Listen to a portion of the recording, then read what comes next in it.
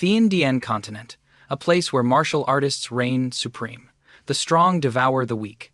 Warriors here can grasp the sun and moon, pluck the stars from the sky, and reshape the world. Their techniques become divine, unrivaled powers. The continent is teeming with countless powerful sects. This is the Van Lam sect, but don't confuse it with the weakling Van Lam sect from 2VM's Battle Through the Heavens. This sect has nearly 10,000 disciples. Its prestige is immense at this time. Right now, a group of people are carrying something up the mountain while the surrounding crowd gossips. Something big is about to happen at the Van Lam sect. The guards shout, "Everyone, hurry up! The young Mrs. wedding is in half a month. If you delay our progress, you're dead men." After reminding the workers, two disciples start chatting. Once the young miss marries into the Lam family, our Van Lam sect will become a top-tier power. The Lam family is backed by the great Dai Viem sect, and Lam Kongtu is one of the top geniuses in our Dai Viem prefecture, second only to San Kongtu. The other guard agrees. Why even bother counting? He's number one now. And so, the two of them stand there laughing like fools. Forgetting their duties, they start gossiping. Half a month ago, the Tan family was a regional power. In the blink of an eye, the Lam family destroyed them. Even the Tan family's number one expert in Dai Viem prefecture had his cultivation crippled. Deep in their conversation, the two guards are startled by footsteps. Someone's here. They both turn toward the gate, their brows furrowed in tension. One of them stammers, "That's..." From a distance, a handsome young man approaches with proud, slow strides. The green-haired guard scoffs mockingly. "Well, look who it is. Isn't it young Master Tan Nam?" Tan Nam's face is ice-cold. He clenches his fists and lets out a serious grunt. He doesn't bother to speak, but they press on. The other guard speaks mockingly, his contempt obvious. How can we help the former number one expert of Dai Viem prefecture? He pays no mind to their taunts, turning to walk proudly up the stairs. He raises his head to the sky and declares, "Tan Nam of the Tan family is here to reclaim the Tan Thien sword." The green-haired guard raises his sword to block the path, his eyes filled with contempt. "You rotten brat! You're forbidden from causing trouble at the Van Lam sect." Without a word, Tan Nam flicks his hand, sending the guard flying like a broken kite. He roars, "Get out of my way!" The guard's face turns pale with anger. He glares at Tan Nam's back, gritting his teeth and cursing silently. Damn this kid. He gives his partner a sharp look. The two understand each other perfectly, communicating with just a glance. The two run up to block Tan Nam, starting their judgmental speech. "What, you still think you're that 6-year-old genius who broke through to the 4th level of body tempering? Right now, you're just a cripple with no cultivation." The other one sneers, adding another line. "Take that back." He drives his knee straight into Tan Nam's gut, shouting, "Now get lost." The surprise kick catches him completely off guard. Attacked so suddenly, Tan Nam couldn't react. Blood trickles from the corner of his mouth. But he calmly wipes it away, lifts his head high, his eyes still unusually firm. He repeats, "Tan Nam, young master of the Tan family, is here to reclaim the Than Tien sword." Hearing this, the guard's face contorts as he roars, "Damn it, that's enough!" He leaps high into the air, slamming a powerful kick into Tan Nam's stomach. He takes the full force of the painful blow. Blood sprays from his mouth. His body flies backward at great distance as everyone watches. The guard is incredibly proud of himself. With one hand on his hip, he points a finger straight at him. "Get lost, and don't come to the Van Lam sect looking for trouble again." Despite the extreme pain, he manages to push himself up. He takes heavy steps forward, shouting, "Van Bang Lam, get out here for me!" His face is contorted in pain, one hand clutching his chest, but his voice holds not a trace of fear. "If you don't return the Than Tien sword to my Tan family, I, Tan Nam, will not leave this place even in death." The guard hears his stubborn words and lunges forward. "You piece of trash! You dare call our young miss by her full name?" Suddenly, a clear voice echoes from a distance, "Tan Nam, I'm here," causing everyone to freeze. A breathtakingly beautiful young woman with long, silky brown hair in an elegant pink dress gracefully descends from above. It's the young miss of the Van Lam sect, Van Bang Lam. She speaks softly, "What do you think you're doing?" Seeing the young miss appear, the two guards' eyes light up like headlights, and they jump up and down like a couple of fools. "Look, the young miss is here!" Heavens, she's truly a goddess from the heavens. One guard even kneels, clasping his hands in admiration. Of course, our young miss is the pinnacle of existence, whether in looks or cultivation. The other guard, one hand on his hip and waving the other, says proudly, "Before that Tan Nam was crippled, he was barely acceptable. Now he's just humiliating himself." She lands gently, her voice soft but full of mockery. "Tan Nam, you are no longer that high and mighty genius. You have no right to speak my name. As for your family's then Tien sword," at this point, Van Bang Lam suddenly falls silent, her eyes narrowing as she looks at him before letting out a huff. Then, she waves her hand, and a sword flies out. Her voice is cold. "Do you really think it's worthy of my Van Lam sect?" The sword flies toward Tan Nam, stabbing straight into the ground right in front of him. It kicks up a cloud of dust. Van Bang Lam flies to stand before him. Hand on her hip, she looks down. "Tan Nam, here's your Thentian sword. Take it and leave quickly." With that, she scoffs, "You're a cripple now. In this life, you are destined to never walk alongside me." Van Bang Lam's harsh words cut into his heart like a knife. It reminds him of all their past history, from 10 years ago. Your Van Lam sect was in constant danger. If my father hadn't stepped in to drive away your powerful enemies, you wouldn't exist today. Later, when your father saw the strength of the Tan family, he brought you to the Tan household to be my wife. It's laughable, truly laughable. For 15 years, my Tan family took care of you, even lending your Van family the Thantien sword. I never expected that today, when the Tan family faces a crisis, not only would you offer no support, but you would draw a clear line and kick us while we're down. He points 2 fingers straight at Van Bang Lam, roaring, "Van Bang Lam, is this how your Van Lam sect repays its debts?" The harsh truth leaves her unable to argue. She can only turn her face away, seemingly unwilling to confront it. Seeing her like this, he feels a sense of satisfaction and laughs loudly. "Good, what a great Van Lam sect, what a great Van Bang Lam," he says. Tan Nam grips the Thantien sword tightly, declaring clearly, "My Tan family will not collapse like this. I will take the Thantien sword. From now on, we have nothing to do with each other." Just as he decisively stands up to leave, a sword flies out of nowhere. It shatters the Thantien sword into 100 pieces. He whips around, his eyes shot with blood, roaring, "Lam Kam Fong!" The man walks forward leisurely, his face arrogant, and speaks mockingly, "Oh my, how could this Thantien sword break after just one hit?" Tan Nam trembles as he picks up the broken pieces. His heart is filled with resentment. "You injured my father and crippled my Dantian. Now you've broken the Tan family's treasure. If I, Tan Nam, survive this, I will make you pay with your bones and flesh." Lam Kam Fong couldn't care less. He sheaths his sword and turns away from Tan Nam's curse. Hateful. He glances back, a smirk on his lips. "I didn't expect you to be so lively after having your Dantian crippled." Then he approaches Van Bang Lam and casually wraps an arm around her waist. Lam Kam Fong laughs loudly. "It seems I was too gentle. Perhaps it would be better if you and your useless father were bedridden, unable to get up." He stares at Tan Nam. "Don't you agree, young Master Tan?" Tan Nam grits his teeth but is powerless and can only curse silently. Damn it. He clutches the shattered pieces of the Thantien sword, stands up, and turns to leave, saying decisively, "Since the Thantien sword has returned to the Tan family, from now on the bond between the Tan family and the Van Lam sect is severed, a clean break. From this day forward, between my Tan family and your Van Lam sect, it's a fight to the death." Lam Kam Fong leans close to Van Bang Lam's ear, whispering triumphantly, "Just let this kid go? He said he'll fight your Van Lam sect to the death." She casually flicks her hair and replies, "A cripple, what's there to be afraid of?" Hearing this, he laughs loudly. "You're right, he's just a cripple. Why should we care?" He puts his arm around her waist and walks away, thinking to himself, "Tan Nam, so what if you have transcendent talent? The world is full of geniuses. What truly matters is what a martial artist has behind them. But you still don't know? Just now, I broke through to the 5th level of body tempering." Tan Nam stumbles deep into the forest. His hands still clutch the broken pieces of the Thantien sword. He's completely oblivious to his surroundings. He raises the broken pieces high, tears streaming down his face. "Father, I'm sorry, I couldn't protect our Tan family's treasure." He squeezes the fragments in his hands so tightly they cut into his flesh, drawing blood. Tan Nam collapses to his knees, wiping away his tears with his hand. His voice is choked with emotion. "Father, I'm sorry. I've failed our entire Tan family. A single teardrop falls onto a fragment.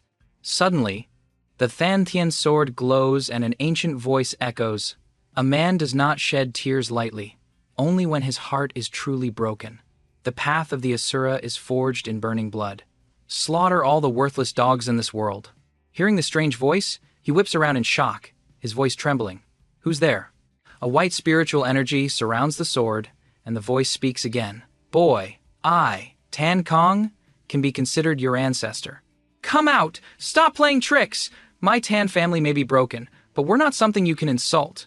If you have the guts, come out and fight me!" he shouts, his heart filled with confusion and fear, his head spinning. A loud laugh echoes from the Than Tien sword. "If you wish to see me, then I shall appear before you." A blinding golden light erupts from the sword, revealing the image of a kind-looking old man with white hair. He glances at him and calls out, "Boy." Seeing Tan Nam just standing there stunned, he speaks again. "Aren't you going to greet your ancestor?" His eyes widen in disbelief. You're really the ancestor of my Tan family, Tan Kong?" The old man lands on the ground, pats his head a few times, and grumbles, "Nonsense. Hurry up and greet me." He can only hold his head and chuckle awkwardly. He quickly kneels down, clasping his hands respectfully. Tan family disciple, Tan Nam, pays respects to the ancestor. Not bad, the old man says, looking at him with satisfaction. Tan Nam begins to ponder. "I once heard my father say that 10,000 years ago, our Tan family produced a peerless genius. This person roamed the world without an equal. He was decisive and ruthless, just like an Asura, never flinching, no matter the situation. It seems that after the ancestor died, he left a part of his soul attached to the Than Tien sword." The ancestor has a joyful expression, stroking his beard with one hand and patting Tan Nam's shoulder with the other. "Excellent, excellent. Boy, your constitution is strangely resilient, a good successor for cultivation. Moreover, your mind is firm, and most importantly, you've been betrayed by a woman." He asks in confusion, "Ancestor, what do you mean by that?" He raises his eyebrows and roars, "The path of the Asura is forged in burning blood. Slaughter all the worthless dogs in this world." The ancestor spreads his palm, and a blinding golden magic flows out, sending the surrounding leaves flying. He speaks, "Boy, do you know how I dominated the world 10,000 years ago?" The sword's name is Than Thien. The sword art is Asura. As he finishes speaking, radiant golden Than Thien swords fly around him. The ancestor holds the sword up before him. "This Asura sword art, I will only demonstrate it for you once. Watch carefully." An image of his younger self appears, handsome and powerful, followed by a breathtaking sword dance. Tan Nam's jaw drops, as if he can't believe his eyes. Is this sword art heaven rank? No, it's at least saint rank, maybe even god rank." The ancestor sheathes the sword. He flies toward him, pointing at his chest. "Boy, the Tan family bloodline has grown very thin by your generation. Today, your ancestor will reforge your body. Our Tan family is descended from the great Asura Supreme. The power of our bloodline contains divine abilities, enough for you to reach the pinnacle of this world." With that, he strikes his pressure points, his clothes disintegrate, and he clenches his fists, screaming in pain. The ancestor's soul merges with Tan Nam's body. "Boy, I have reforged you. How far you can go on this martial path from now on depends on your own destiny." When the smoke clears, he feels as if he's woken from a dream. He rubs his eyes, looks at his body, and wonders. Was it an illusion? But no, before him is a toned physique, a rippling six-pack, brimming with power. "No, this is not an illusion," he confirms. Then Tan Nam clenches his fist and throws a powerful punch. The surrounding dirt and sand swirl into a circle. In the middle of the vortex, the dazzling image of the Than Tien sword suddenly appears. The Than Tien sword has been reborn from memory. He slowly reaches his hand toward the hovering sword. Tan Nam clasps the Than Tien sword. He swings it in a powerful arc. When the blade hits the ground, sparks fly, and a terrifying power crashes down. The ground cracks open, and sword energy surges. This is the fifth heaven of the body-tempering realm. He smiles brightly, his eyes shining. The path of body tempering is divided into 4 major realms: body tempering, Tao entry, spirit division, and great accomplishment, with each realm having 9 heavens. I started training at 3 and reached the fourth heaven of body tempering at 16, making me the most talented person around here. Just like martial cultivation levels, the cultivation techniques in this world are also divided into 4 ranks: mortal, mystic, earth, and god. Previously, the highest martial art of my Tan family was only at the 5th level of the mortal rank. This Asura sword art has probably reached the god rank. He swings his sword, creating an incredibly beautiful fighting stance. He strokes his chin, his eyes thoughtful. Just by relying on my 5th heaven of body tempering cultivation, I can have such terrifying power. Van Lam sect, Lam family, just you wait for me. I, Tan Nam, will definitely kill you all. He grips the sword tightly, his heart filled with determination. Then Tan Nam sheathes the Than Tien sword, thinking to himself, my clothes are all torn to shreds now. I should hurry back to the Tan family's town. On the way back, the scenery is peaceful. The sky is clear, the wind is cool, and birds are chirping. Suddenly, a loud shout echoes, "Stop!" It throws the entire forest into chaos, sending birds scattering in every direction. He furrows his brow and turns around. What was that sound? It turns out to be a beautiful young girl with dark blue-green hair, skin as white as snow, and an innocent, pure face. She is Nu Nuoc Van, and she's terrified, her eyes welling with tears. You should know who I am. I'm an outer disciple of the Dai VM sect. If you don't want to be flayed and have your tendons pulled out by my sect, then get lost quickly. It turns out she's surrounded by 2 strangers with ill intentions. The leader is the 3rd young master of the Lam family, Lam Ho, with a devious face. Following him is an equally arrogant servant. The servant scoffs, "Little girl, you dare to threaten us? The Dai VM sect is a first-class power. How can an outer disciple be so rude?" Lam Ho crosses his arms, his voice disgusting. "Little lady, I am the 3rd young master of the Lam family. I advise you to obediently listen to us. I guarantee I'll make you feel like you're in heaven." The servant seems a bit worried and turns to his master. "Third young master, what if she really is a disciple of the Dai VM sect?" He smiles slyly, his eyes still fixed on the girl. "Look at how she's dressed. Would an outer disciple of the Dai VM sect wear such coarse clothes?" He crosses his arms and continues, "Besides, even if she really is who she says she is, my brother Lam Kam Fong is about to enter the Dai VM sect. By then, he'll be an inner disciple. What are you afraid of?" The servant immediately agrees. The 3rd young master is right. Tan Nam hears the conversation from a distance, but he only focuses on the 2 words, Lam, family. An idea flashes in his mind. "Let's test my Asura sword art on you." Lam Ho, with a lustful expression, approaches Nu Nuoc Van, laughing lecherously. He says, "Little beauty, here I come." She backs away in fear, tears streaming down her face, shouting, "You! Don't you come over here!" Seeing that he won't stop, she grits her teeth, her face full of resentment. "Hateful, even if I die, I won't let someone like you defile my honor." No sooner said than done, she pulls out a small dagger. But before she can act, a sword flies out of nowhere. It grazes past Lamho's cheek, causing him to cry out in alarm. Who is it? He clutches his cheek, looking around frantically and cursing, "Who was that? Damn it, get out here." From behind the trees, Tan Nam slowly steps out, saying, "You dodged it again. It seems my swordsmanship is still not proficient enough." He steps out with confidence. Lamho grits his teeth in anger. "You're a clever one, brat, daring to sneak attack me. Do you know who I am? I am the 3rd young master of the Lam family, Lamho. The #1 genius of Dai VM, Lam Kam Fong, is my brother. If you know what's good for you, kneel and beg for mercy now, then leave your arms behind. Maybe then I'll spare your life." Nu Nok Van sees someone has come and quickly shouts, "Save me!" Tan Nam glances at her and smiles lightly. He walks closer, pointing the hilt of his sword at her, his voice calm. "Why should I save you?" Engu Nyok Van doesn't know how to answer and just shakes her head. Then she speaks up, "I am an outer disciple of the Dai VM sect. If you save me, I will definitely reward you handsomely when I return to the sect." Tan Nam points his hand straight at Lam Ho's face. Then he turns to her, haggling like a professional merchant. 1,200 taels. I'll help you kill this guy. Since you're an outer disciple of the Dai VM sect, a mere 1,200 taels should be easy for you to pay. Hearing this, she is stunned and mumbles, "This? Lam Ho cracks his knuckles, preparing for a fight, a sinister smile on his face. You came to me, you bastard. You dare to think about killing me? Today, I will make sure you die here. He clenches his fist, cocks his leg back to attack. Brat, I am at the 3rd level of body tempering. This one punch carries the force of 1,000 pounds. I want you dead. Seeing Lam Ho's posture, he remains calm, treating it like child's play. Just as he's about to reach him, he lightly pushes off with his foot.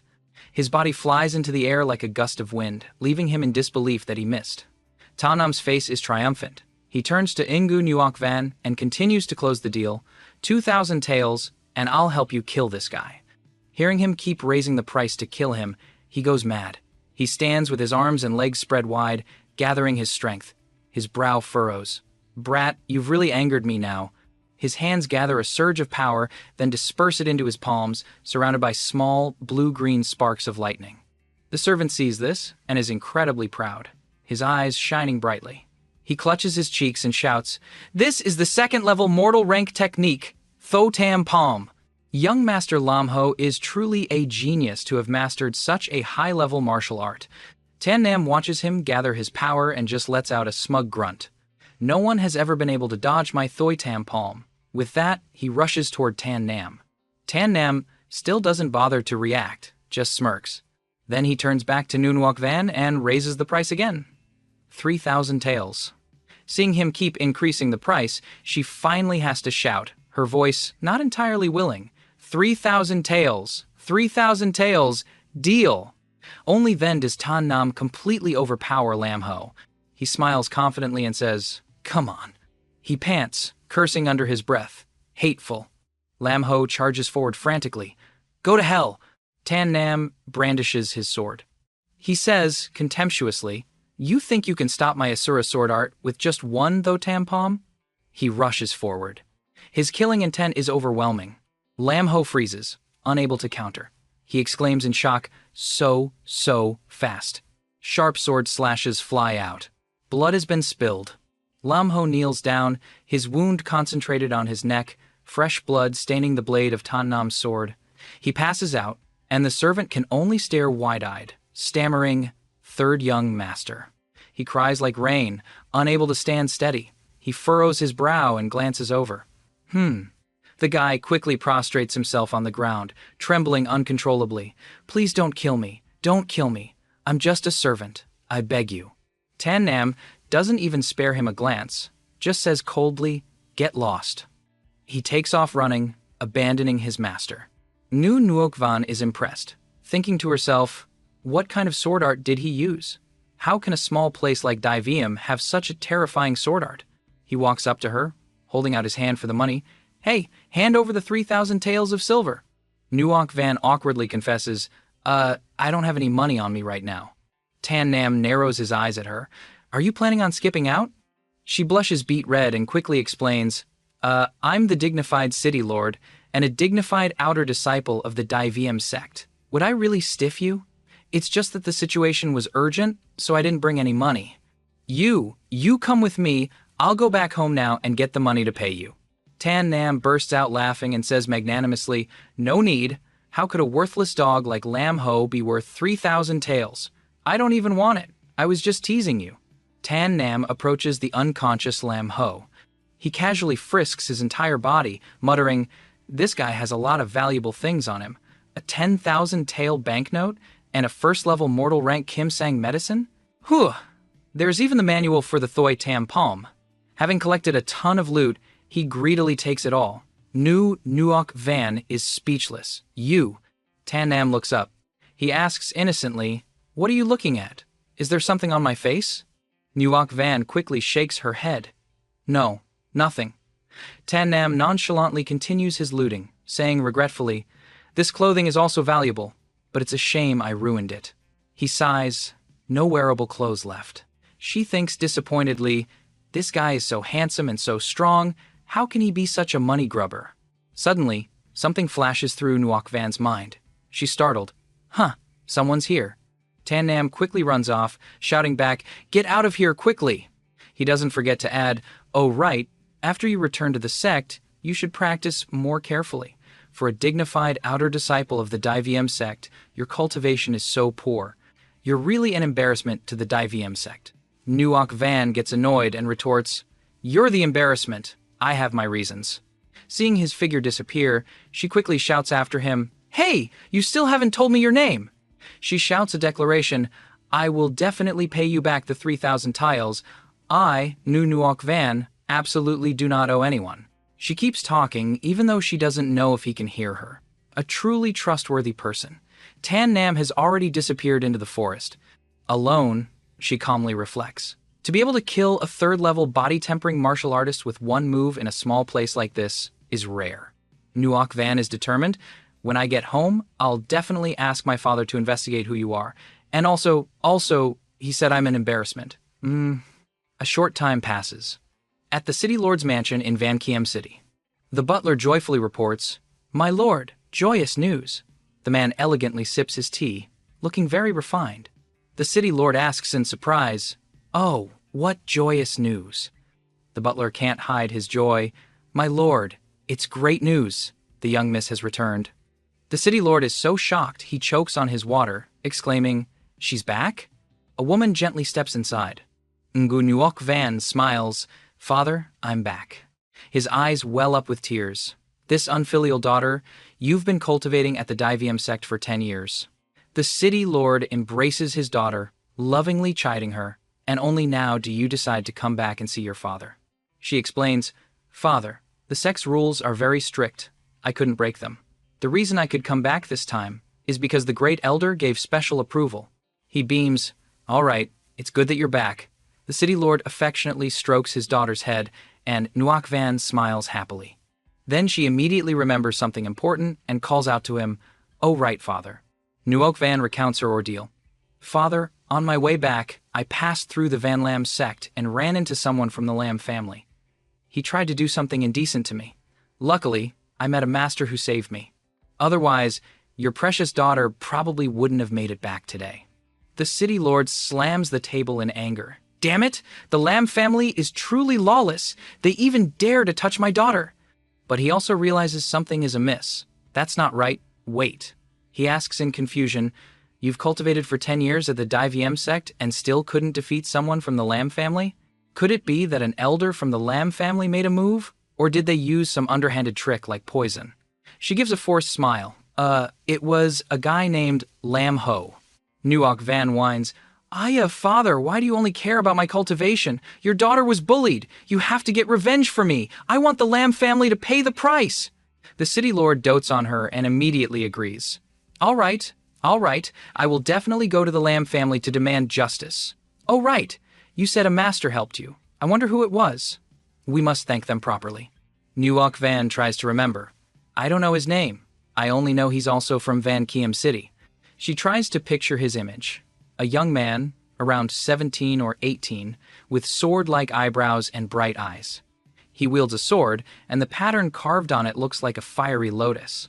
The sword energy is extremely high, so much so that I couldn't even tell the level of his swordsmanship. "Father, you must know who he is."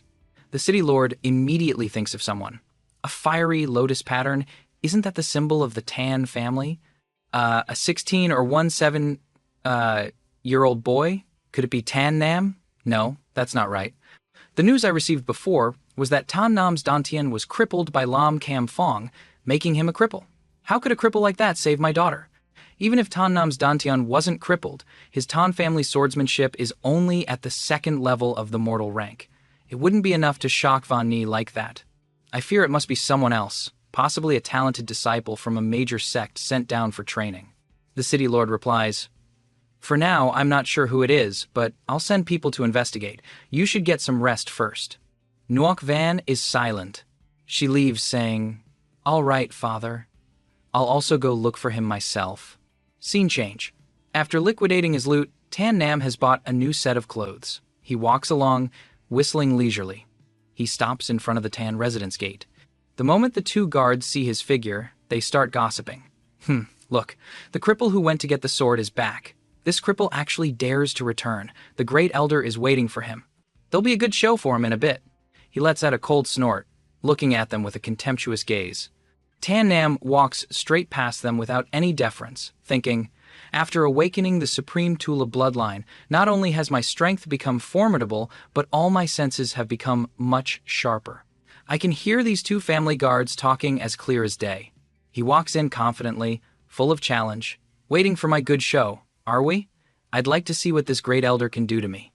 In the Tan family's inner courtyard, Tan Lone, the great elder Tan Hin's son is already waiting. He holds a long whip, his face vile. He speaks contemptuously, "You mongrel, you really know how to cause trouble. I'll teach you a lesson on my father's behalf." Tan Lone thinks to himself, "Before, I just played around with a few women and got them pregnant. For such a small matter, Tan Nam would whip me daily. Every day, my skin was flayed. Now it's his turn to be the cripple. It's my turn to wash away the shame." He says mockingly, "Tan Nam, your father angered the head of the Lam family, leading to the decline of the Tan family. And now, a son like you has angered the Van Lam sect. What else do you and your father want to do to the Tan family? Luckily for you, you're still part of the Tan family. Damn it, you're really bringing shame to our Tan family." He calmly replies, "My father has been the head of the Tan family for 30 years, building up the glory of the Tan household. When he needed you, none of you were here." He accuses, "Now that we're in trouble, every single one of you comes out to bite us. What right do you have to call yourselves part of the Tan family? What right do you have to insult my father and me?" He unleashes his martial arts, countless flying swords ready at his command. "Considering you're a member of the Tan family, I won't kill you. But today, I must cut off your arm as a warning." Tan Lone is shocked, unable to react in time. Tan Nam swings his sword with a sharp whoosh. His left arm is severed from his body. The arm falls and rolls across the floor. Tan Lone's eyes widen in disbelief, stammering, My arm." He desperately touches the missing part. He threatens, "Tan Nam, you've recovered your strength, but you cut off my arm. My father will definitely kill you." He lets out a cold snort and turns away coldly. He walks away, saying, "The one who can kill me has likely not been born yet." Scene change to the Patriarch's Hall. He strides in proudly. In the center, on the highest seat, Great Elder Tan Hin is presiding. Tan Nam is furious, thinking he actually dares to sit on the Patriarch's seat, revealing his ambition to usurp the position. Tan Hin rests his chin on his hand, looking at Tan Nam with contempt. "Tan Nam, you still dare to come back? Before, you and your father insisted on giving the Than Thien sword to the Van Lam sect. I strongly opposed it, but you wouldn't listen." He narrows his eyes and continues, "Now look what's happened. Not only is the Van Lam sect ungrateful, but they're also making things difficult for our Tan family." Suddenly, he notices something unusual and lets out a huff. It turns out, he sees there is no sword on his back. He thinks to himself, no sword on his back, it seems he couldn't get it back. He clears his throat. After taking a breath, Tan Hin points at his face and launches into a long tirade. "I heard you went to the Van Lam sect to demand the sword. It seems you accomplished nothing. You both insisted, and now the Tan family has lost its treasure. What crime does that deserve?" Suddenly, the sound of hurried footsteps approaches. As soon as he arrives, the person shouts, "It's not good! Great Elder!" He trembles, stammering, "Tan, young Master Tan Lone." He looks up, shouting in fear. The young master had an arm cut off by Tan Nam. The family's doctor can't reattach it. This news startles him. He pushes himself up with his hands, shouting angrily, "What? Tan Nam dares to harm my son? According to family rules, harming a fellow clansman means imprisonment in the Great Dungeon." "Men, seize him," he says, pointing straight at Tan Nam. His eyes flash with anger as he thinks, wasn't Tan Nam's cultivation crippled? How could he cut off my son's arm? Could his cultivation have recovered?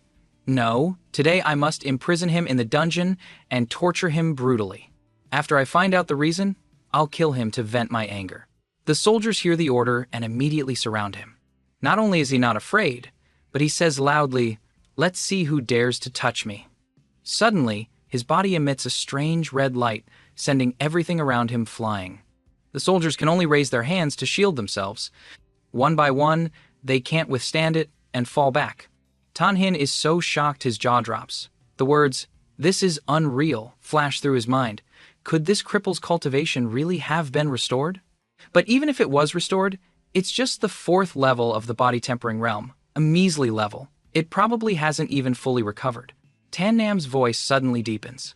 He says, "According to family rules, a change of patriarch must be witnessed by the entire clan." As he speaks, he slowly performs a technique, pulling his sword from the void. He glares, his voice full of power, "But you sit on the patriarch's seat without authorization. This is usurpation. Your claim is unjust, and your words carry no weight." Tan Nam grips his sword firmly and shouts, "According to family rules, kill!" The great elder starts to sneer, a haughty smile on his face, his eyes glinting with contempt. He taunts Tan Nam, thinking that a mere fourth-level body-tempering brat dares to talk about taking his life. He challenges Tan Nam to look at himself and see if he's even qualified to face him. As he speaks, 2 or 3 lackeys surround Tan Nam. He narrows his eyes, scans his surroundings, and then clearly declares that Great Elder Tan Hin is a usurper and traitor without proof. He also took bribes from the Lam family. Today, he is determined to deal with him, which is completely justified. He issues a warning to the lackeys blocking his way, telling them they are aiding a traitor, and gives them 2 choices. 1. Obediently drop their weapons. Tan Nam gently runs his finger along the sharp blade of his sword, his voice steely and decisive. Then he suddenly shouts that if they don't listen, they can prepare to meet the King of Hell along with Tan Hin. The Great Elder is stunned, pointing a finger straight at Tan Nam's face, saying that not only does he dare to attack a clansman, but he also deludes himself into thinking he can kill a family head like him. He then declares he'll send Tan Nam on a one-way trip to his grave. Hearing their big boss speak, the subordinates obediently draw their swords. 3 or 4 of them charge forward at once, brandishing their swords and shouting. Tan Nam scoffs, his eyebrows knitting together, his face radiating killing intent. He says he won't be polite anymore. Quick as a flash, he lunges forward. Landing lightly, he spins and delivers a sharp sword slash. The subordinate is hit, his eyes roll up to the sky. Then he slowly collapses, fresh blood splattering all over the floor. This scene leaves the Great Elder speechless, frozen for a good 5 seconds. He thinks to himself, Tan Nam is only at the 4th level of body tempering. How could he one-shot a guard who is also at the 4th level of body tempering? It must have been a lucky shot. Besides, with my 6th level body tempering, I have nothing to fear from Tan Nam. While the Great Elder is lost in his analysis, Tan Nam suddenly speaks, his eyes blazing with killing intent, flashing a crimson light. He decisively swings his sword toward the Great Elder, his voice steely. "It's your turn to die." Tan Hin grows more and more furious. He scowls, then laughs contemptuously, saying, "Brat, you are truly too arrogant. I am now at the 6th level of body tempering. My strength is several times greater than yours. Today, you must die." Tan Nam becomes even more confident and says, "Then come at me," as he raises his sword. Both of them leap towards each other. The 2 swords clash, sending sparks flying.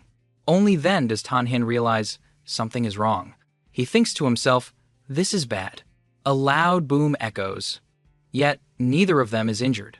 In the hazy smoke, only the silhouettes of the 2 can be seen. Tan Hin's sword shatters into pieces. This makes him lose control, and he shouts in frustration, "Damn it, why did my sword break?" Tan Nam sees this, glances over and says, "The Than Thien sword, the treasure of the Tan family, is naturally much better than the sword from the Lam family you're holding.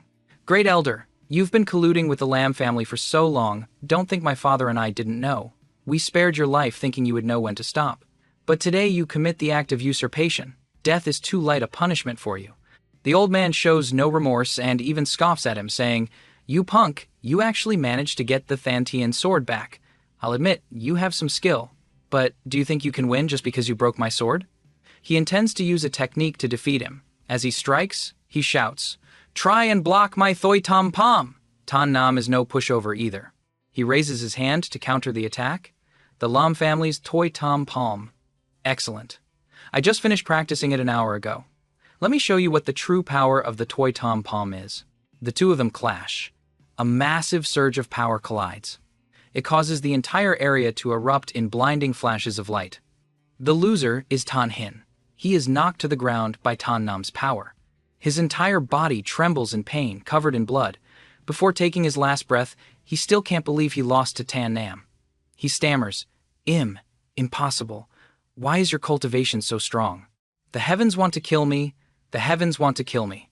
With his last words, he collapses and dies. Tan Nam stands majestically with his sword, thinking, The internal rebellion in the Tan family has finally ended. By now, the sun has risen high, casting brilliant rays of light onto the Tan family residence. Tan Nam looks visibly happy, saying, "The great elder has been killed by me. The internal strife of our Tan family ends here." His father hears this and asks in surprise, "You killed the great elder? Could it be that your cultivation has recovered?" He replies, "Yes, father." He crosses his arms, looking smug, and says, "A puny great elder is not worth mentioning. Moreover, your son's cultivation has not only recovered, but has also broken through to the 5th level of body tempering." His father coughs and then sighs sadly, "My son has reached the 5th level of body tempering at this age. You are the hope of our Tan family." Actually, I had long discovered the great elder's rebellious intentions. His death is a just consequence. Right now, my internal injuries have become a disability. I have no strength, and only a fraction of my cultivation remains. I am just an old cripple. If your cultivation has recovered and even improved, I will pass the position of family head to you. The Tan family cannot be without a leader. Hearing this, Tan Nam's expression becomes worried, and he calls out, "Father." Suddenly, he kneels down and says, "Seriously, you have been the head of the Tan family for 30 years. Right now, the Tan family is gradually being swallowed by the Lam family in Van Kiem City. At this critical moment, we still need you to lead." His father replies with a serious expression, "In the Thien Dien continent, might makes right. The strong bully the weak. This is a law that will never change. Now that my cultivation is crippled, if I continue as the family head, won't the Tan family be looked down upon even more? The position of family head belongs to the strong, and you just killed the great elder, the second strongest in the Tan family. You are now the strongest in the Tan family. There is no one more suitable for this position than you." Hearing this, he sinks into thought. In the great Asura bloodline that the ancestor gave me, there are countless recorded techniques, including many pill formulas and pill refining methods. Specifically, among the pill formulas, there is a unique 3rd-level pill called the Fat Tui pill, which is used to heal internal injuries and restore crippled cultivation. If I can refine it, father will be able to return to his peak and continue as the family head. After thinking, he reports to his father, "Father, by a stroke of luck, I have learned of a medicinal pill that can cure your injuries. If you believe me, leave the position of family head vacant for 3 days. If I can obtain that pill and cure you after 3 days, then you will continue to be the family head. If not, it won't be too late for me to become the family head then. What do you think?" His father feels a bit helpless against his son's stubbornness, but still agrees. "Father believes you. We will discuss the matter of the family head position again in 3 days." Hearing this, he looks overjoyed and says loudly, "Thank you, father.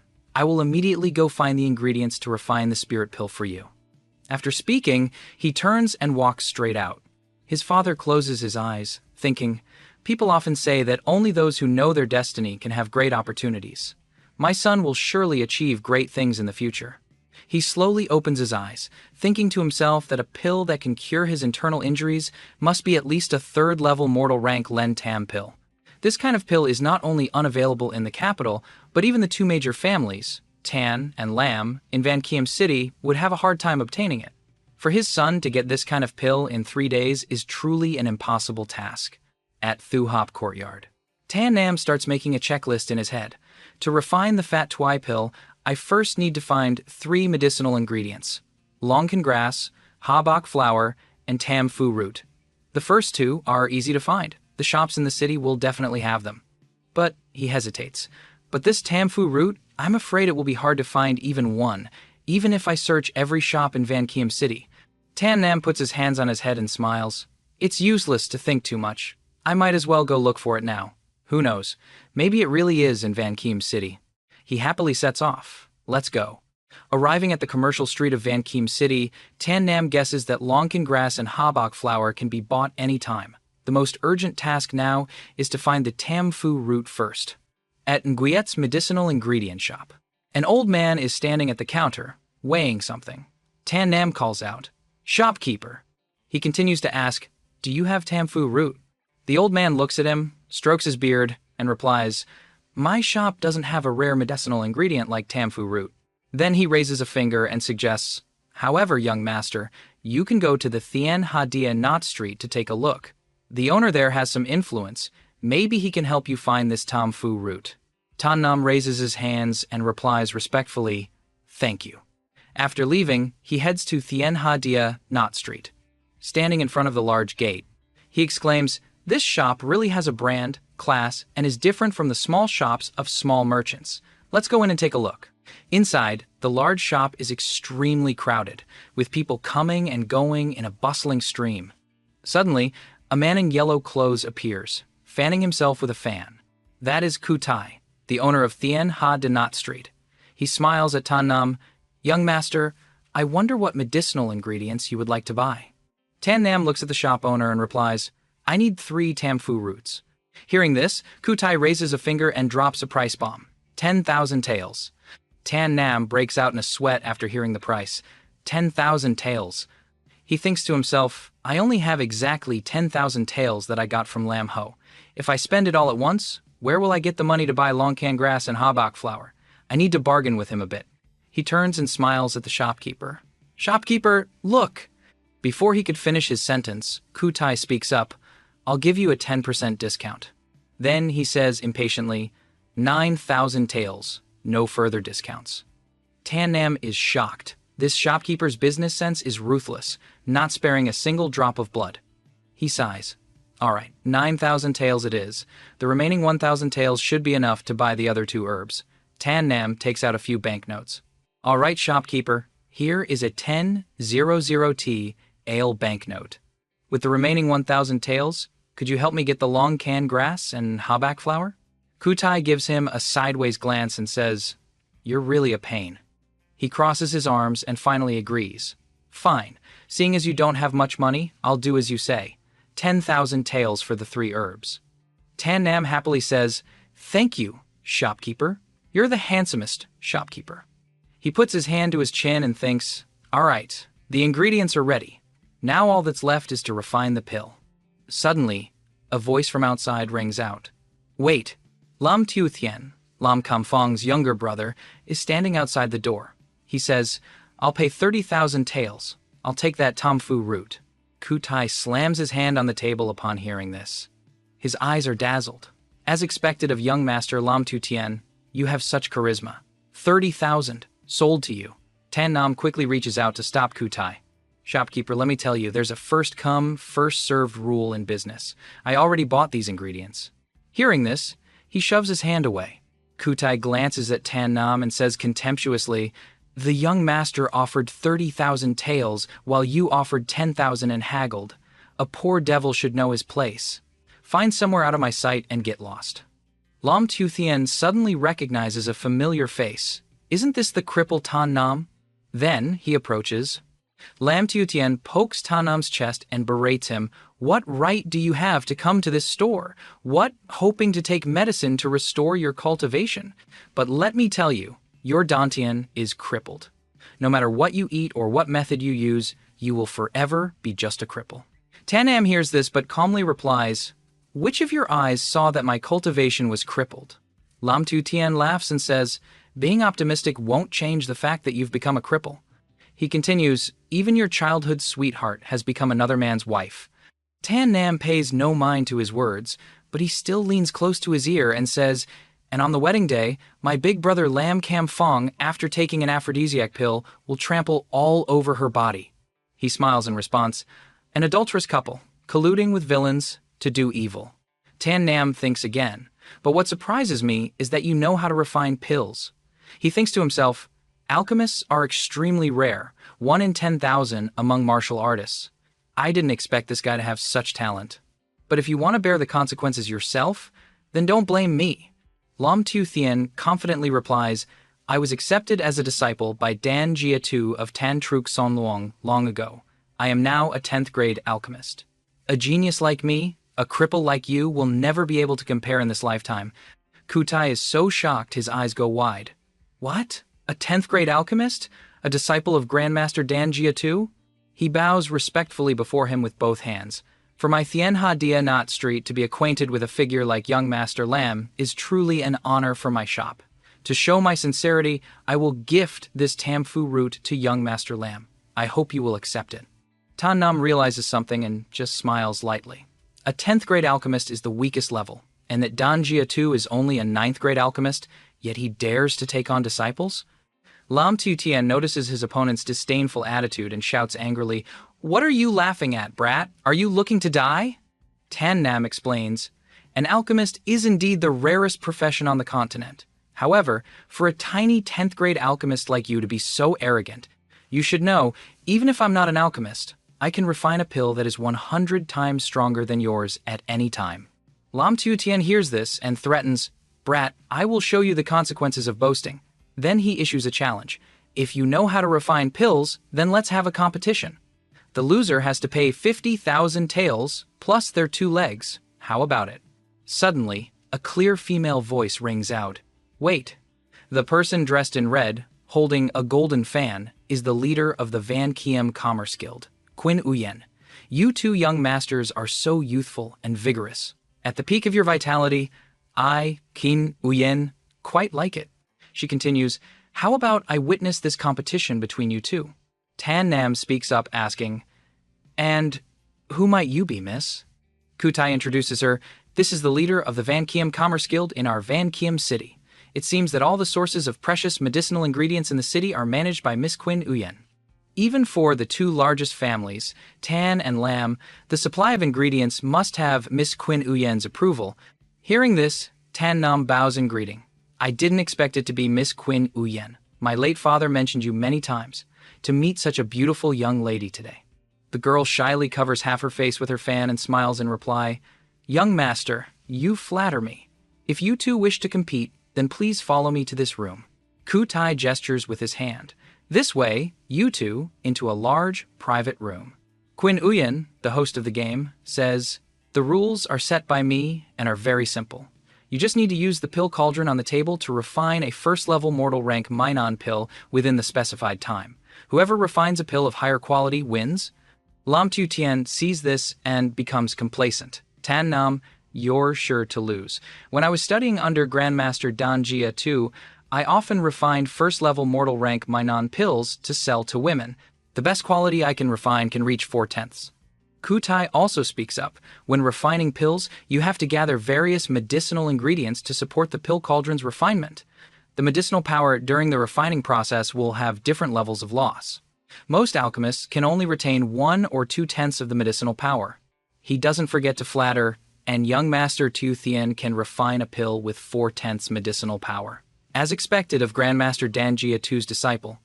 After hearing this, Lam Tu Tien becomes even more arrogant. "Enough talk, let's start. I will definitely cut off your 2 legs, Tan Nam." Qin Uyen begins to signal. "Then," she says, "begin." Tan Nam looks at the object in his hand, thinking, "I memorized the pill refining method recorded in the Asura bloodline last night. Now I can finally start my first pill refinement." A hand shoots out a small flame. Tan Nam focuses on cultivating his chi, continuously creating bright flames around the incense burner. Then he slowly opens his eyes. Refining internal energy to condense fire, essence to form a pill. He points his hand into the air. A sky-shattering explosion, a combo of thick black smoke, the entire space seems to be torn apart. A moment later, Tan Nam emerges from the smoky ruins, coughing miserably. A red-haired young man who witnessed the entire performance calls Tan Nam a cripple. Then he points at his face and sneers, "You can't even refine a pill. Such precious medicinal ingredients have been turned into dregs by you. You're sure to lose." Hearing this, Tan Nam finally pays attention. And, oh dear, all of his precious medicinal ingredients had turned into dregs. It was a total failure.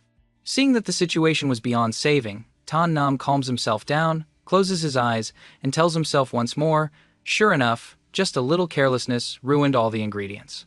It seems I'll have to be more careful next time." A large old man standing nearby stares at Tan Nam and can't help but chuckle to himself.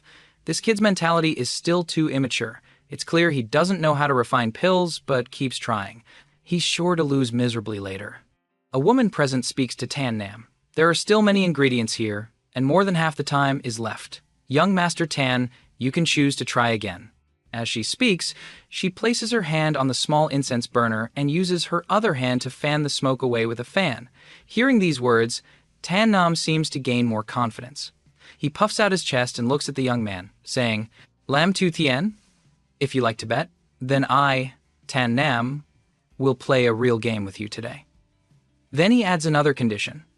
If we're going to bet, let's bet big. Why don't we add an arm to this wager? How about it?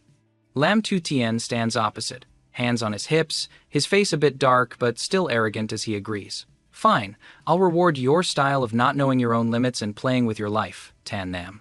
If you want to play big, I'll play with you to the end. How about we add the other arm as well? Today, whoever loses will have to compensate 50,000 taels of silver, plus have their 4 limbs crippled. Feeling that his opponent could never beat him, Lam Tu Tien thinks smugly, Tan Nam, you must be scared out of your mind right now. You think you can scare me into backing down by making such a big show? I can see through this little trick with one glance. Today, you're sure to lose. Seeing the two men endlessly bickering, the woman finally raises her fan to cover her face and speaks up.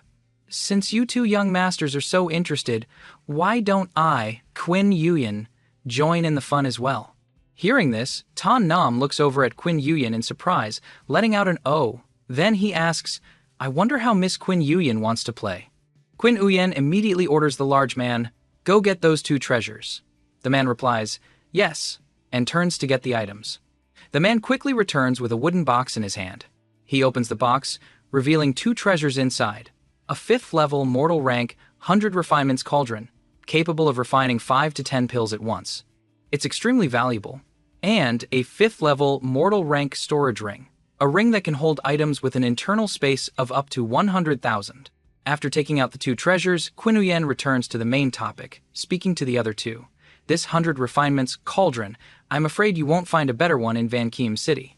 This storage ring can store items to carry with you. It's also very convenient. Whoever wins, I will gift these 2 treasures to them. The loser must compensate me with 500,000 taels of silver. Tan Nam's eyes are glued to the pill cauldron. He thinks to himself, a low-grade pill cauldron can only refine one type of pill at a time, which is both time-consuming and exhausting.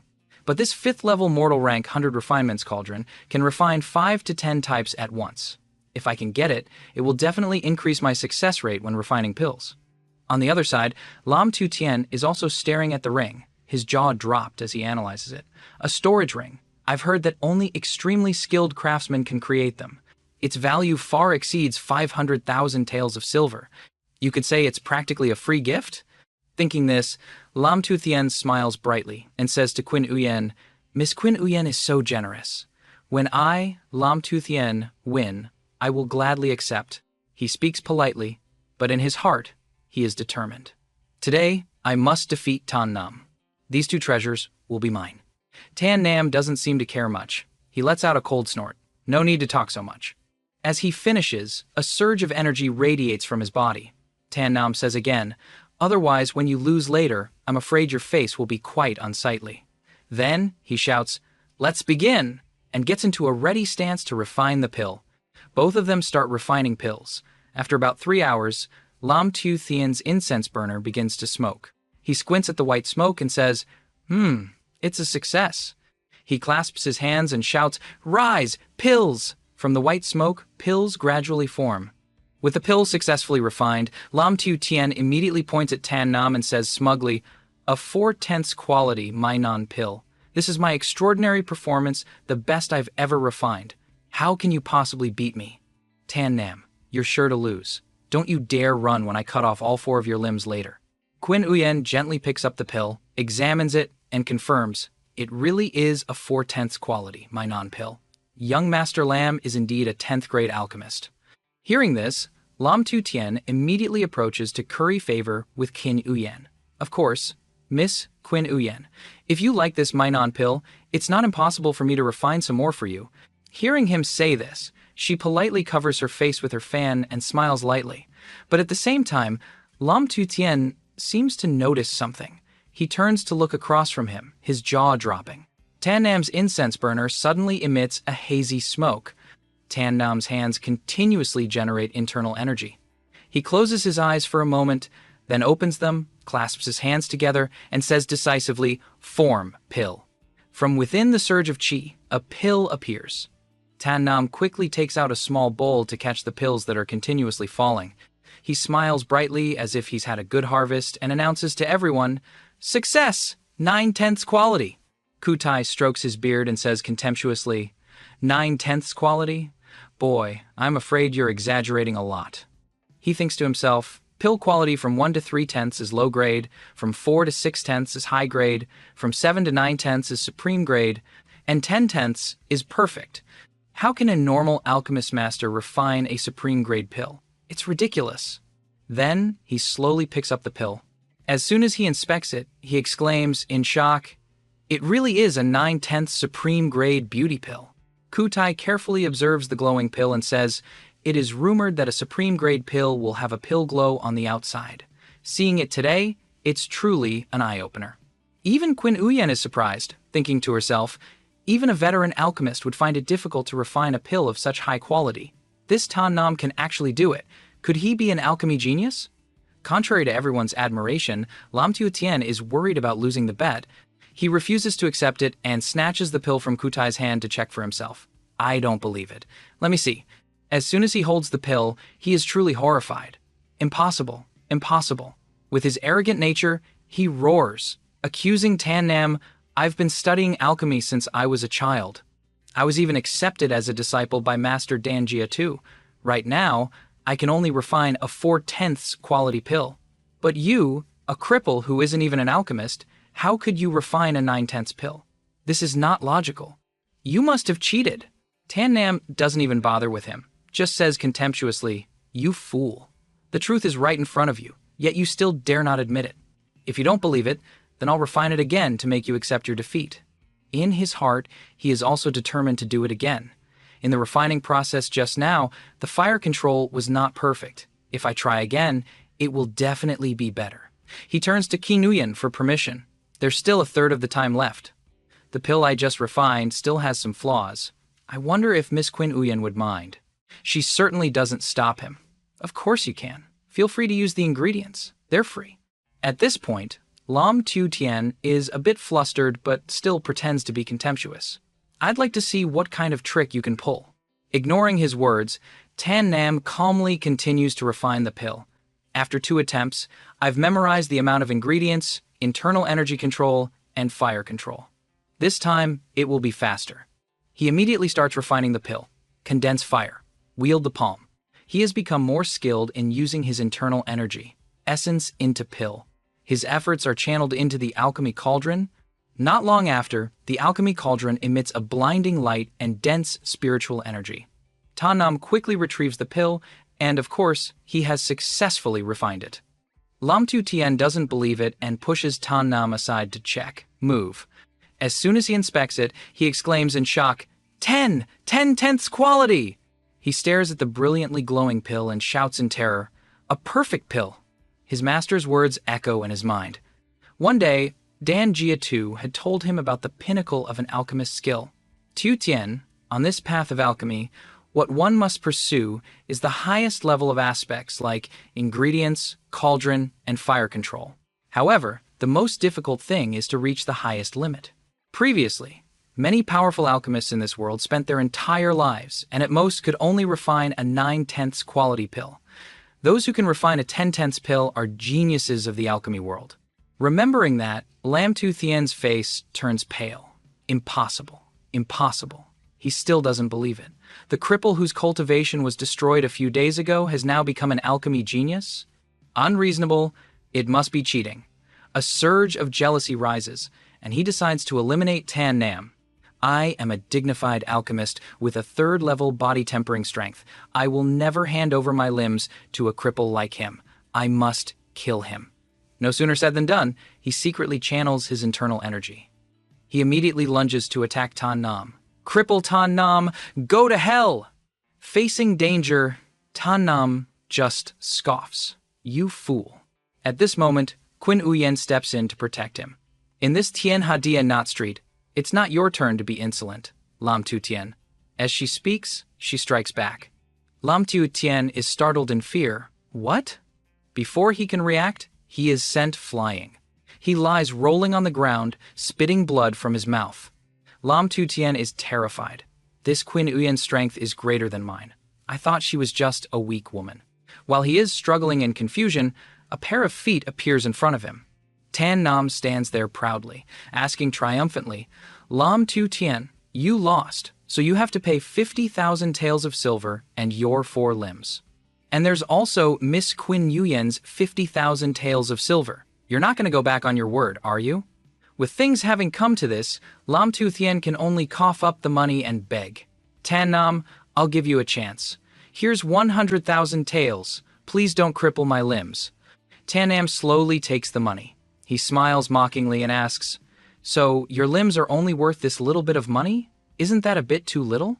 Seeing him dare to complain, Lam Tu Thien shouts angrily, "Tan Nam, don't go too far. You should leave some leeway. We'll meet again in the future.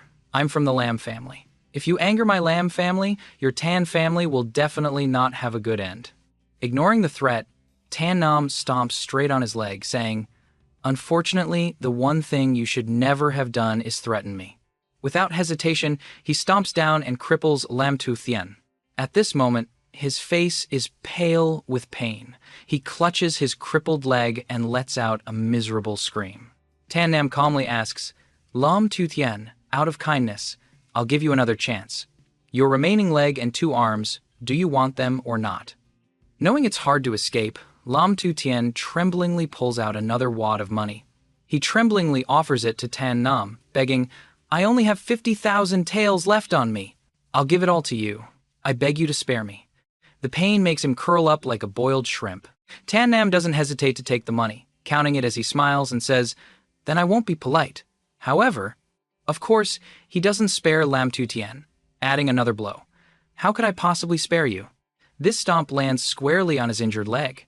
Then another one on one of his arms. One arm wasn't enough, so he crippled the other one as well.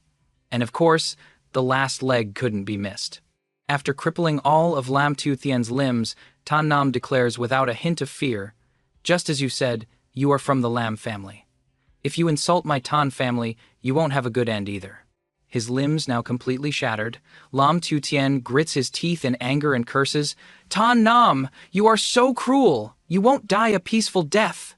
As long as I, Lam Tu Thien, am alive, I will definitely kill you." Tan Nam delivers a vicious kick, sending Lam Tu Thien flying.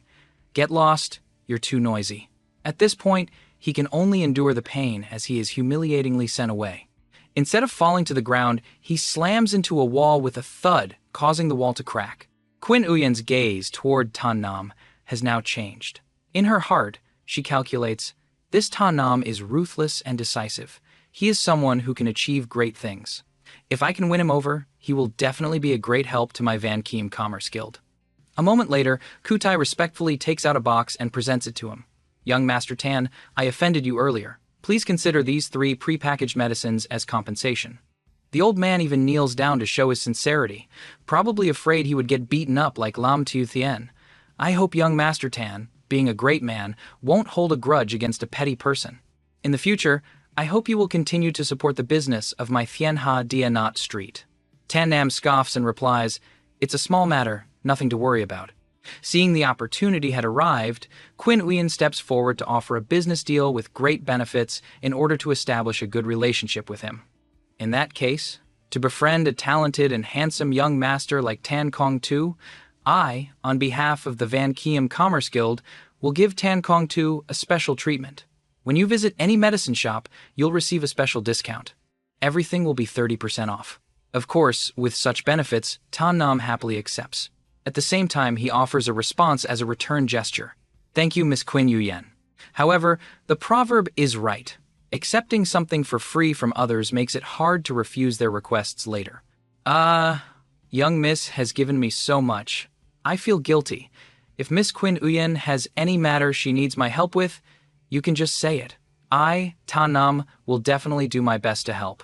After the polite exchange, Qin Uyen gets straight to the point. A smart person like young Master Tan must understand the principle of cooperation for mutual victory. "I only have one small request. For you to join the Van Kiem Commerce Guild as an alchemist."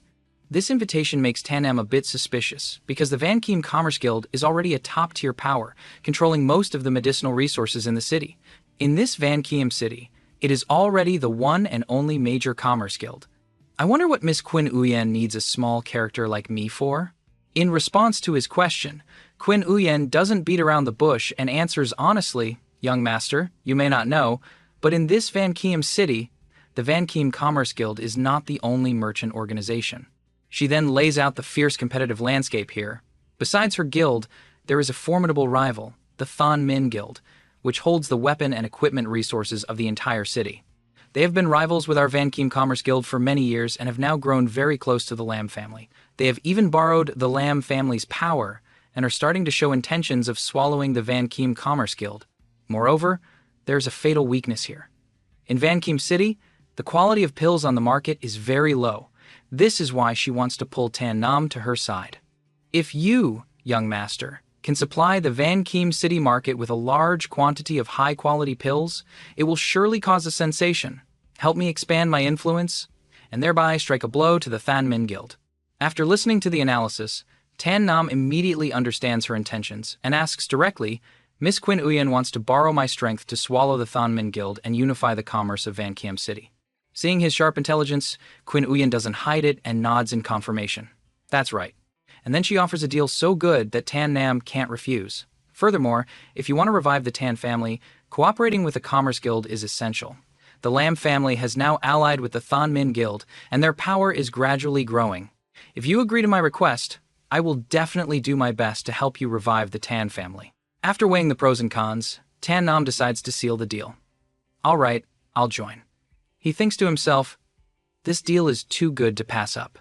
Reviving the Tan family requires a large amount of resources. If I can cooperate with the Van Kiem Commerce Guild, there's nothing better. Receiving Tan Nam's nod, Quinn Yu Yen is overjoyed and immediately plans their strategy. Healing pills are the greatest necessity for martial artists. Young Master Tan, why don't you refine a batch of first-level mortal rank Muk Thuong pills? As long as the quality is high, they will definitely sell for a very high price, further enhancing the prestige of our Van Kiem Commerce Guild. Hearing the boss lay out the plan, the man Kutai beside her quickly reminds her, Miss Quinn Uyen, young Master Tan Nam currently doesn't have an alchemist certification. Without this certification, the pills he refines cannot be sold in Van Kiem City. This reminder seems to have no effect on Quinn Uyen. She even says, confidently, no problem. Young Master Tan's skills are so superb. Getting that alchemist certification is as easy as flipping a hand. Tomorrow, I will personally take young Master Tan to the City Lord's mansion to undergo the test. Tan Nam has no reason to refuse and readily agrees. Very well, I'll take these for now. With that, he waves his hand to accept the pill cauldron and medicine box, feeling as excited as a child with a new toy. Just in time to try out this storage ring. After stowing everything away, he clenches his fist and confidently thinks to himself, now I have enough ingredients for pill refining. Seeing that everything was settled, he bids farewell. Miss Quinn Uyen, I have other matters to attend to, so I'll take my leave first. We'll meet again tomorrow. Quinn Uyen and Kutai see him off with their eyes. Only after his back has disappeared does Kutai dare to express his concern. Miss Quinn Uyen. This Tan Nam, although he knows how to refine pills, I heard his cultivation has been crippled. I'm afraid he won't be of much help to you. In response to her subordinate's worries, Quinn Uyen just laughs with amusement. If his cultivation was crippled, he wouldn't be able to refine pills. From my observation, young Master Tan Nam's cultivation has already recovered. He has even broken through to the 5th level of body tempering. Now, with his strong alchemy skills, the future is unpredictable. She holds her fan, points forward with the eyes of a master strategist, and declares, this Van Kiem City is about to change. In the distance, the bright sunlight signals a future full of turmoil. Back at the majestic Tan residence, Tan Nam has returned home and immediately gets to work. I need to refine the 3rd-level mortal rank Fat Tui pill to heal my father's internal injuries. But before, I only successfully refined the 1st-level mortal rank My Non pill. The difficulty jump from 1st-level mortal to 3rd-level mortal is double. I don't know if I can succeed this time. No matter how tough the challenge, it can't shake his will. But for my father, for the Tan family, I must succeed. No sooner said than done, he immediately puts the medicinal ingredients into the cauldron and begins the refining process. Tan Nam proceeds carefully step by step. According to ancient texts, pill refining emphasizes essence, qi, and spirit. There are 3 levels in total: blood essence, true qi, and spiritual soul. His magical power swirls in his palm as he analyzes internally, but I focus on the body tempering realm. My body has not yet condensed true qi, and the concept of a heaven-defying genius with a spiritual soul is even more non-existent, so I can only use my blood essence to help. Under Tan Nam's control, the medicinal ingredients gradually blend together. Seeing that the time was ripe, he decides to go all in. The medicinal ingredients have been refined into a liquid essence. This is the best time to fuse my blood essence. Success or failure depends on this. Without a moment's hesitation, he bites his fingertip. Then he places his hand on the alchemy cauldron, directly channeling his spiritual power into it. A moment later, inside the cauldron, the pill gradually takes shape. The pill cauldron quiets down, and the spiritual energy stabilizes. Tan Nam's face lights up with joy, and he happily exclaims, "The pill is formed!" Holding the pill in his hand, he comments with satisfaction. However, looking at the quality, it only reached 6/10. But this is enough to cure my father's internal injuries. He happily steps out of the room, looking forward to it. If I give this to him, he will definitely be very surprised. He finds his father's bedroom. As soon as he steps in, he calls out joyfully, "Father?" Then, without giving his father a chance to react, he immediately shows off his achievement. "I have successfully refined the Fat Tui pill. The position of Tan family head should probably continue to be managed by you." His father takes the pill. He can't hide his surprise. "You refined this pill? Since when did you learn how to refine pills?" Hearing his father's question, Tan Nam puts on a smug face. "Father, don't worry about that. You should recover quickly." Seeing his son so confident, he can't help but feel proud. Not only did you restore your Dantian, but today you also know how to refine pills. If this continues, my son will surely have a great career in the future. While his father is praising him, he quickly urges, "All right, father, hurry up and take it." Without hesitation, he swallows the pill. Immediately after, he enters a state of cultivation, clearly feeling the changes in his body. The medicinal power of this pill is immense. My limbs and bones are gradually warming up, and my meridians again. Tan Nam stands beside him, observing intently. When he sees his father's magic power gradually recovering, a satisfied smile appears on his lips. The pill has taken effect. Father's cultivation should gradually recover over the next 2 days. I shouldn't disturb him. He quietly steps outside, leaving his father to cultivate in peace. The wind blows peach blossoms, and in his heart, the flame of determination burns fiercely. Father's injuries are now healed, everything is back on track. Next is to return all the previous humiliation. Just then, hurried footsteps are heard in the hallway. A family servant runs breathlessly, shouting, "It's not good! Something big has happened!"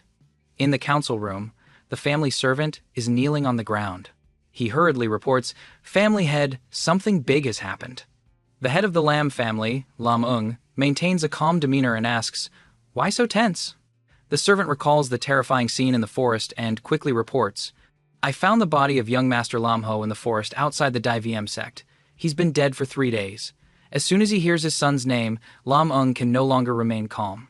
He slams his hand on the table in fury. He roars in disbelief, "What? Ho Ni is dead?" Lam Kam Fong, who is beside him, impatiently grabs the servant's collar and demands, "Where's the body now?" The servant trembles, tears welling in his eyes. He points in a direction and replies, In the medical hall." Immediately, at the medical hall, Lam Ung runs over, his eyes red, shouting in despair, "Ho Ni!" But the only response is a terrifying silence, because his son is lying cold and stiff on the bed. Lam Kam Fong also rushes over, calling out in pain, "Third brother!" Lam Ung approaches his son's body, screaming in anguish, "Who was so cruel as to leave my Honi's body exposed for 3 days?"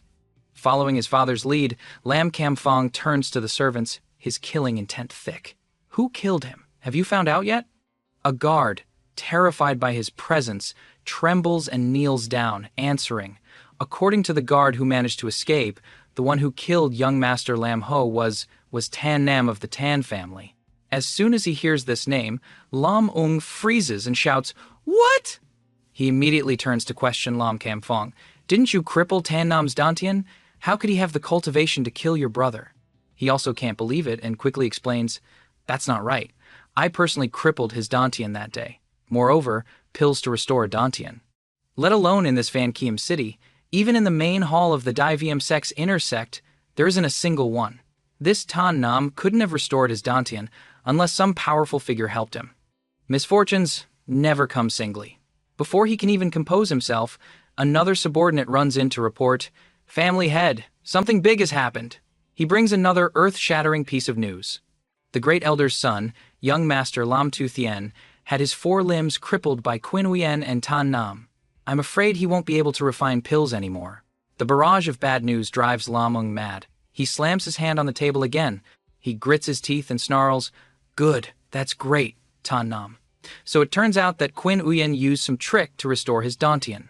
His anger reaching its peak, Lam Kamfong's father points at the subordinates and roars an order, "Go gather the martial guards of the family. I will slaughter the entire Tan family and avenge my Honi." The leading subordinate immediately shouts, "Yes!" After a moment of silence, Lam Kam Fong seems to have come up with a vicious plan. His face reveals a sinister expression as he says to his father, "Father, I just had an idea. We don't need our Lam family to act, and we can still kill Tan Nam and teach Qin Yuyan a lesson." He begins to present his plan. "I've heard that the Than Min Guild has hired many desperate assassins. Why don't we borrow their hands to eliminate Tan Nam? Even if Tan Nam has recovered, he's only at the 4th level of body tempering. To be safe, we should add a 6th level body tempering martial artist. That's enough to kill Tan Nam hundreds of times over." As he speaks, he makes a throat-slitting gesture, implying he wants Tan Nam to disappear immediately, accompanied by an incredibly sinister smile. Hearing his son's plan, Lam Ung finds it reasonable and agrees. "All right, do as you say." Then, he rests his chin on his hand and considers, "My son Kam Fong's wedding is approaching. It's indeed not a good time to make a big scene, to avoid damaging the Lam family's reputation." After thinking, he assigns another task. Also, go and refine some more high-quality Muk Thuong pills. Give them to La Thiet of the Than Min Guild to quickly seize the pill market in Van Kiem City. Hearing this, he obeys. "Yes, I'll go do it right away." After he leaves, Lam Ung contemplates alone, his eyes revealing his ambition. "I not only want Tan Nam dead, but I also want Qin Huyen's Van Kiem Commerce Guild to be destroyed. When I unify Van Kiem City, the position of City Lord will be mine." With that, he turns to the corpse on the bed. "Honi, you'll have to endure staying in this medical hall for a few days. I will definitely kill that Tan Nam to be buried with you." The sky quickly darkens. In a quiet forest, Tan Nam is diligently practicing his swordsmanship, muttering the principles, still as a crouching tiger, moving like a fleeing rabbit. His sword movements are incredibly fluid, sometimes silent and still, other times as fast as lightning. Combined with his handsome face of perfect proportions, it's truly a masterpiece. Suddenly, Tan Nam slashes forward powerfully. As he stops, a purple spiritual energy suddenly radiates around him. He quickly lifts his sword to examine it, thinking, "After several hours of cultivation, I've finally broken through to the 6th level of body tempering. I've also cultivated the heaven rank movement technique recorded in my bloodline, Dot Tien Bo, to the 1st level. But upon entering the 6th level of body tempering, I should be able to cultivate the 2nd form of the Asura sword art, yet I'm stuck and can't succeed. Why is that?" Just as he finishes his thought, the sword in his hand suddenly flies up, emitting a white light. Immediately after, Tan Kong suddenly appears, laughing loudly and saying, "Boy, the Asura sword art belongs to the great Asura bloodline. Of course, it won't be easy to master." Seeing Tan Kong appear, Tan Nam is a bit happy.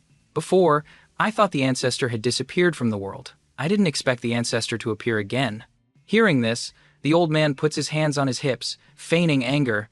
"I am the Asura sword god from 10,000 years ago. How could I disappear so easily? I was just recuperating in the Van Tien sword."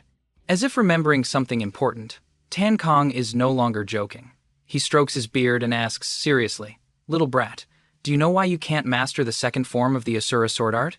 Hearing this, Tan Nam quickly kneels down, clasping his hands respectfully. "This junior does not know. I hope the ancestor will explain." Seeing his sincere desire to learn, he is also willing to teach. "Little brat, you are very sensible. Get up quickly. I will explain it to you." With that, Tan Kong waves his hand, creating a stream of red and black energy, and explains, "The Asura sword art is the same as the great Asura bloodline. It is domineering and ruthless. To cultivate the second form of the Asura sword art, you need a large amount of blood power as a prerequisite, and this blood power exists in the blood of all living beings in the world.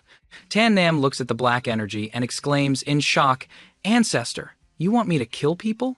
The old man calmly replies, "You don't need to kill people, just hunt some demonic beasts." "What boy do you want to kill people?" He replies with some discomfort. "Some people are hateful." In his mind, the image of Lam Kam Fong and Van Bang Lam smiling smugly appears. Tan Kong, with his back turned, hears his murderous reply and says, "Good, worthy of a descendant of my Tan family. The killing intent on you, along with this great Asura bloodline." Then he turns back, smiling at him. "All right, then you go find some demonic beasts. I'm tired and need to recuperate for a few days. Also, there seems to be an ant in the back mountain. Go there." As he finished speaking, he transformed into a stream of light and flew straight into the sword. Tan Nam is still dazed. "What do you mean?" Before he can finish his sentence, from behind, a man with bulging muscles swings a saber and charges at him. Sensing the killing intent, Tan Nam quickly turns around and is surprised to see a stranger attacking him. He shouts, "Assassin!" Then he quickly retreats. Next, he continuously dodges the assassin's lightning-fast attacks. The assassin is also surprised. "Such a fast movement technique. He can actually dodge my saber." Tan Nam asks cautiously, "Who are you?" The assassin introduces himself. He is Kin Not Dao of the Thon Min Guild. Then he points his saber at the ground, looking at him contemptuously. "Brat, your cultivation is so-so, but your movement technique is barely acceptable. Unfortunately, today you are destined to lose your life to my Kin Not Dao." Hearing this, Tan Nam scoffs. Your saber attack just now looked domineering, but in reality, it had no force at all. If you want to kill me, you'll probably need to practice for a few more years." Provoked, Kin Not Dao becomes angry. He crouches into a stance and raises his saber. "You boastful brat, take another saber strike from me. I will definitely cut off your head." With that, he rushes towards him. He swings his saber straight down, but Tan Nam quickly retreats to dodge. His movements are as fast as the wind. In one step, he circles behind Kin Not Dao and smiles smugly. This saber is barely strong enough, but it's still really slow. At this point, he is still dazed, not understanding what just happened. After experiencing the new move, Tan Nam can't help but think to himself, "This Dot Thien bow skill is a real game breaker, truly worthy of being a heaven rank movement technique. Just by mastering the first level, I can play with an enemy of equal strength in the palm of my hand." Kin Not Dao finally regains his senses. He turns around and says angrily, "Brat, if you have the guts, fight me head on. What kind of skill is running away?" Tan Nam finds this somewhat amusing. He gets into a fighting stance and replies with a smile, "As you wish." In the Van Tam Pavilion of the Than Min Guild, two figures are leisurely playing chess. One of them is Lam Kam Fong. As he considers his next move, he asks, "The assassin Kin Not Dao you sent, is he reliable?" The other person is La Thiet, the leader of the Thon Min Guild. He picks up a chess piece and replies confidently, "Very reliable. That Kin Not Dao has a 6th level body tempering cultivation and is a famous saber master around Van Kiem City. His methods are ruthless, his saber strikes draw no blood, he once single-handedly slaughtered the entire Kuhoa gang. Young Master Kam Fong doesn't need to worry. Just focus on your chess game. Once this game is over, that Tan Nam's head will be delivered to the residence." Hearing this, Lam Kam Fong can't help but feel delighted. He places a chess piece down. "Excellent. Coincidentally, I'm very interested in his head. I wonder how many taels it weighs." Back at the Tan family's back mountain, Tan Nam is clashing swords with Kin Not Dao, who also quickly retreats to dodge. Then follows a series of flashing sword strikes aimed straight at him. Seeing this, and the fact that Tan Nam's sword is now at his neck, Kin Not Dao can't help but think in terror. Such a fast sword. Tan Nam uses his sword to threaten him, asking coldly, "Who sent you? Speak, and I'll grant you a clean death." Kin Not Dao still tries to act tough, feigning professionalism. He furrows his brow and replies, "If I told you, I wouldn't be worthy of being an assassin." Hearing this, Tan Nam just scoffs. "You've got guts." Then he closes his eyes and thinks, "I remember, in the Great Asura bloodline, there is a soul-devouring technique, specifically for torturing the mind of the enemy. It's just what I need." The soul-devouring technique requires condensing a bit of spiritual energy in the brain with a demonic aura, causing the enemy to fall into endless torment. After thinking, Tan Nam quickly opens his eyes. He raises his index finger and channels his chi, creating a purple spiritual energy. This move is called Soul Devour. He immediately points it straight at Kin Not Dao's forehead, startling him. He is immediately pulled into a terrifying nightmare. Before him is a hideous monster in black armor. Its skin is as red as lava, and its blood-red eyes are staring at him. Ironically, he is bound by iron chains. Seeing the hand with sharp claws, King Not Dao is stunned. The monster's blood-red eyes suddenly widen. Then it decisively plucks out his two eyeballs, causing him to scream in pain as fresh blood gushes out. Next, it squeezes him with both hands. He suddenly raises his hands to look and sees his body glowing with a golden light before slowly crumbling into pieces. After that terrifying scene, Kin Not Dao wakes up, his eyes wide open, the whites of his eyes shot with blood. He is so terrified that tears and snot stream down his face, his soul having flown away. He reaches out his hands as if begging for help from Tan Nam, stammering, I'll talk, spare my life.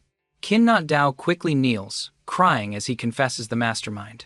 I was ordered by Latiet, the leader of the Than Min Guild, to kill you. And that Latiet, I heard he was following the orders of the Lam family head. Hearing this, Tan Nam scoffs. As expected, it was him, but you've killed so many innocent people. How could I, Tan Nam, let you go? With that, he swings his sword once, and fresh blood sprays out. He helps him quickly reunite with his ancestors. Wiping his blade, as he sends another soul on its way, he says coldly, Than Min Guild, Lam family, it's time to teach you a lesson. He can't help but think to himself, such a vicious family.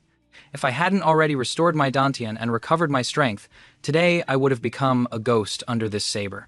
Soon, the sky brightens. Tan Nam finds a room called the Pill Refining Pavilion. As he steps in, he thinks to himself, the Pill Refining Pavilion was looted by the Lam family before. Now there are only a few low-grade medicinal ingredients left, but it's still enough to refine the first-level Muk Thuong pill. Than Min Guild, let's start with you. As he thinks, he furrows his brow, remembering them. A moment later, he has prepared 4 types of herbs and placed them on the table. Next, he conjures a bronze bagua cauldron and smiles confidently. This 100 refinements cauldron. Not only can it improve an alchemist's control over refining heat, but it can also refine up to 10 pills at once. Now I can try it out. Thinking this, he channels his energy, causing the 4 types of herbs to float up. According to the Pill Ancestor's manual from the Tula bloodline that he's memorized, refining a perfect 10/10 quality pill is extremely difficult. Refining 2 at once is even harder, and 3 pills. 4 pills would be even more difficult. The Pill Ancestor, who created the art of alchemy, at his peak, refined every single pill to be a 10/10 perfect pill. Next, he puts all 4 types of herbs into the 100 refinements cauldron and begins the refining process. As he closes his eyes to focus, he thinks to himself, I wonder how many 10/10 perfect pills I can refine from this first-level, lowest-grade Muk Thuong pill.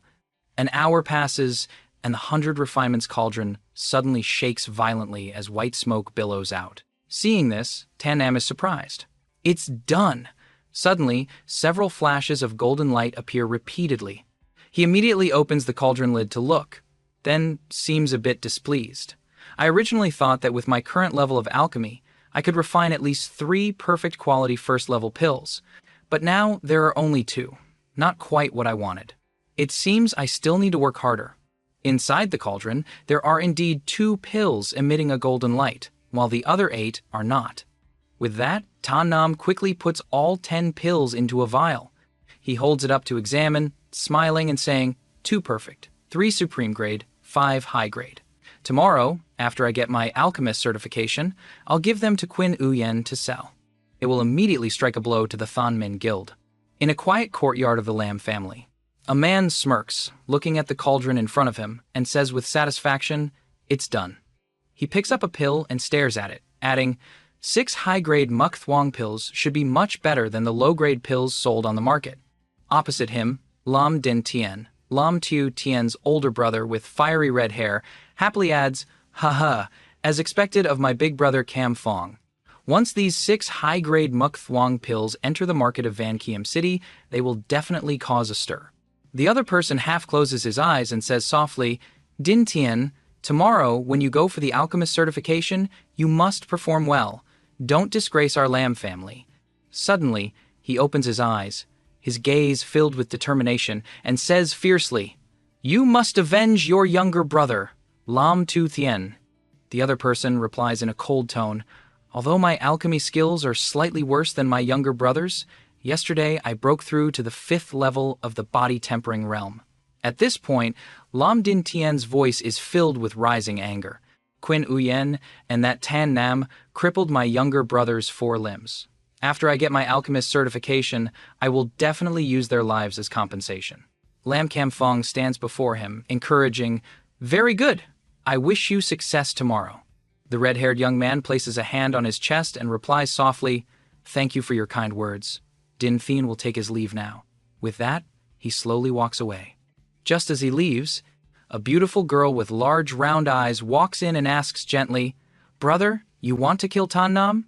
Lam Kam Fong immediately approaches, holding the girl's waist tightly, and looks at her with his flirtatious eyes, asking mockingly, What, you can't bear it? Van Bang Lam raises her hand, lightly touching her chin, and replies gently, The light of a firefly, how can it compete with the sun and moon?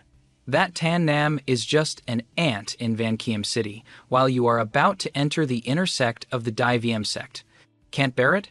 Am I that foolish? His hand suddenly releases her. He looks at her gently and says slowly, It's good that you understand. In a few days, it will be our wedding day. It's best you don't wander around freely like before.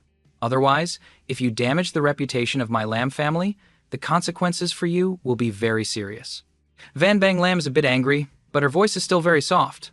I will naturally comply, but you also shouldn't forget our agreement to let me join the outer sect of the Dai Viem sect.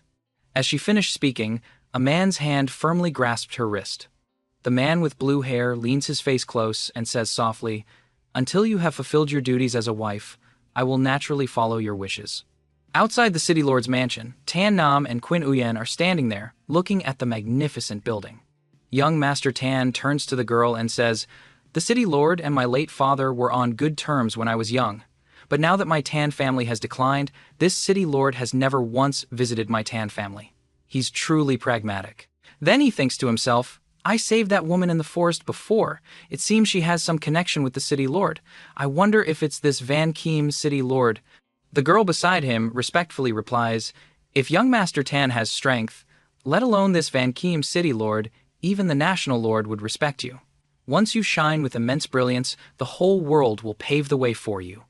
The young master is a bit surprised. The whole world will pave the way for me? He adds, Thank you, Miss Qin Uyen. Let's go in. As they walk forward, they hear a commotion. One of them says, Isn't this Miss Qin Uyen of the Van Kiem Commerce Guild? In the crowd, Lam Din Tien and a middle-aged man continue, Strange, this Tan Nam isn't dead yet. Could it be that not Dao has washed his hands of killing? The girl who was just mentioned turns around slightly and says softly, So it's guild leader Lathiat of the Fan Min Guild. You shouldn't have come to the city lord's mansion for a stroll this early in the morning. The old man doesn't hesitate and starts to judge, Why has Miss Qin Uyen come to the city lord's mansion today? I'm afraid you're not here to see the scenery either. Hearing this, Lam Din Thien points forward and shouts, You crippled my younger brother's 4 limbs. Today, I will definitely kill you to avenge him.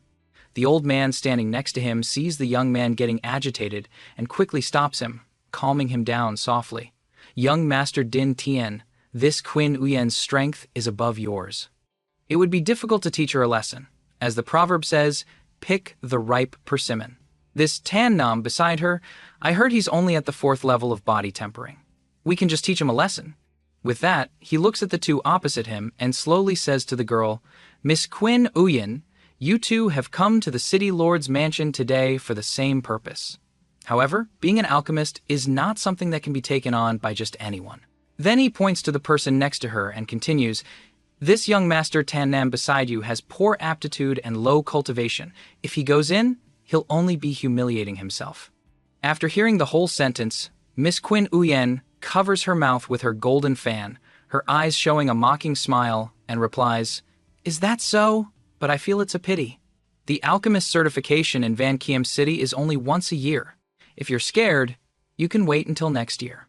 Lafayette is provoked by this. He clenches his fists so tightly they tremble. Lam Din Tien can no longer hold back. He points forward and shouts, "You stinking woman!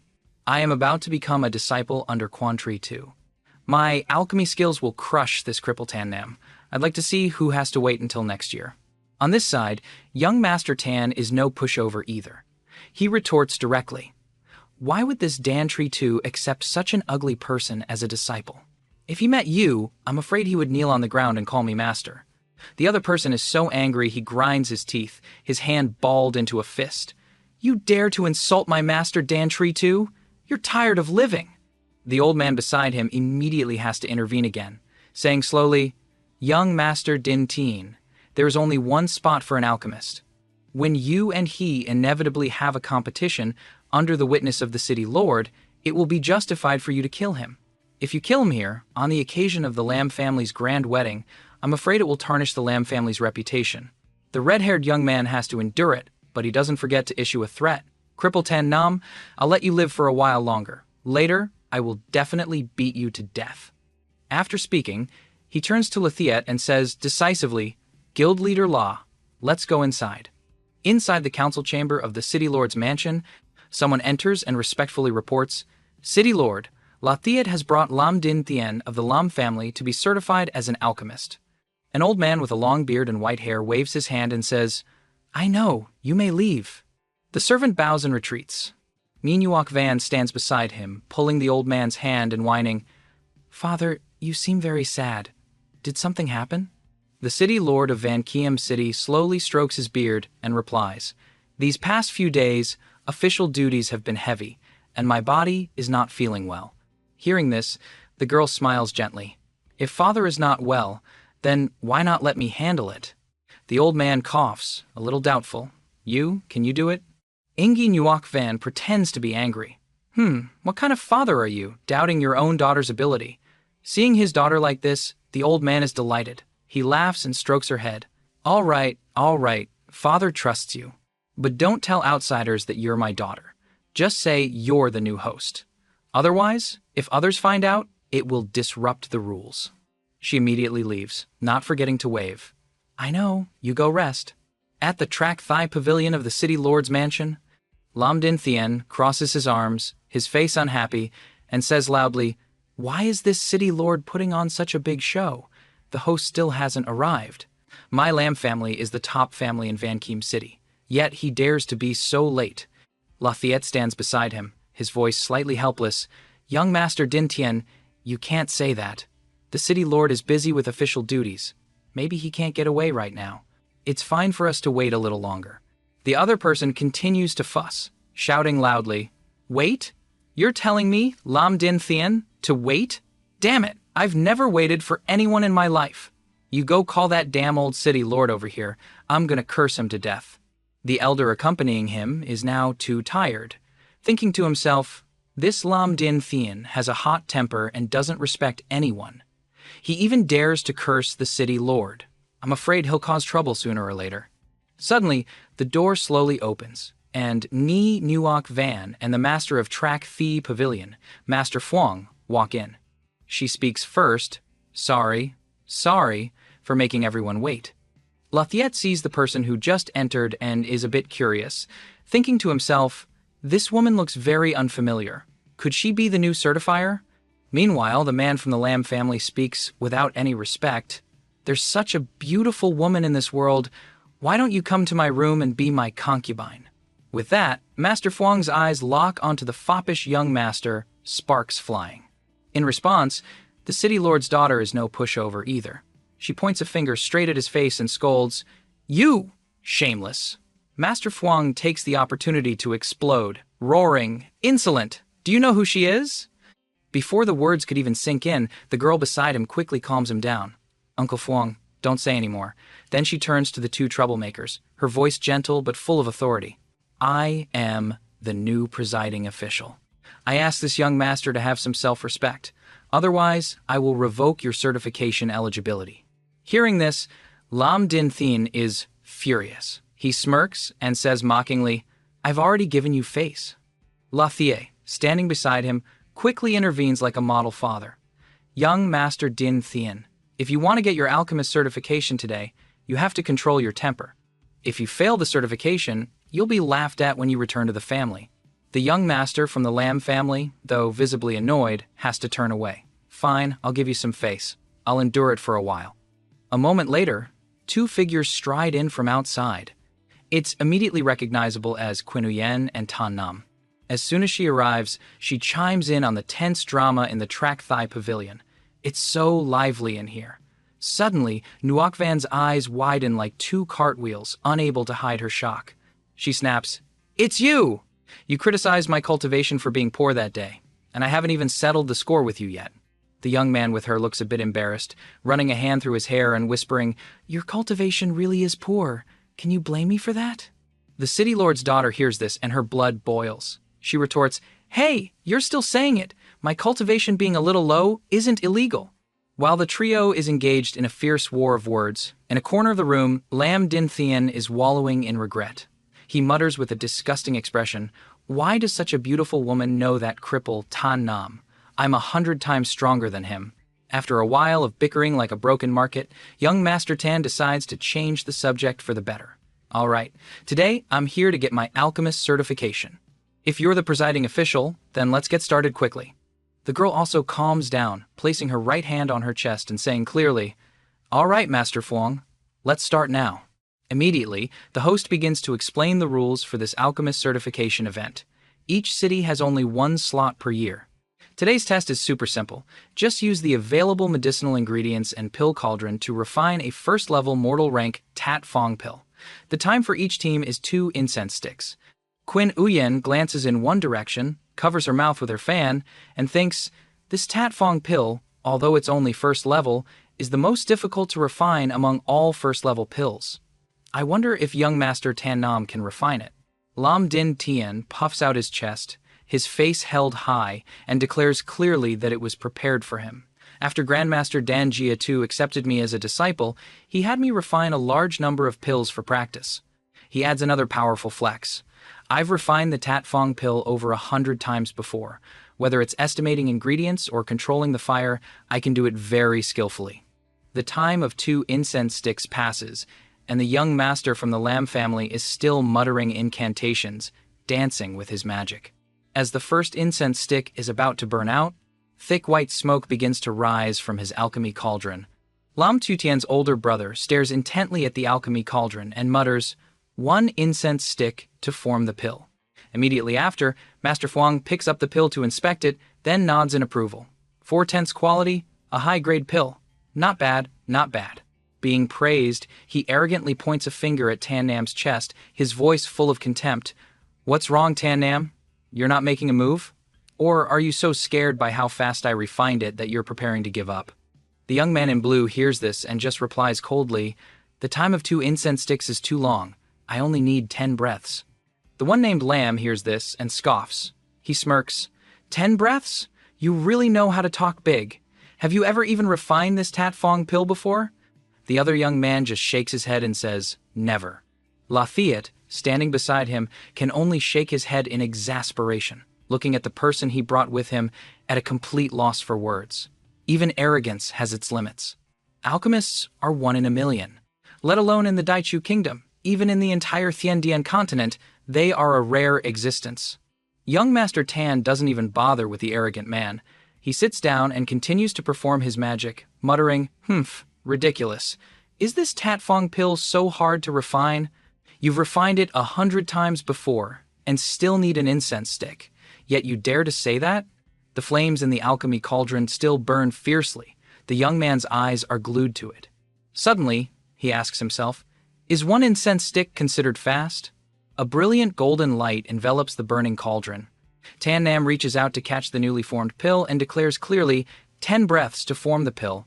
The elder on the other side is so shocked his jaw drops. He mutters, 10 breaths to form a pill? I've never seen such speed." Lam Din Teen stands beside him arrogantly, whispering with a contemptuous expression, "Look at Tan Nam. It's clear he doesn't know how to refine pills, yet he's pretending to be an alchemist. It's so ridiculous. Ha! He's just a fool putting on a show. It seems Tan Nam heard him. He just mutters to himself, ridiculous. Then he looks respectfully towards Master Fuang. His voice is calm and steady. Master, please, inspect it. As soon as he takes the pill, the master's face shows a mix of shock and surprise. He stammers, "This is 9/10 quality, supreme grade." Ngu Nuoc Van is also stunned and wonders, 10 breaths to refine a 9/10 quality Tat Fong pill. I'm afraid even the disciples of the Alchemy Pavilion at the Dai VM sect would find that difficult. Is this Tan Nam the same cripple my father mentioned? Lam Din Tian can't believe his eyes. He stands with his hands on his hips and questions the master, "Old man, did you look closely? This Tan Nam has never even refined a single Tat Fong pill before. To refine a 9/10 pill on his first try, weren't you bribed by Tan Nam?"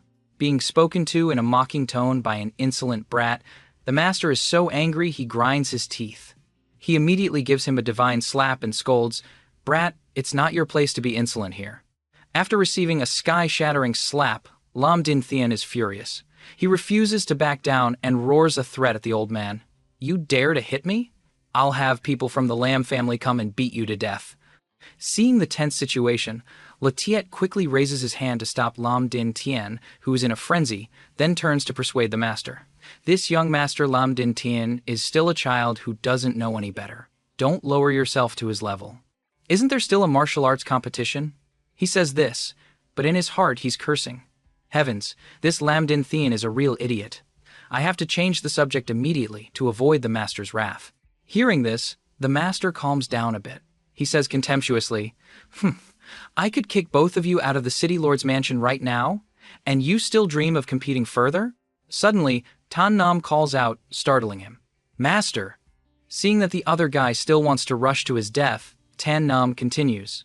If they want to compete again, Lam Din Thian puffs out his chest confidently and provokes, Good, consider yourself skilled, Tan Nam. Don't blame me if I beat you to death. He looks confident on the outside, but inside, he is seething. I can finally make a move. I heard Tan Nam is only at the 4th level of body tempering.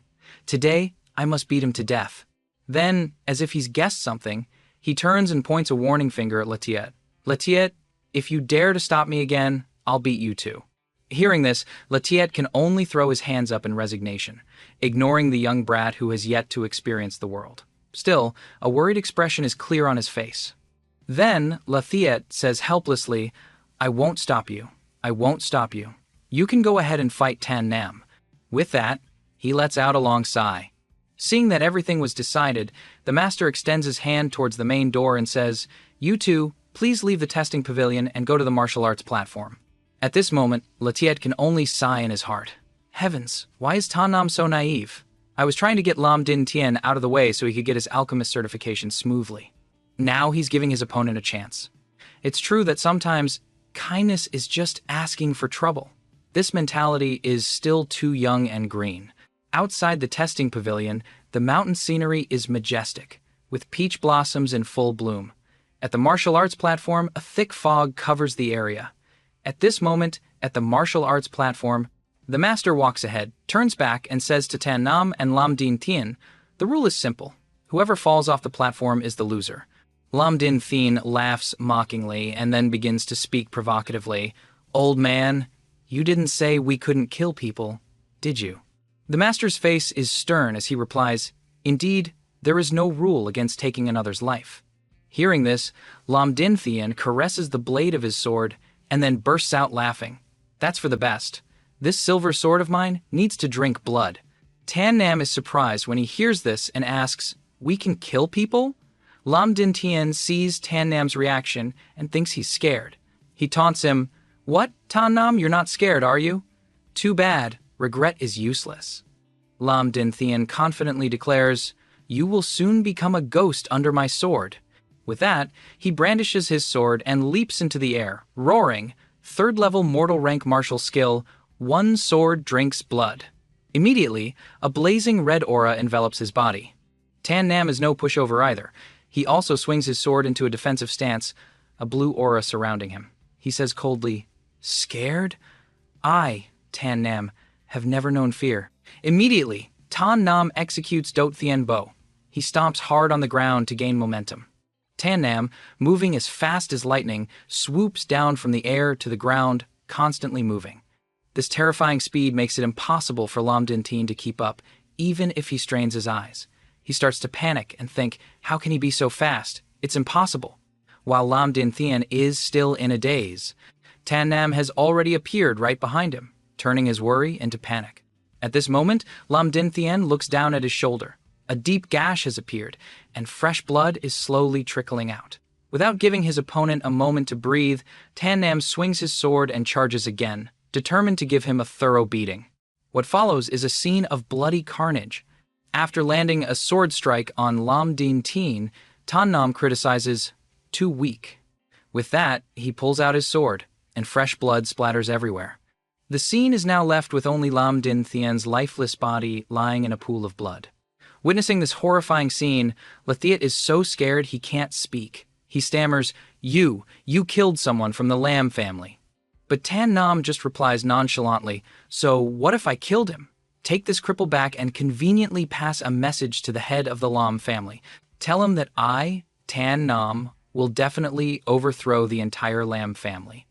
Lathiet, trembling, is about to drag the still-bleeding corpse away when Tan Nam suddenly speaks up, making him jump. "Oh, right." Tan Nam turns back to remind him, "And the assassin you sent, his body is still in the back mountain of the Tan family. Carry it back for me too. Don't dirty the Tan family's land."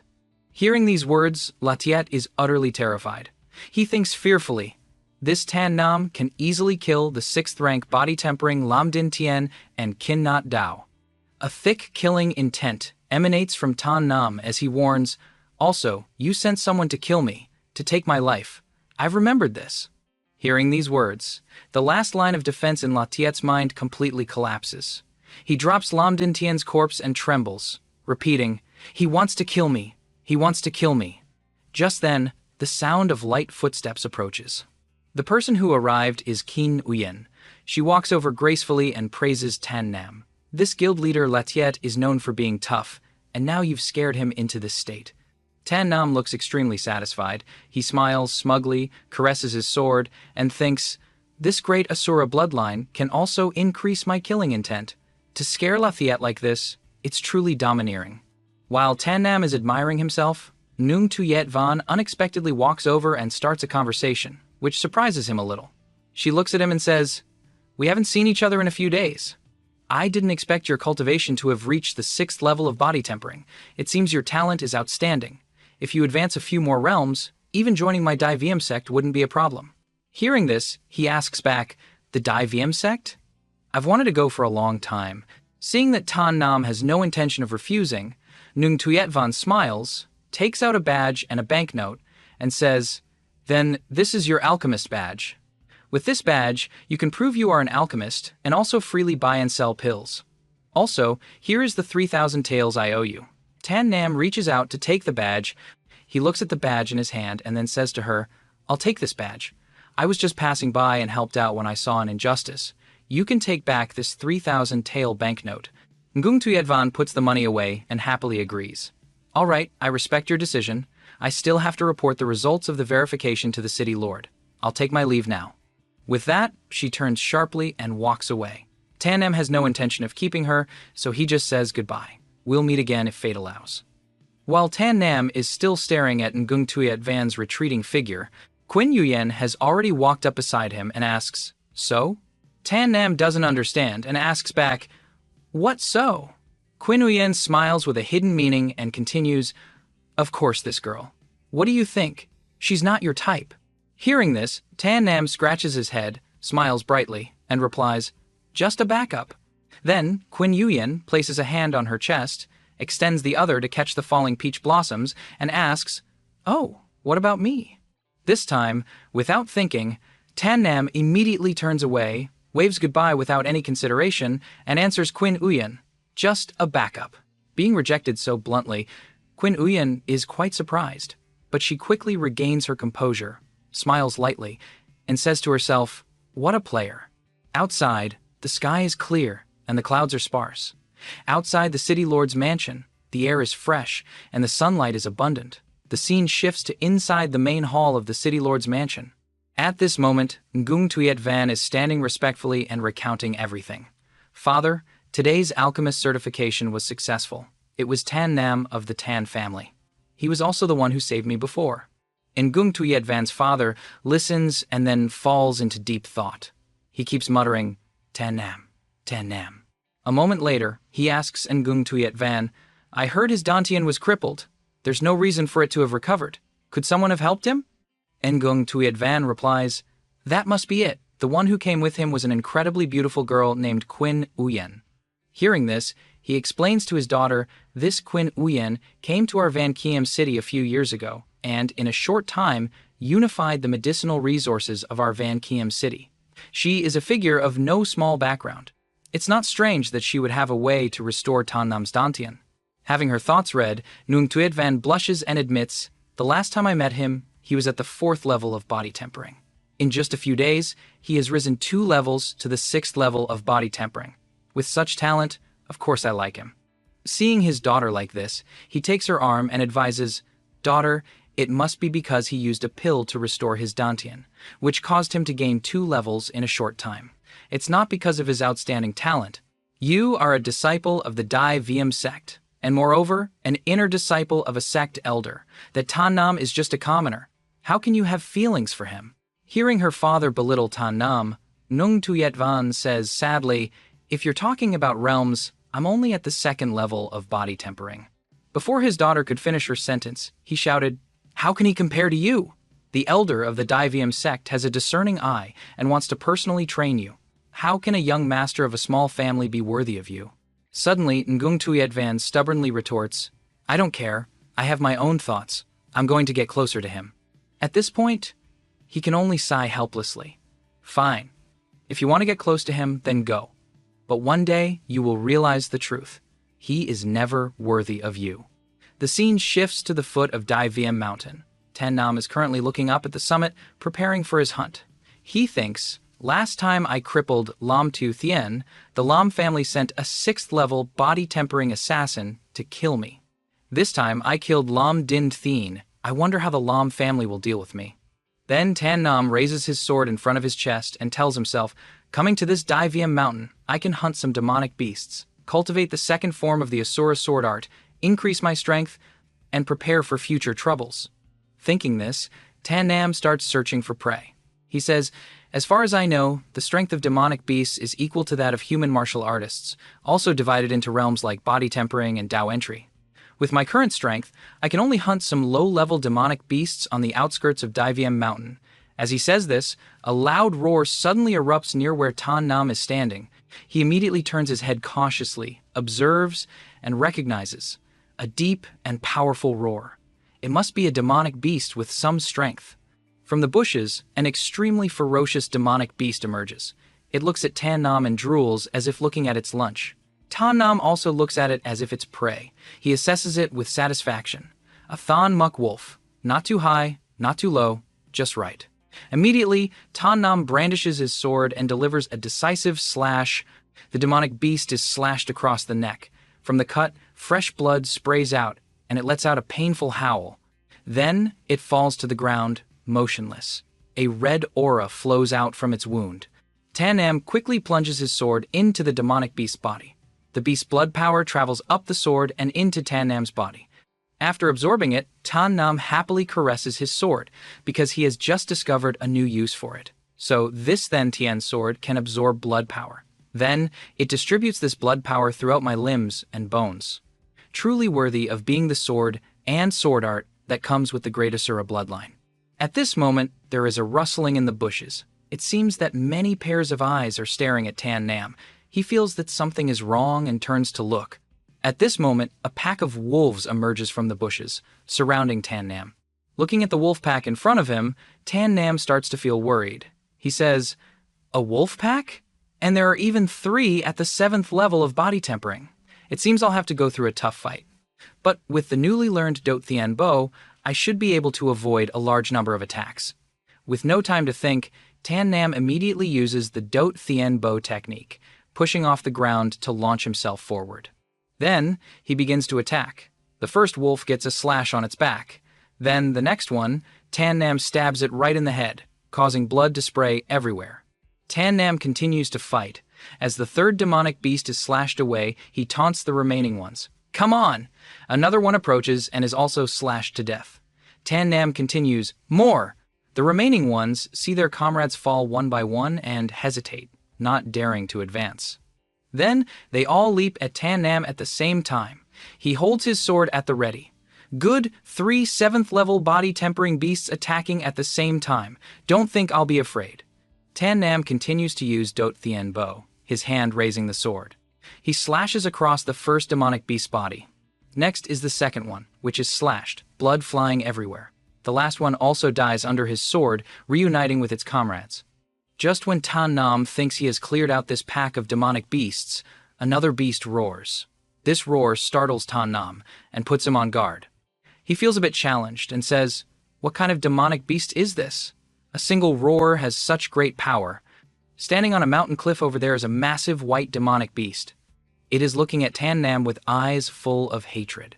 Facing its fiery gaze, Tan Nam is now horrified. He exclaims, "First level of Dao entry, Thon Muk Wolf King."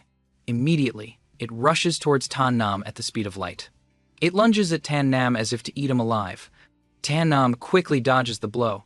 He anxiously assesses the situation. What a powerful claw! If I hadn't learned Dot Thien Bo, I would have been smashed into a pulp by now. He uses Dot Thien Bo again, but a golden aura unexpectedly envelops his entire leg. Tan Nam is surprised to realize that this exciting life-or-death battle seems to be causing his Dot Thien Bo to be on the verge of a breakthrough. At this moment, Tan Nam leaps up and a red aura immediately emanates from his entire body. He is certain. Success. He powerfully unleashes his ultimate move, Dot Thien Bo, second form, Tread the Void. Tan Nam channels chi into his feet. He flies high in the air, looking down at the white wolf. Tan Nam says smugly, "You must have been very proud looking at me before. Now it's my turn, you little wolf cub."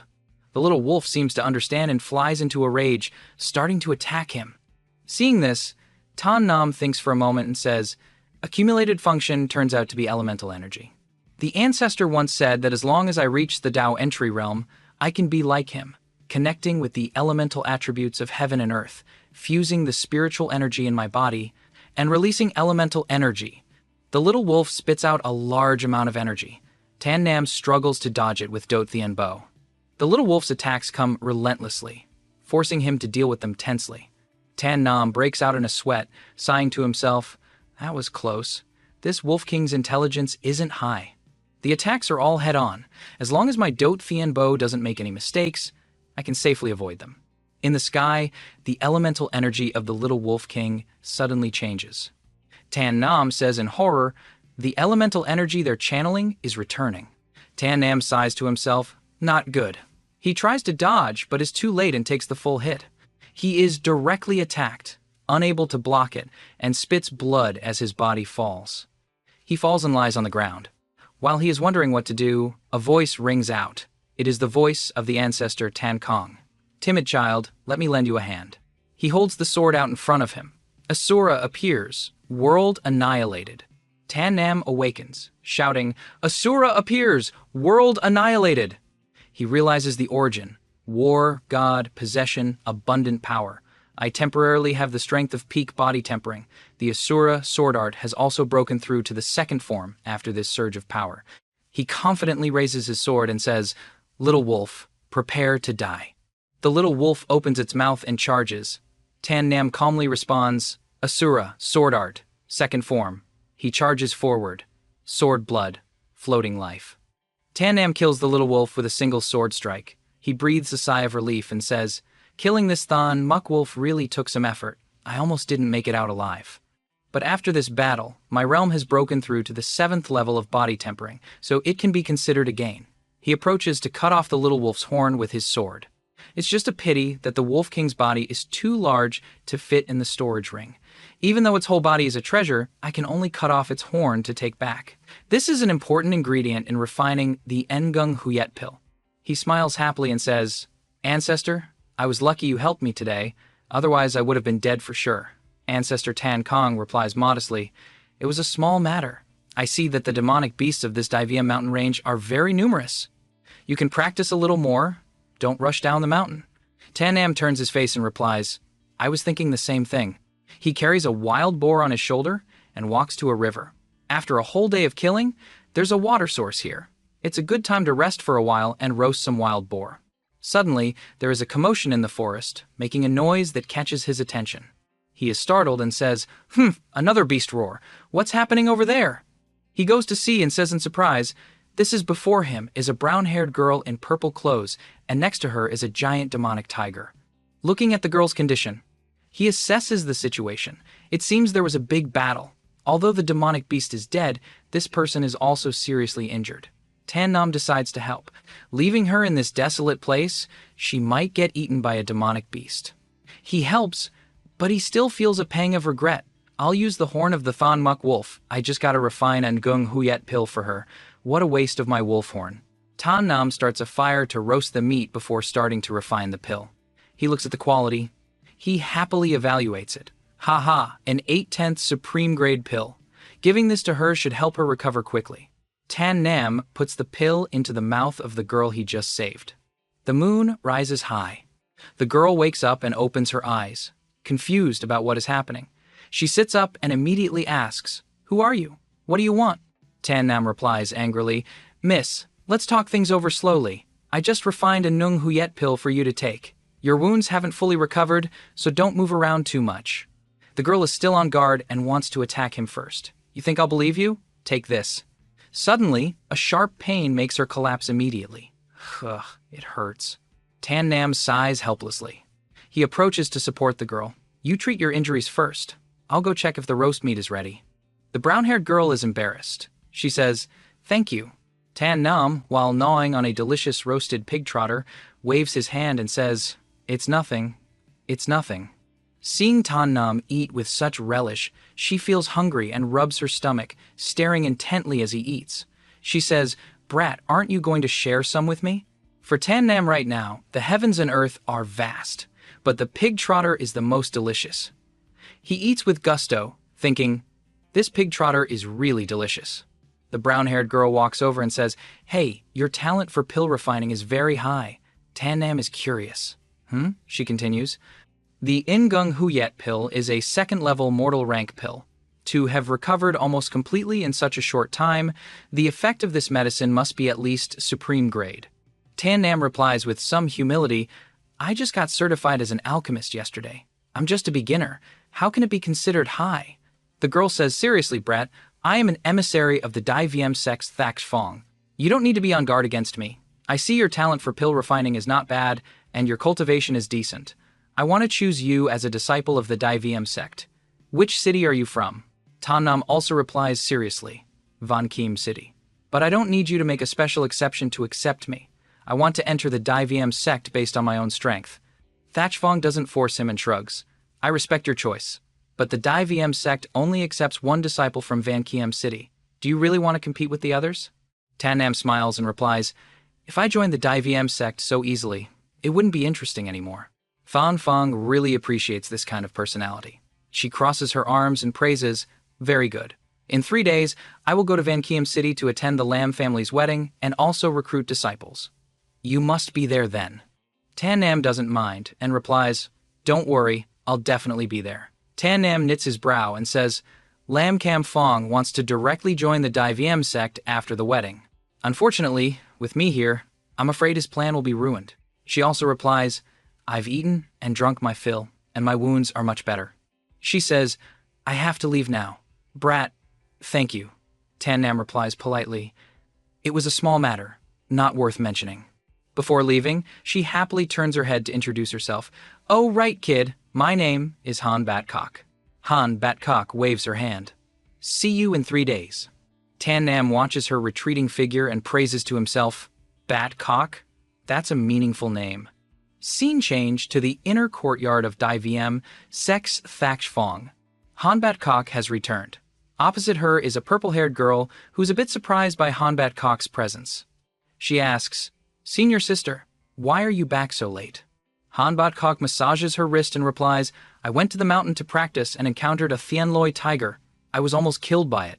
The other girl hears this and immediately runs around Han Batcock, looking her over. Oh my god, but you're not hurt at all. Han Batcock is nonchalant, adjusting her scarf as she answers, I was saved by some kid I met somewhere. A few days later, in Vankeem City, the streets are extremely crowded with people gathered for the guild auction. On a high platform, a man stands as the host, introducing, Everyone, the annual auction has begun. What I'm holding in my hand was refined by young master Lam Cam Fong of the Lam family, a 6/10 high-grade Muk Thwang pill. The starting price is 10,000 taels of silver. Inside the golden wooden box in the man's hand is a high-grade jade green pill. The crowd below buzzes with discussion, as expected of the Thon Min Guild, to be able to bring out a high-grade Muk Thwang pill. This pill is very rare. Another person continues, normal pills are only 1 or 2/10, at most 3/10. I didn't expect young Master Lam Cam Fong to be able to refine 1 to 6/10. Young Master Cam Fong is truly an alchemy genius. A young man raises his hand and calls a price, 20,000. Next is a man with one eye covered who also calls a price, 30,000. Each bid is higher than the last, with someone else calling 50,000. The man up there calms the situation down, saying, Everyone, don't be hasty. There are still 5 more of these high-grade Muk Thwang pills. The crowd below erupts into another commotion. Lam Cam Fong is truly the #1 genius of Vankeem City. The pills he refines not only have high quality, but there are also many of them. Another person says excitedly, I want to pre-order 10 pills. The man up there smiles smugly, looks at Lam Cam Fong beside him, and says quietly, Young master, look, no matter how stable the Vankeem Commerce Guild was before, it can't withstand the attack of your high-grade pills. By then, all the martial artists in the city will come to the Thon Min Guild to buy pills. The Vankeem Commerce Guild will surely suffer a major blow. If Quinn Uyen can't even protect herself, how can she protect Tan Nam? Lam Cam Fong replies arrogantly, Very good. When Tan Nam no longer has his ace, crushing him will be as easy as flipping a hand. The man continues to host. Through these high-grade pills, everyone must be clear about the strength of the Thon Min Guild after allying with the Lam family. Now I promise, join the Thon Min Guild, taxes are halved, and losses are fully waived. All shop owners here are welcome to join our Thon Min Guild. Hearing the benefits, a leading shop owner immediately agrees, happily saying, If that's the case, I can earn more money. I'm willing to join the Thon Min Guild. Other shop owners also follow suit, announcing their allegiance. Bokdong Weapon Shop joins the Thon Min Guild. Tri Vien Pavilion joins. Kan Dong Store. Looking at the scene before them, some people worriedly assess, look, many of these people were formerly members of the Vankeem Commerce Guild. Now they've announced they're joining the Thon Min Guild. Having lost the support of so many shops, the Vankeem Commerce Guild is sure to collapse. A man in blue also stands up and says, Thien Ha Dia Ni Street joins the Thon Min Guild. The people around are shocked. The owner of Thien Ha Dia Ni Street, Viewbok Van, he's the biggest pillar of the Vankeem Commerce Guild. Another person says, if even he joins the Thon Min Guild, then the Vankeem Commerce Guild is doomed. From now on, in Vankeem City, there will only be the Thon Min Guild. The host sees this and happily goes down to welcome Viewbok Van. I didn't expect Boss View to come in person. With a major merchant like Boss View joining, the Thon Min Guild in Vankeem City will surely become stronger and stronger. Viewbok Van replies politely, Guild Leader La, you flatter me. To be able to join the Thon Min Guild is an honor for me. A girl sees this and shouts angrily, Shameless! We were originally members of the Vankeem Commerce Guild. How can you all be so treacherous now and join the Thon Min Guild? The other shop owners hear this and say contemptuously, It's embarrassing for you to be a merchant. Do you understand how to read the situation? Get lost, you're not welcome here, you fool. Another shop owner agrees, You stinkin' woman, do you need to pretend to be virtuous here? Viewbok Van laughs despicably. What does a little girl like you know? What is the Vankeem Commerce Guild? Now, the Thon Min Guild is the strong one. What's wrong with us siding with the strong? The girl from before is helpless and says, You all are beyond saving. After speaking, she angrily turns and runs away. Suddenly, a voice rings out. Boss View, do you really want to be Lathiet and the Lam family's dog? Everyone around is startled by this bold statement and turns to see who it is. Tan Nam continues, You're not even embarrassed to call yourself a merchant. Between the Vankeem Commerce Guild and the Thon Min Guild, who is strong and who is weak, can't you tell? Vuebok Van is not afraid and replies, "The Van Kiem Commerce Guild has no high-quality pills to back it up. It will collapse sooner or later. Joining the Thon Min Guild is the inevitable trend. As for you, Tan Nam, a cripple like you still dares to speak up for the Van Kiem Commerce Guild. Isn't that ridiculous?"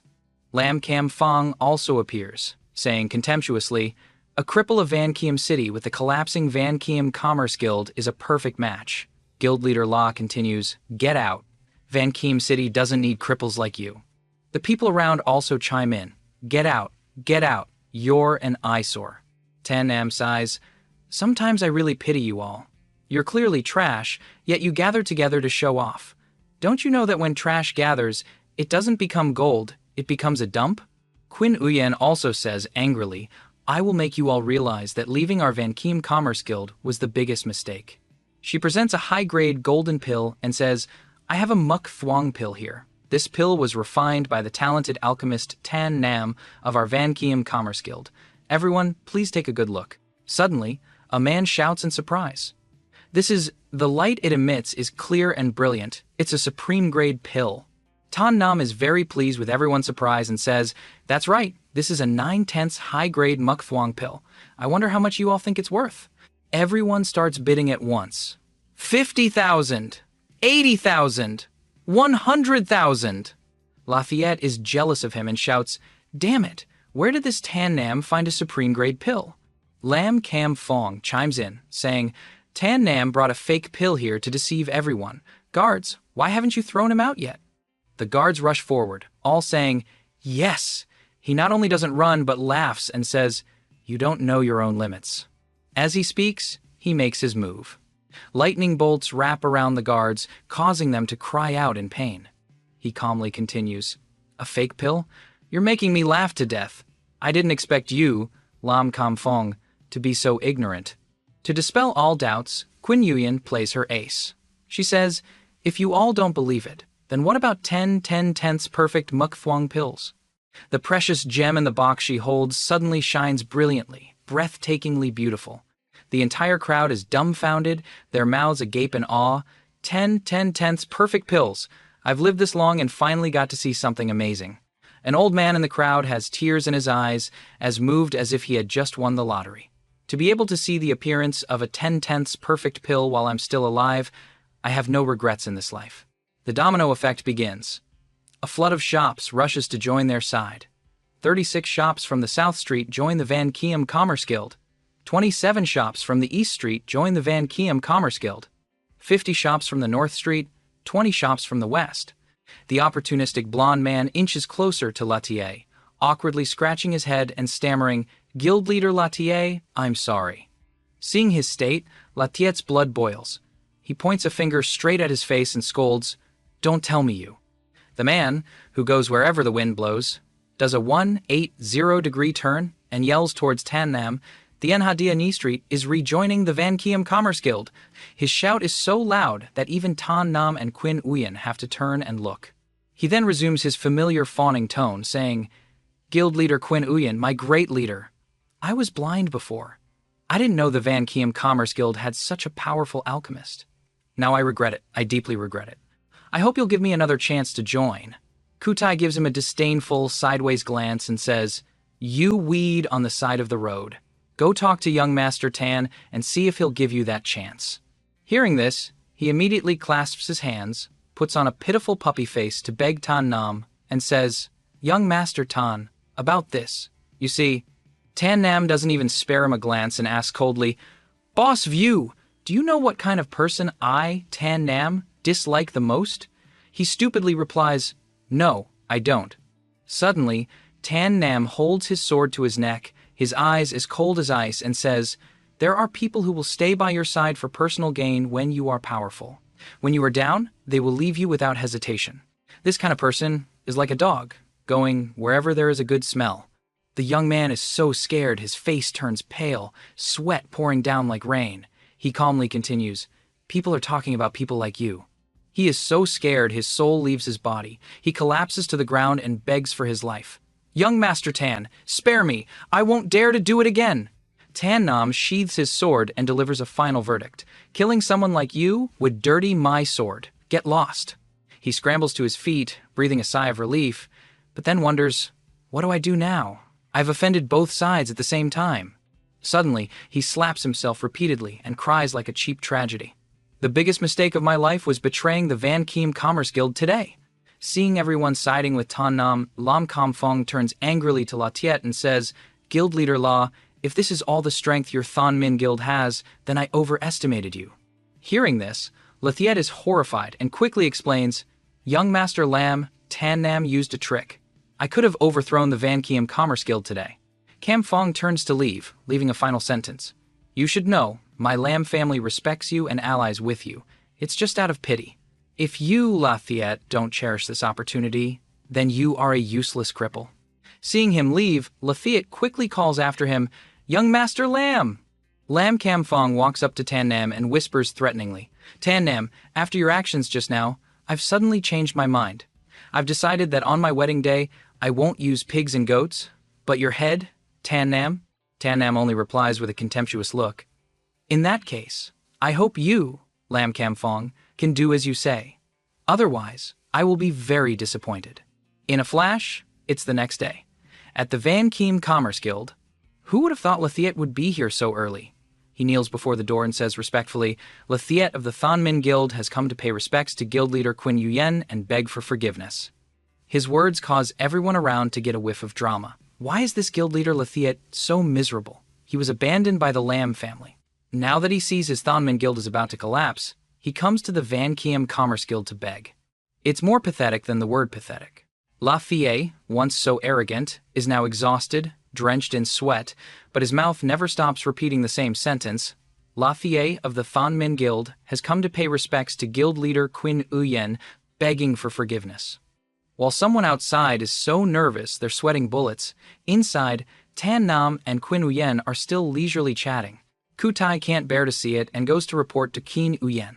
Guild leader Lafayette of the Thon Min Guild has been kneeling outside for a whole day. Should we send him away?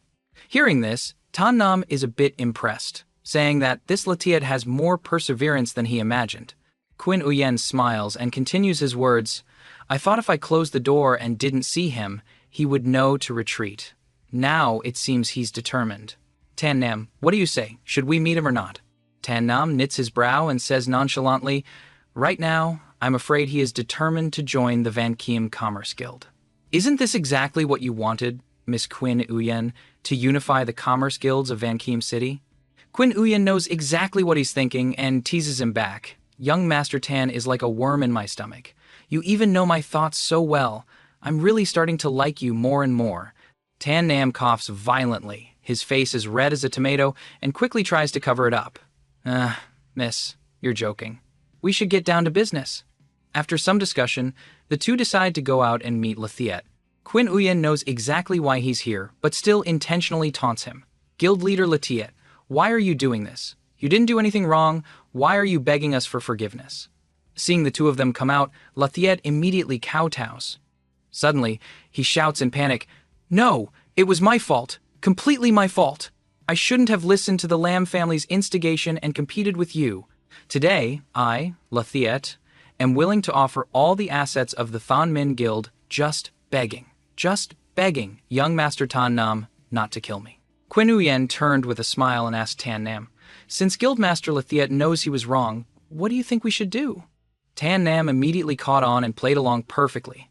In my opinion, Lafayette's business experience isn't bad. It'd be a real waste to kill him. Why not let him manage the entire Van Kiem Thuong Min? I sense your ambitions, Miss Quinn Uyen, extend far beyond just Van Kiem Thon, right? She glanced at Lafayette and smiled. You're right. My ambition isn't just for Van Kiem Thon, but to expand to all the surrounding cities and even all of Dai Trung Quoc. Hearing these words, Lafayette said in a panic, What?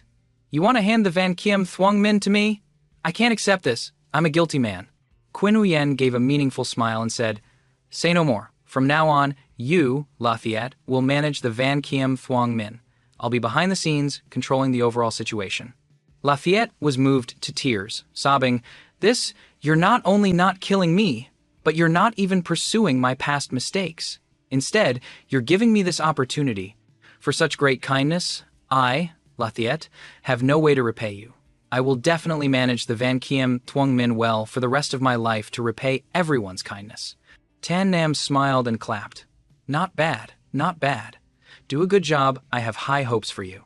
In another development, at the main hall of the Lam family head, a hand slammed on the table with a loud crack.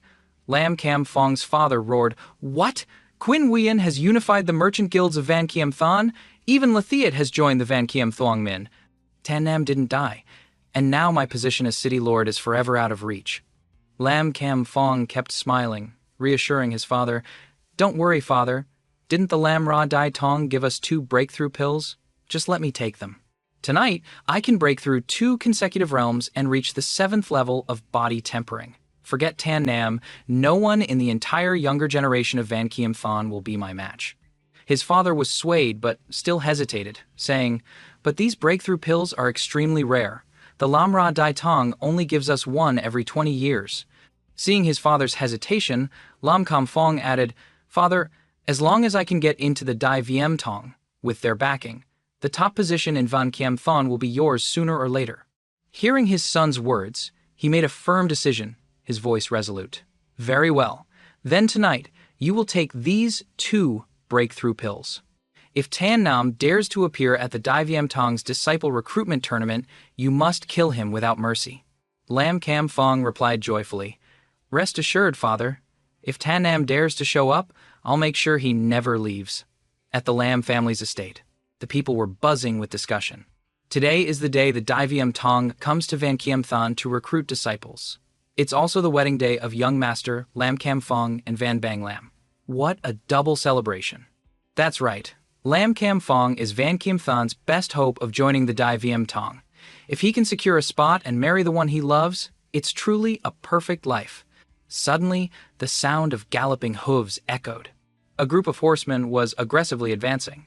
The leader shouted, "Get out of the way! Get out of the way! If you delay my young master's time, you won't live to regret it." A man glanced over and spoke up, "So, what if you're from the Lam family? Can you just push people around like this?" Another person chimed in angrily, "Yeah, just because you're powerful doesn't mean you can do whatever you want." From afar, a guard on horseback galloped over, sword in hand, his face radiating killing intent. He roared, "You dare insult the Lam family? Die!" He swung his sword straight at the blond man, who was too terrified to dodge in time. The man fell, blood pouring from his mouth, dying instantly. The surrounding crowd froze in fear at the sight of death. From the distance, another group of people on horseback approached, causing the crowd to panic and push each other. Someone shouted, "Move! The horses are getting closer!" A child stood in the middle of the road, sobbing, "Mommy, I want my mommy." The leader saw this and reined in his horse, moving aside to avoid harming the child. The guard saw this, turned back, and respectfully reported to the carriage, "Young Master Kam Fong, there's a child blocking the road ahead. What are your orders?" The wind blew the carriage curtain aside, revealing an annoyed voice from within. "Run them over." The guard was stunned, stammering, "Young Master Kam Fong? You mean charge straight through?" An angry female voice shouted from inside the carriage, "Charge through means charge through! Don't you understand human language?" Hearing the shout, the guard gritted his teeth and obeyed. "Yes." He silently pitied the child. "I'm sorry, little one. I hope you're reborn in a better place in your next life." The guard didn't dare hesitate and immediately gave the order, "Charge through!" The horse galloped forward, its hooves about to trample the small figure. The little girl was terrified, tears streaming down her face, trembling as she said, "No, don't." Boom! A huge collision occurred. The guard was injured, and he cried out in shock, "Who's there?" Tan Nam appeared, his face cold, his hand glowing with a strange red light. The guard recognized the move and exclaimed in shock, "The Lam family's dark heart palm! How does he know it?" After saving the child, Tan Nam gently patted her head. He looked at the little girl and comforted her. "Little sister, it's okay now. Your mom will be here soon." Tan Nam picked up the child, his sharp gaze fixed on the carriage. "Lam Kam Fong, I always knew you were worse than an animal. I never thought you'd spare even a small child." The person in the carriage lifted the curtain, revealing his face. He sneered, "The Lam family is the top family in Van Kiem Thon. The lives and deaths of these peasants are naturally in our hands. If I let them live, they live. If I want them to die, who dares to defy me?" Lam Cam Fong stepped out of the carriage, grabbed a passerby by the collar, and asked, "Do you dare to defy me?" The man trembled in fear, begging, "No, I don't dare. Please spare me. I have a family to feed." Lam Cam Fong released him and said disdainfully, "See, in this world, the strong control life and death." Lam Cam Fong pointed directly at Tan Nam. His eyes were cold, his voice filled with annoyance. "And you, Tan Nam, you worthless piece of trash, your life is mine to take until you're dead. I've already reached the 7th level of body tempering. Even your family head would die at my hands, let alone an insignificant worm like you." Tan Nam glanced at him with utter contempt and replied, "No need to run your mouth here. We'll see who lives and who dies in the martial arts arena later. What kind of master bullies commoners here?" Lam Cam Fong sneered, "Fine, I'll make you die without any complaints on that stage." He turned away angrily and ordered, "Let's go." The procession of carriages departed. A woman ran from the distance, crying out anxiously, "My child!" The woman hugged her child tightly, her face wet with tears. She turned to thank Tan Nam. Thank you for protecting my daughter." Tan Nam just walked away coldly, turning his head to say, "No need, next time, stay away from the Lam family." The people behind them started talking again, as expected of the Tan family's young master, so righteous and talented. How could he be suppressed by a wicked family like the Lam family? Another person sighed. "You don't understand. In this world, it's hard to be a good person." Everyone quickly gathered around the martial arts arena. On the stage, a man and a woman sat in the main seats. The man was Lak Ta, a steward of the Dai Viêm Tong, and the woman was Han Bat Kok. Lu Ni stepped forward and said politely, "It is a great honor for Van Kiem Thon to have you two here. May I ask how many disciples you will be recruiting this time?" Han Bat Kok looked up and answered concisely, "One." Lak Ta showed his contempt. "You're only taking one person, and you've been dragging this out for so long? Let's get started. I don't have time to play games with you lowly mortals." Nguyen Trong Son frowned, thinking to himself, "Lowly? This person speaks with such arrogance." Lak Ta paid no mind, propping up his chin and scheming. "I need to quickly recruit new members from all the cities to expand the power of my Quan Thon Fong, crushing Jia Thok Fong under my heel. That way, I'll get a massive amount of cultivation resources." From the bottom of the stairs, a man slowly ascended. Lam Cam Fong, wearing a black fur cloak, looked down with a challenging gaze. "I wonder if any of you peasants below dare to challenge me." Seeing no one step up, he sneered, "If not, then this sole spot definitely belongs to me, Lam Cam Fong." Just when it seemed settled, a clear voice rang out, "I'll do it." The person who spoke was an ordinary-looking man, but his face was burning with rage. He quickly walked towards Lam Cam Fong when an old voice called out, "Lu Ni, you can't go!" "If you die, how will I live?" The man named Lu turned back, his eyes full of resentment as he looked at his mother. "Mother, the Lam family killed my father that year." The image of his father being killed right before his eyes when he was a child still haunted him. Lu Ni, in his mother's arms, had called out tragically for his father. "They also applied a chronic poison all over your body, making you the way you are now." Lu Ni's throat tightened as he spoke. Witnessing his mother being poisoned by the Lam family was a massive shock to him. From then on, the young Lu Ni trained diligently every day, nurturing his desire for revenge. He told his mother, "I've been learning martial arts since I was a child for the day I could take revenge on the Lam family." His face darkened, and today, I can finally kill a member of the Lam family with my own hands. Hearing this, his mother's eyes welled up with tears. Her trembling hands clenched tightly, and she could only sob his name, Lu Ni. The man named Lu Ni comforted his mother for a moment, then stepped onto the stage, his heart filled with hatred. As he walked, he gritted his teeth. "Lam Cam Fong, today you will die by my hands." Lam Cam Fong didn't even bother looking at him. He casually crossed his arms and sneered in contempt. "Just the 3rd level of body tempering.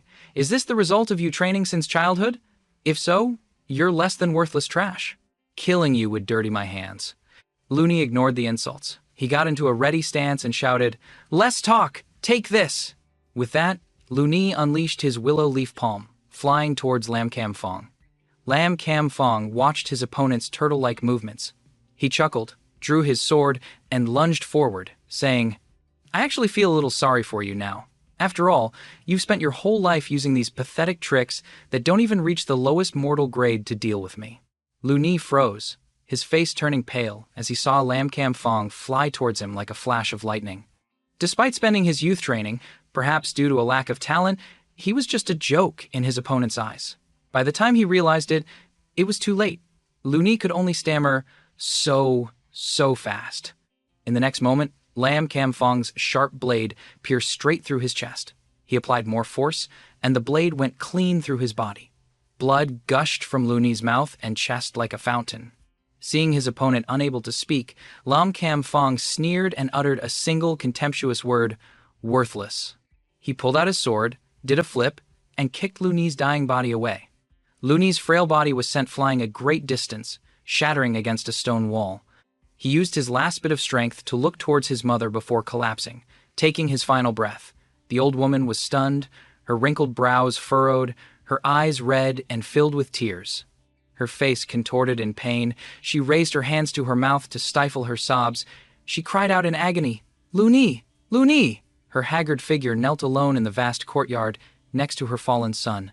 The woman had reached her breaking point. She stopped crying, lifted her head, and stared directly at the enemy. Killing intent radiated from her tear-filled eyes. She clenched her fists and screamed, "I'll fight you, Lam family, to the death!" Lam Kam Fong laughed contemptuously. His sharp eyebrows and striking blue eyes, which should have been beautiful, were filled with disdain, as if a god was looking down on a tiny animal. He raised his sword threateningly and replied, "So noisy. Killing another one like you is nothing." As soon as he finished speaking, he unleashed a powerful layer of spiritual energy that enveloped his sword. The sharp tip of the sword aimed at the old woman. Faced with this situation, she could only break out in a cold sweat, her mouth agape in fear. Countless blinding flashes of light appeared. The sound of sword energy clashing created a dizzying, hazy scene. Fortunately, at the critical moment, Tan Nam appeared in time.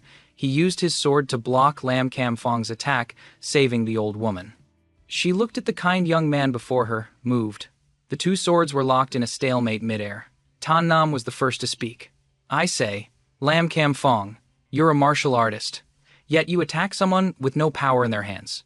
Have you no shame?" Lam Kam Fong didn't care at all, cunningly replying, "Do you need a reason to crush an ant?"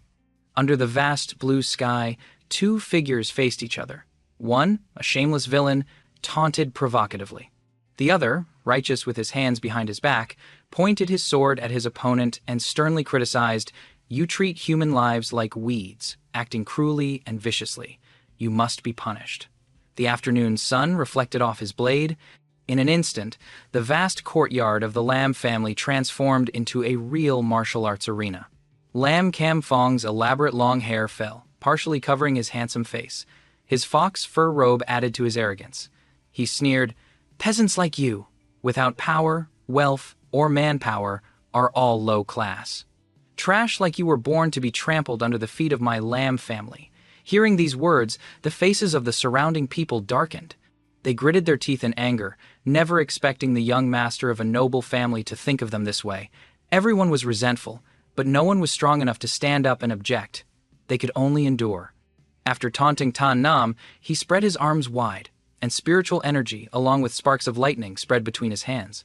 His sword floated in the air, absorbing the spiritual energy, as majestic as a young king. When he felt it had enough power, at Lam Kam Fong's command, the purple-pink sword shot out, cutting through the wind, each strike radiating a thick, threatening layer of spiritual energy.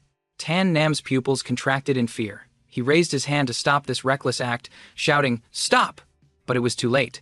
The cold blade had already pierced the old woman's heart. Red blood spurted out, and she coughed up fresh blood from the shock. The life drained from her old face. She fell beside her son, both dying at the hands of a villain, bringing tragedy to a hapless family. Tan Nam was truly enraged. He frowned, pointed his sword at Lam Kam Fong, so angry and pained he was speechless. "You're worse than an animal." The crowd of onlookers also erupted in anger. Regardless of age or gender, they all shouted in outrage, "Kill him! Kill him!" They wanted to give Tan Nam the strength to avenge the innocent victims and eliminate this menace to society. The disdain on Lam Kam Fong's hateful face deepened.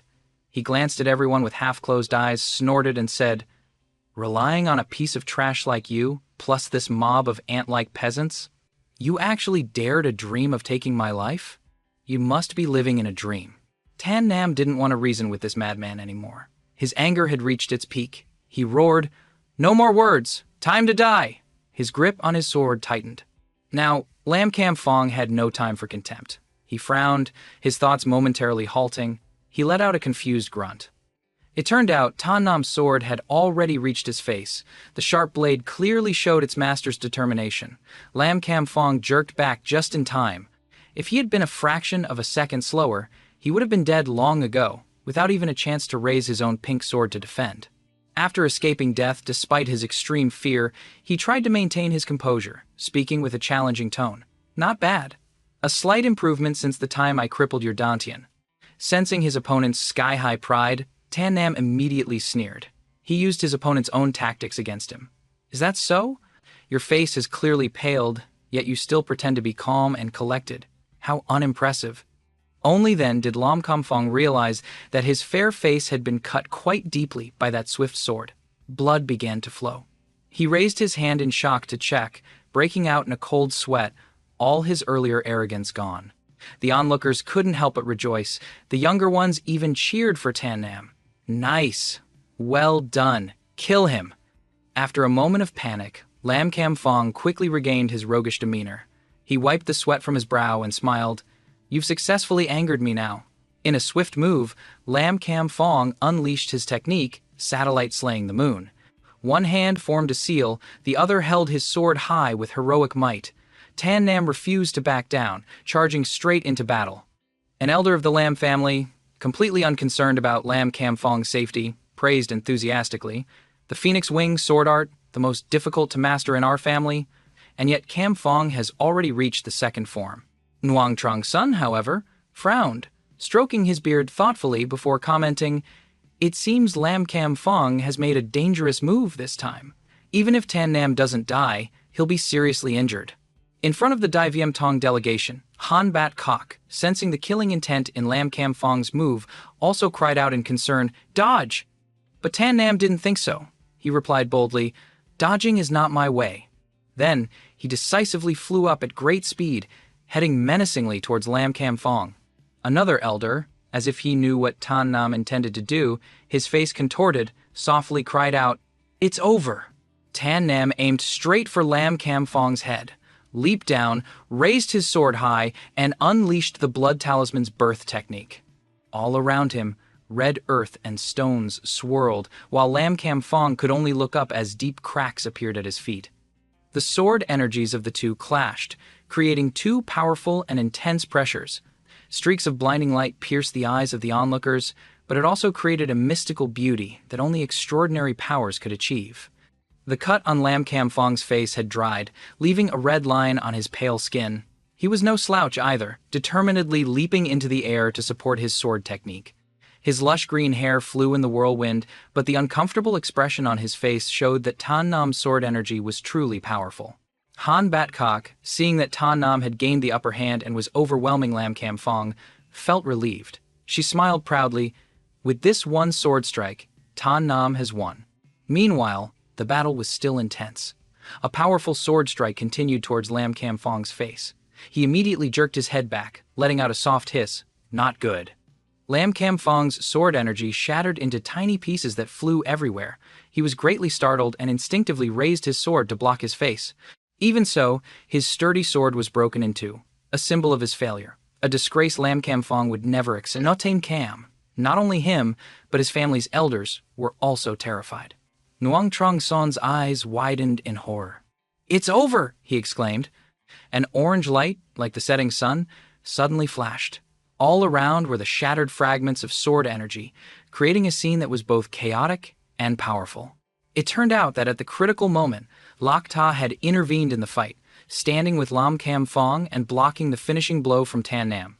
As for Lam Kam Fong, he weakly collapsed at Lak Ta's feet, struggling to breathe, his hand pressed against his chest to suppress the pain, while white dust billowed around.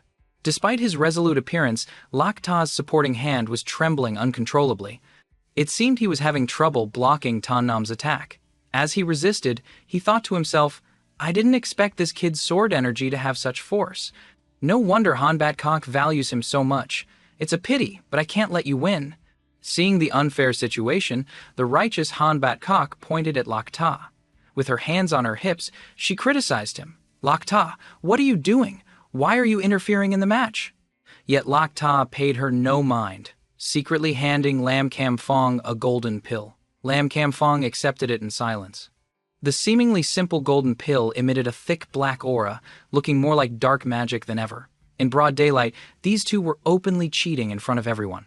Lakta floated back, whispering viciously to Lam Kam Fong, "Take it and kill him."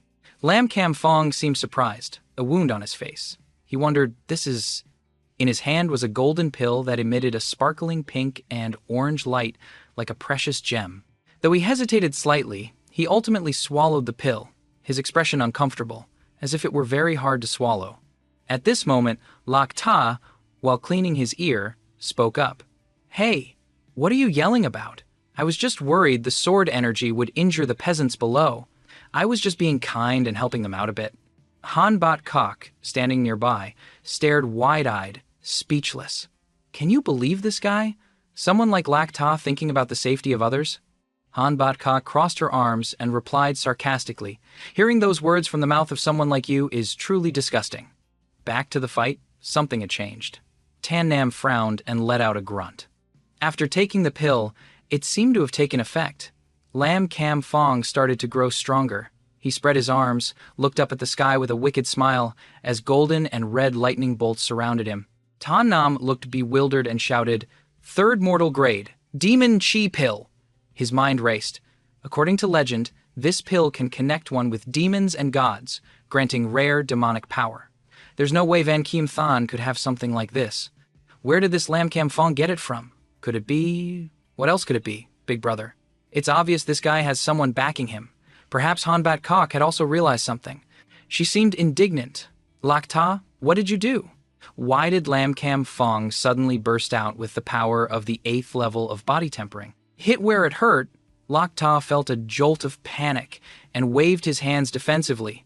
I don't know, maybe he had some kind of epiphany during the fight and broke through.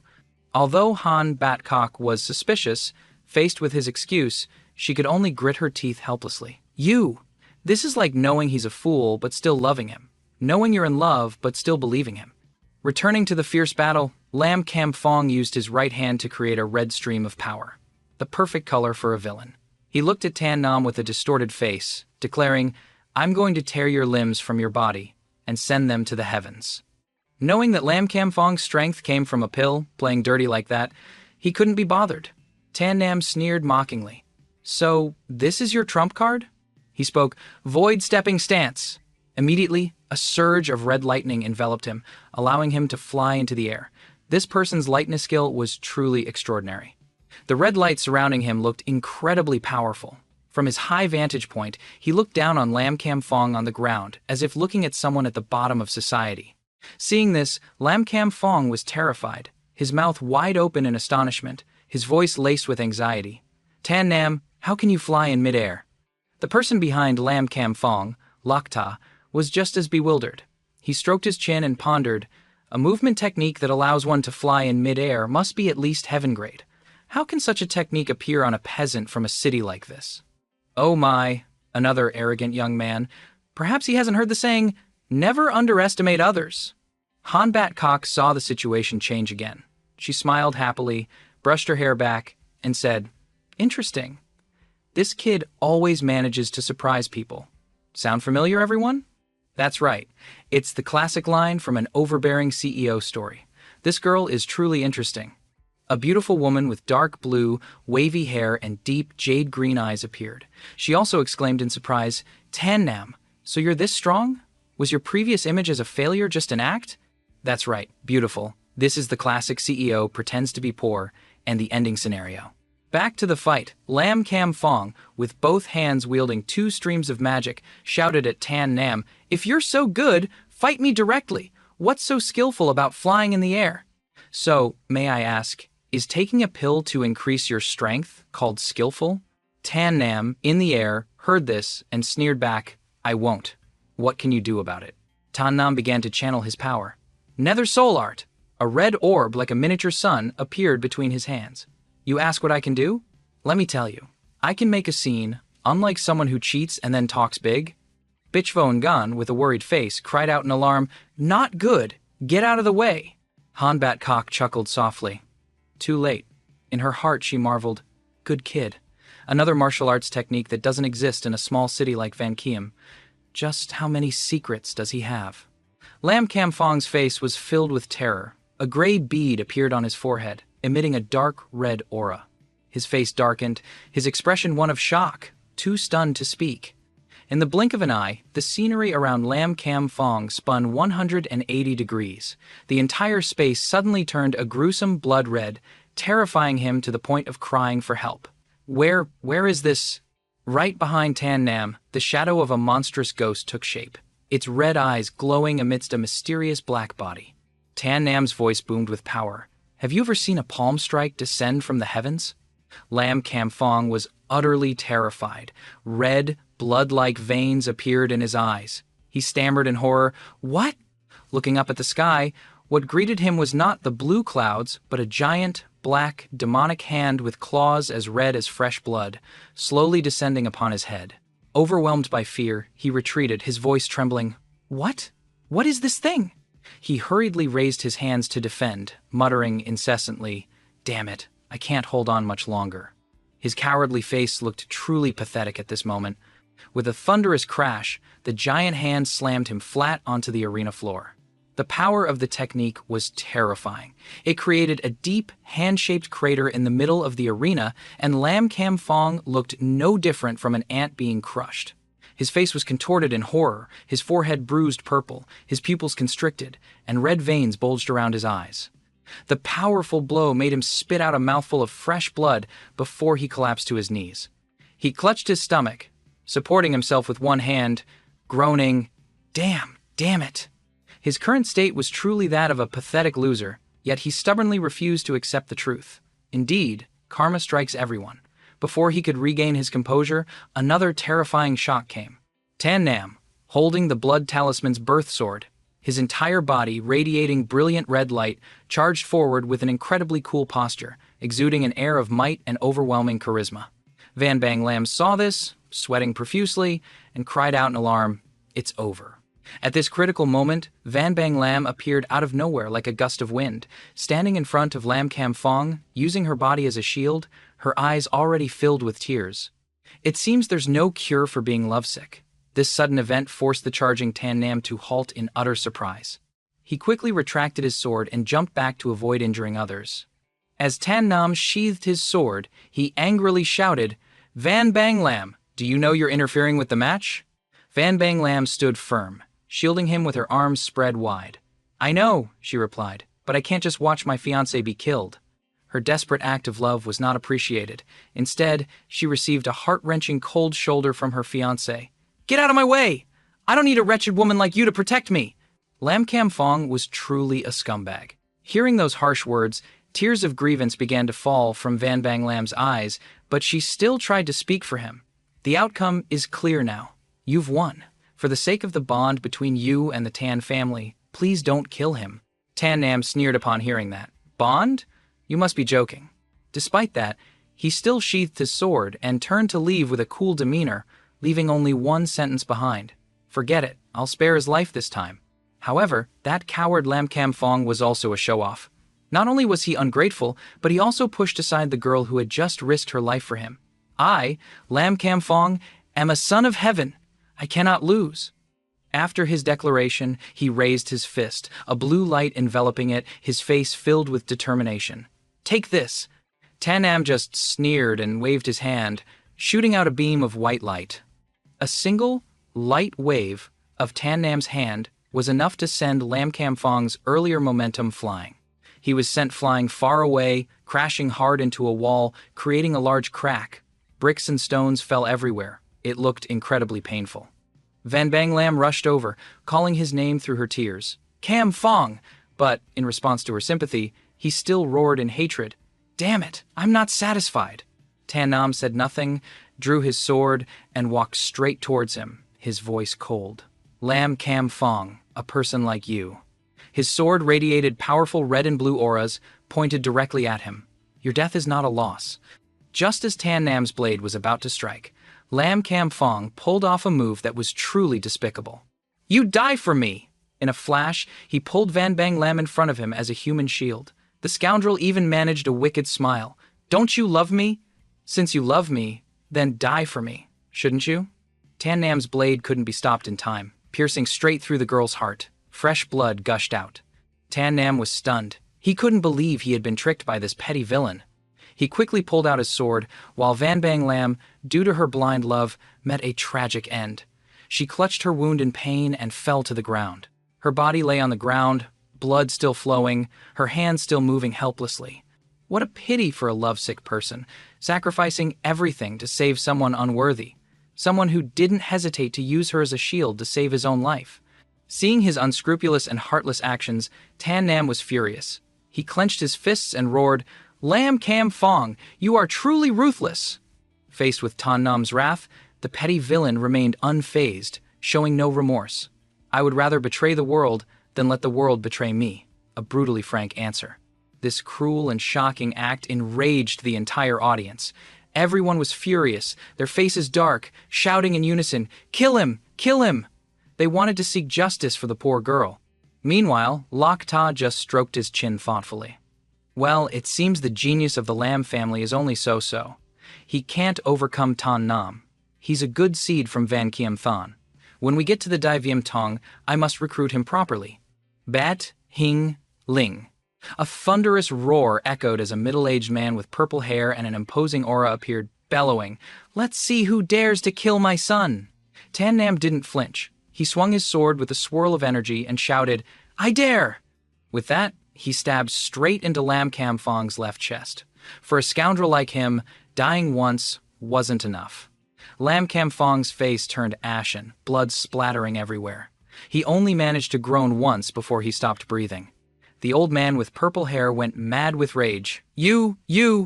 He collapsed beside the body, trembling as he called his son's name, Fong Ni! Fong Ni! Then he shot to his feet, his red, tear-filled eyes glaring, and roared, Tan Nam, you are now an enemy of the entire Lam family. Tan Nam just smiled faintly and replied, So what if I am? The old man trembled with rage. He pointed straight at Nguang Trong Sun. Nguang Trong Sun! He killed a member of my Lam family! Why are you just standing there? Nguang Trong Sun replied coldly, For thousands of years, life and death have been decided on the martial stage. Lam Ung, don't you know this? He closed his eyes, thinking to himself, The Lam family has been arrogant to the extreme these past few years. It's time for them to taste some suffering. Lam Ung was not satisfied. He pointed at Tan Nam and declared, Tan Nam and your Tan family, just you wait. I will annihilate all of you. With that, he turned and ordered, Let's go. The entire Lam family group left, carrying with them a belly full of anger and utter humiliation. As the drama ended, Han Bat Kok ran over with a radiant smile. Tan Nam, congratulations. From today on, you are an entry-level disciple of the Dai Viem Tong. Tan Nam just smiled lightly and replied politely, Thank you. He sighed and continued, It's just that this position is stained with a lot of blood. Han Bat Kok handed him a golden token. This is your entry token. She smiled brightly. In 3 days, bring this to the Dai Viem Tong to register. I'll be waiting for you. After saying that, she turned to Lok Ta, her cheerful expression turning icy. Lok Ta, aren't you leaving? Lok Ta just smirked. Such a nosy woman. Let's go, said Han Bat Kok. A beautiful morning at the Van Lam Tong in a magnificent palace. An old man with white hair and a white beard, dressed in a yellow robe, was furiously shouting, What? Lam Kam Fong used my daughter as a shield? A disciple was kneeling on the ground, not daring to lift his head, stammering, Yes, I saw it with my own eyes. The old man put one hand on his hip and gestured with the other. Go, gather all the disciples in the sect. I will wipe out every single member of the Lam family. At the same time, at the Lam family estate, the entire family was engulfed in a sea of fire, a fire of rage. The surrounding people gathered, utterly shocked. One person said, The once glorious Lam family has now been wiped out by the Van Lam Tong, who teamed up with a dozen other family forces. Another added, Do enough unrighteous deeds, and you'll bring about your own destruction. The Lam family brought this upon themselves. Who told them to be so arrogant? Elsewhere, under the clear blue sky of the Van Kiem Thuong Min, Tan Nam and Quinn Yuyen were sitting opposite each other. Quinn Yuyen cheerfully began, "A dragon returns to the sea, a phoenix soars to the sky. Young Master Tan can finally leave this small city and roam the world." Tan Nam's eyes were filled with sadness. "After this farewell, I don't know when I'll be able to see you again, Miss Quinn Uyen." Quinn Uyen squinted her eyes with a mischievous smile. "Isn't it simple for you to see me, young Master Tan? I just need to open a business at the foot of the Dai Viem Tong Mountain, and won't we be able to meet right away?" Tan Nam was surprised. "Open a business at the Dai Viem Tong? That seems a bit difficult." He then raised his teacup and took a sip. Queen Uyen also took a sip, then looked at him and smiled. "It's not difficult. I just need to take over all the trade in the 5 cities of Fulu and Van Nam, and then I'll be qualified to join the Dai Van Tong's merchant guild." Hearing this, Tan Nam jumped up. 5 cities? Miss Quinn Uyen? You're not joking, are you? Quinn Uyen feigned anger, seeing that this young man dared to underestimate her abilities. She clenched her fist. "You little brat, you dare to not believe me?" Thinking she was just bluffing, who would have thought Quinn Uyen would lunge forward and pinch both of Tan Nam's cheeks with her hands, making him cry out, "Ow! Ow! Ow! It hurts!" As soon as he was let go, his cheeks were bright red. Tan Nam didn't dare to displease the young lady anymore, just scratching his head and laughing foolishly. "I believe you. I believe you. Then we'll meet again at the Dai Viem Tong." Hearing that, Quinn Uyen held up her pinky finger, wanting to make a pinky promise. "All right, it's a deal." Tan Nam also extended his hand, linking his pinky with hers. "It's a deal." A promise was made between the two. Another beautiful day. 3 days later, Tan Nam set off with a slender, graceful girl with long black hair. The girl turned around and waved goodbye. "Father, Uncle Tan, we're leaving." Tan Nam also raised his hand in farewell. The girl's father and Uncle Tan watched them leave, unable to hold back their tears. Uncle Tan said, "Old man, what's the point of crying like this?" Nguang Trong's son, while wiping his tears, retorted, "Look who's talking, you're crying too." These 2 old men were really a pair of crybabies, crying like children. Finally, the Dai Viem Tong appeared before them, a majestic sight with long lines of people waiting to register at the Dai Viem mountain range. Tan Nam couldn't help but exclaim, "So many people! There must be at least 1,000. Chak Thi Kak explained, "That's right. The Dai Viem Tong recruits 1,000 disciples from the 99 nearby cities every year. The larger the city, the more disciples are recruited. Weaker cities might only have 1 person on the list." Hearing that, Tan Nam immediately asked, "So you're saying Van Kiem Than only has 1 spot, which means Van Kiem Than is very small?" Chak Thi Kak wagged her finger, indicating that Tan Nam was not entirely correct. She explained further, "Not just very small, but the smallest among the 99 cities." Through Chak Thi Kak's explanation, Tan Nam finally understood. So, the place we've lived in for over a decade is the weakest. In this vast Thien Dien continent, there are countless cities. It turns out I've just been a frog in a well all this time. I wonder how many cities are thousands of times stronger than Van Kiem Than, and how many sects are thousands of times more powerful than the Dai Viem Tong. Chak Thi Kak encouraged him. "All right, don't overthink it. As long as we try our best, even if we come from the weakest city, we can still become strong." This encouragement gave Tan Nam strength. He clenched his fist, showing his determination. "Try my best?" He silently resolved in his heart. That's right. In the Thien Dien continent, the big fish eats the small fish, and the strong rule. I'm just a drop in the vast ocean. I must work hard to become a true powerhouse. Chak Thi Kak waved goodbye. "That's right, Tan Nam. I'm gonna see the elder first, so I can't go with you to register. Don't get lost. I'll come find you later." Tan Nam replied, "Don't worry, I won't get lost." He thought to himself, "This girl is so careful. She must have a crush on me." Tan Nam stood at the registration area, right next to the disciple registration room. He walked over alone, observing his surroundings, and muttered to himself, "The disciple registration place. This must be it." Tan Nam quickly noticed something was off here. There were 2 lines, one seemingly endless and one short and stubby. He sighed, "This long? When will it ever be my turn?" After observing for a while, Tan Nam noticed something unusual. He turned to look and exclaimed. It turned out that next to the long line he was standing in, there was another, much shorter line. He curiously asked the person in front of him, "Strange, you're also new disciples. How come you can line up in a different line?" The other person replied, "You don't know? The 99 cities in the Daviam Tong are divided into 3 tiers.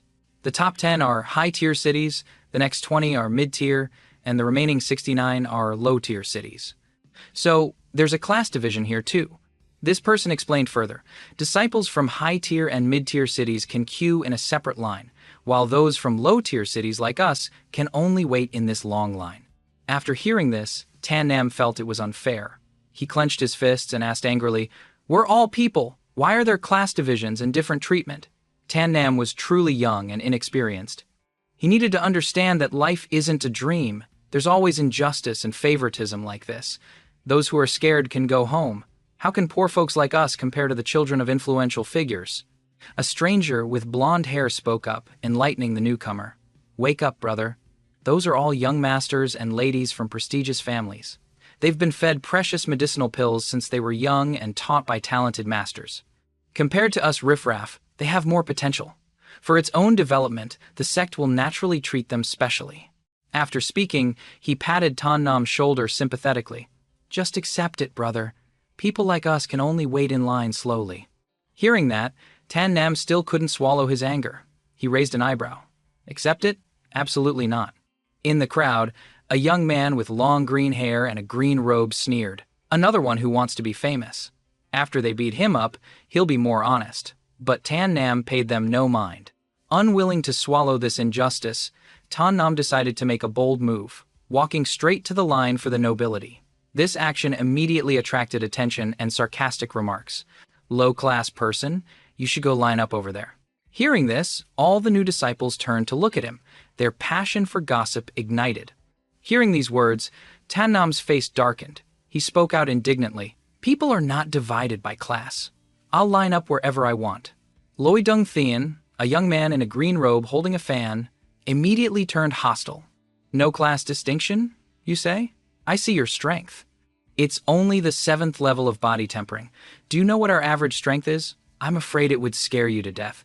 We're all at the 10th level of body tempering. Those with even higher talent have already broken through to the Dao realm." After speaking, Loi Dung Thien's face was extremely annoyed. Unable to hold back, he pointed his fan straight at Tan Nam's face and shouted, "Do you know the difference yet? If you know the difference, then get lost before I beat you to death." Tan Nam held his sword in one hand and formed a seal with the other, ready to retaliate. He roared, "If you can kill me, then come on! I'm definitely queuing here today." This bold statement from Tan Nam infuriated the man named Loi. His eyes narrowed, and he roared, "You dare to challenge the authority of us high-class people? You're asking for death!" Mu Fuang, a large, imposing man, also pointed at Tan Nam and aggressively shouted, "Beat him to death! A low-class rat doesn't deserve to be in the same line as us." 3 other young men also sneered, wanting to drive him away. One said, "Go back to the junkyard." Almost everyone looked down on him. Suddenly, a hand slammed down on the table. The old official in charge, his face wrinkled, scolded, "What's all this noise?" The entire space fell silent.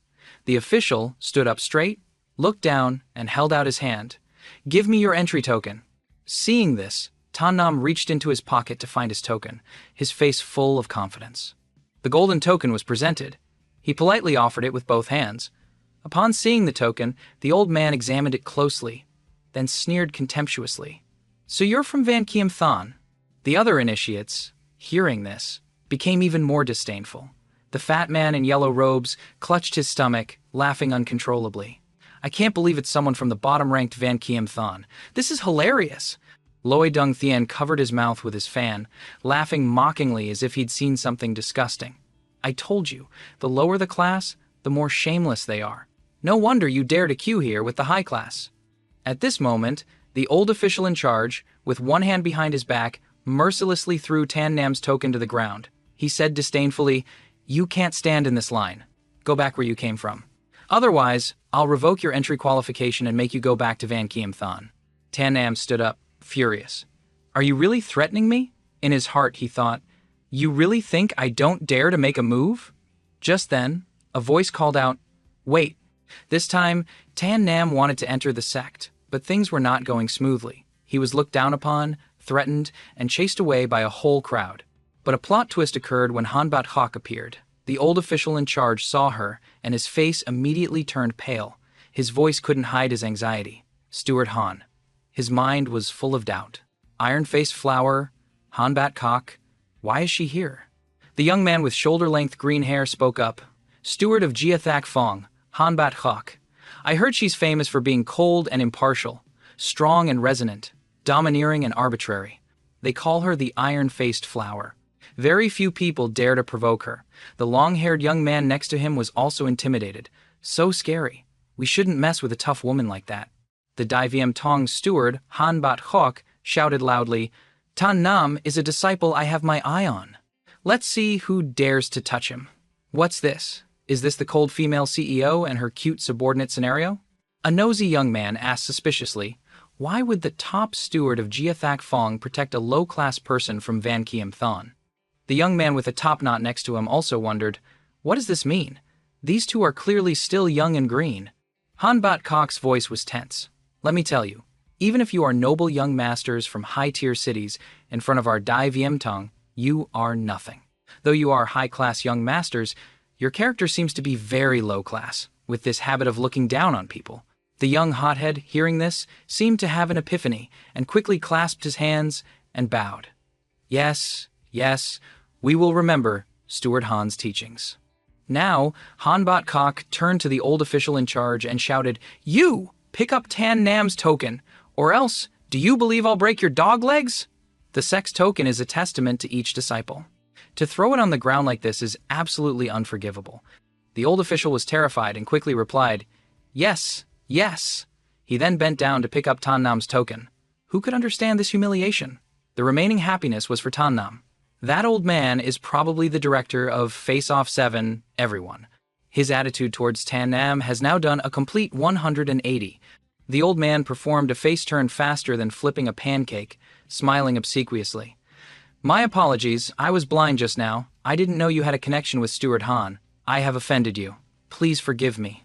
I will register your name right away. No need to queue. He shoved the token back into Tan Nam's hand, leaving him speechless and disgusted. Now it was time for the one with power to show off. Tan Nam crossed his arms and said in a superior tone, Next time, don't look down on others. The people present were all stunned, with surprise written all over their faces. A pink-haired girl's jaw dropped. The official in charge is apologizing to a low-class person?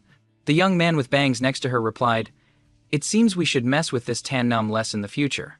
Oh my god, even though he's low-class, his character is high-class. The tense situation was resolved. Hanbat Hawk waved to Tan Nam. Before he could understand what was happening, she gave an order, Tan Nam, follow me. Saved by a beautiful woman, he squinted his eyes and smiled shyly. All right. It seemed he wouldn't stoop to the level of those low-class, narrow-minded people who thought the sky was the size of a well lid. A while later, they arrived at Hanbat Hawk's residence. She smiled cheerfully. Tan Nam, you should get used to things here. This place only worships the strong, while the weak will be bullied by others. It's completely different from the outside world. I hope you'll adapt to it soon. He quickly replied, I know this place is even more cold-blooded and cruel than the outside world. The weak will be bullied, and only the strong can obtain more resources. Seeing his understanding, she laughed with great amusement. If anyone bullies you, let me know. I'll protect you. Tan Nam was extremely grateful for her kindness. Hanbat Hawk raised a finger. All right, let's get down to business. Since you already know the rules of the Dai Viêm sect, I won't repeat them. Tomorrow is the peak selection exam. New disciples will be chosen by each sect in the mountain. Your talent is very good, so I hope you will become a disciple of my peak. Tan Nam wondered, how many peaks are there in the Dai Viêm Tong? Hanbat Hawk continued to explain. The sect is divided into an outer gate and an inner gate, with 3 peaks. These 3 peaks have extremely fierce competition every year. The final winner will receive a huge amount of resources. Tan Nam scratched his head. I understand now. I will try my best to achieve the best results. He thought to himself, no wonder they cheated in the selection competition by illegally using that medicinal pill. It turns out they were recruiting and trying to win over disciples to their side from the very beginning. Hanbat Hawk looked back and advised, I won't disturb you anymore. Go back and get a good rest. Tan Nam clasped his hands in farewell. under the clear blue sky? Tan Nam held a wooden tag, looking around and muttering, "Number 50. Low tier." He stopped abruptly. The living quarters for low-tier disciples were nothing more than a dilapidated, run-down, discolored pigsty, located in a corner, looking more like a poor villager's house than something belonging to a large sect like the Dai Viam Tong. Seeing this, Tan Nam frowned in dissatisfaction. As expected, the weaker you are, the more unfairly you're treated. Suddenly, a voice called out, "Tan Nam, hey!" He turned around. Lalak Ta was leading a group of followers towards him. He raised his hand in greeting. "Tan Nam, long time no see." Tan Nam didn't understand why he was here, so he asked, "Lak Ta, what are you looking for me for?" Lak Ta smirked and held out his hand. "Regarding your wish to join a peak, I'll give you two choices. First, join our Quan Than Fong. I can give you a high-tier room 100 times better than your shabby one." He presented the second choice. "Don't join Quan Than Fong, and you'll be targeted by the disciples of Quan Than Fong forever until you either leave Dai Viam Tong on your own or die here. Choose." Hearing this, Tan Nam became angry. "What grudge do I have with you? Why do you have to target me like this?" Lak Ta laughed disdainfully. "None. I just don't like the look of you.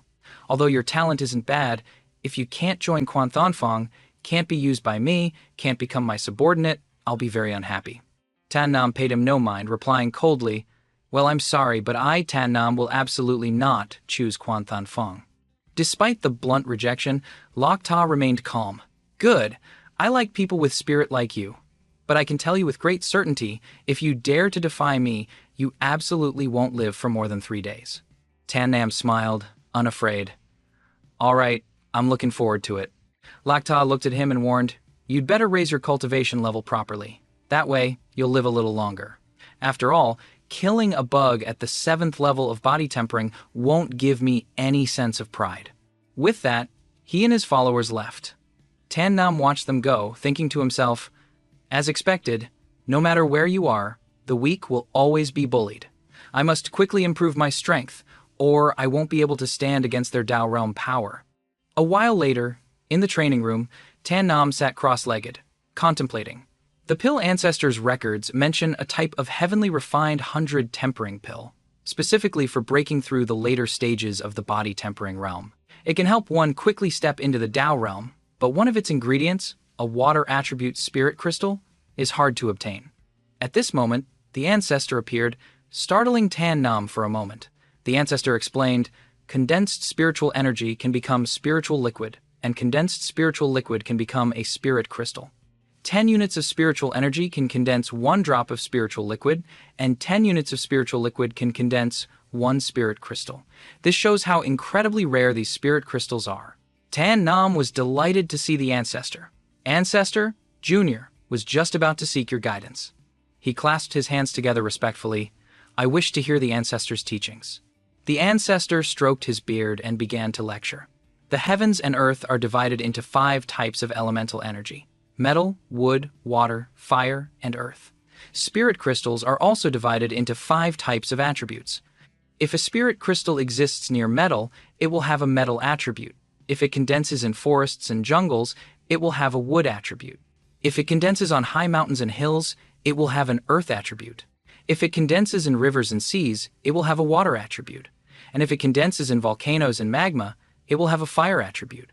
The ancestor continued, "There is also a type of spirit crystal with no attribute, which exists in all things in the world, containing spiritual energy. Its production is greater than that of ordinary spirit crystals, so martial artists often use it as currency, and it is also called a spirit stone." Hearing this, Tan Nam had a realization. So that's how it is. In that case, shouldn't I be looking for a water source to find this first-grade water spirit crystal? The ancestor disagreed. You could, but it's not necessary. There are specialized spirit prospectors who search for spirit crystals, and the ones they find are traded in major markets. If you have enough money, you can definitely buy one in the Dai Viam Tong's market. Following the ancestor's words, a bustling, noisy trading scene appeared. Tan Nam wondered, "So that's how it is. I just don't know how much a first-grade water spirit crystal costs. I currently have over 800,000 silver taels from selling pills before." Elsewhere, under the bright sun at Dan Uyen Pavilion, a pair of nimble hands were calculating on an abacus. Dong Thien Thien greeted a customer with a smile. A first-grade water spirit crystal costs 1 million silver taels per piece. Of course, if you have 100 gold taels, you can also buy it. This number made Tan Nam, who considered himself a wealthy man in Van Kiem Than, turn pale. He held his head in despair. I thought I was a rich man in Van Kiem Than, but with over 800,000 silver taels, I can't even afford a single first-grade water spirit crystal in the Dai Viem Tong. Seeing his strange behavior, Dong Tien Tien found it amusing. She continued, Esteemed customer, you seem to be in a bit of a predicament. How about I show you a way to make a fortune? Tan Nam was curious. Feel free to speak. At the same time, he thought to himself, let's see what she suggests first. If she's trying to trick me, I can just leave. Seeing her prey's confusion, Dong Thien Thien made a tempting offer. You look new here, probably a new disciple. As it happens, I need a large number of disciples to help wash newly harvested medicinal herbs. The pay is 200,000 silver taels a day, which is 20 gold taels. What do you think? Tan Nam hesitated slightly and bargained. So, if I work all day today, you can give me 20 gold taels? He calculated as he spoke. Plus the 850,000 silver taels I have, which is 85 gold taels, I'll have just enough to buy one first-grade water spirit crystal. Hearing this, she didn't hesitate and smiled, replying immediately. Although a lot of time has passed today, since you're handsome, I'll count it as 20 gold taels for you. He was grateful. Thank you, boss lady. In his heart, he thought, this is great. Dong Thien Thien heard this and shyly covered her mouth with her hand, smiling. It felt like something was being hidden. Following her instructions, Tan Nam pushed the door open. Peeking through the narrow door, he couldn't help but be surprised. This is, she introduced, young master. This is the herb washing room. A vast space appeared. In the distance were shelves filled with medicinal herbs, and many people were sitting and processing them. Looking at the scene before him, he wondered, there must be at least 100 people here, all washing medicinal herbs. She smiled. That's right, young master. Hurry up and get to work. If you're slow, I won't pay you. In front of Tan Nam was a basin of medicinal herbs piled as high as a mountain, making him exclaim, so many. He picked up a dirty piece of herb, dipped it in the basin of water, and gently scrubbed it. Holding the freshly washed herb in his hand, he was confused. Strange, why isn't it clean? A person saw this and asked, new here? Which startled him. Ah, yes. This person held up both hands, surrounded by purple spiritual energy, and said, let me tell you, washing this is very tiring. The stains on the medicinal herbs can't be washed off with ordinary methods. You need to channel the spiritual energy in your body to your hands. That person began to demonstrate, his hands enveloped in spiritual energy as he picked up a piece of herb, not forgetting to continue. Then, wash along its edges. That's the only way to get it clean. After being guided, Tan Nam understood. So that's how it is. It really works. He used both hands imbued with spiritual energy to pick up a piece of herb and wash it clean. Tan Nam crossed his arms and thanked him. I didn't expect Senior to be so skilled at washing medicinal herbs. I am impressed. Seeing this, the male disciple shrugged his shoulders and lamented, it's nothing. You get used to it after doing it a lot. But it's also helpless. If I had money like those high-ranking disciples, I wouldn't be here washing medicinal herbs. Hearing this, Tan Nam turned to comfort him. But low-ranking disciples like us can also seize opportunities, right? The male disciple immediately shook his head in denial. Seize them? They've already blocked all the paths for you to improve. How can you seize them? It's useless. Just accept it. On the surface, Tan Nam seemed to accept it, saying, but in his heart, he frowned and thought, I won't believe it. Suddenly, the scene in front of him caught his attention. In front were alchemists sitting by their cauldrons, and streams of golden spiritual energy began to swirl around them. He was startled and thought, there are alchemists here too? Tan Nam was extremely curious and turned to ask the male disciple, what are those people doing, refining pills? The male disciple covered his mouth and whispered, those people? Of course, they are high-ranking disciples, but they're not like the wealthy disciples who don't have to worry about anything. They also have to earn money. Their talent is high, so they become alchemists and naturally use alchemy to make money. The male disciple continued to lean closer to Tan Nam and whispered, I heard their daily salary is 100 gold taels. After saying that, The male disciple put his hands on his hips and sighed, adding, "It's just a pity that low-ranking disciples like us have no money and no talent." Hearing this, Tan Nam quietly clenched his fist. Tan Nam realized that to get ahead, he had to take a different path. He moved forward, his mind calculating. 100 gold taels a day, which means I can earn enough to buy a spirit crystal in one day.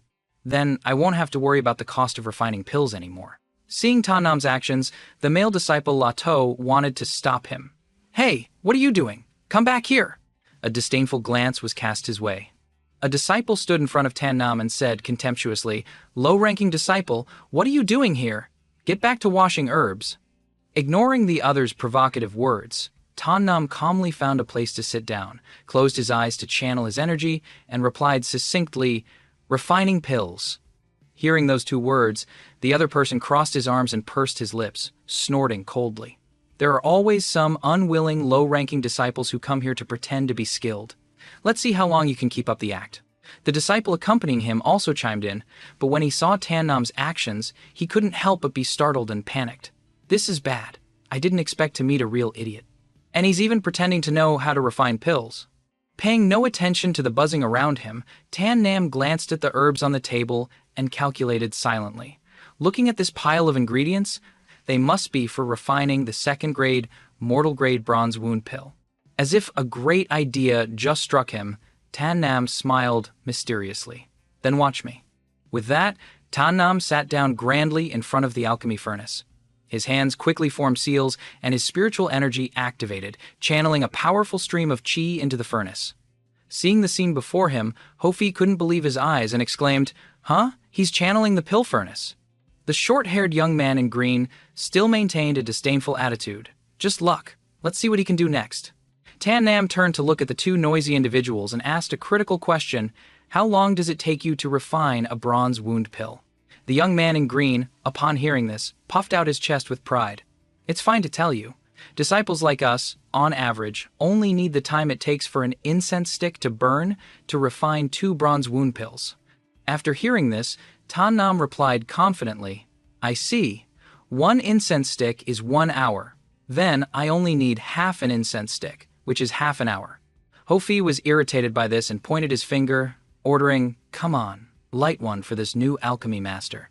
If he can't refine it, we'll report his story to the Divium Tong's Board of Strange Tales, so the whole sect knows about a fool like him." Tan Nam remained confident. "You just watch." And so, a pill magic show began. Between Tan Nam's palms, a fierce flame erupted. Then he brought his hands together, formed a hand seal, and silently chanted, "Condense fire into fist." The pile of medicinal herbs under the intense flame was instantly burned to ash, leaving only the most precious essences. The entire alchemy furnace also emitted a blinding white gold light. At that very moment, Tan Nam suddenly opened his eyes. He reached out his hand as if grasping something and shouted, "Pill formed!" Holding a round, pinkish-purple pill in his hand, Tan Nam challenged, "Half an hour. How about that?" The young man in green held the plate with the pill, his face as green as a banana leaf, his mouth forming an O and his eyes an A, stammering, half an hour." He really refined a bronze wound pill. And even more terrifying, it's of superior quality. Ho Fai stubbornly argued, "This is impossible. You're just a low-ranking disciple." At that moment, Dong Tian Tian had been leaning against the doorway for who knows how long.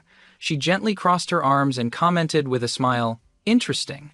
Dong Tian gracefully walked over to where Tan Nam was standing and made an attractive offer. "You don't have to wash herbs anymore. If you alone can refine the amount of pills for 2 people, then I'll pay you a daily salary of 200 gold taels." As she spoke, she rubbed her chin, thinking to herself, "So this kid has some skills. I'll have to pay more attention to him in the future." Tan Nam was overjoyed to receive such a great offer. He eagerly clasped his hands and said repeatedly, thank you, boss lady." At this point, the disciple from before widened his eyes, scratched his head, and muttered, "So he can actually do it. I thought he was like me, always washing herbs here. Now, the money he earns in 1 day is enough for me to earn in 10 days. Ho Fai, standing nearby, was still furious. He crossed his arms and continued to mock Tan Nam. "So, what if you're a little better at refining pills? it doesn't change the fact that you're a low-ranking disciple. One day, you'll be kicked out of this line. Night fell, and a full, round moon hung high in the sky, illuminating the world. In his room, Tan Nam sat cross-legged in front of an alchemy furnace, closing his eyes to meditate. He thought to himself, "It's finally enough." He took out a small, sparkling stone from his pocket and said to himself, "With this first-grade water spirit crystal and the rest of the medicinal herbs I've bought, I can now start refining the heavenly refined 100 tempering pill." He clenched the spirit crystal, channeling his spiritual energy to place all the medicinal herbs into the furnace. He used fire to begin the refinement process. The alchemy furnace burned fiercely, emitting an incredible heat. A soft opening sound was heard, and a fragrant smoke with the scent of medicine wafted out. Tan Nam reached out and took the freshly made pill, exclaiming with joy, "Heavenly refined 100 tempering pill, it's done." He admired the golden pill in his palm and thought to himself, "It is said that this heavenly refined 100 tempering pill can help a martial artist still in the body tempering realm quickly break through to the Tao realm, but the side effect is extreme pain." As soon as he finished his thought, Tan Nam made a bold move, swallowing the pill without hesitation. The medicinal power quickly spread, followed by an excruciating pain that felt like his insides were being torn apart. Tan Nam's face turned pale, and he pressed his hand tightly against his chest. He let out a pained groan and thought to himself, it hurts so much." He supported himself with both hands on the ground, his breathing becoming heavy and rapid. Tan Nam gradually lost his strength and collapsed onto the floor, his hands still clenched in defiance, encouraging himself, "No, I have to hold on." As time passed, Tan Nam gradually became exhausted. A mouthful of fresh blood spurted from his mouth, and he exclaimed in frustration, Damn it." Finally, he fainted, lying motionless on the stone floor. The next morning, birds chirped and bright sunlight streamed into the room. Tan Nam slowly woke up, letting out a groggy sound. He sat up with a start. Tan Nam stood up and checked his body. He said to himself with joy, "Success! I've broken through to the 9th level of the body tempering realm. After passing the 10th level, I can break through to the Tao realm." Just then, the manager outside called out loudly, "Everyone out! The entrance exam is about to begin." Tan Nam stepped outside confidently. A cool breeze blew past him, making him feel refreshed. He walked with a relaxed stride. Time for the entrance exam. At the outer gate square of the Dai Viem Tong, a huge crowd had already gathered, all eyes fixed on the 5 people on the high platform. A middle-aged man spoke up, "Lakta, have you arranged this year's disciples properly?" The person who had just spoken was Hung Truong Tien, the leader of Quan Tan Fong. Lakta respectfully clasped his hands and replied, "Master, rest assured. I have already persuaded all the high-ranking disciples. They will definitely join our Quan Tan Fong today." He added confidently, "This year's sect resources will surely be ours again." His eyes gleamed with a sinister, calculating look. He smirked. "As long as Quan Tan Fong takes first place, as a steward, I'll get a massive amount of resources. Then I can improve my strength, climb higher, and even replace the Peak Master." An old man next to him spoke with contempt. A petty person like you makes others laugh." The speaker was Bitch Vongan, the Peak Master of Fo Lan Fong. Quan Tan Fong turned to Bitch Vongan and taunted, "Hey, old man, your Fo Lan Fong is always second. If you're so good, try winning first place for once. Sour grapes, are we?" Hearing this, Bitch Vongan angrily shouted, "You! My Dai Viem Tong will be destroyed in the hands of villains like you sooner or later." Quan Tan Fong maintained his disdainful expression. "What does an old man like, you know?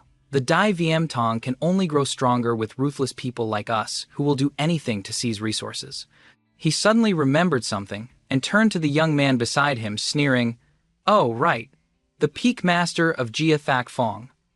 After being last every year, why are you so quiet? Are you embarrassed?"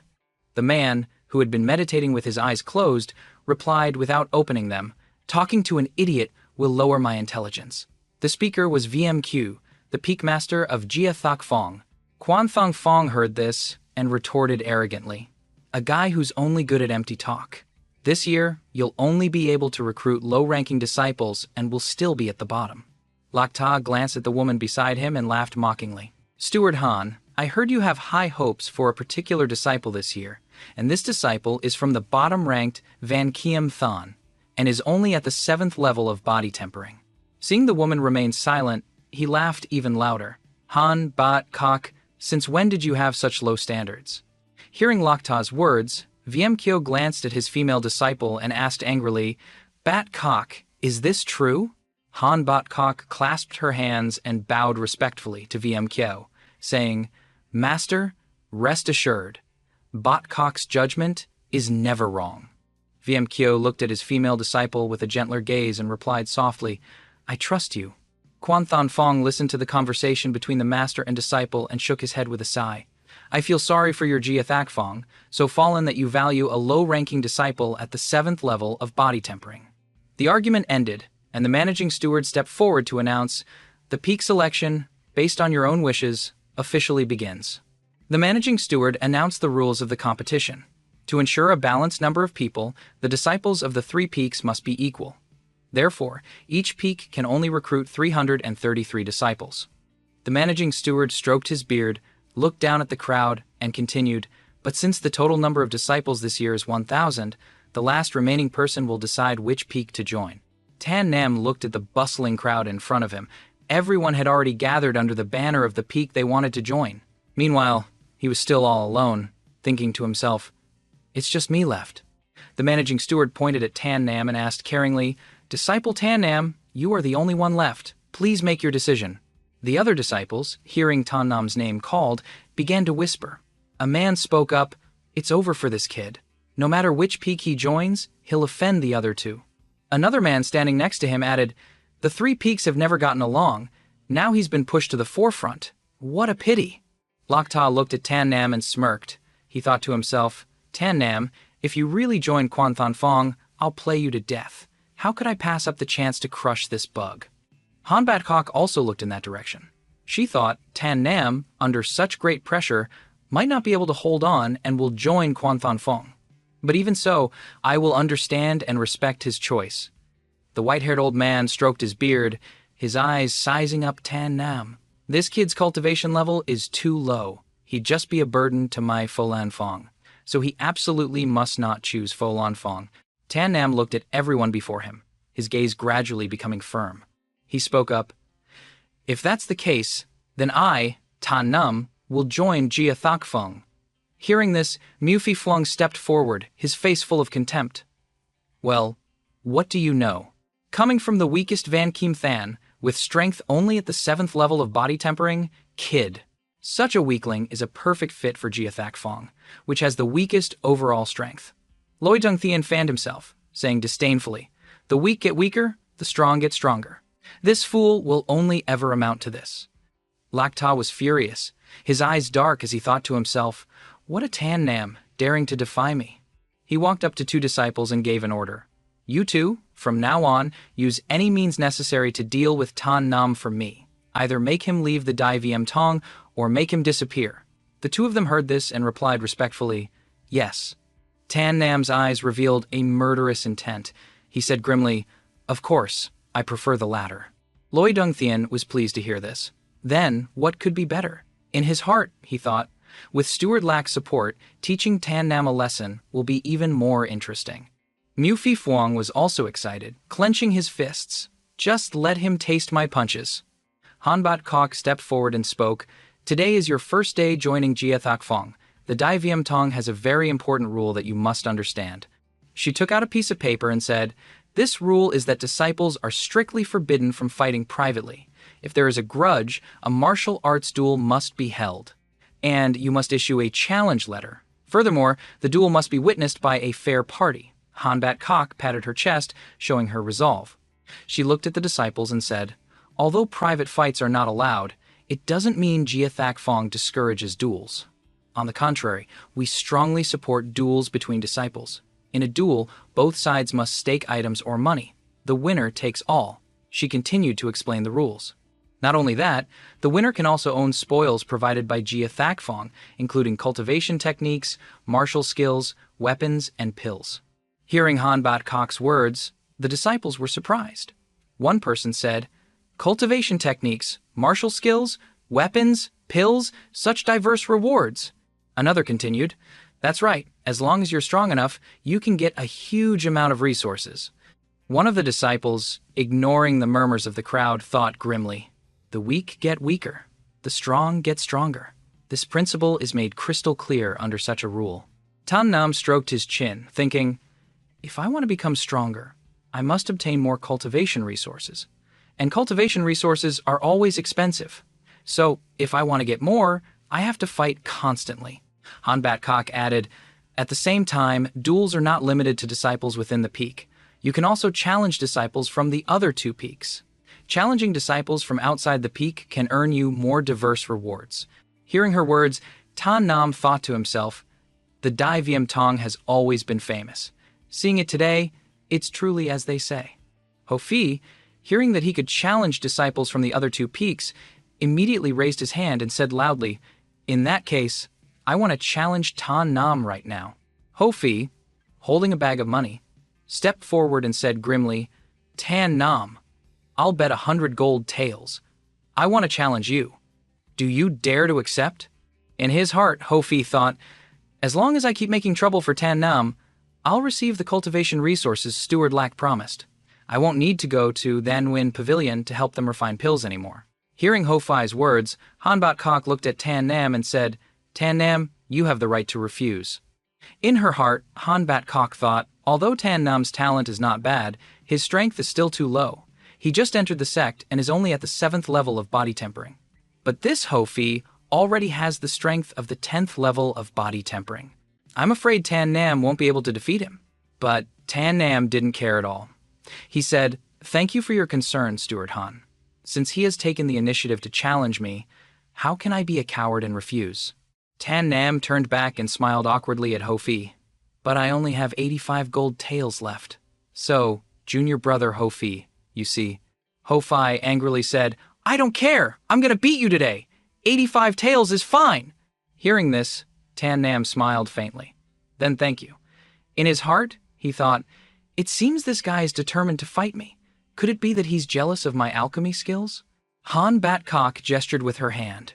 "If that's the case, you two, please proceed to the dueling arena of Jia Thok Fong. You will fight under the witness of all the disciples of the Dai Viêm Tong." On the martial arts stage, the two stood opposite each other. Ho Fi's eyes scanned his opponent, then he spoke. "Steward Lack Ta told me that when you entered the mountain, your strength was only at the 7th level of body tempering. I am now at the 10th level. Defeating you will be extremely easy." Tan Nam stood there, looking at his opponent with a disdainful face. "Are you sure you want to fight me? Are you sure you won't regret it?"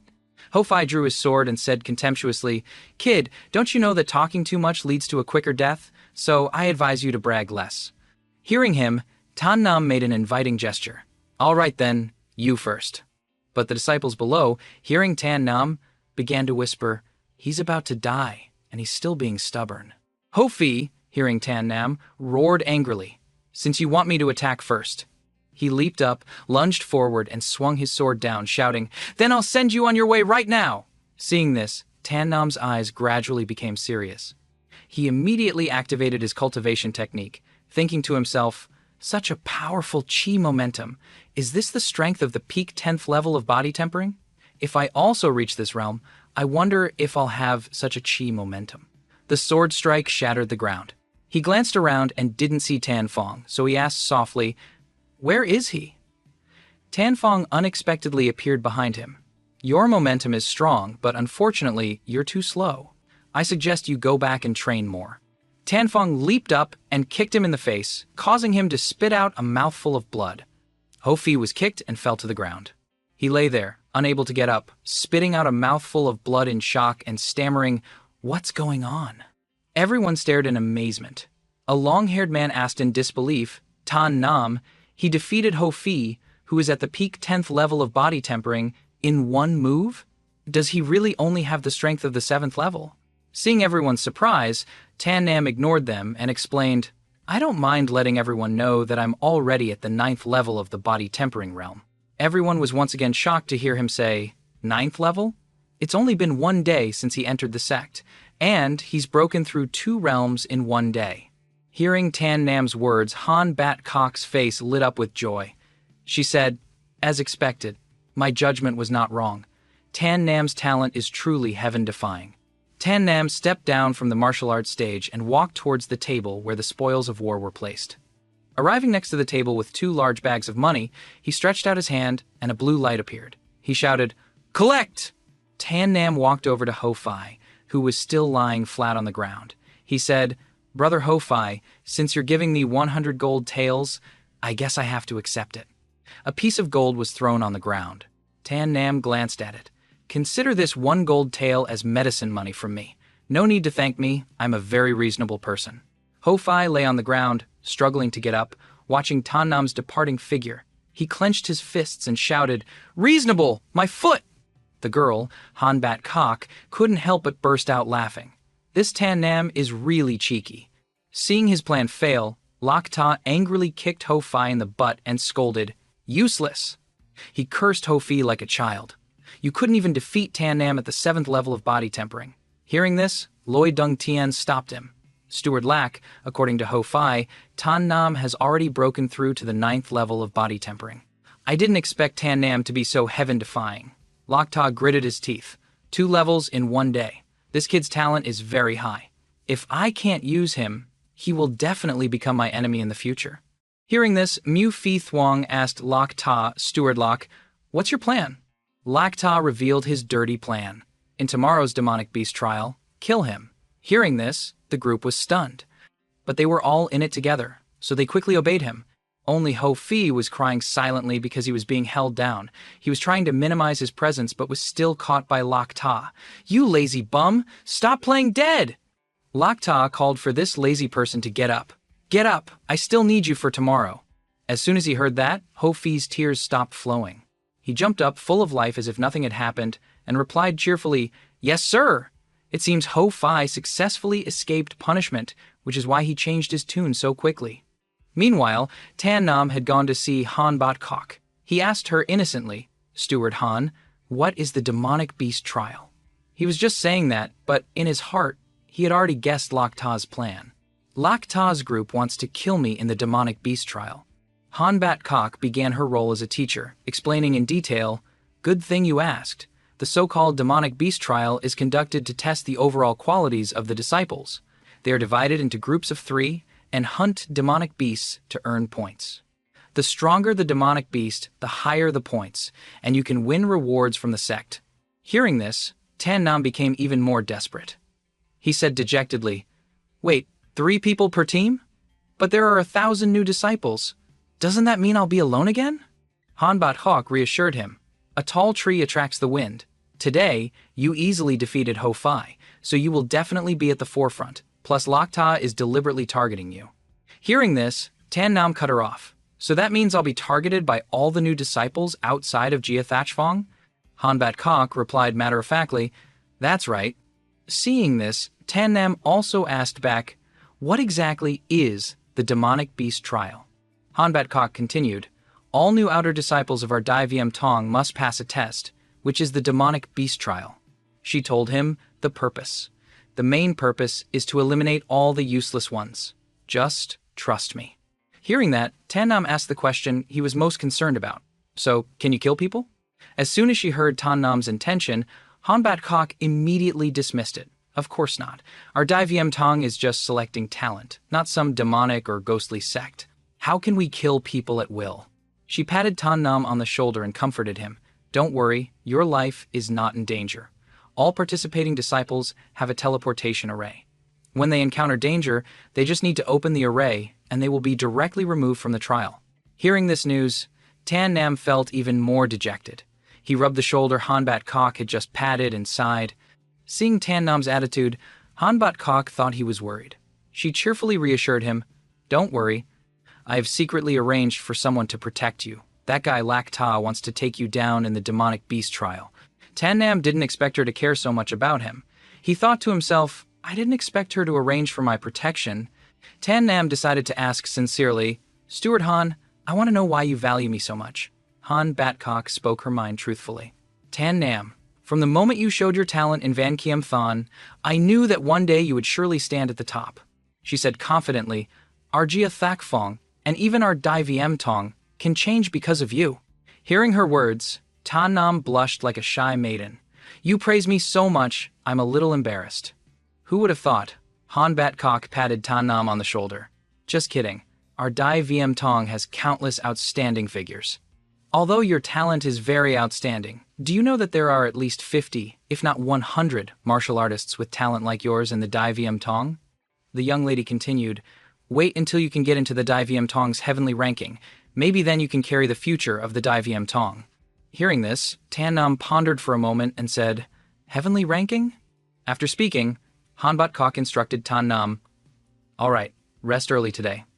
Prepare well for tomorrow's demonic beast trial. Then, Han Bat left to let Tan Nam rest. Tan Nam watched her receding figure, thinking that she was right. The Dai VM Tong will change because of me, Tan Nam. The next day, at the main square of the Dai VM Tong, all the new disciples had gathered. The background characters were now anxiously praying. Today is the demonic beast trial. I'm so nervous. I must do my best. As long as I get a good result in this trial, I can rise to the top. God bless me. God bless me. Please don't let me encounter a beast that's too strong. Suddenly, someone arrived, causing them to scatter like roaches. It turned out to be Tan Nam. He thought, confused, are they that scared of being near me? Lacta's lackeys started to notice him. Mu Fi Thuong whispered, look at that Tan Nam. He's about to die and doesn't even know it. Hearing this, Loi Dung Thien replied, Steward Lack told us that Tan Nam's teleportation array has been tampered with. He said that when the time comes, we find him and use him. If Han Bat asks, we'll say his teleportation array was destroyed by a demonic beast and he was killed by it. These two fools didn't know that everything they had just said had been heard by Tan Nam. He thought to himself, they messed with my teleportation array. Interesting. I'm afraid you two don't know yet that for someone like me who has broken through to the 10th level of body tempering, my 5 senses are already at their peak. I heard every word you said. Tan Nam disdainfully told them, when the time comes, we'll see who dies at whose hands. At this time, everyone had gathered in the Dai VM Tong Square. The guide also began to announce the group list. Now, I will announce the group assignments. He read, First Team, Du Kiep, Tu Yen Kwong, Hin Tu Lu. Below, the background characters were also gossiping. The 3 new powerhouses are in the same group. They can definitely hunt stronger demonic beasts. That's right, the strong unite. Their overall strength will increase significantly. They will definitely be number 1. The guide continued to read, Team 19, Mu Fi Thuong, Loi Dung Thien, Ho Fi. Hearing this, Lacta's underlings were overjoyed. Mu Fi Thuong turned to Loi Dung Thien and said, as expected, the 3 of us are in a team. This will make it even more convenient for us to deal with Tan Nam. Seeing the crowd was a bit noisy, the guide cleared his throat a few times to remind them to be quiet.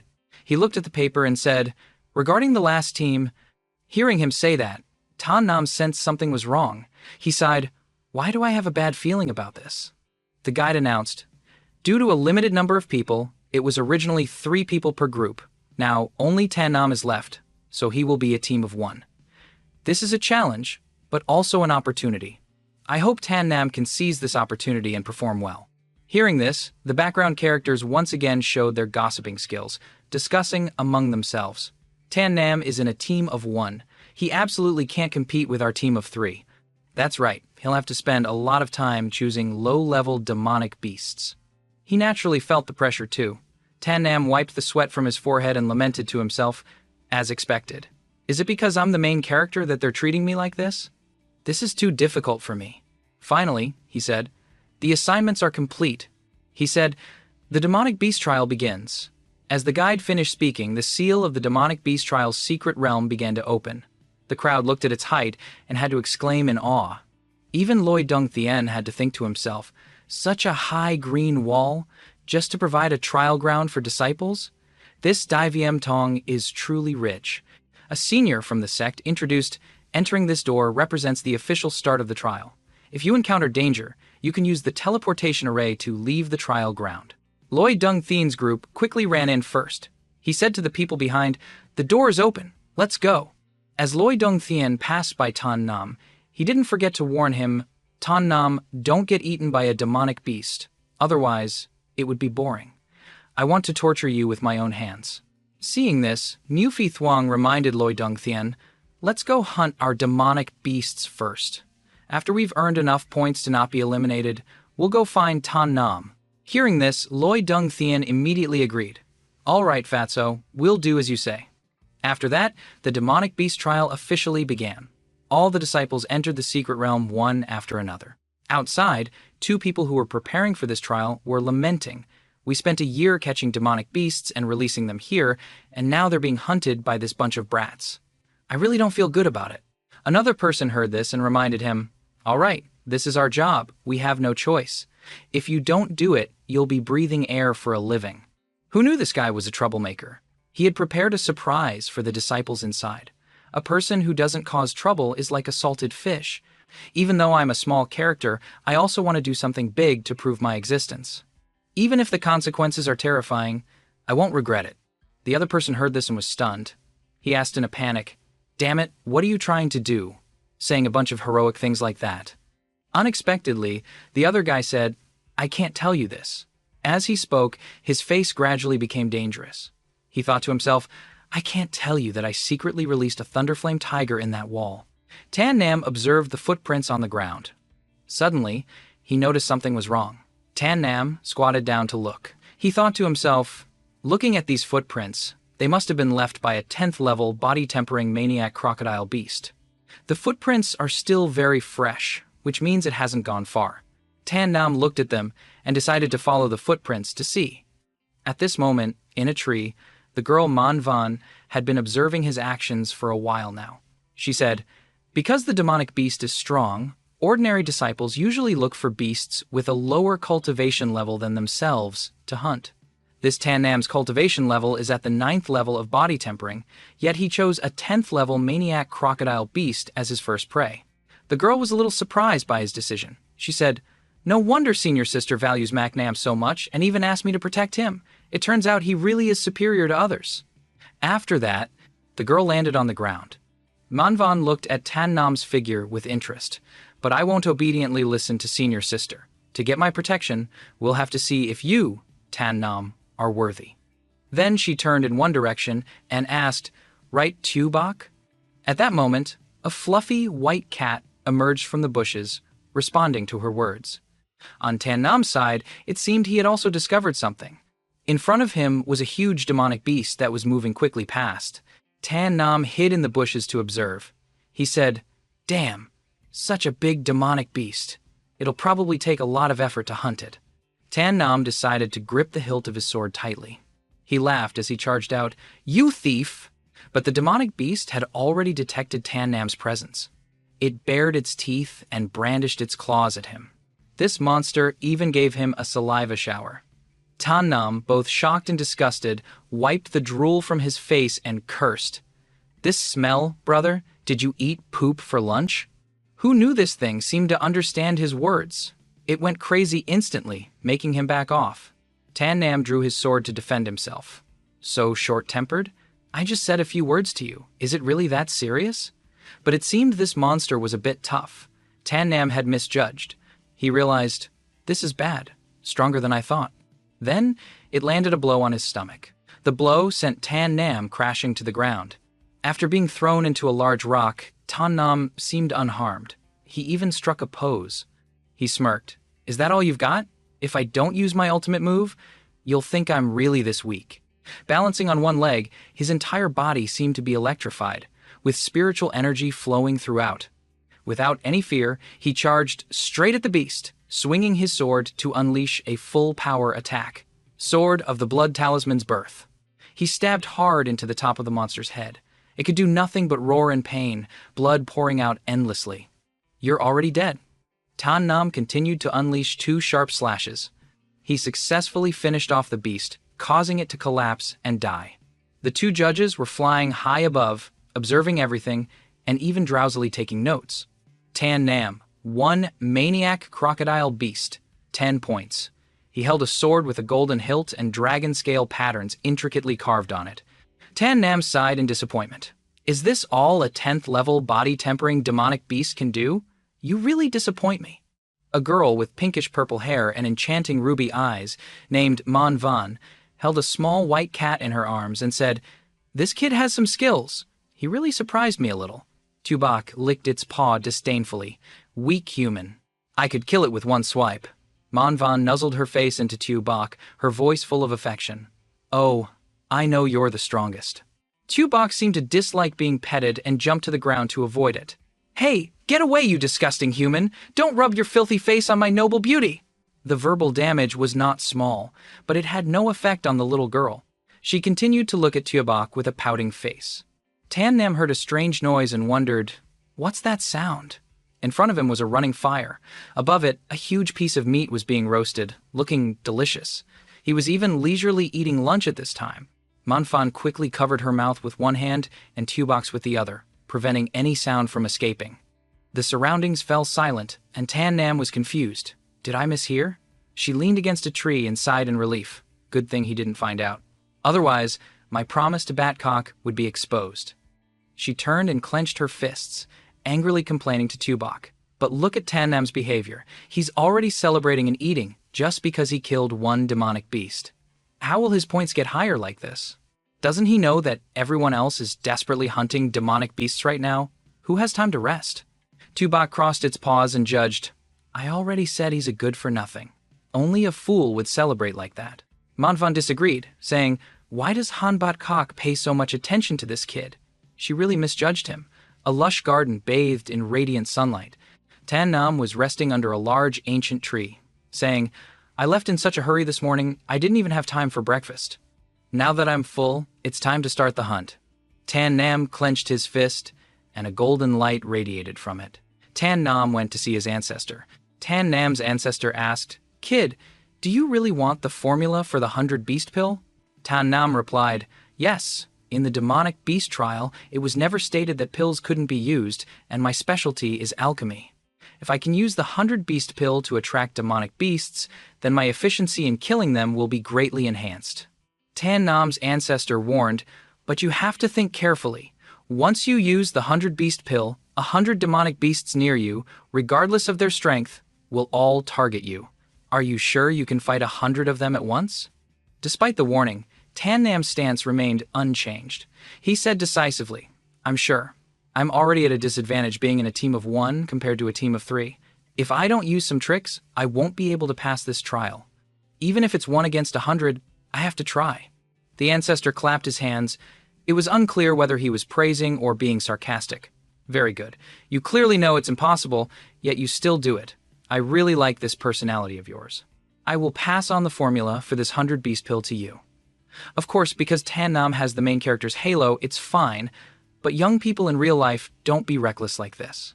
No one will save you. The next morning, the battle officially began, and so Tan Nam started to dance with fire. A stream of bright red spiritual energy emanated from his hand, which was the method of the 100-beast pill. With the secret technique in hand, Tan Nam was extremely confident, boasting loudly, come on, 1 against 100 is no problem. The bright red spiritual energy spread throughout the forest. The opposing side saw this and was furious, immediately cursing, damn it! Behind him, his teammates were still struggling with the beasts. Seeing the demonic beasts suddenly turn and run, Tan Nam's opponents were left bewildered, stunned, and speechless. What? Why did they run away? We were just about to finish them off. Right after, a wild boar with tusks as long as an elephant suddenly appeared. Next, a green dragon also joined the fun. 3 other beasts joined in, forming a complete combo. Seeing this, Tan Nam just thought to himself, they're here. It turns out these beasts were ordered from the 100-beast pill that Tan Nam had just confirmed with the ancestor. A horde of beasts, as numerous as a Mongol army, surrounded Tan Nam. Seeing this, the young man raised his sword and assessed the situation with satisfaction. This 100-beast pill is truly powerful. 100 demonic beasts have really come here, the weakest being at the 3rd level of body tempering and the strongest at the 10th. What is this Tan Nam doing? The spirit child on this side was still loading, not understanding what was happening, so she asked. Looking at this situation, Tan Nam must have used some tools to attract the nearby demonic beasts. The referee accompanying her began to analyze. Should we report this to Brother VM? The girl wondered. He immediately replied, no need. A small matter like this doesn't need to be reported to a higher-up. I'm very curious to see if this Tan Nam can fight 100 of them at once. The climax of the show is approaching. How can we miss it? He said with a chill attitude, but every word was full of anticipation. She also nodded in agreement. Senior brother is right. The sky was still clear and peaceful. The clouds drifted lazily, seemingly unaware that a world-shaking battle was about to take place. If I can kill all these demonic beasts, then my accumulated points will be at the top. I might even be able to absorb their blood power and break through to the Dao entry realm in one step, Tan Nam told himself with a burning desire, his determination clear in his eyes.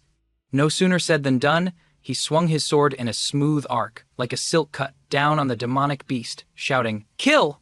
The sword immediately descended on the monster's head. "Stone-biting beast, 3rd level of body tempering, 3 points," he shouted. Another sword strike was unleashed. The demonic beast once again took a beating under Tan Nam's attack, while he calmly called out, "Again!" The poor demonic beast was finally sent flying, collapsing completely. He shouted again, "Again! 10 of them!" Tan Nam said in a challenging tone, as if he could take on the whole world. No amount of demonic beasts was a problem. 30 of them. He finally finished off the demonic beasts with lightning speed. He panted heavily, looking like he was running out of steam after a strenuous fight. But he continued to absorb the blood power. I didn't expect the bottleneck of the body tempering realm to be on the verge of breaking through. A rare moment of silence passed. From above, the referee observed and praised, "This Tan Nam has already killed over 40 demonic beasts. His current point ranking has risen from 10th place upwards." Suddenly, the girl beside him looked horrified. "Strange, that over there is a thunderflame tiger. How can a low-level trial like this have such a demonic beast?" She wondered with an expression that couldn't be more serious. He chuckled faintly and said in a detached voice, "Perhaps the ones who catch the demonic beasts couldn't bear the loneliness and wanted to have some fun." She covered her face with her hand. What a bunch of lunatics. "No need to pay attention to them. Even if they cause trouble, it's their responsibility. We just need to record it," he said calmly. 3 horsemen were surrounding the thunderflame tiger. This demonic beast was as big as a mountain, with a white body. Its head was covered with sharp spikes, and its body radiated bolts of lightning, looking extremely terrifying. It growled as if it wanted to send all 3 of them to their graves. Although this thunderflame tiger is still in its infancy, its strength is at the 3rd level of the Dao entry realm. "It will be a very tiring fight for us," Du Keep said, holding a sharp scythe, a little hesitant. Tuyen Kwang, next to him, chimed in, "How do we know if we can win if we don't take a risk? Once we kill this thunderflame tiger, we'll be number 1, he said, with great ambition and determination. Hin Tulu, the only girl in the group, added more motivation. "If we get 1st place and show our talent, the sect will definitely invest in our training. How can we miss such an important opportunity?" Contrary to her delicate and feminine appearance, her eyes were full of determination, and she held her weapon, a jade flute, firmly. The man in green clothes, with his hair tied up high and holding a curved saber, stood in front of Tuyen Kwang and said, "Well, Tuyen Kwang, you're at the 2nd level of the Dao entry realm. Dealing with this 3rd level thunderflame tiger is still a fight worth betting on, so let's all go all out and charge forward." The 3 of them shouted in unison and charged forward, weapons in hand, determined to subdue the thunderflame tiger. "Kill!" A stream of red chi emanated from right in front of the tiger. It snorted a few times, and then suddenly its eyes turned fiery red. It roared ferociously. It opened its mouth wide, revealing 2 large, long fangs, and lunged at the group. Din Kung turned around abruptly, his face contorted. "What's going on? Why did the thunderflame tiger suddenly go crazy like this?"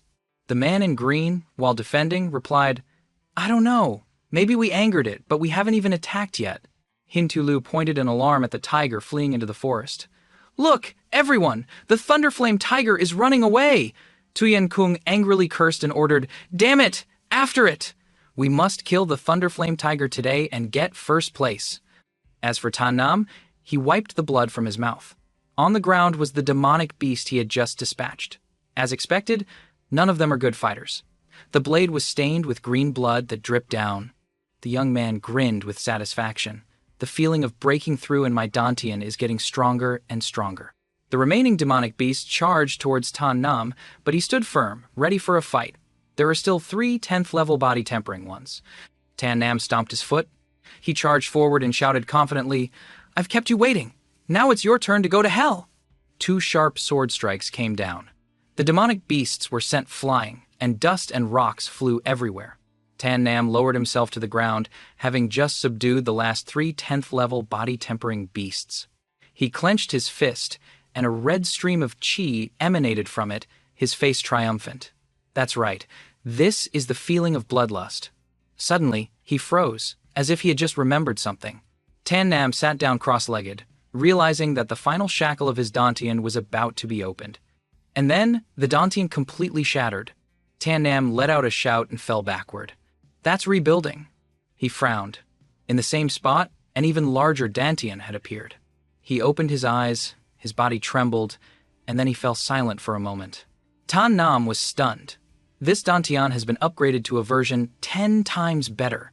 He laughed loudly, his eyes shining with excitement. Dao Entry Realm, here I come.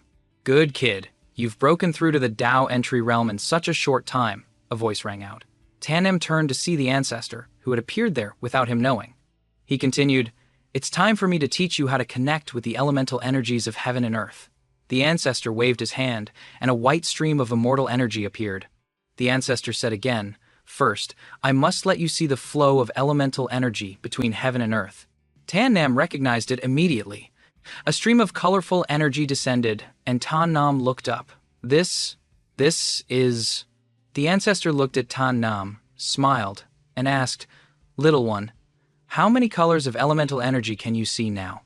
Tan Nam scratched his head, his expression hard to read. "This is not easy to say." The ancestor laughed. "You don't need to be disappointed. Just say it, because according to common sense, someone with your talent should be able to see at least one type. More optimistically, you might see 2 colors. Just like my solid talent as your ancestor, I can see 4 types." Tan Nam burst out laughing. 5 types. The ancestor was so startled he had to ask again to be sure. "What? How many types?" "Say it again." He scratched his head shyly. "Ancestor, you didn't mishear. It's really 5 types." The ancestor patted Tan Nam's shoulder, laughing with an extremely pleased expression. "Good kid, you're amazing. With your great talent, you are the pride of our entire Tan family. I have high hopes for you." Tan Nam was overjoyed and clasped his hands. "Thank you for your praise, ancestor." The ancestor stroked his white beard and continued, "Next, I will teach you how to use elemental energy. Elemental energy is the fusion of the 5 elements of heaven and earth into the body." Half an hour later, Tan Nam was still meditating, his eyes closed. Suddenly, he opened his eyes wide. He stood up and released a stream of elemental energy. A stream of energy wrapped around his hand, and he exclaimed, "Elemental energy! I've learned it!" At that moment, a thunderflame tiger burst out from the bushes. Tan Nam raised his sword in a defensive stance, wondering, What's going on? This demonic beast's cultivation level doesn't seem low. Could it have been lured here by my 100 beast pill?" The big cat snorted. It turned to look at Tan Nam, its eyes fiery red, its fangs long and sharp. Seeing the blood energy radiating from him, it knew the prey before it was on guard with its sword. The thunderflame tiger charged forward with lightning speed, its tiny red pupils looking menacing, its white teeth and sharp fangs seemingly ready to tear its opponent to shreds instantly. In contrast, this beast's fur was as sleek and green as a house cat's, and its giant claws were extremely majestic. Tan Nam didn't have time to assess it further. He panicked and gripped his sword tightly, telling himself, "As expected, it was led here by my 100 beast pill." Instantly, the thunderflame tiger was upon Tan Nam, raising its sharp claws and aiming straight for his life. Fortunately, he managed to dodge to the side, narrowly escaping. His face was covered in a cold sweat from anxiety.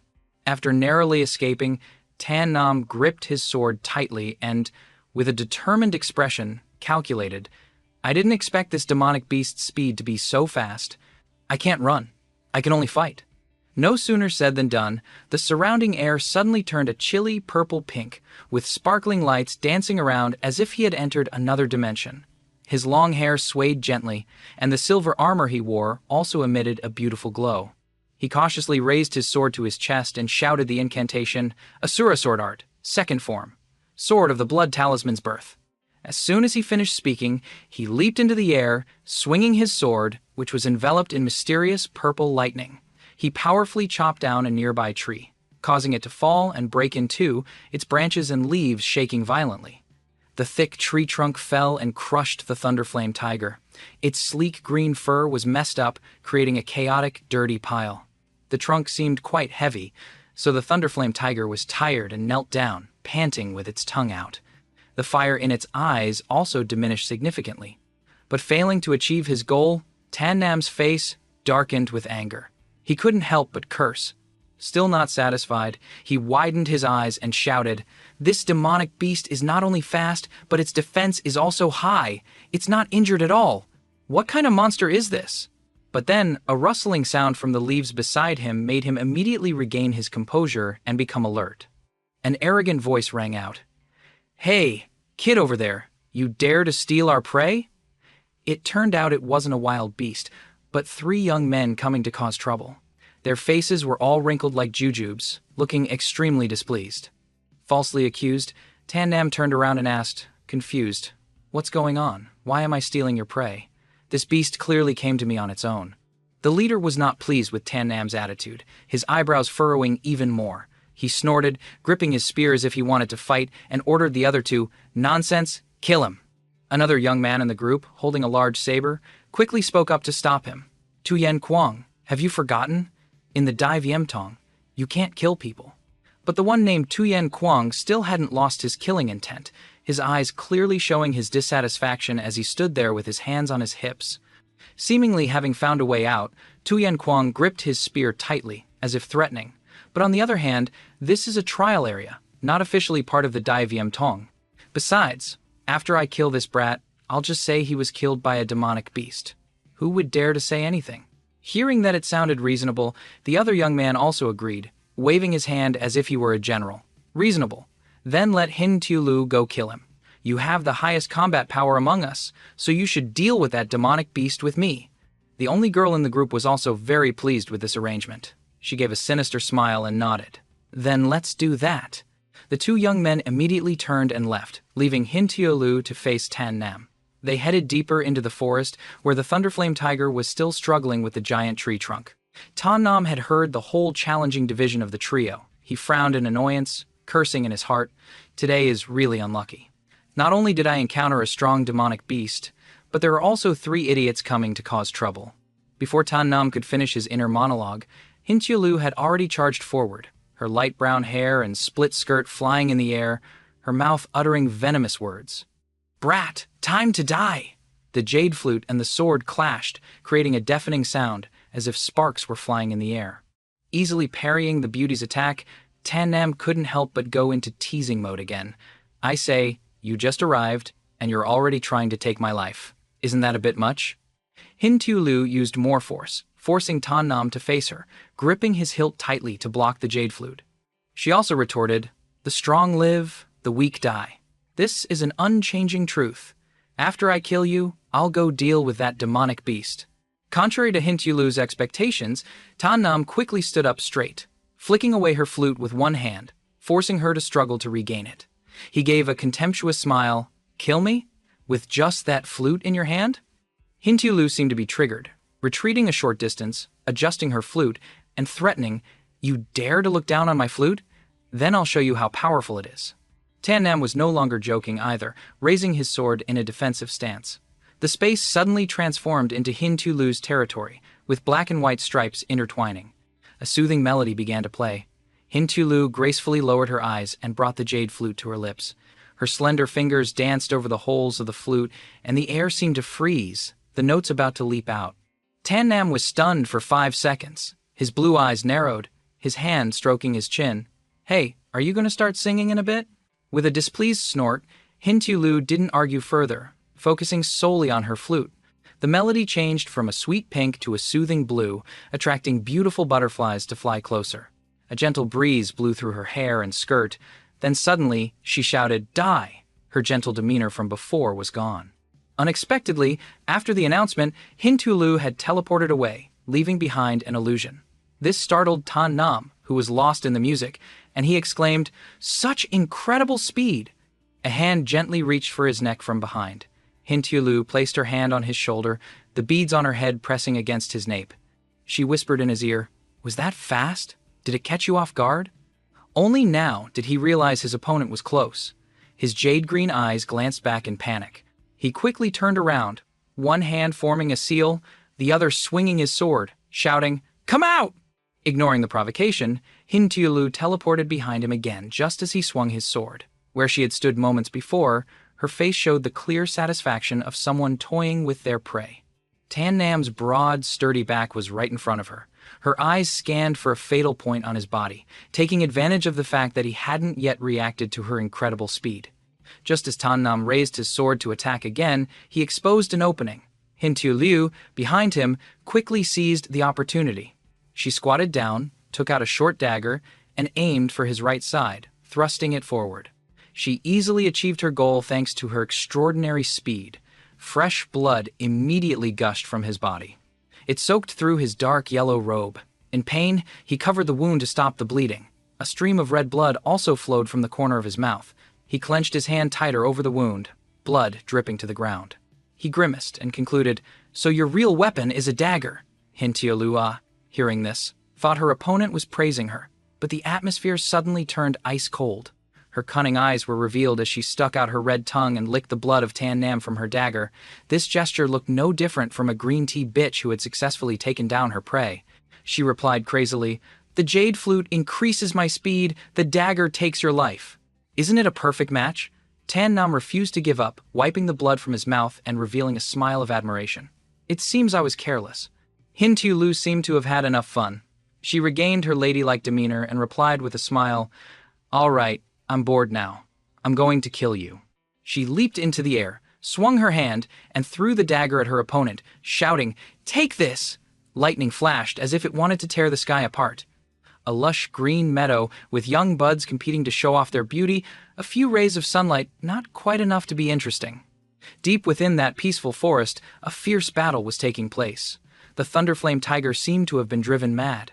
Its two eyes shot out fiery red light. Its mouth full of sharp white fangs bared in a threat, and its large body radiated spiritual energy. The surrounding lightning only added to its majesty. There were two young men, barely reaching its leg, who were trying their best to take down this beast. It lowered its body slightly and then lunged at the two of them, a guttural growl echoing as its sharp claws shot out swiftly, as if to block their escape. Tuyen Kwang held a golden chain in one hand and a spear in the other, warily staring at the Thunderflame tiger. The other person was no less impressive, holding a golden chain and a long saber, looking at the beast while saying to Tuyen Kwang, "This demonic beast seems to have gotten stronger after Tuyen Kwang." Tuyen Kwang immediately leaped up, a powerful red spiritual energy spreading out. He gritted his teeth. "We have to find a way to control it." The other young man quickly responded, "All right," and charged at the increasingly crazed tiger, a strange, demonic red light flashing. In a flash, the two of them had unexpectedly managed to restrain the Thunderflame tiger with a golden chain, securing it with large stakes driven into the ground. Tuyen Kung relaxed and let out a sigh of relief. Phew, finally dealt with. The other young man, looking for something to say, mentioned Tan Nam. "I guess that kid is dead by now, right?" Hearing this, Tuyen Kung couldn't help but feel smug. He commented, "Hin Tu Lu's lethality among the new disciples is arguably the highest. I'm afraid even I would have died." But suddenly, a noise caught the attention of the man in green. He turned his head to listen. In the trial forest, a terrifying fire suddenly broke out. The flames shot up to a strange height, a frightening scene that stunned everyone. The two brutes who had just restrained the Thunderflame tiger hadn't even had time to celebrate before they broke out in a cold sweat. The man in green's jaw dropped as he struggled to ask, "On Hin Tu Lu's side, what happened?" A girl in a pink dress was sent flying several feet, her thin back slamming hard onto the ground, sliding a long distance, a mix of dirt and rocks accompanying her. Tanam's face was pale, with burns and bloodstains on his handsome face. He was holding a green jade wine gourd in his hand. He gently wiped the dried blood from his face and exclaimed, "Fortunately, I refined a lot of wood wound pills for healing. Otherwise, I would have really died here." Hin Tu Lu coughed up a mouthful of red blood, and there were several scratches on her delicate mouth. Her eyes were dull, and she looked tired and in pain.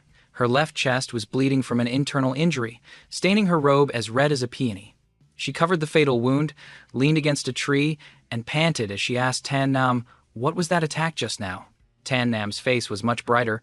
His sword was also neatly sheathed. He could now joke with Hin Tu Lu, replying with an unknown truthfulness, "I just comprehended it." Two figures rushed over, as if to rescue the dying Hin Tu Lu. Her two companions, who had just been fighting the Thunderflame tiger, were rushing over, their mouths agape in astonishment. The man in green cried out, "Hin Tu Liu!" Seeing her fellow disciples, Hin Tu Lu felt wronged and shed tears. Tuyen Kung, seeing her tragic state, knelt down beside her. He gently asked, "What's wrong?" while the man in green stood by, clenching his fists in restraint. Hintulu's face was covered in dirt. She winced in pain and reminded them, "Be careful. This kid is not simple. He even took my dagger." Tuyen Kung moved closer. His face darkened, and he glared at Tan Nam, his voice contorted with anger. "You dare to hurt my Tu-Lu?" As soon as he finished speaking, he leaped up, his robe fluttering, holding a sharp spear covered in golden lightning. A green spiritual energy spread out. He said, "Today, let me, a second-level Dao entry cultivator, teach you a lesson." Hearing this, Tan Nam wasn't angry. His armor shone brightly, reflecting the light. A line of fire swept out from his sword, and his long, smooth hair was tossed up. He smiled provocatively. "If you're not going to be reasonable, then let me show you a move I just learned." Tuyen Kung thrust his spear, a sword of the blood talisman's birth, directly at him. But, fortunately, Tan Nam quickly and easily blocked it with his sword. Seeing that he couldn't win in a direct confrontation, Tuyen Kung's eyes turned fierce and bloodshot. The green veins on his face bulged menacingly. "The fire attribute power is so strong," he exclaimed. But he didn't give Tan Nam a moment's rest. The spear in Tuyen Kung's hand pulsed with power. He roared, "Let's see if your fire attribute is stronger, or my earth attribute is stronger." Three Kings style. Tuyen Kung, his face unchanging, swung his spear at the person in front of him.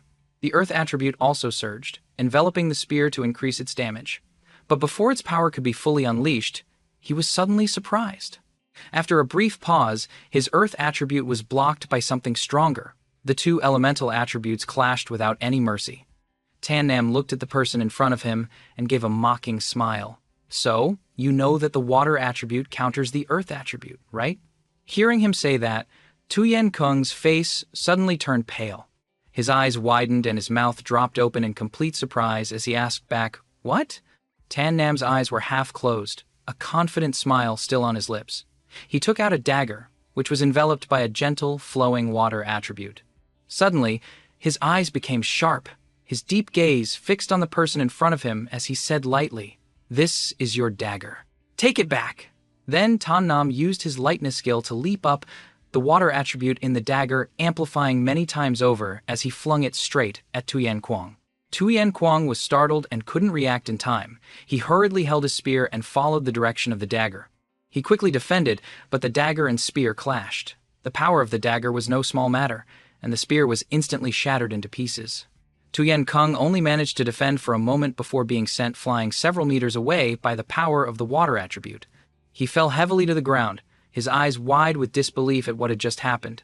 Chak Thikak, who was with him, was also startled. Looking at the person on the ground, he trembled and called out, "Tuyen Kung." Holding the saber, the other person's eyebrows furrowed tightly. He was filled with anger and still wanted to go for revenge. "Damn it, I'll kill you!" Hearing him, Tuyen Kung struggled to sit up, his face pale, his hand clutching his injured chest. He roared, "Don't go! You can't beat him!" The other person heard this and seemed unconvinced. "But are we just going to stand by and watch him steal our Thunderflame Tiger?" Tuyen Kung sat on the ground, seemingly beaten to the point where he couldn't stand up. His face showed his unwillingness to accept defeat. "We can't beat him today. If we keep fighting, we'll probably all fall at his hands." A gentleman's revenge can wait 10 years. Tuyen Kung was that kind of person. His eyes were fierce, his expression unreadable. He continued, "Where there's life, there's hope. As long as we're alive, we'll have a chance to get revenge. Let's retreat." But before they could stand up, a sword was suddenly pointed at them, startling all three. Tan Nam stood before them and said, "What's this? You want to leave? Have you asked for my permission?" Seeing his arrogance, Chak Thikak cursed, "Damn it." Behind his back, he sneakily picked up his saber. But, unfortunately, Tan Nam had seen his strange actions. He showed no mercy, holding the saber and roaring, "You want to die?" He held the saber to Chak Thikak's neck, the sharp blade touching his Adam's apple. Chak Thikak's face turned green. After that, he changed his tune faster than flipping a pancake, smiling ingratiatingly. "I wouldn't dare. I wouldn't dare." Holding the saber, Chak Thikak knelt down and offered the item. "This is the curved saber left by my ancestors. You take it for now. It's definitely worth a few hundred gold taels." After Chak Thikak finished speaking, he reached out and took the hilt of the saber. After admiring it for a moment, he smirked and exclaimed, "Not bad, not bad. I'll take it. You can go now." After successfully bribing Tan Nam, the three of them quickly stood up and repeatedly said, thank you, before quickly leaving. Watching their retreating figures, Tan Nam chuckled to himself. The trouble is solved. Next, I'll deal with that demonic beast. If I can kill it, I might even be at the top of the rankings. He waited from when the sky was still thick with clouds until they began to disperse. In a desolate part of the forest, the Thunderflame tiger was tightly bound by chains, but it seemed even they were not enough to hold it back. It looked very calm. Tan Nam looked at it and said, "These chains probably won't hold the beast." The Thunderflame tiger suddenly let out a roar, its eyes glowing red, and powerful lightning radiated from its body. The binding chains were no longer effective. They were like broken toys, snapping piece by piece. The broken chains scattered, and the Thunderflame tiger was now free. Its gaze turned to the man, staring at him fiercely. Tan Nam was startled, and thought, as expected of a Thunderflame beast, it escaped the trap of that group so quickly. However, with the prey right in front of me, I won't let it go easily. He sneered, channeling lightning into his sword, creating flashes of light. After a long struggle with the Thunderflame tiger, he finally landed a fatal blow. After winning, Tan Nam couldn't help but gasp for breath. He pressed his hand to his chest to steady his breathing. Looking at the beast lying on the ground, he glanced at it. This demonic beast is quite formidable. To think it made me pant like this. Holding the fruit of his labor, a beast core in his hand, Tan Nam, despite his exhaustion, couldn't help but smile. His eyes gazed at the round core, which emitted a golden light. It's a good thing I managed to get a beast core from this Thunderflame beast. I heard it's hard to get one from 10,000 demonic beasts, and now I've got one. I'm really lucky. Lost in admiration of the beast core, he was completely unaware of a group of people staring at him from a distance. The group was hiding in the bushes, peeking out to watch. Everyone's expression was deeply meaningful. Ho Fi, next to Loi Sung Tian, gently patted his shoulder. He whispered, "Hey boss." Looking at Tan Nam's appearance, "That kid seems to be seriously injured. Maybe we should make our move now." Loi Sung Tian's face was as smug as a baked rice paper. He raised an eyebrow and sneered, "You're right. Ho Fi, you do it." The one named Ho Fi had already taken out a blowgun at some point. Next, he raised the blowgun to his mouth, aimed straight at Tan Nam, and blew a hard puff of air. The object inside the blowgun was sent flying forward by the force of the breath. Tan Nam, who was still admiring his prize, was startled. He looked at his arm, where something had pierced deep into his flesh, stained with red blood. He quickly reached for the arrow embedded in his left arm, his face changing color. He thought to himself, "This is bad." It seemed the arrow was coated with a powerful anesthetic. Tan Nam's vision then began to blur. Just as he was about to pass out, he saw 3 people approaching. Although he could vaguely see the danger, he ultimately couldn't resist for long. His eyes flickered open and closed, trying to find any remaining shred of consciousness. Finally, unable to hold on, he officially blacked out. On this side, the 2 senior and junior martial artists who were acting as judges had witnessed the entire event. The girl next to the senior martial artist said with some concern, "Tan Nam has been poisoned. He's about to die. Should we go save him?" Contrary to her mood, the person next to her was strangely calm. He looked at his junior martial sister and said, "I know you're new here. There are some things I need to make clear to you. According to our sect's rules, disciples are not allowed to kill each other. But in this world, where the strong prey on the weak, how can we completely prohibit fighting and killing? So we just need to turn a blind eye." He clasped his hands behind his back and spoke to his junior martial sister in a flat tone. But she still seemed dissatisfied. Her eyebrows furrowed tightly, and she raised her fist to her chest, stammering, "But if we don't save him, he'll really die." He turned to look at her, his eyes serious. "His death is not our concern. Just keep track of your scores. You should take the scores seriously and do your duty, otherwise you'll be the unlucky one." Hearing her senior brother's words, she reluctantly replied, "Yes." Her long eyelashes drooped, her beautiful eyes filled with sadness. She bit her lip and thought to herself, "I can't save you. You'll have to save yourself." The bright sun shone through the leaves.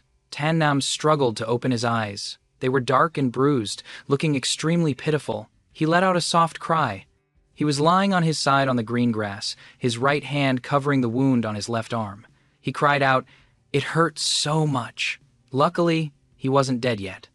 A white cat with a green jade necklace around its neck approached him from somewhere. It used its front paw to touch the end of Tan Nam's hair. Someone was with the cat. Tan Nam opened his eyes as wide as he could to see the other person clearly. He exclaimed.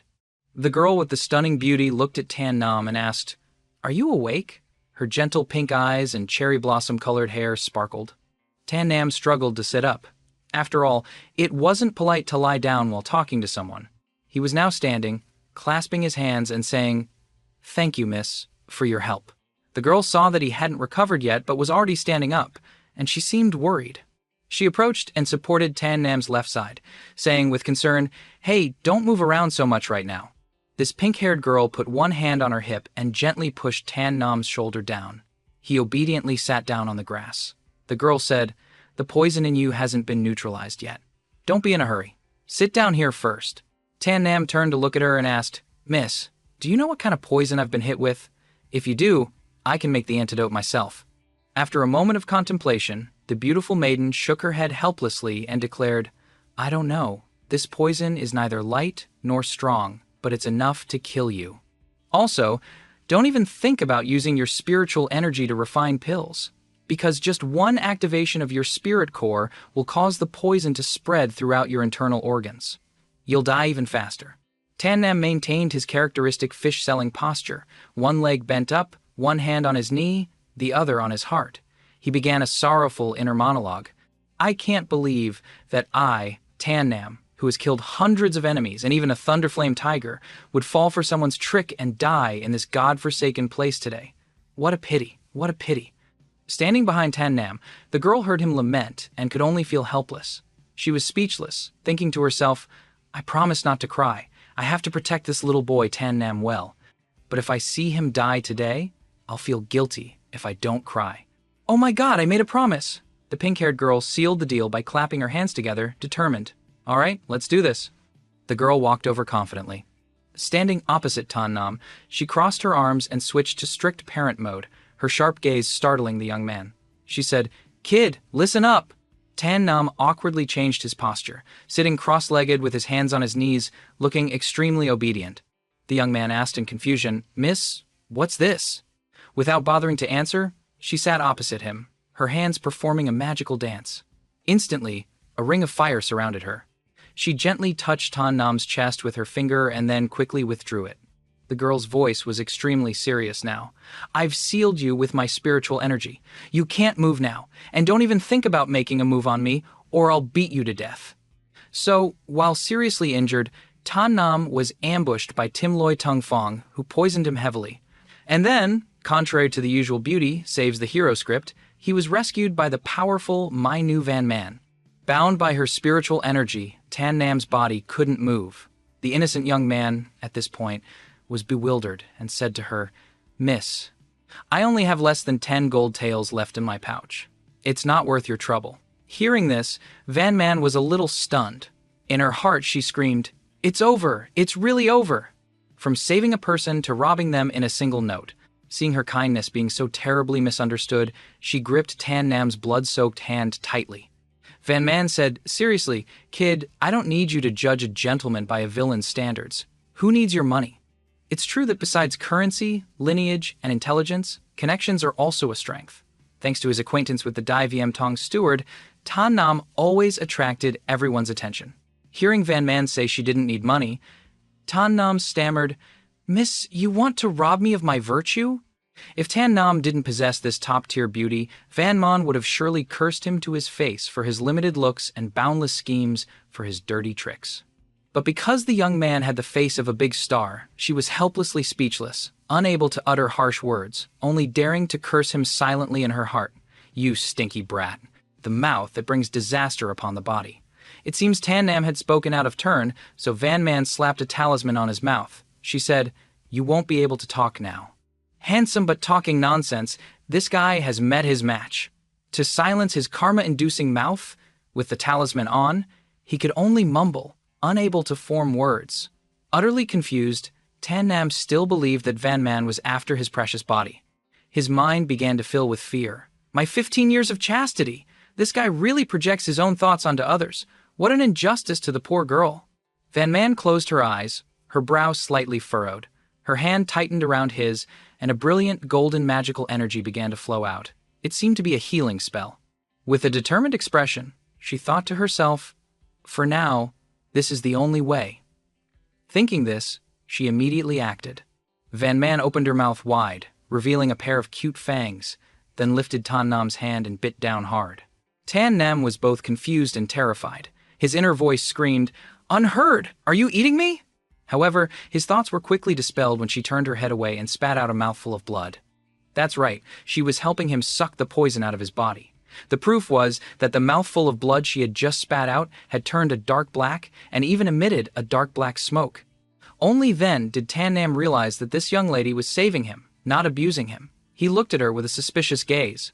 "Is this young lady helping me suck out the poisoned blood?" While Van Man was still diligently sucking out the poison, he began to feel remorseful. "It seems I've misunderstood her, but the situation didn't look good." Her face was starting to turn pale. After spitting out the last mouthful of blood, she closed her eyes tightly. He felt a sudden pang of worry. Oh no, her face. Since he was still sealed, he could only mumble helplessly, his heart screaming for her to stop. "Miss, please stop!" After sucking out the poisoned blood, Van Man wiped her mouth, panting, and said, "It's much better now. I've sucked out your poisoned blood. You'll recover quickly." As she finished speaking, her head spun, she clutched her chest, and her eyes closed. Just like that, Van Man collapsed to the ground, perhaps because the poison was too potent, combined with using too much energy to save someone. She had become exhausted. Tan Nam's eyebrows furrowed, and the veins on his face bulged, but he could do nothing but watch helplessly as she fell. Feeling his own helplessness, a magical power began to rise from his hand. Then he flexed, and with a single breath, he shattered the spiritual energy that bound him. As soon as he was free from the seal, Tan Nam rushed to support her, shouting, Miss, please wake up!" This time, only the main character's halo could save him. In the middle of the forest, Tan Nam, with a worried expression, began to analyze the situation based on our current resources and conditions. "We can't cure this poison ourselves. We can only go find the antidote. I should solve my own problems." He sat down and held the sleeping purple-haired girl, feeling guilty because she had ended up, like this, saving him. Suddenly, he sensed something and spoke up, "Who's there?" A small, delicate foot appeared. It turned out to be the little white cat sitting next to her. It sat calmly on the green grass, admiring its tail, looking both cute and adorable. Tan Nam asked but received no answer. He muttered, "No one here. I must have misheard." As soon as Tan Nam finished speaking, Tuobak leaped up, gave him a kick to the head, and declared, "Mortal, as expected, you can't see me. You didn't mishear. I am the one speaking." The young man froze, utterly surprised. "Damn, a talking cat! This is the first time I've ever seen one." Tuobak calmly lay down, scratching its head, and said, "There are plenty of humans who have never seen a being like you before." Tan Nam quickly replied, Yes, you're right. Great one."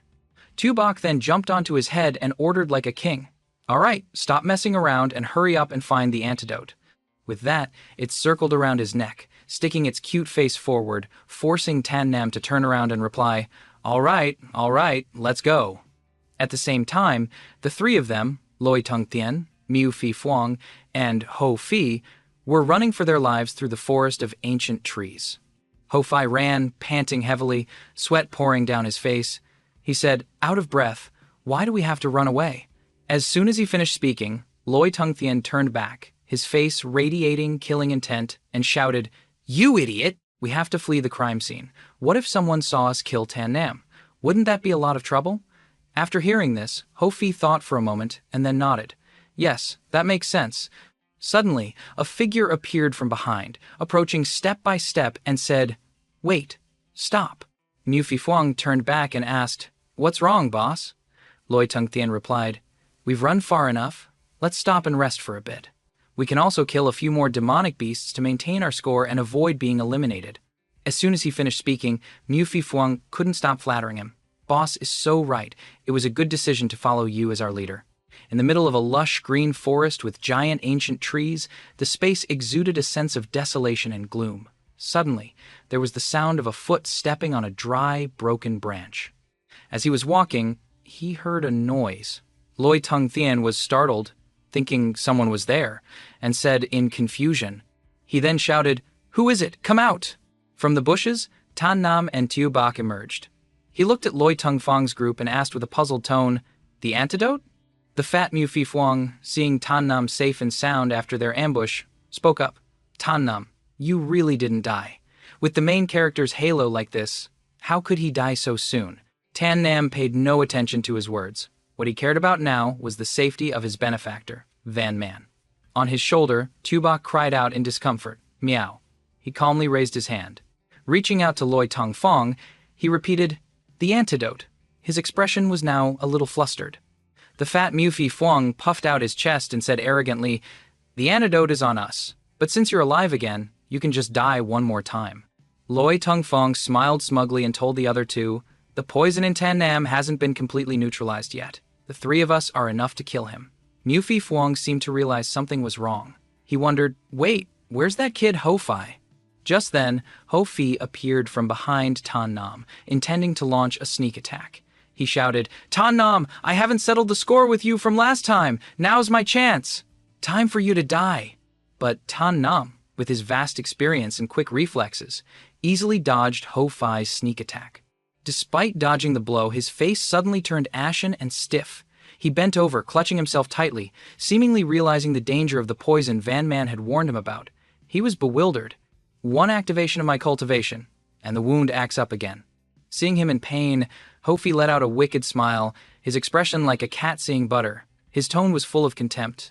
"Tan Nam, you really haven't fully recovered. I've finally defeated you. This young man is strange. He hasn't even swung his sword yet, and he's already declaring victory." Seeing Tan Nam weakened, Tu Bak on his shoulder asked, "Hey, mortal, are you okay? Do you want me to help you?" The first time he heard the cat offer to help, he could only laugh. Tan Nam asked Tu Bak with a slightly disdainful tone, "You? You'd be doing well just to catch a mouse. And you're thinking of fighting someone?" Seeing his strength being questioned, the cat cried out, "What did you say?" So the fat cat angrily jumped off his shoulder. Tubak, while licking its paw, declared, "Mortal, you have successfully angered me. Look here, my true power." If this were a romance novel, the cat would probably say, "Baby, you have successfully caught my attention. Let me be with you."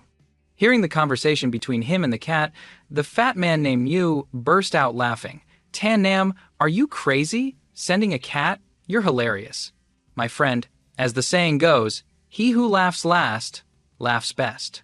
Just laugh while you still can." The cat's pride was officially hurt. Its face darkened, and its whole body floated into the air, surrounded by purple magical energy.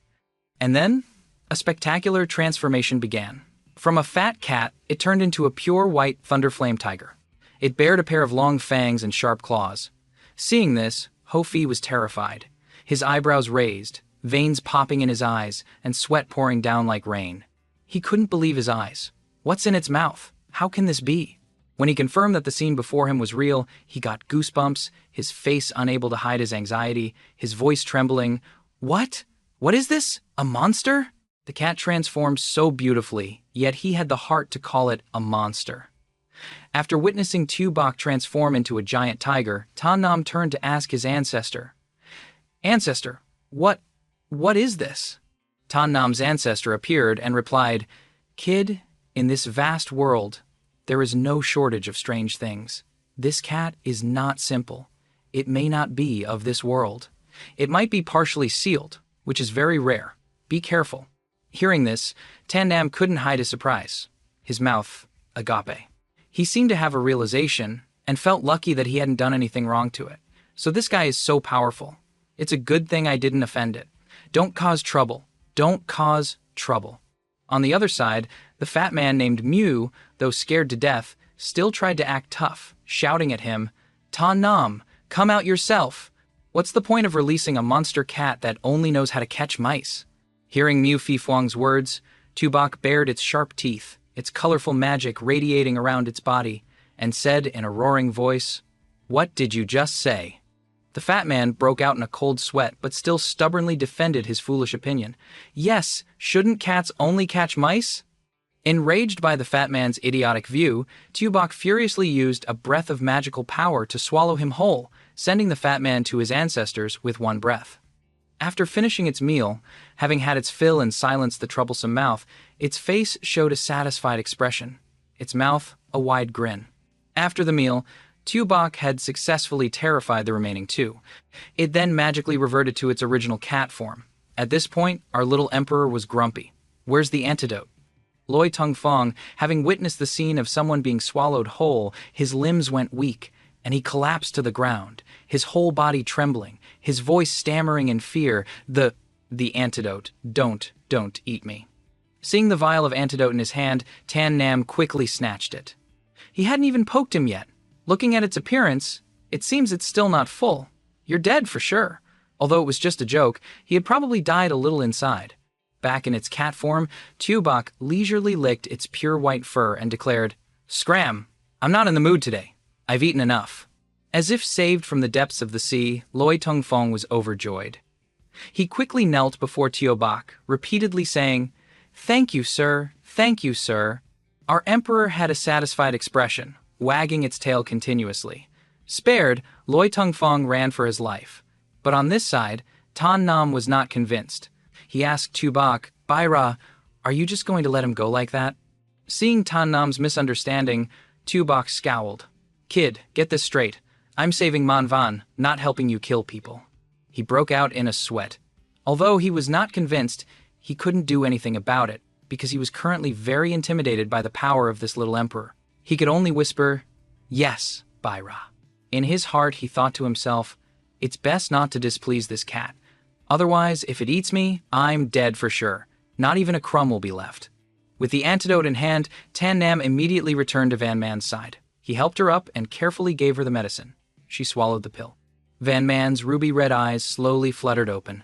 Waking up, she frowned and asked Tan Nam in confusion, "What happened to me?" He explained, "You were poisoned while saving me. Tubok and I went to find the antidote for you." Hearing the satisfactory answer, she smiled and said to Tan Nam, "It seems you still have some conscience, kid. You knew to go find the antidote to save me. But it's good that you're okay. You didn't disappoint Sister Batcock's expectations."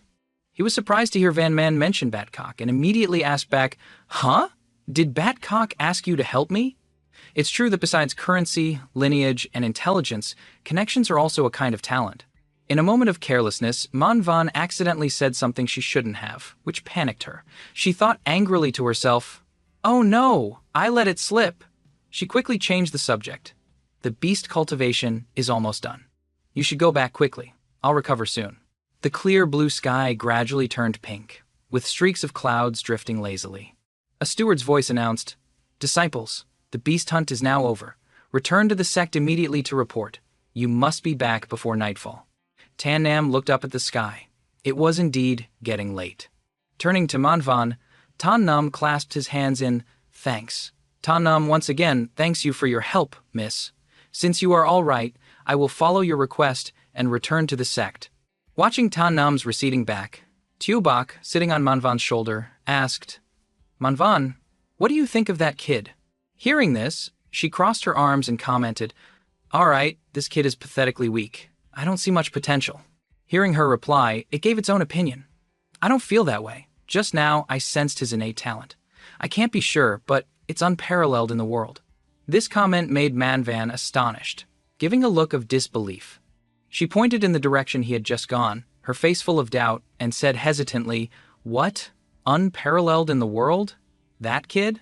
Tubok added another sentence to prove its point. "Yes, he has all 5 elemental attributes. How many people with such talent have you met?"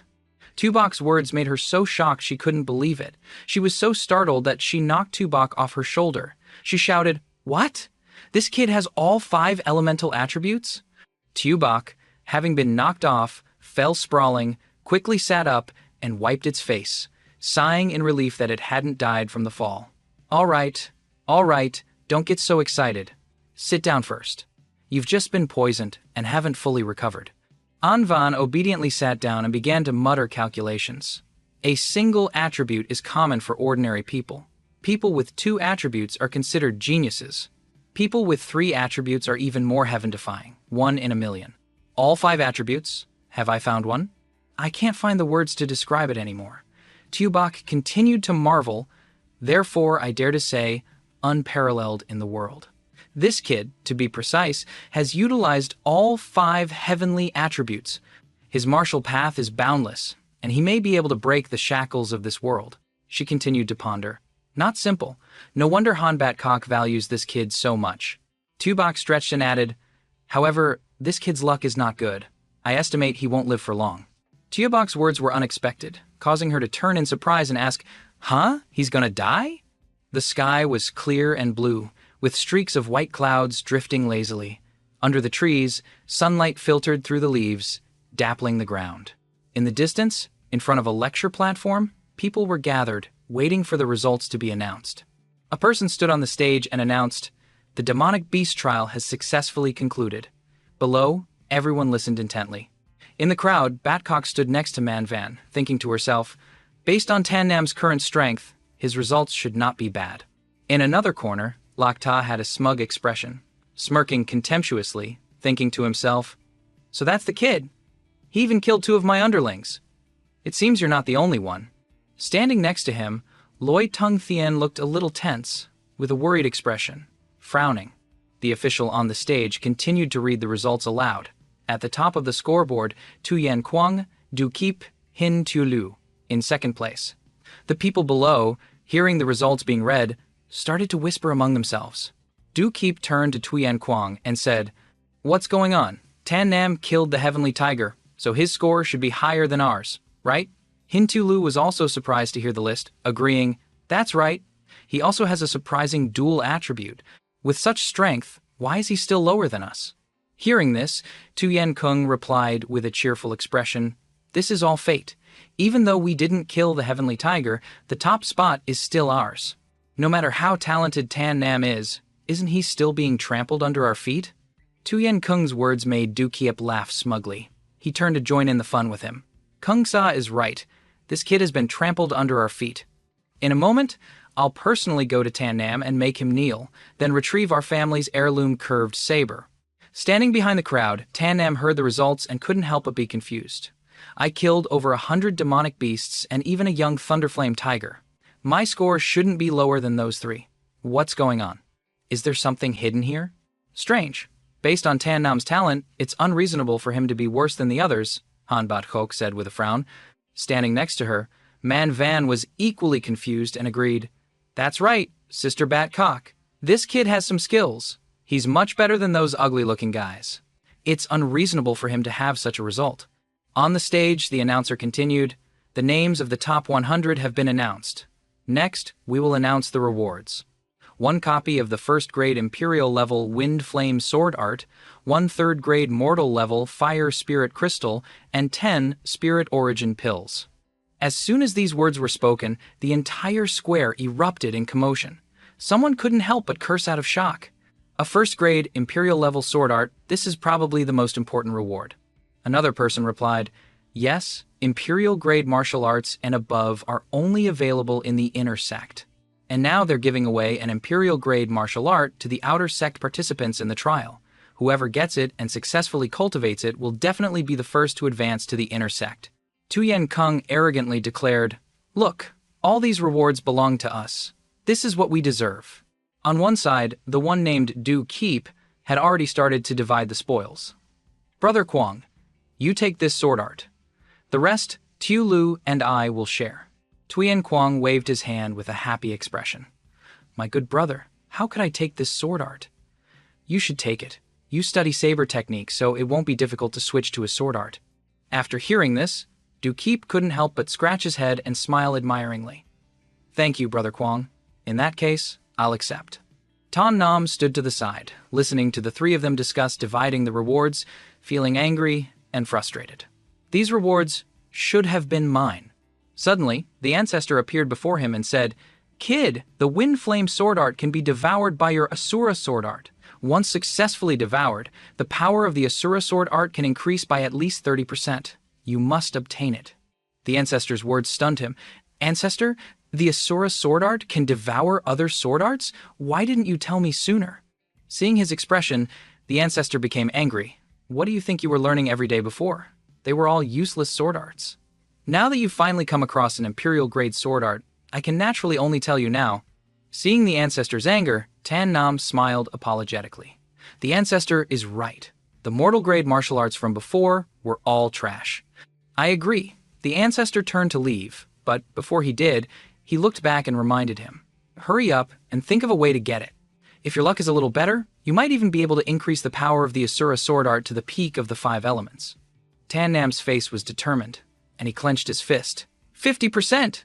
I will definitely get that sword art. The ancestor returned, patted his shoulder, and continued, also, you must get your hands on that 3rd grade mortal level fire spirit crystal. It can increase the fire attribute spiritual energy in your body, which will also be beneficial for increasing your strength. Hearing the ancestor's words, he replied, yes, I will follow all of the ancestor's instructions. I will definitely find a way to obtain it. The ancestor stroked his beard and added, also, those 10 spirit origin pills are good medicine for replenishing spiritual energy. Before he could finish, Tan Nam couldn't help but sigh and cut him off. Ancestor, you can just say all of it and be done with it. Hearing his complaint, the ancestor angrily turned around and tapped him on the head, scolding, isn't it because it's important to you that I have to explain it in detail? Tan Nam clasped his hands respectfully. Ancestor, I understand now. I will definitely follow your instructions and obtain them. Hearing this, the ancestor was satisfied and stroked his beard. Then I can rest assured. Seeing Tan Nam smiling in the crowd, Lakta gloated and thought, Tan Nam, oh Tan Nam, you can still smile now? You have no idea what fate awaits you. You look like a frog in boiling water. How ridiculous. Lakta and the official in charge exchanged glances and smiled at each other as if some conspiracy was about to unfold. The official on the stage announced, the 300 names on this list are the successful candidates of this trial. The remaining 700 have been defeated by their junior martial brothers. You can go home now. This statement stunned everyone. What? I'm eliminated just like that? I've only been in the sect for a few days. Out of over 1,000 people, only 300 are left. The elimination rate is too high. Some of the teams that made it into the top 300 couldn't help but sigh in relief. Luckily, our team was ranked 100th. We almost got eliminated. Suddenly, from the crowd, Tan Nam raised his hand high. Official, have you perhaps forgotten about me? Your list only has 1,000 people in total. What's my result? Announce it quickly. The official heard this and sneered, I was just about to talk about you. Now that you've brought it up, I'll tell you. The official pointed at him. You are not on the list of those who were eliminated. Hearing this, Tan Nam replied, not on the elimination list, so I passed. You, Tan Nam, are also not on the list of those who passed. The official's voice continued, a sharp twist. The official's confusing words made Tan Nam frown. Then may I ask the official, where do I stand? Suddenly, the official's expression turned harsh. He pointed at Tan Nam and said loudly, you brat, Tan Nam, you openly used dishonest means in the exam. Your behavior is extremely shameful and has had a very bad influence. After 3 considerations, I have finally decided to expel Tan Nam from the Dai Viêm Tong. He will never be allowed to step foot in the Dai Viêm Tong again. If he violates this, he will be killed immediately. Tan Nam was surprised and questioned, then please tell me, official, what dishonest act did I commit? The official sneered contemptuously. During the trial, you used some unknown pill to attract over 100 demonic beasts to you. If that's not cheating, what is? Everyone was shocked and began to whisper after hearing him. No wonder I felt like there were fewer spirit beasts. It turns out they all ran to Tan Nam. I don't accept this! The trial rules didn't mention that this type of pill is not allowed. How can you simply call it cheating? Han Bat Kok stood up and shouted. Seeing this, Lakta used a sarcastic tone. Steward Han, even if you value him, you can't cover for him. Using that kind of pill is cheating. Even the official has said so. What else can be done? The argument continued. Han Bat Kok questioned, Official, you accused Tan Nam of cheating in the trial. You must provide evidence. You can't just expel him from the sect based on a single sentence. I, Han Bat Kok, am the first to not accept this. Not only me, but many of the disciples below will not accept it either. Everyone below heard this and agreed, shouting, We don't accept it! That's right, Tan Nam is our most outstanding disciple, our role model. How can he be casually accused of cheating? Show us the evidence! Show us the evidence! Seeing the situation, the official became angry. The chief judge of the VMCO Pavilion himself told me that Tan Nam cheated. How can it be false? If you have any objections, you can go to the intersex VM Pavilion to appeal. Hearing this, everyone hesitated. The intersect? Who would dare to go? Forget it, forget it. Han Batcock crossed her arms and continued, if that's the case, then please tell me, official, which judge from the VMCO Pavilion told you? I will personally go to the intersex VMCO Pavilion to confront them. Faced with her firmness, the official became anxious, rubbing the back of his neck and stammering, this. Suddenly, another person stepped forward. Steward Han, the authority of the VMCO Pavilion, can an outer sect disciple like us violate it? Everyone knows that the VMCO Pavilion was personally founded by our Dai VM Tong sect master, specializing in supervising all matters and examinations of the sect. You are expressing doubt towards the Dai VM Tong's sect master as well? Such a person who does not respect the Dai VM Tong sect master, are you not afraid of being expelled from the Dai VM Tong? Lak Ta cut in, coming to the official's rescue. Seeing someone support him, the official raised his voice. That's right. To doubt the VMCO Pavilion is to disrespect the sect master.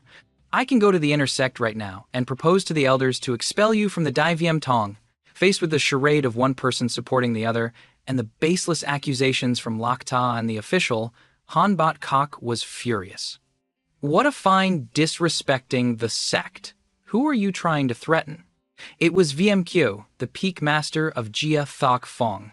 He suddenly appeared, mocking the baseless words of Lak Ta and the official. Sitting on the stage, watching the drama, Hung Truong Tien, feeling that things weren't chaotic enough, let out a hiss and stood up. He stood before VMQ and Batcock. Hung Truong Tien used a sarcastic tone. What, you, the peak master of Jia Trak Fong, also want to cover for such a reckless act by a disciple? Let me tell you, I can totally bring this matter to the elders and accuse you. It's enough to get you stripped of your peak master position. Hearing this, VMQ frowned slightly. Hung Trong Tien, you can go ahead and see the elders. I, VMQ, won't stop you. I want to see what the Grand Elder has to say. A voice said, all right. Everyone turned in surprise towards the voice. Tan Nam appeared, speaking loudly, my business is my own. I don't need anyone to worry about it. I once knew that the Dai VM Tong was a very famous sect in the southern region. Seeing it today, it's all just an exaggeration. Since villains are in power in the Dai VM Tong, I won't stay any longer. He continued without hesitation, taking his token and throwing it away. This Dai VM Tong, I, Dai Nam, don't need it. With that, he turned and walked away without any lingering attachment. Han Batcock watched Tan Nam leave and called out after him. He sighed, regretting his efforts. What a pity about my sword art. A pity, a pity. Witnessing the event, Manhwa remarked to Tuobak, who was on her neck, I thought this Tan Nam would achieve great things. Now it seems he's just like this, right, Tuobak? Tuobak replied softly, yes. Lak Ta spoke with a sinister expression. Tan Nam, I told you, either you die in the Dai VM Tong, or you get kicked out. Now I, Lak Ta, have succeeded. You are nothing but a failure at my hands. He secretly turned to Loi Tung Tien and Mufi Thuong and ordered, when Tan Nam leaves the sect gate, you take some people and make him disappear, to avenge Loi Tung Tien and Ho Fi. Hearing the order, Loi Tung Tien replied, Steward, rest assured, I will bring his head back to you. The master and disciple stood on high, looking down at a complex of ancient-style buildings with tiled roofs. Below, a figure was walking, and it seemed both were looking at that small person. The scene shifted to the young disciple. She spoke, Tan Nam, you can't be expelled from the sect. She immediately knelt down, begging her master. Master, please show yourself and save Tan Nam. You heard everything just now. Someone wants to harm him. If Tan Nam is expelled from the sect in a moment, his fate will be in danger. The master radiated a bright halo. He said, I am the Grand Elder of the inner sect. How can I casually appear in the outer sect? If word gets out, it won't be good. The young disciple said, Master, if I don't beg you, who can I beg? If you don't agree, I will kneel here today and not get up. The master, with a calm face, advised, My dear disciple, a young lady shouldn't be so headstrong. Since you have sincerely pleaded like this, it's not that I can't help you. It's just that, he thought to himself, it's not impossible to help. This happens to be the girl's first love. I'll have her promise to cultivate diligently. Hearing this, the young disciple immediately said, "Master, whatever your request is, please just say it. I will definitely do it." The master replied, "All right, I'll help you with this, but you must also promise me one thing. From now on, cultivate seriously here." At the Dai Mountain Pavilion, kneeling, the young disciple declared loudly, "I promise you, Master, from now on, I will cultivate seriously at the Dai Mountain Pavilion and not leave even a single step." The master stroked his beard and said, "Good, since you have finally agreed, it's not easy for a master to cultivate diligently. I will appear and help Tan Nam. Also, you must stay here and not cause trouble without my permission." With that, he flicked his sleeve and flew away. The young disciple stood on high and called down, "Tan Nam, this is all I can do to help you." From the sky, the master's voice called out, "Tan Nam, stop." He stopped and turned around. From the sky descended a figure with the demeanor of a great master. It was indeed Ni Nuok Van's master. As soon as Tan Nam saw him, he silently calculated, "He can fly on air, and his voice is as loud as a great bell. It seems this person is a powerful and unfathomable master." The scene just changed, and the four old brothers' faces turned pale. One of them stammered, "Grand Elder, the Grand Elder is here." In front of the magnificent sect gate, all the disciples knelt in unison, shouting, "Grand Elder, greetings to the Grand Elder." Tan Nam, standing to the side, couldn't help but be surprised. He thought to himself, "As expected of the Grand Elder of the inner sect, this aura is no joke." The Grand Elder's face remained impassive. He judged Tan Nam. "Tan Nam, you are bold.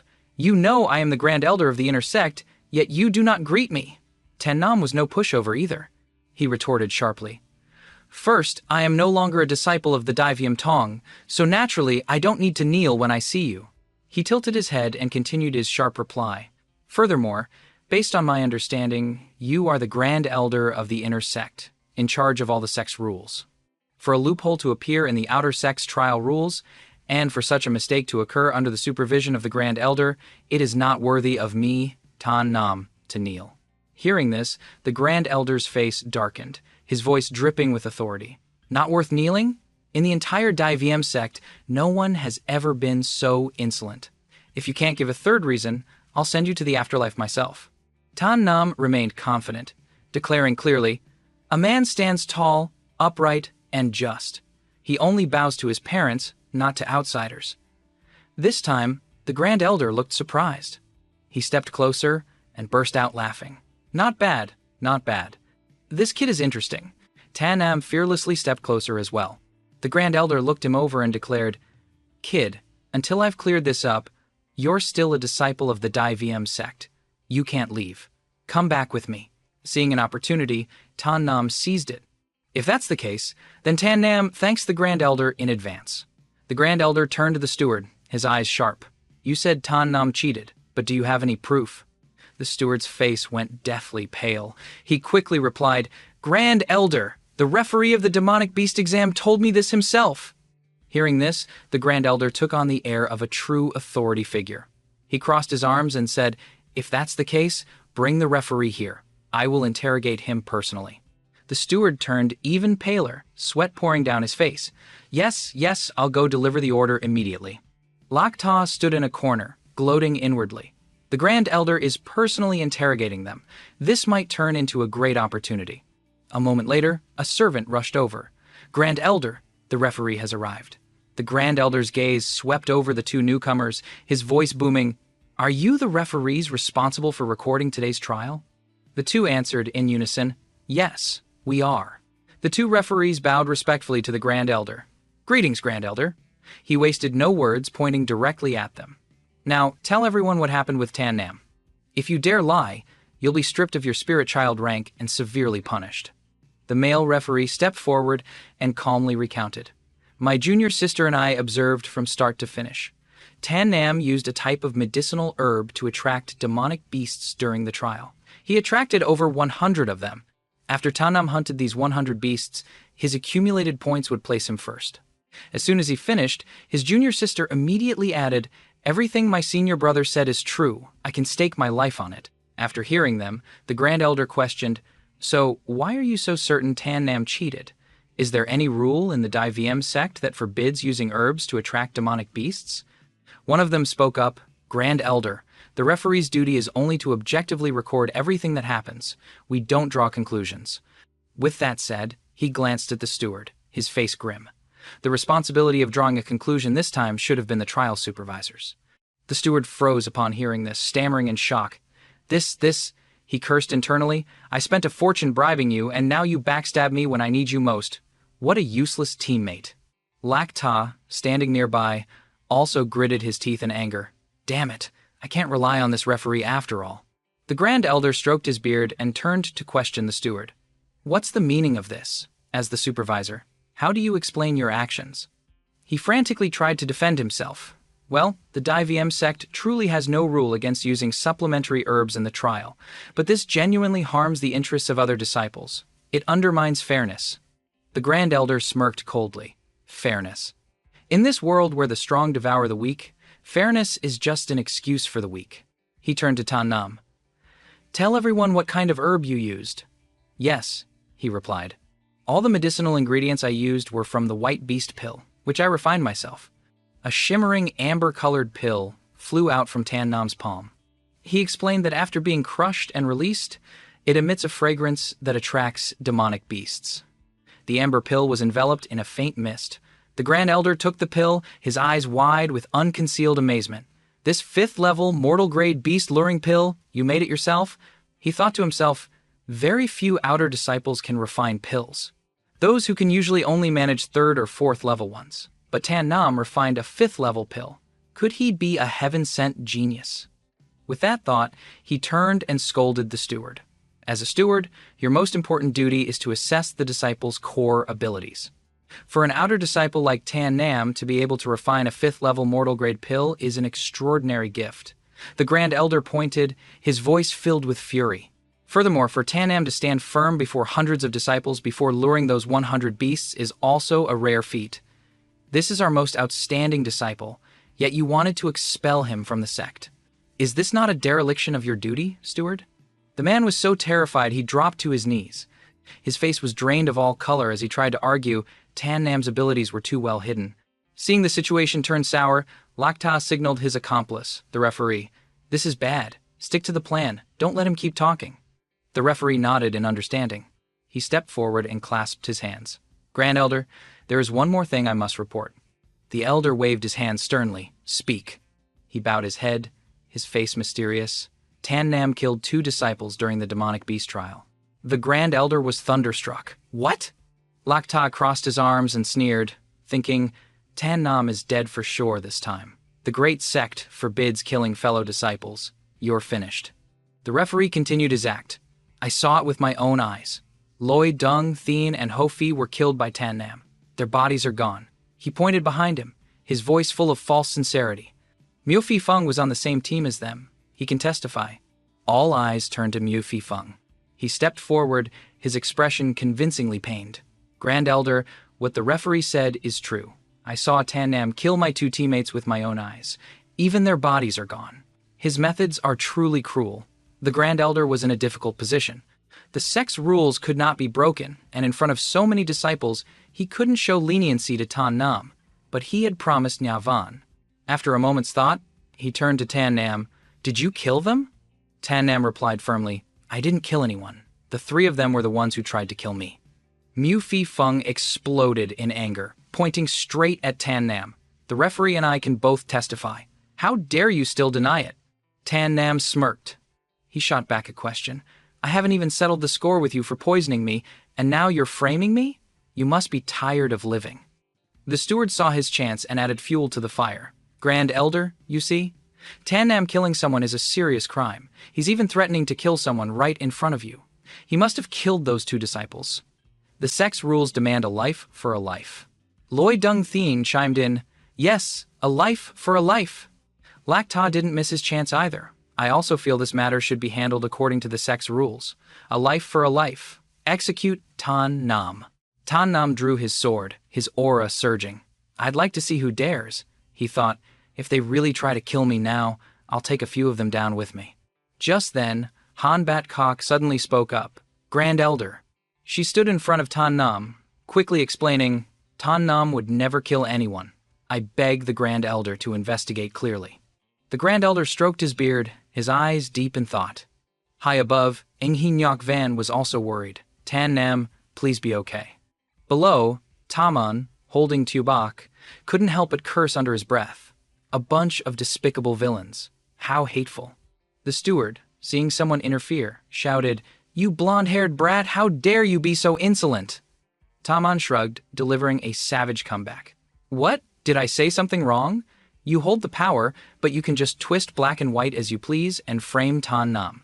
Steward Lack taunted, Fine. You say he was framed. Do you have any proof that Tan Nam didn't kill anyone? If not, then everything you're saying is pointless. Not only that, but we can also charge you with disrespecting an elder. Manhwa turned to the cat. Tubak, it's your turn. The cat jumped down, its voice full of contempt. You humans are so much trouble. With that said, it transformed into a giant beast. It opened its mouth, swallowed Loi Dung Thien and Ho Fi, then transformed back to its original form. After being spat out, the two were covered in saliva, looking around in confusion. Where are we? Everyone stared in utter shock. The chief steward shouted, These two disciples aren't dead. Manhwa smirked, thinking, Let's see how you'll continue this act. The referee was just as terrified. These two aren't dead.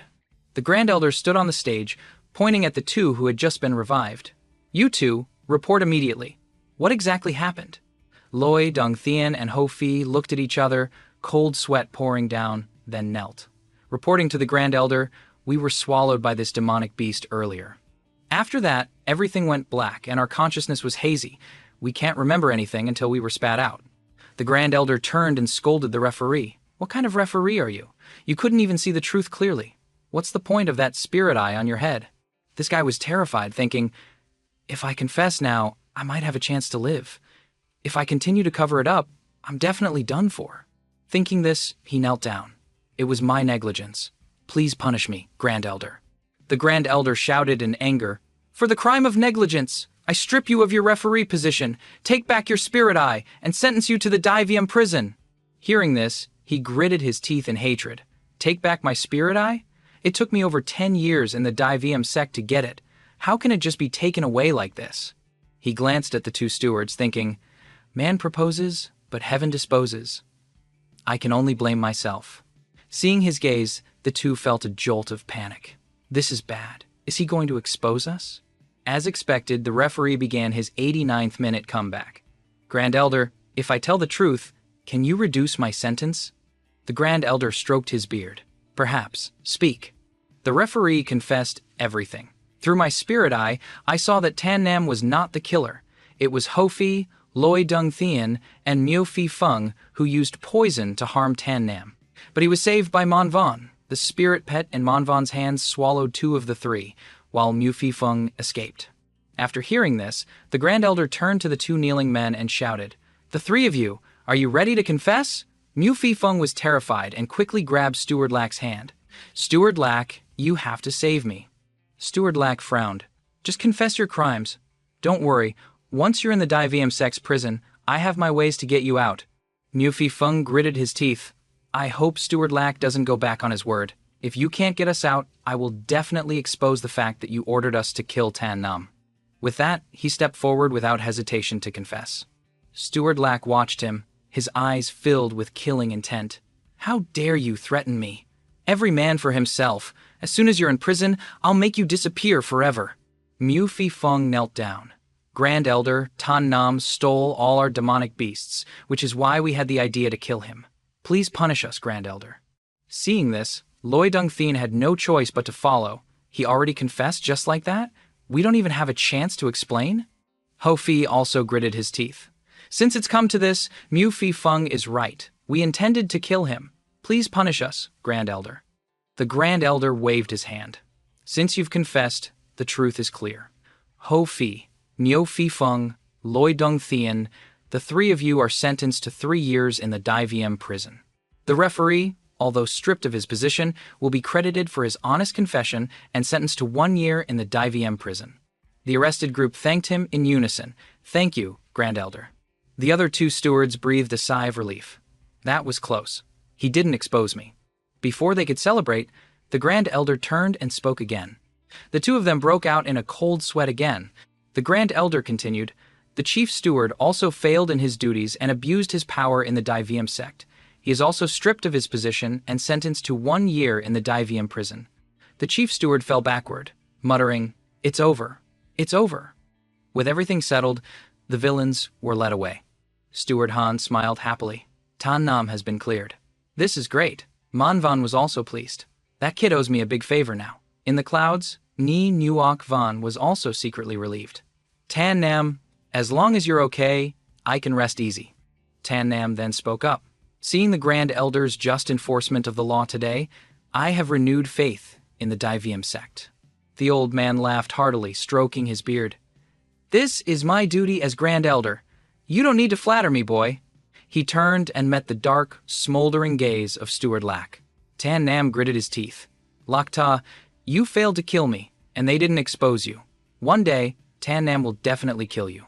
Lakta was equally displeased. I underestimated a worm like you. You actually broke my 3-day promise to kick you out of the Daivium sect. It seems I'll have to get serious with you. The two glared at each other, sparks flying. A silent war had begun. After a moment, the Grand Elder announced, "All right, today's commotion ends here. The first place in points should belong to Tan Nam. Does anyone have any objections?" The Peak Masters replied in unison, "No objections." The disciples below also cheered, "Grand Elder, we have no objections either." Hearing this, he waved his hand. Since no one has any objections, the first place prize will be awarded to Tan Nam. 3 people brought up the rewards. The pink-haired girl introduced them. 1st grade Yellow Rank Wind Flame Sword Art, 1 3rd grade Pill Rank Fire Spirit Crystal, and 10 Spirit Origin Pills. He accepted his spoils of war. Tan Nam smiled in satisfaction. Perfect. All of today's rewards are mine. My power is about to get a major upgrade. The ancestor appeared, patting his shoulder in praise.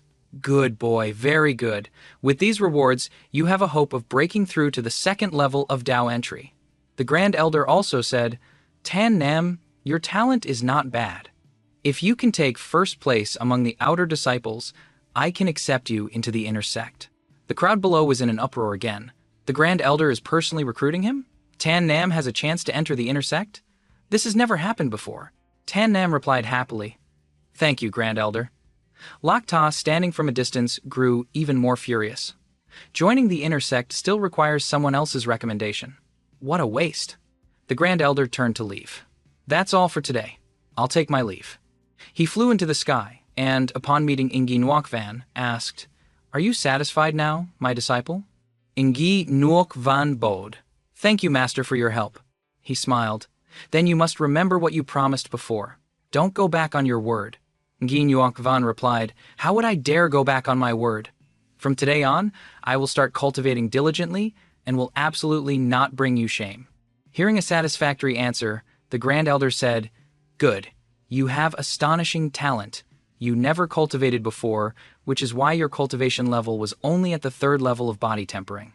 Now, as long as you work hard, I believe your strength will become truly outstanding. Ngi Nuokvan bowed her head. Thank you for the praise, Master. She thought to herself, Tan Nam, you must also work hard on your cultivation. I'll be waiting for you in the inner sect. With everything over, a reluctant Lakta spoke. Let's go. He and his cronies left. Tan Nam called out to Steward Han. Steward Han, thank you for speaking up for me. He continued, Tan Nam is eternally grateful. Steward Han blushed. No need to be so polite. As a steward, it's my duty to speak up for the disciples in my courtyard. Manvan popped out of nowhere. Hey kid, did you forget to thank me? He quickly turned around. Tan Nam, I also thank you, Miss Man, for your help. If you hadn't spoken up for me at that critical moment, I might be dead right now. Manvan pouted. I'll accept your thanks. If it weren't for Batcock, I wouldn't have helped you. Tan Nam scratched his head and chuckled. Right, thank you, both of you. To have received help from you two is my greatest honor. Then he turned to the cat. And thank you too, little cat. As he spoke, he reached out to pet its head but was dodged. The cat swatted his hand away. Who needs your thanks, mortal? Get your filthy hand away from me. He feigned surprise.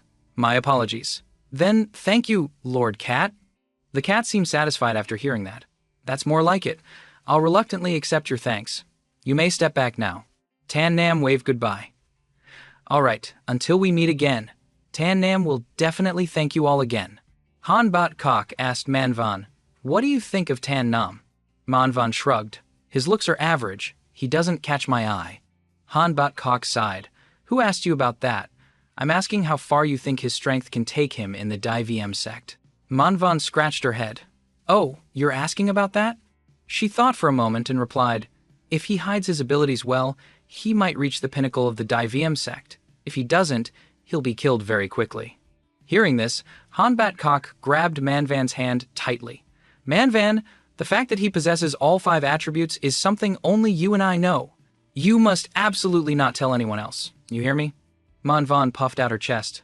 Got it, don't worry, Batcock. My lips are sealed. The cat immediately snarked. Right, your lips are sealed. About as sealed as a sieve. Hearing this, Manvan flared up, shouting, Tubak! That evening, in a thatched hut, Tan Nam was cultivating with the ancestor. The ancestor said, Kid, I'll now show you how to make the Asura sword art devour other sword arts. The ancestor explained, the Asura sword art originates from the Asura bloodline. It's not wrong to say they have a symbiotic relationship. Therefore, as long as you integrate other sword arts into your Asura bloodline, the Asura sword art will naturally level up. Tan Nam wondered, so how do I integrate this sword art into my bloodline? The ancestor replied nonchalantly, eat it. Tan Nam was utterly bewildered.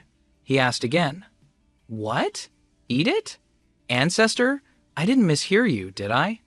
The ancestor replied, haven't you ever heard the saying? 1,000 scrolls in the belly, 10,000 skeletons under the sword. Tan Nam pondered, that doesn't sound wrong, but it doesn't feel right either. Ancestor, are you sure you're not tricking me? The ancestor stroked his beard and laughed. Ridiculous. Why would a great ancestor like me trick a junior like you? Resigned, Tan Nam said, all right then, I trust you, ancestor. I'll eat it. He picked up the book. He stared at it, then swallowed it whole, much to the ancestor's surprise. A moment later, he asked, Ancestor, I've eaten the sword art. Why isn't there any reaction? The ancestor laughed so hard, he cried. It turns out tricking people is this fun. Realizing he'd been tricked, Tan Nam shouted, Ancestor, you tricked me!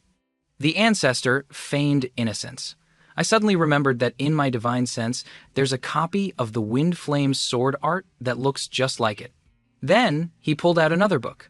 Tan Nam was dumbfounded. So that's the real reason you tricked me? The ancestor coughed. I was just bored. My little prank wasn't that bad, was it? Tan Nam held his head and sighed. Fine, whatever. You're the ancestor. The ancestor became serious again. All right, no more joking. Read and memorize all of it. Not with your eyes, but with your mind. Tan Nam asked again, with my mind? He pointed at him. That's right. Close your eyes. Use the divine sense in your brain to see. In his divine sense, there was only darkness.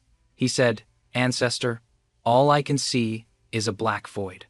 The ancestor instructed, listen with your heart, see with your mind. He silently repeated the words. Finally, golden characters appeared. He exclaimed with joy, This is it. Ancestor, I see it. Golden characters. The ancestor replied, Very good. Continue to look this way until you finish the book. Engrave it all into your bloodline, and it will naturally integrate itself. He gradually understood. No wonder there are countless books in my Asura bloodline. You read them all this way? The ancestor proudly stated, That's right. I, your ancestor, have roamed the world and read countless books, memorizing them all into the bloodline. You've really lucked out, kid. Tan Nam rubbed his head and smiled. Thank you, ancestor. I forgive you. Hearing that, the ancestor playfully scolded him. You little rascal, give you an inch and you take a mile. Cultivate diligently. I won't disturb you, he replied. Yes. He began to cultivate, thinking, I estimate I can finish reading this entire sword art by tomorrow. Then I'll have to see how many levels my Asura sword art has risen. The scene shifts to another room. Lak Ta was beating up those 3 useless fools. He shouted, Trash! Then continued, I gave you the heart-devouring poison arrow that I've treasured for years, and you still couldn't kill Tan Nam. What use are you to me? A bunch of trash. Ho Fai retorted, Steward Lak, we didn't expect Tan Nam to have a protector. Tan Nam was clearly hit by the poison arrow, but that Man Van saved him. It was beyond our expectations. The moment he finished speaking, he was slapped by Lok Ta. Lok Ta screamed, "Were you given permission to speak? Trash is trash." He kicked Ho-fi to the ground, continuing, "Tan Nam not dying within 3 days is my greatest humiliation." He growled, "I have to make him die." Seeing this, Mu Fi Feng quickly knelt down. "Steward Lack, in 1 month, it will be the Outer Sex Tri-Courtyard Grand Competition. At that time, if you personally make a move and kill Tan Nam, wouldn't that solve it? With your power, I don't think it would be a problem." Hearing this, Lok Ta grabbed him by the throat. "You want me to do it myself? Then what do I need you for? Do you want me to chop you up and feed you to the dogs?" Mu Fi Feng broke out in a sweat. Steward Lok, if you don't want to do it yourself, you could ask him to come." Hearing his strained voice, Lok Ta repeated, "Him?" He let go of Mu Fi Feng's throat. The other man coughed violently, his face turning purple. Lok Ta turned his head. "That's right, it seems it's time for him to handle this." Meanwhile, in the underground prison of the Dai VM sect, a young man was in chains. Seeing Lok Ta arrive, he sneered. "So, someone finally wants to see me?" Lok Ta walked in, carrying a small demonic beast. Lok Ta looked at him. "It's been a year, hasn't it? It's time for you to breathe some fresh air, younger brother Huyen." This Hyenda laughed with delight. "Is that so? It's been a long time since I've tasted fresh blood." With that, he shattered the iron chains. He snatched the demonic beast and began to tear it apart. The next morning, Tan Nam was practicing his sword skills, sharp blades of wind flying everywhere. He accidentally destroyed a wall, revealing someone relieving himself. The man stood up, furious. "Tan Nam, are you crazy? If you're going to practice martial arts, practice martial arts. Why are you practicing on the courtyard wall?" Tan Nam was embarrassed. "My bad. I'll leave right away." With that, he slipped away, leaving the other man screaming, "You bastard, you have to fix the wall before you go."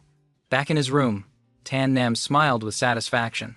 "After devouring the yellow rank sword art, the power of my Asura sword art has increased by 40%.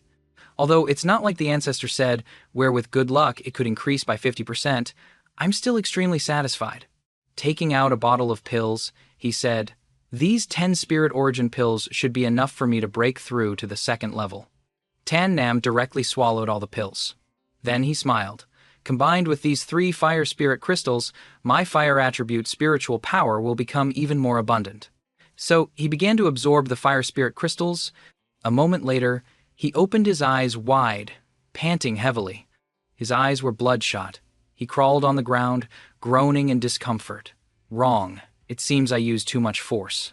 I consumed too many pills and too many fire spirit crystals. My body can't absorb it all. What do I do?" He started coughing up blood, sweating profusely. "Am I, Tan Nam, going to die from my body exploding today?" He struggled to sit up, unwilling to give up. "No, I still have so much to do. I can't die a meaningless death like this." Picking up his sword, he poured his spiritual power into it and unleashed the blood-floating life sword technique. Then he began to train frantically. With one swing, his condensed sword energy burst forth with power. His slash damaged the surrounding houses. A young man saw this and hid behind a wall, trembling. "Tan Nam, you're insane!" He gritted his teeth and delivered another slash. A powerful beam of light shot out.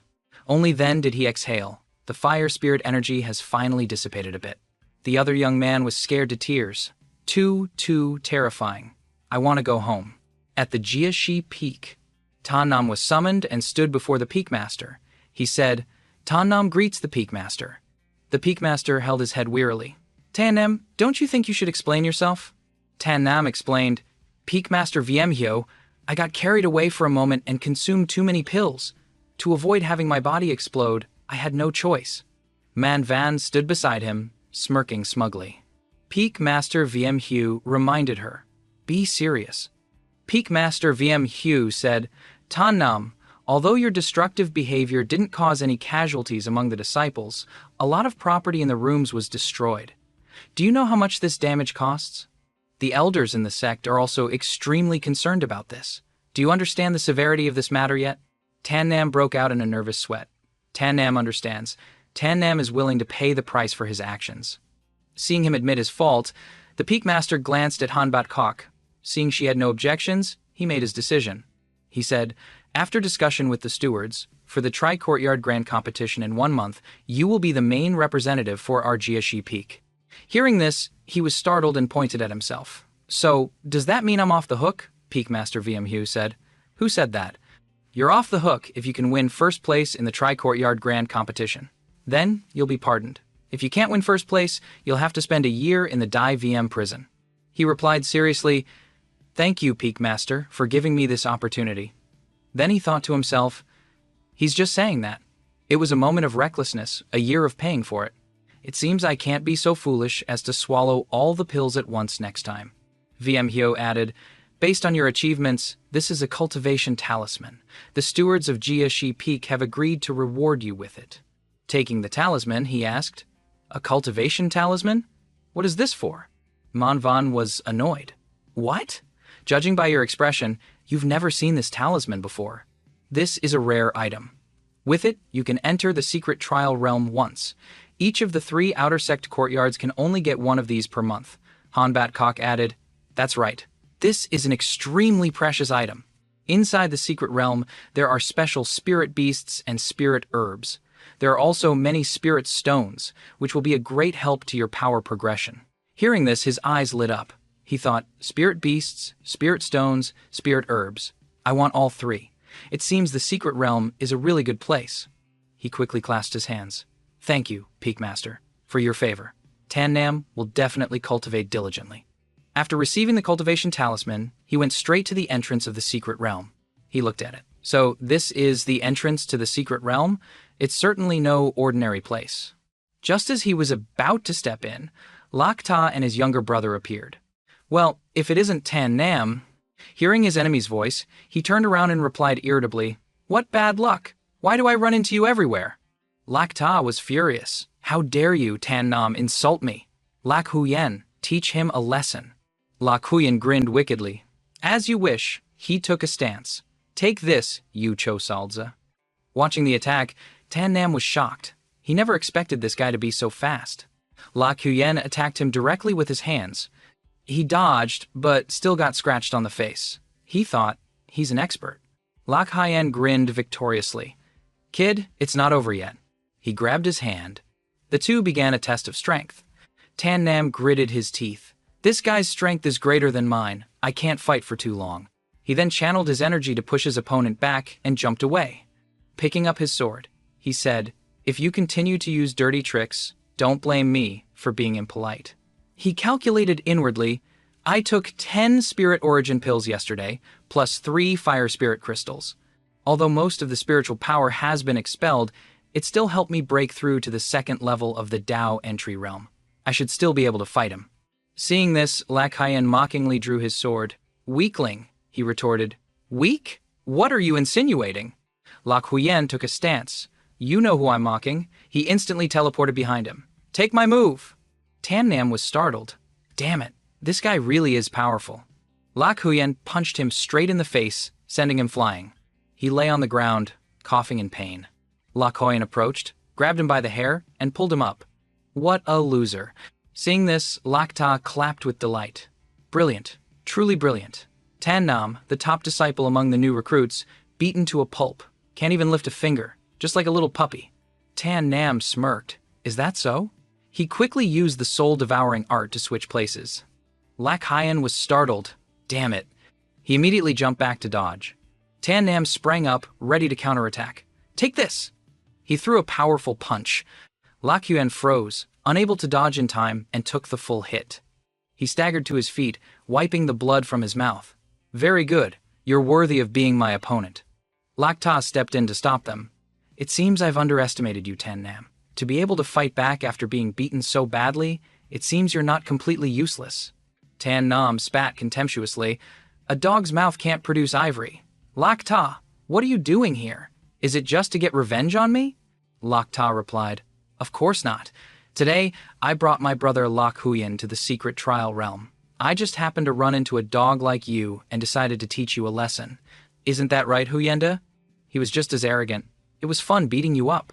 Tan Nam frowned, turned, and left. I, Tan Nam, will remember today's humiliation. However, I have to go to the secret realm and don't have time. I'll settle today's score with you later. He walked away, thinking to himself, Lak Ta's strength is above mine. If I fight to the death, it might end in a mutual loss. It's better to avoid a direct confrontation for now. First, I need to go to the secret trial realm to level up my strength, then challenge him. Seeing him leave, Lak Ta roared, Fine! My brother Hyen will also participate in the Tri-Courtyard Grand Competition next month. Killing you then will be open and above board, and no one will investigate. You definitely won't be able to withstand my brother Hyen's soul-reaping move. He waved back in response. Fine. Next month, we'll see who lives and who dies. Lak Ta turned back and asked Lak Huen, This Ta Nam, what do you think of his strength? Lak Huen laughed victoriously. Him? I could kill him with one hand. Hearing this, Lak Ta was pleased. That's right. Brother Huyen, you are unparalleled. If you use your full strength, no one can withstand your attack. Lak Huen frowned. I'll help you kill Tan Nam. What about my matter? Lak Ta crossed his arms, looking annoyed. What I hate most in this life is romantic drama. You've only been free for a short while, and you already want to see her. Lak Huen was determined. I miss her day and night. Lak Ta finally relented. All right, I'll allow you to see her. He thought to himself, that woman helped Tan Nam last time, so she must know him well. It's a good opportunity for Huyenda to investigate a bit. Tan Nam arrived at the entrance to the secret realm. The guard asked, Cultivation Talisman. He presented the cultivation talisman. He took it. The guard said, All right, no problem. He crushed the token. The entrance to the secret realm opened. The guard said, All right, you can go in. But you must remember your cultivation talisman is a low-grade one. You can only go to the low-grade area. Tan Nam was polite. This disciple understands. He thought to himself, even a secret realm is divided into different levels. How annoying. Tan Nam walked straight into the secret realm without hesitation. The inside was completely different from the outside. The sky was pitch black, illuminated only by the light of the stars. Admiring the scene before him, Tan Nam couldn't help but marvel that this was the so-called secret realm, even if the scenery was a bit desolate and ruined. After taking a few more steps, he almost fell into a chasm due to the limited visibility, but he managed to stop just in time. The young man frowned, wondering if this slope was too steep or if he had hit a dead end. Crouching down, he realized that below was a complete void. Seeing massive boulders floating in the air, he yelled in frustration, This is the scam of the century! They're all a bunch of crooks! He roared in bitterness. They talked a big game. Where are the spirit beasts? Where are the spirit stones? Where are the spirit herbs? This is just a dilapidated island. Looking at the small island, he admitted that although the spiritual energy here was denser than outside, there wasn't a single resource to be found. He thought if he could fly to the large island in the distance, he might be able to find some spirit stones and spirit herbs. No sooner said than done, he immediately used the heavenly steps, stepping on the air to fly towards that island. While soaring through the air, he suddenly crashed into a barrier. It pushed him back, causing him to fall flat on his face. He scrambled to his feet. He bitterly realized that this secret realm seemed to deliberately block disciples with weak strength. If I were strong enough, it would have been great. I could probably pass through this barrier with ease and head to the large island ahead. With that, he sat down and circulated his energy, telling himself that since it had come to this, he must cherish the opportunity. Even without spirit stones, spirit beasts, or spirit herbs, just by relying on the dense spiritual energy here, I can become stronger. As he cultivated, he resolved, one day, I, Tan Nam, will go wherever I want and break through any realm. The scene shifts to the slopes of Daivium Mountain. The Grand Elder was instructing his beloved disciple. He said, Disciple, based on your talent, I believe that if you cultivate seriously here, you will surely create cultivation miracles for the Daivium sect. Ni Nuogvan humbly replied, Master, you praise me too much. My cultivation is still only at the 3rd level of body tempering, the same as when I first joined. There has been no progress for so many years. How can my talent be as high as you say? Seeing his student seem discouraged, he encouraged her, My disciple, when I went down the mountain to the Sword Inquiry City, the first time I saw you as a child, I saw your extraordinary talent and extremely strong potential spiritual power. It's just that you haven't focused on cultivation. If you use my incantation to stimulate your potential, you will know just how formidable your talent truly is, enough to astonish others." Hearing this, Ni Nuok Van promised firmly, "I have agreed with Master to focus on cultivation and will absolutely not go back on my word. I will use your incantation now." Hearing that, the Grand Elder laughed with delight and said, "Good, my disciple is truly obedient." Then Ni Nuok Van sat down and began to cultivate seriously, recalling the technique her master had taught her. She recited, "The chaos was primordial like an egg, dark and indistinct." The vast primordial essence embraced the grand chaos. Looking at his disciple, he smiled proudly. "That's it, my disciple is truly a genius. The incantation was just activated once, and the spiritual power inside her body is already increasing continuously." Ni Nuok Van focused on circulating the technique, causing spiritual power to continuously gather and be absorbed. Her master could only watch in awe as she broke through levels. He continued, "Fourth level of body tempering, fifth level of body tempering." Realms were broken through continuously. The foundation of years of cultivation was surpassed in a short time. This spiritual power is truly too strong. Ni Nuok Van opened her eyes at this moment but remained seated in cultivation. Looking at her, he started to feel a bit intimidated, muttering, "Sixth level, seventh level, eighth level already." A bolt of lightning struck down. The young woman grimaced. "It's not enough. It's still not enough." She continued to try, and the Grand Elder had to shout, "Ninth level, 10th level, the peak of the body-tempering realm, disciple, you are already a miracle." At that moment, the spiritual energy fluctuated, thunder roared, and lightning struck down from the sky, causing her to break through once again. The Grand Elder shouted in astonishment, "Dao entry! First level of Dao entry! Second level of Dao entry! Third level of Dao entry!" He was so panicked he stammered, "Dao entry! Third level of Dao entry." Just a moment ago, she was at the third level of body tempering, and now she's at Dao entry. Breaking through 10 realms in a single day, this talent is truly terrifying. The sky finally cleared up again. The young woman looked at her spiritual power and said, "Third level of Dao entry." Then she smiled happily, thinking, "Tan Nam, when I return this time, you probably won't dare to say my cultivation is too low anymore." In the square outside the Dai VM sect, a young man was loudly announcing some earth-shattering news.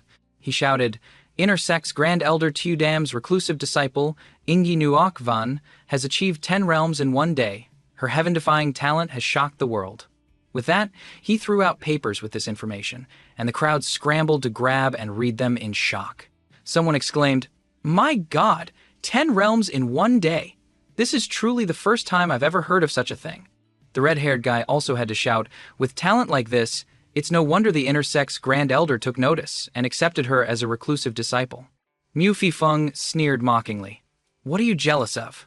Nuok Van was only able to jump 10 realms in one day because her initial cultivation was so low. Besides, even with all those breakthroughs, she's only at the third level of the Dao entry realm. You have to remember, our steward Lok Ta is at the 5th level of Dao entry." Loi Dung Thien immediately chimed in. "That's right. With her level of strength, she's not even worthy to carry Steward Lok Ta's shoes." Tan Nam happened to walk by and picked up a flyer to read. He thought to himself, 10 realms in one day? Indeed. I was wondering why this girl, with only 3rd level body tempering strength, could be an inner disciple of the Dai VM sect. It turns out she has heaven-defying talent. He smiled and thought, I came out of the secret realm, completed my cultivation, and also just broke through to the 3rd level of Dao entry. Now this girl can also reach the 3rd level of Dao entry in a day. It seems if I don't cultivate diligently, she'll probably surpass me. With that, he left. Seeing his back, Mu Fifeng recognized him.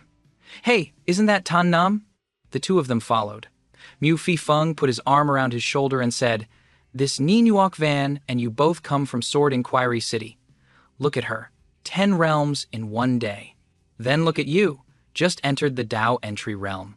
You're such a piece of trash?"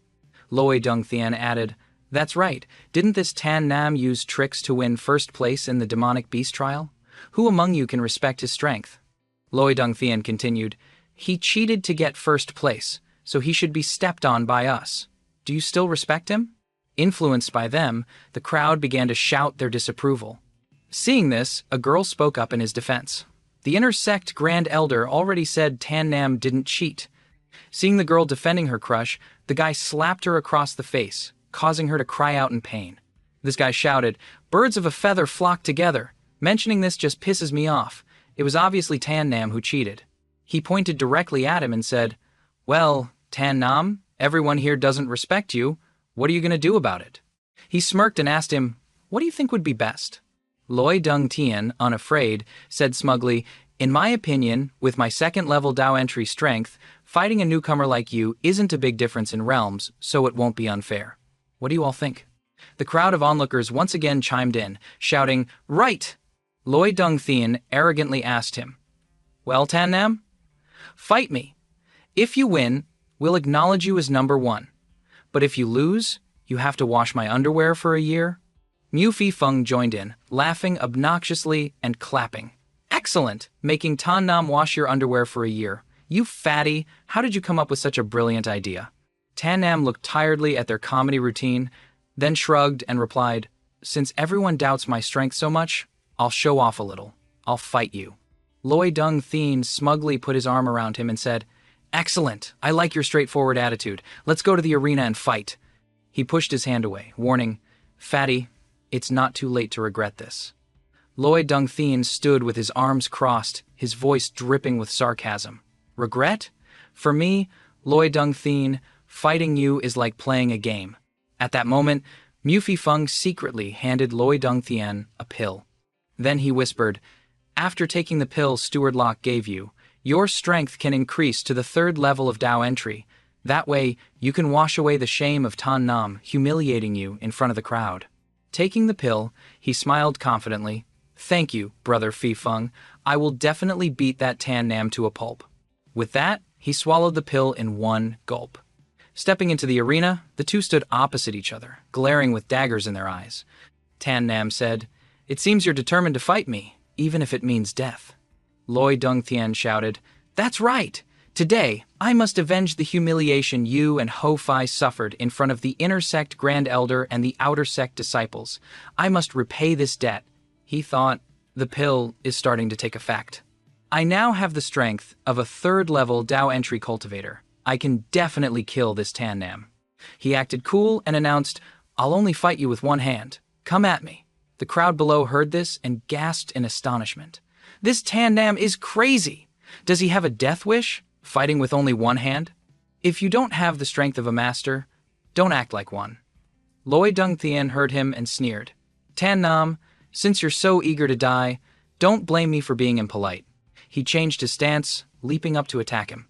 Looking at that posture, he said dismissively, "Is that all you've got?" He blocked a blow with one hand and sent him flying. Taking the full force of the blow, he spat out a mouthful of fresh blood. With just one hit, he was knocked out on the floor. The crowd below screamed in horror. "My God, he's too strong, unbeatable." As expected of the number one, Tan Nam is completely worthy.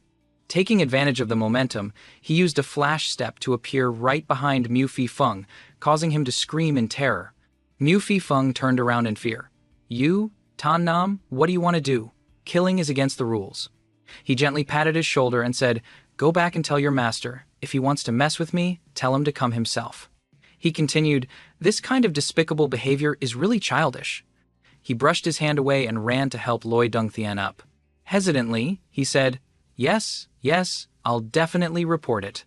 Elsewhere, Manhwa was focused on cultivating. Then someone approached from behind. Noticing the movement, she glanced over to see who it was. She immediately drew her knife, ready to attack, but when she saw Lak Huyen's face, she gasped, "It's you." Lak Huyen looked at her and said warmly, "Mon Van, long time no see." Mon Van immediately lowered her knife. Unable to believe her eyes, she asked, "Lak Huyen, we haven't seen you in a year. Where have you been?" Lak Huyen patted her head and replied, "It's nothing. I just went traveling for a year. I'm back now." He smiled gently, a warm smile completely different from when he met him. He thought, "Manvan, after a year of separation, I can finally see you again. Even if you don't know that I like you, just being able to see you is enough for me." Manvan's eyes welled up with tears. "A year ago, you took first place among the outer disciples, but then you suddenly disappeared. Do you know how long we looked for you?" He patted her head, replying apologetically, "I'm sorry. I left in a hurry back then, so I couldn't make it in time. Before he could finish explaining, she slapped him across the face, stunning him. Manhwa shouted, "Get lost! I don't want to see you! Even if you appear again, I'll just find you disgusting!" He quickly tried to explain, Manhwa, but she wouldn't listen, shouting, "You betrayed Peak Master VM Hughes' expectations, betrayed Batcock's expectations, and betrayed my expectations. You could have entered the inner sect, but you suddenly disappeared. Do you know how much we had to sacrifice to compete for that first place? You're the biggest jerk." Hearing this, he was stunned, and his face darkened. He kept muttering, "No, no, no, no, I didn't. He backed away in fear. Manhwa asked worriedly, "Lakuan, what's wrong with you?"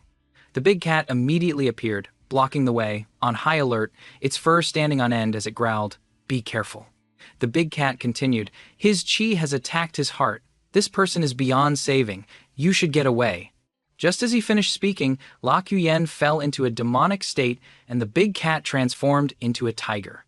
At the same time, it warned of danger. The big cat knocked him out with one paw. After dealing with him, the big cat turned to her and asked, "Manhwa, why do you know this kind of person from a demonic path?" She asked, confused. "Demonic possession? A year ago, he was fine. Why has he suddenly become a member of a demonic sect?" She thought. "Something must have happened to him. I have to find out what—" A while later, Lakuan woke up. He and she sat in a small gazebo.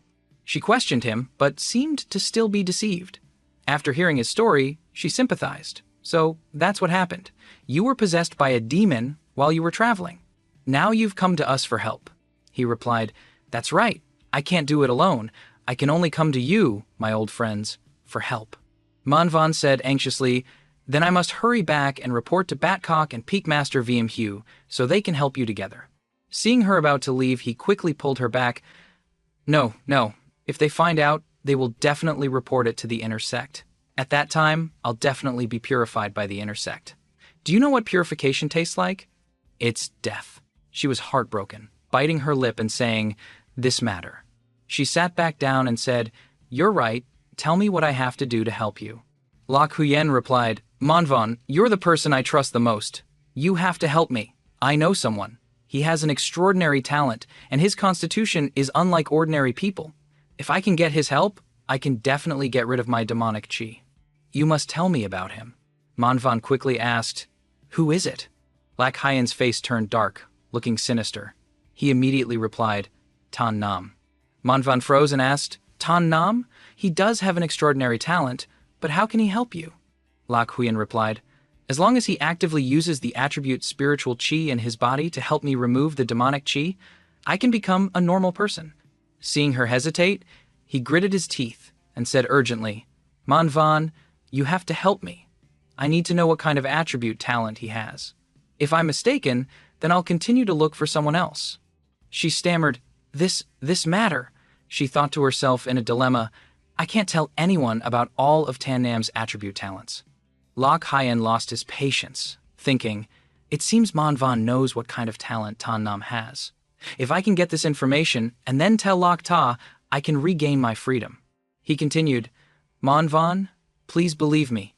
You all trusted me a year ago, so please trust me now." She was manipulated into thinking, "That's right. A year ago, we also firmly believed that Lakuan had the strength to be number one. What's wrong with trusting him again now?" Then she said, "I'll tell you, but you must absolutely not tell anyone else." Lakuan smiled and replied, "Of course, definitely." Manhwa revealed all 5 attribute types are Tan Nam's talents. Scene change. Lakuan has brought this news to Lok Ta. Hearing it, he went berserk, shouting, "What? All 5 elemental attributes?" Lakuan smiled and said, "That's right. I heard it directly from Manhwa's mouth. Given her trust in me, it can't be false." Lok Ta looked at the 2 bunglers and said, "No wonder you 2 failed to cause trouble for him and ended up getting schooled by him instead." Loidung Thien angrily shouted, "That's right, Steward Lok. I really didn't expect Tan Nam's strength to improve so quickly. When he first joined, he hadn't even reached the Dao entry realm, but now he can beat me, someone at the 3rd level of Dao entry." Seeing this guy was not only stupid but also loudmouthed, Lok Ta angrily slapped him. "You still have the nerve to say that? Get lost. You're a disgrace to me." Mu Fi Feng said, Steward Locke, this Tan Nam also asked me to pass on a message to you. I don't know if I should say it or not. Lak Ta shouted, Spit it out! Mu Fi Feng's face paled, and he stammered, He said that if you want to make a move against him, you should come yourself. This kind of behavior, sending your dogs after him, is really childish. Lak Ta was furious and shouted, Fine, Tan Nam, daring to humiliate me time and time again. Only by killing him can I feel satisfied. Mu Fi Feng advised, Steward Locke, if you want to kill him now, you'll be sacrificing long-term benefits for short-term gains. Other than venting your anger, there's nothing to be gained. Lak Ta lost his patience and shouted, If you have a way, then hurry up and say it. Then Mu Fi Feng replied, As far as I know, all 5 of his attributes are talents that can be transferred into another person's body using a special technique. If you capture him and transfer all of his talents into your body, your strength could increase tenfold. Hearing this, Lak Ta was startled and shouted, Tenfold! He clapped his hands in praise. Excellent, excellent. I didn't expect this Tan Nam to have such a talent. If this talent is seized by me, won't I be able to dominate the Dai VM sect? He was excitedly getting ahead of himself. I'd be able to dominate this whole world. Mu Fi Feng continued. With enough time, I believe Steward Lak Ta can do it. Lak Ta replied, I've long been dissatisfied with this petty steward position. If my strength is sufficient, I can become a peak master, even an inner sect elder, or even the sect master of Dai VM sect. Lak Huan spoke up at this moment. Big brother, you said my body has been tainted by demonic qi, and that Tan Nam's talent could be used to remove it. Why do you now have ambitions to seize his talent? Lak Ta replied, Fool. If I obtain that heaven-defying talent, of course I'll have the ability to remove the demonic qi in your body. Lak Huan was completely fooled and replied, Yes, I believe you, big brother. Hearing a satisfactory answer, he said, Good. Mu Fi Feng, tell me how I can transfer Tan Nam's talent to myself. Mu Fi Feng replied, I know of a sect in the southern city called the Guimi sect. They are all cultivators of strange and mystical arts, including the art of talent transference. I know an elder there, and I can invite him here. Hearing this, he laughed loudly and said, Good, that would be great. The task of capturing Tan Nam will be left to Lak Huan. Lak Huan replied, In terms of martial strength, I can do it. With my 5th level Dao entry cultivation, defeating him is like using a butcher's knife to kill a chicken.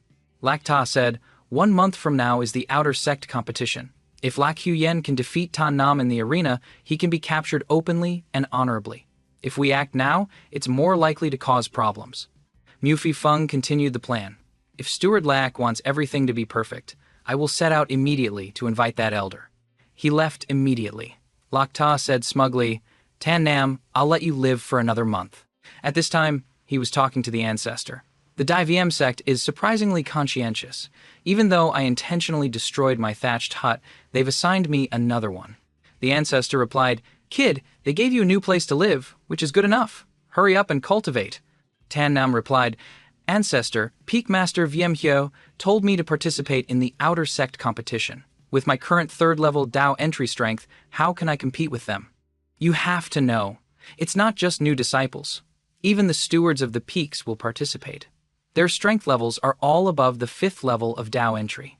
Hearing him complain, the ancestor said impatiently, What are you afraid of?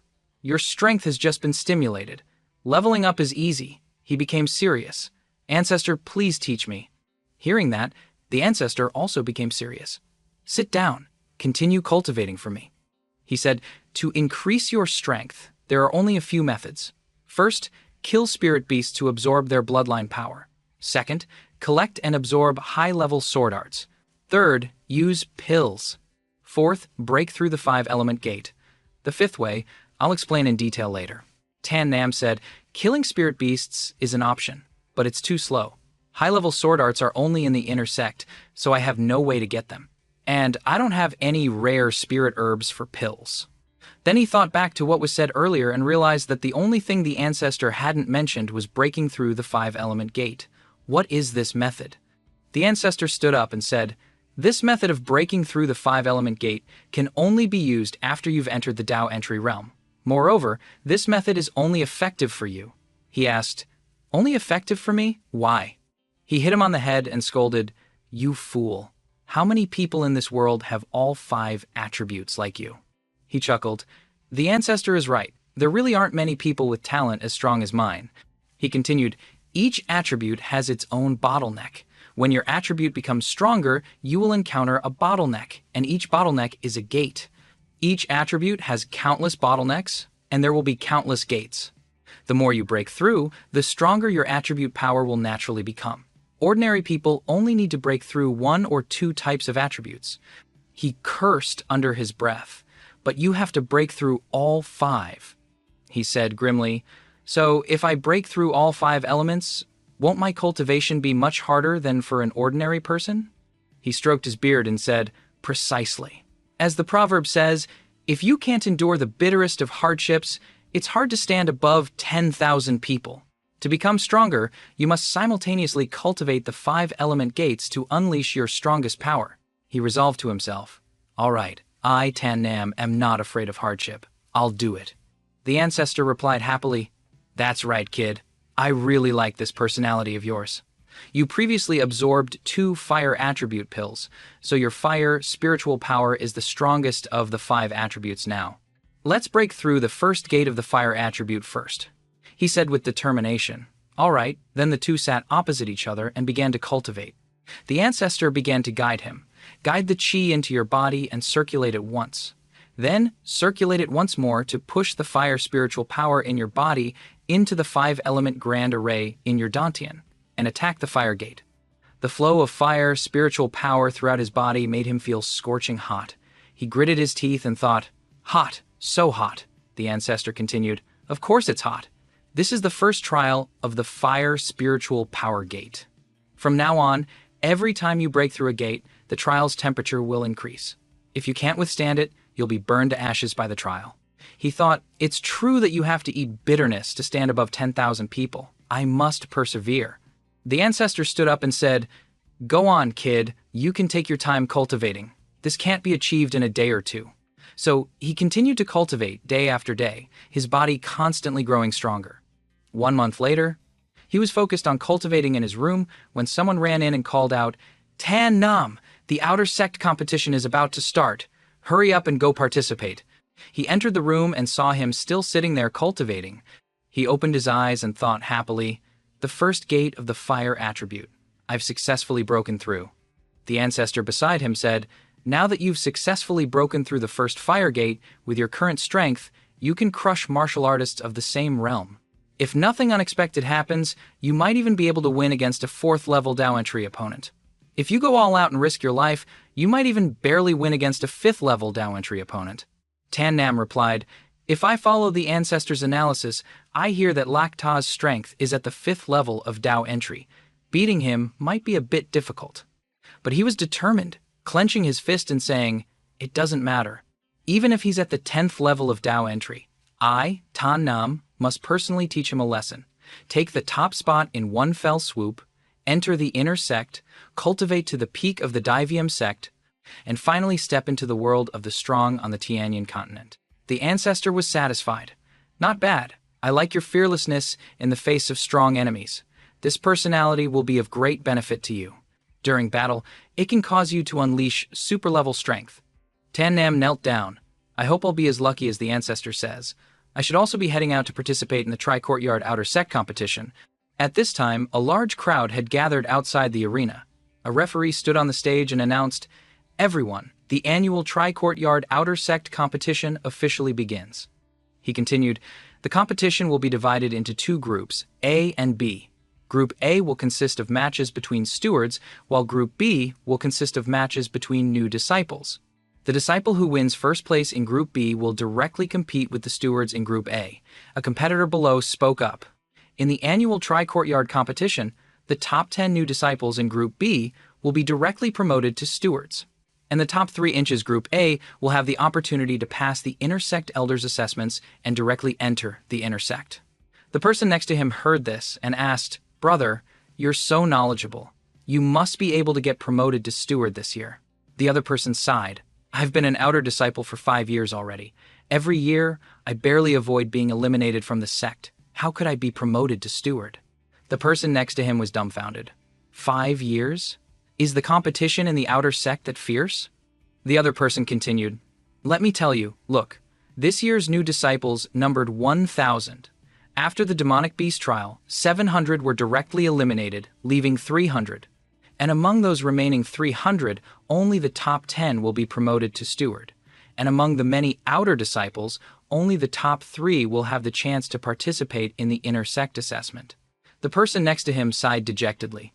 After hearing you say that, this competition is really too intense. If you don't have talent, it's really too hard to get to the top in the DIVM sect. The other person said, no, you're thinking too simply. I'll tell you something to crush your hopes completely. The disciples who win the top 3 positions need to pass the selection and assessment of the elders. Only after passing the assessment can they enter the inner sect. The person next to him lost all hope after hearing that, crying, a disciple with ordinary talent like me will probably never be able to enter the inner sect in this lifetime. The other person said again, young man, you're wrong again. The reality is even more terrifying than you think. Last year, a new disciple, after winning first place in Group B, was directly promoted to Group A and competed directly with the stewards of that year. Then, because he was extremely talented, he defeated all the stewards in Group A in one go.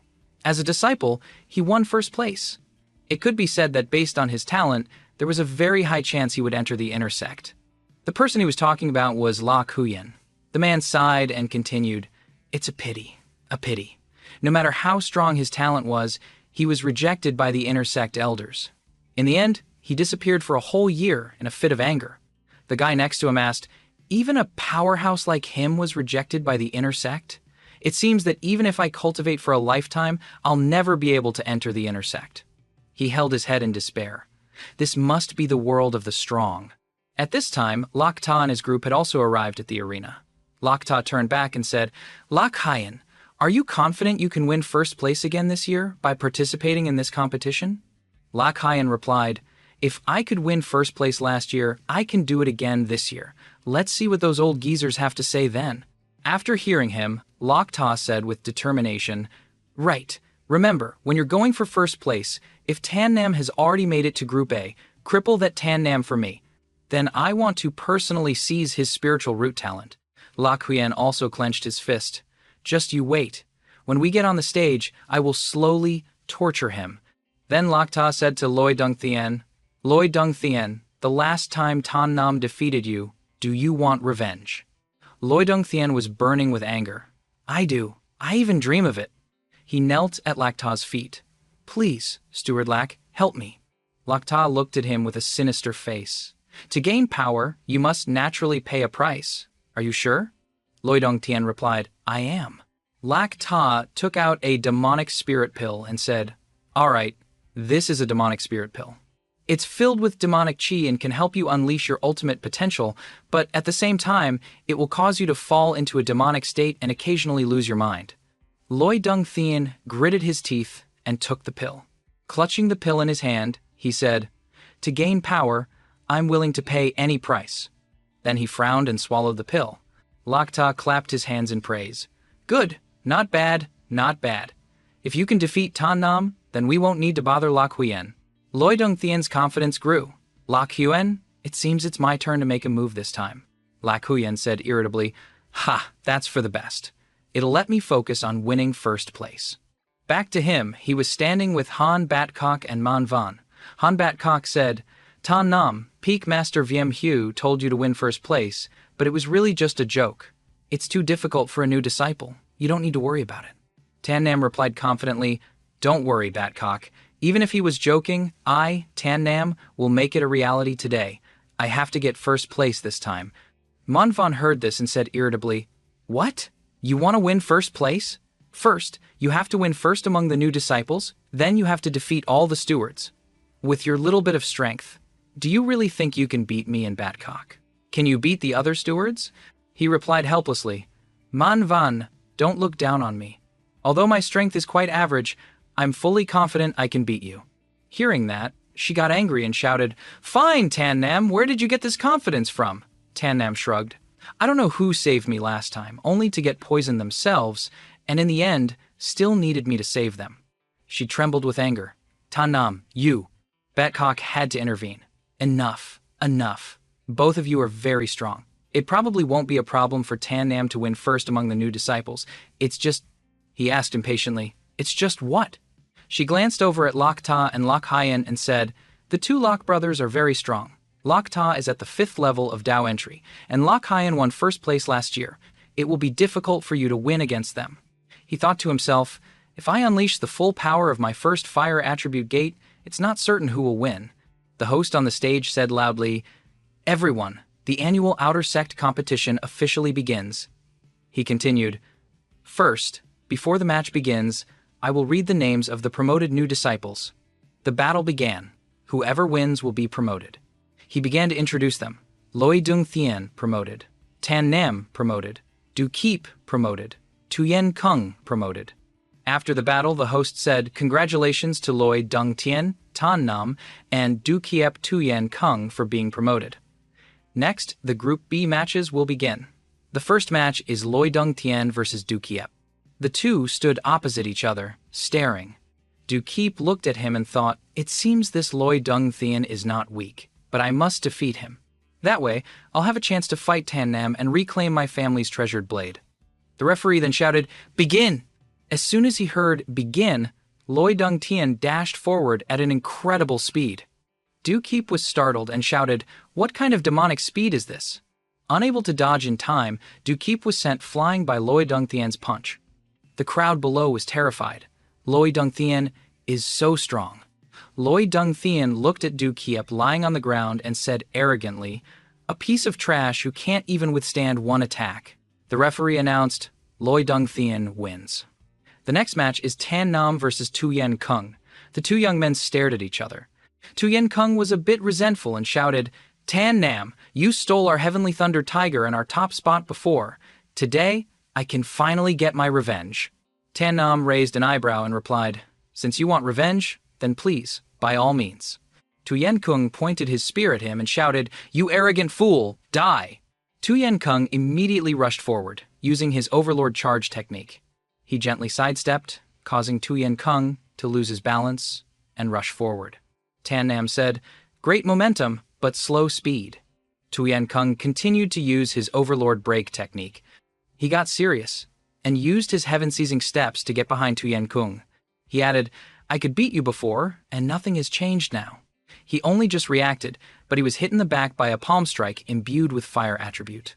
He was knocked down below and coughed up blood. Hanbat Hok, watching the match, said, Tan Nam has an extraordinary talent, and even cultivated in the secret realm. His speed is truly divine. Manhwa stood with her arms crossed and said, this Tan Nam really has some skills. The referee spoke again, announcing the result. Tan Nam wins. Next match, Tan Nam versus Loi Dung Thien. Hearing this, Loi Dung Thien confidently walked up to the arena. He even raised his hand, signaling his confidence in winning. The audience couldn't help but applaud and cheer, continuously chanting, Loi Dung Thien! Loi Dung Thien! The other side was not to be outdone, continuously shouting, Tan Nam! Tan Nam! Loi Dung Thien pointed at his own face and said, Tan Nam, the last time you defeated me, it made me extremely uncomfortable. Let me tell you, I'm not the same person I was back then. Hearing the threat, he raised an eyebrow and replied, oh, so what?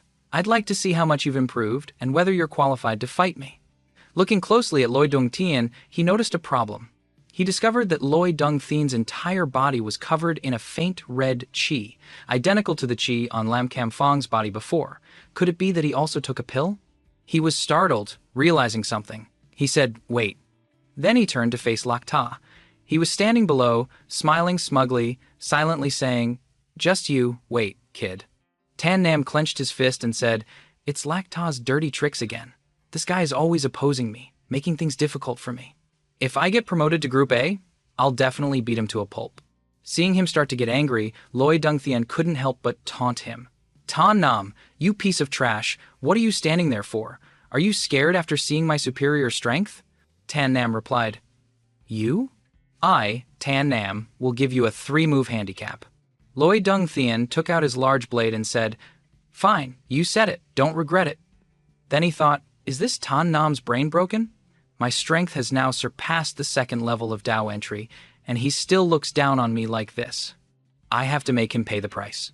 Then he executed his river-cutting slash and rushed towards him. Below, Manhwa commented, "I didn't expect it to be a high-grade mortal rank technique, the hidden tyrant blade art. I heard this domineering blade art is very strong, not inferior to a yellow rank martial skill. It seems Tan Nam is going to suffer this time." Hanbat Hawk replied, "I think Tan Nam will definitely win." Hearing that, Manhwa argued back, "Oh, Batcock, why are you so sure Tan Nam will win? I see him standing there like a log, not looking like he wants to fight at all. He'll definitely lose." Han Batcock remained confident. "No, he will win." Manhwa pressed on, "Fine, let's make a bet. If Tan Nam wins, I'll give you the soul jade ring I just bought. It's a treasure worth a whole 10 spirit stones. If you lose, you have to give me a treasure of equal value." Han Batcock confidently replied, "Fine, since you're not afraid of losing, let's make a bet. I'll give you my storage ring, which is worth the equivalent of 10 spirit stones, if you win." So the bet was set. Manhwa said, "It's a deal." She walked away with a confident smile, saying, "Oh, Batcock, you're definitely going to lose this time. Tuebok just told me that Loi Dung Thien took a pill, and his strength has increased massively. How could Tan Nam possibly beat him?" On the stage, Loi Dung Thien had unleashed his move towards him with extremely powerful force. He stood calmly and neutralized it with ease. He said, "That's one move." Loi Dung Thien was furious, clenching his fist and shouting, "What did you say? Aren't there still 2 moves left? Watch carefully." Then he thought, "I only used 30% of my strength just now. This time, I'll use 50%. The guy hadn't given up yet and continued to unleash his mountain-shattering cleave. In response, Tan Nam's eyes were as sharp as a knife. He calmly observed the incoming attack. Then he lightly executed the heaven-seizing steps. In a flash, he had easily dodged it, not forgetting to add a taunt. It's ridiculous. Does my heaven rank movement technique, the heaven-seizing steps, have to fear a mortal rank martial artist like you? The powerful strike shattered the arena floor, but when he looked again, he only saw empty space in front of him. He yelled in panic, "Where did he go?" Immediately, Tan Nam reappeared and calmly announced, "That's 2 moves." Going all in, the guy poured all his strength into the hidden tyrant blade art, a 3rd technique he had just mastered. The explosion of spiritual power created an extremely majestic dragon head illusion before he unleashed the river-severing strike. Yet, our Tan Nam remained calm, just standing there and making a cool comment, "Not bad, not bad. This move has some power." With that, the young man flexed by, lightly waving his hand in response, not forgetting to add another taunt, but it's still too weak. This display left the crowd below in utter shock. A young woman couldn't believe her eyes and exclaimed, "This Tan Nam actually wants to block such a powerful blade technique with one hand." The person next to her thought he was just showing off. "I think he's just acting cool. He'll definitely be killed in a moment." Even Manhwa was horrified. "Batcock, this Tan Nam is crazy. His strength is only at the Dao entry level. How can he block this attack with one hand? He's definitely going to lose." Only Batcock remained firm in her belief in her idol, replying with certainty, "We'll see who wins or loses in the end." Lak Ta, in a corner, was smirking deviously. "Tan Nam, you arrogant old fool, it seems I've overestimated you." And to prove Batcock's words were not empty, Tan Nam channeled his power into his hand, unleashing the 1st level of the fire gate, creating a blazing fire vortex to directly confront the river-severing strike. An earth-shattering collision occurred, sending up a cloud of dust that obscured everyone's vision, while the crowd below frantically shielded themselves from the aftershock and wondered, "Who won? What's happening? I can't see." Then, from within the smoke, our main character appeared, looking incredibly cool and majestic, and said, "Loi Sung Thien, that's 3 moves. Isn't it my turn to attack now?" Faced with that aura, Loi Sung Thien was so scared he was sweating bullets. He quickly wiped his face. "I'm not fighting anymore. I'm not fighting anymore. I lose."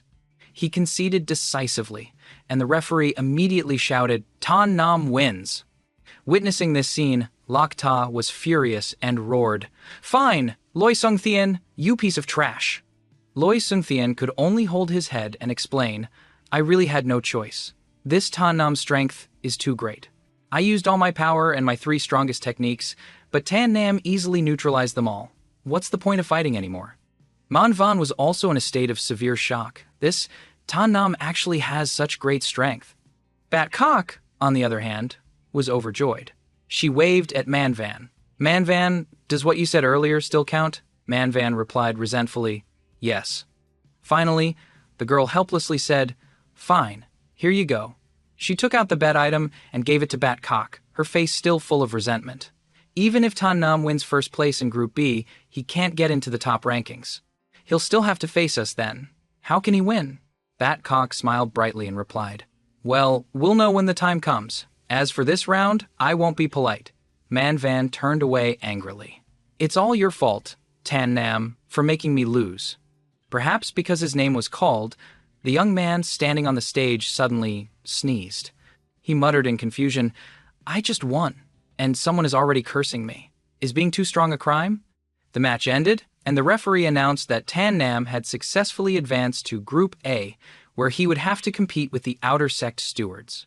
This news caused a stir in the crowd. One guy sneered, how far do you think this Tan Nam can go in Group A? The guy next to him replied, I don't think he can even win one match. His opponents are stewards, who are much stronger than us. Another person added, right, unless he can be like Lak Hyen last year, with extremely strong talent, he might be able to get into the top rankings. Standing on the sidelines, Lak Ta gave him a sinister look, thinking, Tan Nam actually advanced to Group A. Next, I'll have to see how far he can go among these stewards. Back in the waiting area for the contestants, Tan Nam's appearance immediately attracted mocking glances. A brown-haired guy whispered to his friend, do you think this year's newcomers are all gone? That they let an ordinary person like this advance? The purple-haired guy replied, a bunch of weaklings.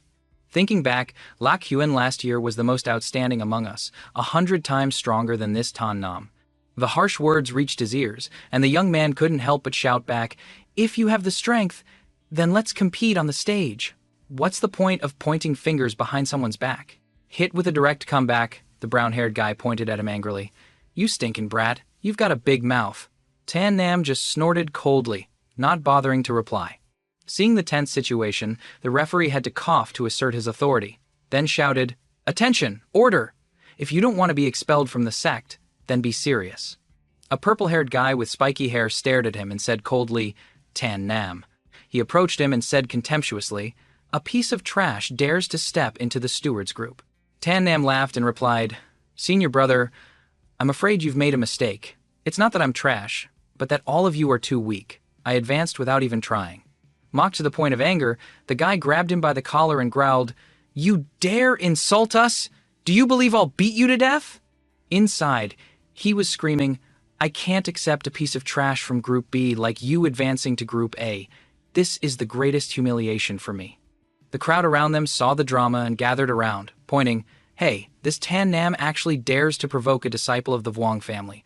He's tired of living. Another person who knew the situation added, That's right. The Vuong family is a major clan in the Daichu kingdom and also has a lot of power in the Dai Viam sect. Very few people dare to provoke them. The referee saw that a fight was about to break out and quickly shouted, Hey, you! Hearing the call, the purple-haired guy turned and gave him a sidelong glance. The referee's face turned pale and he quickly said, Young Master Vuong, please continue. Then he told himself, It's better not to mess with the Vuong family. Less trouble is better.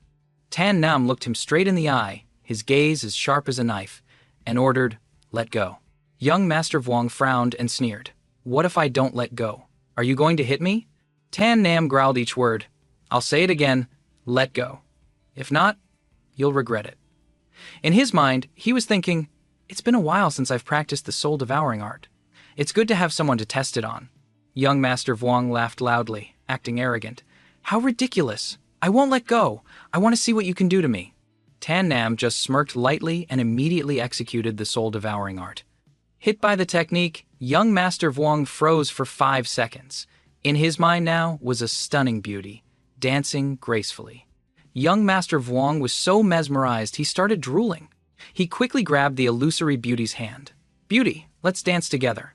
And so he began a romantic and poetic dance with pink hearts fluttering around in his imagination. But in the eyes of the public, he was twisting and turning by himself, looking indescribably strange. The brown-haired guy from before didn't understand what was happening and blurted out, What is this Vuong Hao doing? It's so funny. The person standing next to him added, The more I look, the more it hurts my eyes. What a disgrace. Tan Nam just snorted coldly and turned to leave. ignoring Vuong Hao, who was putting on a massive comedy show behind him. Just as he left, he woke up from the illusion. Vuong Hao was furious and screamed, "Tan Nam, you dare humiliate me! I will never let you go!" Peak Master VMQ, who was observing, angrily shouted, "No noise during the outer sect competition." His shout was so powerful that the crowd had to quickly cover their ears. In the crowd, a guy with a dark face looked at Tan Nam's back and said softly, "Good, good."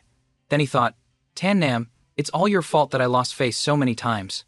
In that case, I'll stick with Lakta and let him teach this Tan Nam a lesson." On the high stage, the referee continued his duty. He announced that the Group A competition had officially begun. Standing opposite each other now were Tan Nam and the brown-haired guy who had insulted him earlier. Tan Nam taunted, "Oh, isn't this the guy who was just mocking me?" He roared back, "So what about you? Your strength is only at the second level of the Dao entry realm, and you want to compete with us stewards? Too arrogant." Tan Nam sighed. "I've heard these words so many times my ears are about to fall off. In the end, weren't you all still beaten by me?" He retorted, "It seems you still don't know the terrifying strength of the stewards. Let me, a person with peak third-level strength, give you a taste of it." With that, he unleashed a torrent of spiritual power. "Today, I'll let you try the most powerful technique of my Chuang family, the blood-parting flow." From behind, the ancestor's voice once again rang in Tan Nam's mind, although the blood-parting flow technique is a version of the blood-violent burst technique. But its power is more domineering. Moreover, if he cultivates it to mastery, the blood chi around his body can condense into a solid weapon. Hearing this, he also thought, seriously, "Hearing you say that, he seems very powerful." The ancestor continued, "Did you forget what I said? I said if he cultivates it to mastery, his body will show the powerful points of this technique. Do you think he, at such a young age, could have already reached mastery?" Tan Nam immediately smiled confidently. "I understand now. Given his age, of course he can't." Knowing his opponent wasn't as overpowered as he thought, the young man put on a disdainful expression and beckoned, "Come on, I'm standing right here. Come and hit me." His disrespectful attitude made the crowd below extremely uncomfortable. One person said angrily, "This Tan Nam really likes to get hit. He's actually asking someone to hit him. I want to go up there and give him a beating right now." The young man from the Chuang family began to attack, calculating in his head, the blood-parting flow uses the consumption of one's own blood as a price to increase the power and speed of the technique. As the chosen one of the Chuang family, I cannot lose. He leaped into the air and rushed straight towards Tan Nam, his mind still calculating, "I'm using 70% of my power now. One attack will definitely win." Tan Nam frowned and observed, quickly assessing, the power of this technique is indeed domineering, but in this move, his legs are his weakest defense.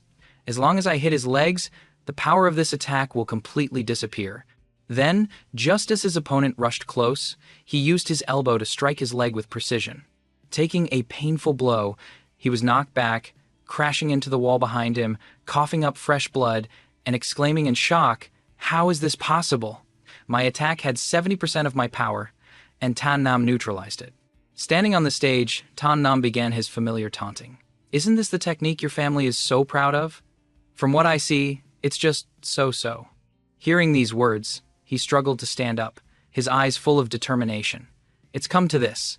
To not bring shame to the Chuang family, to not be looked down upon by the stewards, I have no choice but to risk it all." Then he began to use his full power, causing the chi and blood in his body to erupt, even burning his own blood. The ancestor had to come online to remind him, "Tan Nam, this kid wants to risk his life against you. He's not hesitating to sacrifice his own life force to increase his power. His strength has now been comprehensively upgraded. You can't underestimate him." Tan Nam glanced over and replied with a calculated look, "He's actually harming his own life force. He's really crazy. If I choose a tactical retreat, he can't defeat me immediately." "Won't his life force and strength be continuously consumed?" The ancestor agreed. "That's right, you can absolutely use a tactical retreat. With your heaven-seizing steps, you can completely avoid taking damage, and he will lose his fighting ability due to the consumption of his life force. You can win without fighting." Tan Nam then asked his opponent, "This is just a match. Why do you have to take it so seriously, not hesitating to consume your own life force?" The guy named Chuang answered with a tragic tone, "You don't understand. For hundreds of years, my Chuang family has been trampled under the feet of the other families in Southern City. Now, I am the only genius. If I lose, it will be the greatest shame for my family. I would rather die than not protect the glory of my family." Hearing these words, Tan Nam closed his eyes, feeling a bit of sympathy. To protect the glory of his family. It's very similar to my previous battle with the Lam family. Then he opened his eyes and looked straight at his opponent, his gaze serious. "All right then, I will fight you seriously." The ancestor was startled by his change and reminded him, "Tan Nam, are you really going to fight him to the end? If something unexpected happens and you lose, you'll be thrown into the Dai VM Sex prison for a year." He replied decisively, "If I'm going to fight, I'll fight to my heart's content. I'll fight first and think later." His words were like adding fuel to the fire. The Chuang family member's morale soared, and he roared, "Die, Tan Nam!" Then the two rushed at each other, beginning a life-or-death battle. The two sides continuously exchanged blows and blocks. As they fought, Tan Nam analyzed. "This time, the power is still as fierce and strong as before. But his leg defense is still weak. I can attack his legs to make him lose his strength." As if guessing Tan Nam's intention, he quickly retreated. Just then, he also launched an attack aimed at his leg. Dodging the blow, he smiled smugly. "Tan Nam, I won't expose the same weakness twice. You're too naive." Then he channeled his essence blood power to form a fire shield to protect his legs. He said smugly, "Tan Nam, watch me closely." At this moment, his body began to transform.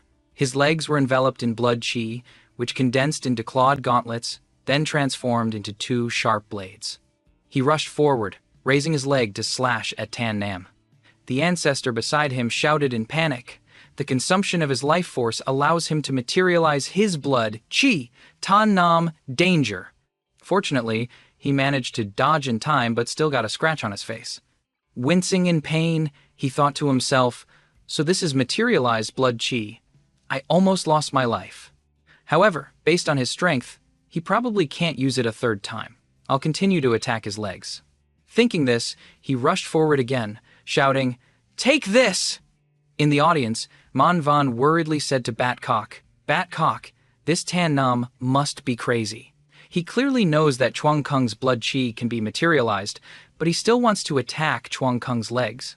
Isn't that just asking for death?" Batcock pointed to the stage and replied mysteriously, "Manhwa, from what I've observed, Tan Nam has already won." As expected, on the stage, Chuang Kung's face was pale. He thought, "Damn it, I can't materialize my blood chi a second time." Just then, Tan Nam's attack arrived. He staggered, and a cracking sound was heard. His leg bone had broken. He fell to the ground, spitting up blood, and said in despair, "I've lost. I failed my family." After saying his last words, he passed out. The referee quickly announced, "First match of Group A, Tan Nam wins." Hearing the result, Batcock smiled smugly. "See, I told you I was right." Manhwa was still annoyed. "I think this Tan Nam just gets lucky every time. There's nothing special about him." Batcock just smiled without saying anything and changed the subject. "All right, we're up to compete next. You have to perform well and not disgrace our status as stewards." Manhwa sighed. All right, I know." Meanwhile, in another corner, the Lok brothers were plotting. Lok Ta said to his younger brother, Lok Huyan, "We're up to compete soon. As soon as you meet Tan Nam, cripple him for me. Once he's crippled, he'll definitely be expelled from the sect. Then I can take his talent for my own use." Lok Huyan smiled confidently and replied, "Understood." Lok Ta fell into deep thought. That's right, Mu Fifeng has been gone for over a month. Why hasn't he returned yet? Did he run away? At the same time, in a forest outside the sect, Mu Fifeng had met Kwai Saturday. He said politely, "Senior Kwai Sat, ahead is the Dai VM sect." The man named Kwai Sat of the Gui Mi sect looked ahead and smiled with excitement. "I never expected the small Dai VM sect to have a disciple with 5-element talent. It's truly as if the heavens are helping me." Mu Fifeng quickly flattered him. "Senior Kwai Sat, for you, the sect master of the Gui Mi sect, to come here personally is truly an honor for us." Kwai Sat replied, "Since it was entrusted by young Master Locke, how could I be careless? Of course, I had to come personally to show my sincerity." Back at the arena, the referee announced the results of the first round. After a tense and rushed competition, the first round has concluded. Lak Huyen, Lak Ta, Han Bat Hook, Manfan, Tan Nam, Lu Fan Yen, and Hongthe, the 8 winners, will advance to the final showdown for first place. The crowd heard this and started buzzing. Tan Nam is really a dark horse. This year, as a new disciple, he competed with the stewards, and even managed to secure a spot in the final showdown. Amazing. The person next to him agreed. That's right, he really is a dark horse this year. But it's a pity, he'll definitely be eliminated in the final showdown. All of his opponents are powerhouses, aren't they? A young man with a mysterious air took out a book and said, "Look here, I've gathered all the information on the contestants in the palm of my hand." His 2 friends quickly snatched it and opened it to look. He began to introduce, let me see. The book read, Lak Ta, eldest son of the Lak family of Fulu City in Southern City. Strength, 5th, level Dao entry. Special move, Kucha sword. Hidden strength. A contender for the top spot. Lak Huyen, 2nd son of the Lak family of Fulu City in Southern City. Public strength, 5th, level Dao entry. Actual strength, unknown. Special move, Kwak Thuong Dao. Last year's winner? Still a contender for first place this year. Next is Han Bat Kok, eldest daughter of the Han family of Van Nam City in Southern City. Strength, 5th level, Dao entry. Special move, Thien Van Phu. Very strong. A strong contender for first place. The last one is Tan Nam, eldest son of the Tan family of Tan Dia, Van Kiem City in Southern City. Strength, peak 2nd level Dao entry, a new disciple. Therefore, special move is unknown. Predicted moves, Fire Flame Palm, Than Van Sword. Although a dark horse, his strength is much lower than others. Predicted to be eliminated first. After reading, he exclaimed, "Amazing, amazing. The information is very detailed." A friend asked, "According to what you've written, the winner will be Lak Hyen and the first one eliminated will be Tan Nam." The blue-haired guy said smugly, "That's for sure. My information is very reliable. The Lak brothers are the strongest, no doubt about it. Therefore, first place will definitely go to one of them." On the stage, Peakmaster VMQ was performing some hand gestures, extending and retracting them. It turned out he was drawing lots to pair up the fights. After a while, he announced Tan Nam versus Lak Ta, Han Bat Kok versus Lu Van Yen, Vuong Hao versus Tao, the Manvan versus Lak Huyen. Hearing the results, Lak Ta frowned, thinking, "This draw is quite interesting. First, it was Loi Sung Tien, and now it's Lak Huyen. After all this, it's still me who will fight Tan Nam personally. That's fine too. I'll personally cripple you and settle the hatred in my heart." Han Bat Kok turned to warn Tan Nam. Tan Nam, although Lak Ta is publicly at the 5th level of Dao entry, we still don't know his true strength. It might not stop at the 5th level. You have to be careful. Manvan also added, "That's right, be careful not to get killed." Tan Nam just smiled and replied confidently, "Don't worry, you two. I, Tan Nam, will definitely win first place this time and enter the inner sect." The referee shouted, "First match, Tan Nam versus Lak Ta." The two stood opposite each other, glaring with daggers in their eyes. The referee continued, "Will the 2 contestants please come to the stage?" Tan Nam smiled brightly and turned to the 2 girls. "It's time for me to go on stage. I'll take my leave." Seeing this, Han Bat Kok clenched her fists, anxiously cheering, "Tan Nam, you can do it!" The scene shifts to Ni Nuoc Van. She was focused on cultivating by a cliff. Suddenly, she opened her eyes and asked anxiously, "Master, today is the day of Tan Nam's competition. I want to go and cheer for him." She walked over and knelt before the Grand Elder. He immediately said, "Disciple, you promised me you wouldn't leave this mountain slope and would focus on cultivation. Do you want to go back on your word?" Ni Nuoc Van quickly waved her hands. "I wouldn't dare. I just really want to go and cheer for Tan Nam. I'm not in the mood to cultivate." The Grand Elder said sternly, "Ridiculous. Is romantic love more important than cultivation? As long as your strength continues to grow, you can have any man you want. Why must you focus all your attention on a little Tan Nam?" Ni Nuoc Van sadly clutched her sleeve, hesitating. Seeing his student's sad expression, he turned away and said, "All right, you don't need to say anymore. I don't want to hear it either. Just stay here and cultivate. I'm going to handle some intersect matters." With that, he turned and left. Seeing this, Ni Nuoc Van thought, "It takes a long time for Master to handle intersect affairs. If I quietly leave here, Master probably won't find out. No sooner said than done, the young woman stepped on the air. She flew away with a radiant face, cheering in her heart, Tan Nam, I'm coming! On the stage, Lak Ta smiled and said, Tan Nam, we can finally have a proper fight. The young man replied just as fiercely, That's right. Ever since we left Sword Inquiry City, you've always made things difficult for me. Today, we can settle all our old and new debts. Lak Ta glanced down at the audience, looking towards Loi Sung Tian. Loi Sung Tian gave him an OK sign in response. Receiving the signal, Lak Ta thought, it seems Mu Fi Feng has found someone from the Guimi sect. Now, as long as I cripple this Tan Nam, and then wait for the sect to expel him, I can use the Guimi sect to steal Tan Nam's talent. Thinking this, he said confidently, All right, come at me. I'll humor you. Tan Nam was not to be outdone. Since you said so, I won't be polite anymore. The young man immediately executed the heaven-seizing steps, rushing forward at a terrifying speed that startled Lak Ta. He dodged the blow in shock, but then composed his face. He smiled provocatively. You're too weak. Tan Nam was furious. He cracked his knuckles and growled, Is that so? In that case. With that, he drew his heaven-splitting sword. Gripping the sword tightly, he began to attack, not forgetting to shout, Take this sword! Lak Ta pondered for a moment and then replied, Not bad, but still not enough. Then he used a movement technique, instantly moving and appearing right behind Tan Nam. The young man reacted extremely quickly, shouting, Behind! And turning to slash. The pressure from the slash was so strong that Lak Ta had to retreat to dodge it. He was panting, but still smiled and said, After these few exchanges, it turns out you're stronger than I thought, Tan Nam, but it's still not enough.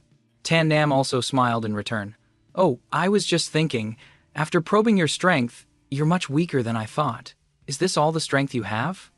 Insulted, Lak Ta released a powerful aura and said, I don't want to waste words with you. Let's end this quickly. He thought to himself, I have to cripple this Tan Nam quickly to steal his talent. He drew the Kuka sword from his storage ring, a sharp blade with an exquisite design, radiating an extremely powerful aura. Seeing the sword, the people below were startled. Whoa, it's the Kuka sword! That's a high-grade yellow-rank treasured sword.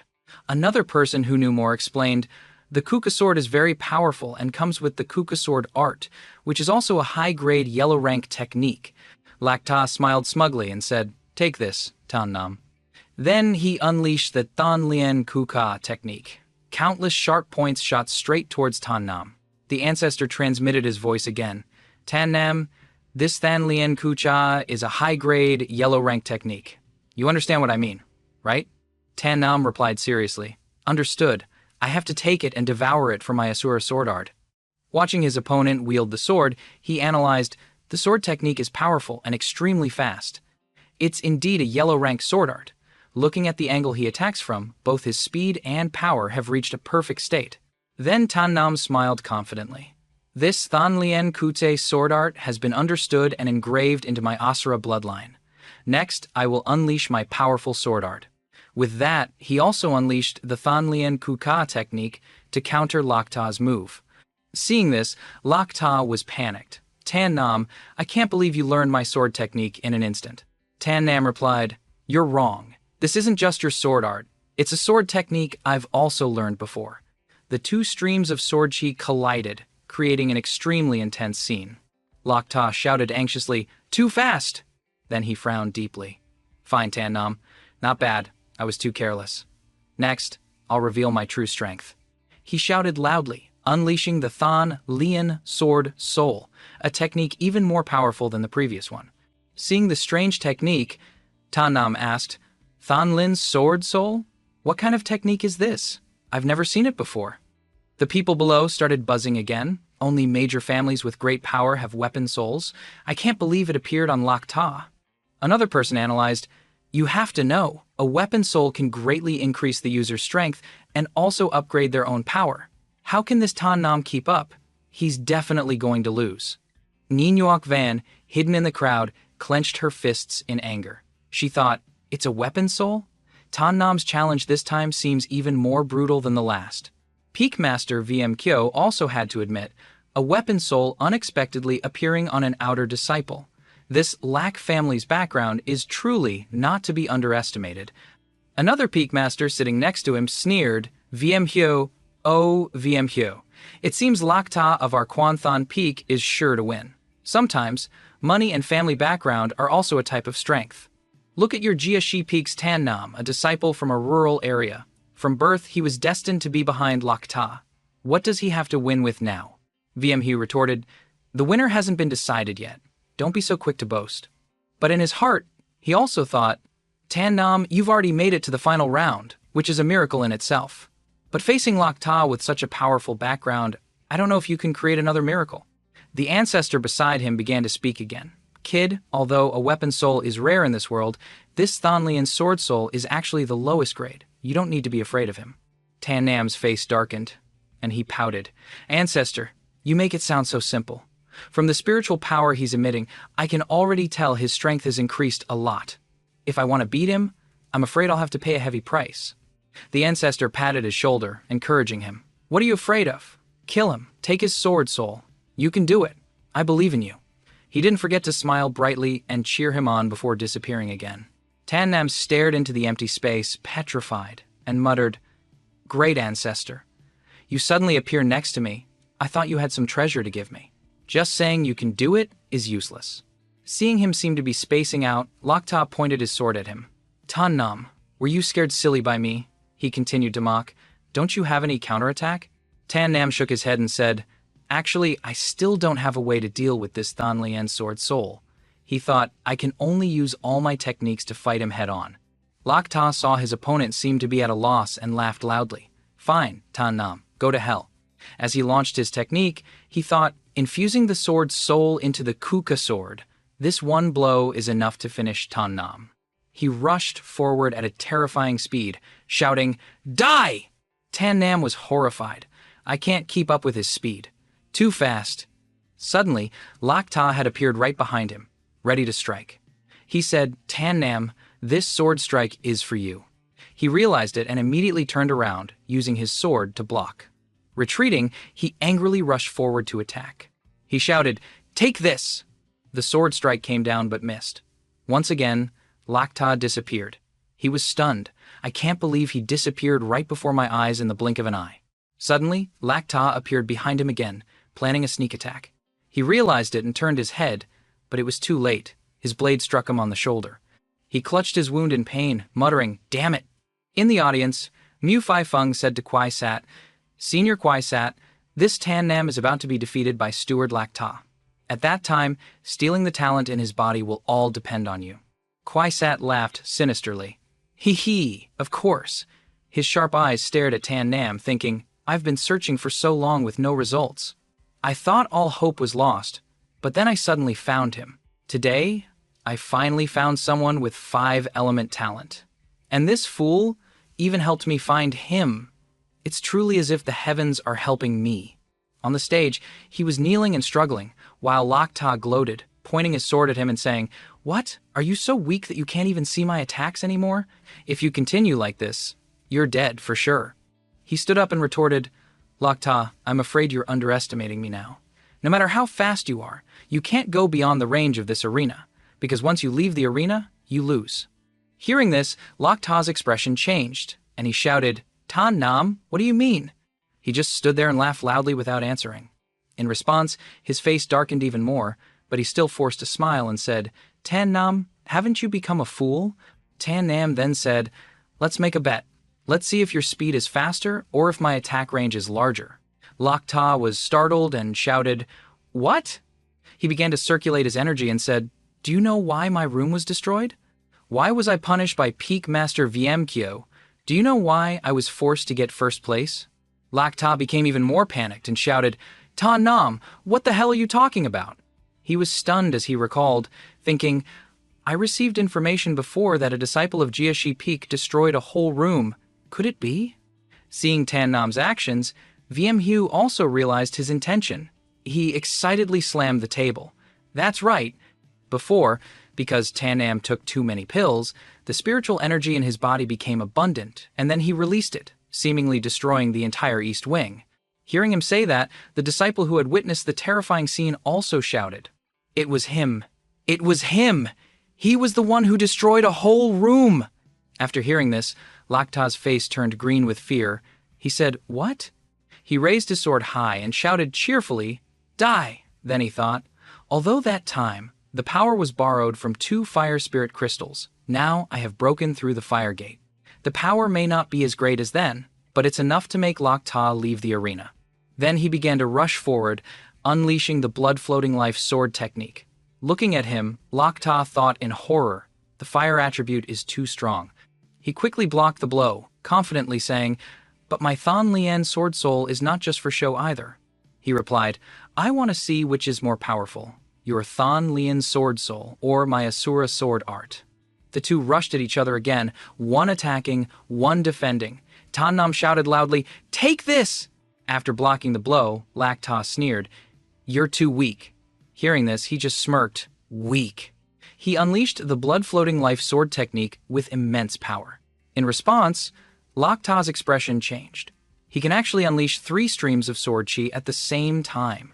This blow directly struck his arm, injuring him. He gritted his teeth. "Damn you, Tan Nam. Wait until the spiritual power in your body is used up and you can't produce any more sword chi. Then I'll personally kill you." He stood there and laughed loudly, replying cheerfully, "Is this the thrill of battle?" He continued to attack, simultaneously thinking, the power of the Asura bloodline has also been stimulated by the battle, releasing a lot of blood chi. My whole body is starting to surge. He said loudly, "Power! I can feel the power surging!" He frowned and said, "Second form of the heaven-seizing steps." A stream of chi spread throughout his body, down to his feet, and just like that, he flew into the air, hovering there. Lak Ta's jaw dropped when he saw this scene, and he stammered, This, how is this possible?" His face turned pale. He couldn't believe it. "I can't believe he has a technique to stand in the air." Tan Nam stood in the air and executed a terrifying ultimate move, creating thousands of swords from the sky that rained down like a storm, covering the entire arena. The swords fell and hit the floor, creating earth-shattering explosions. Even Peak Master VM Kyo had to jump up and applaud. An excellent move, sword chi raining down from the sky. Excellent.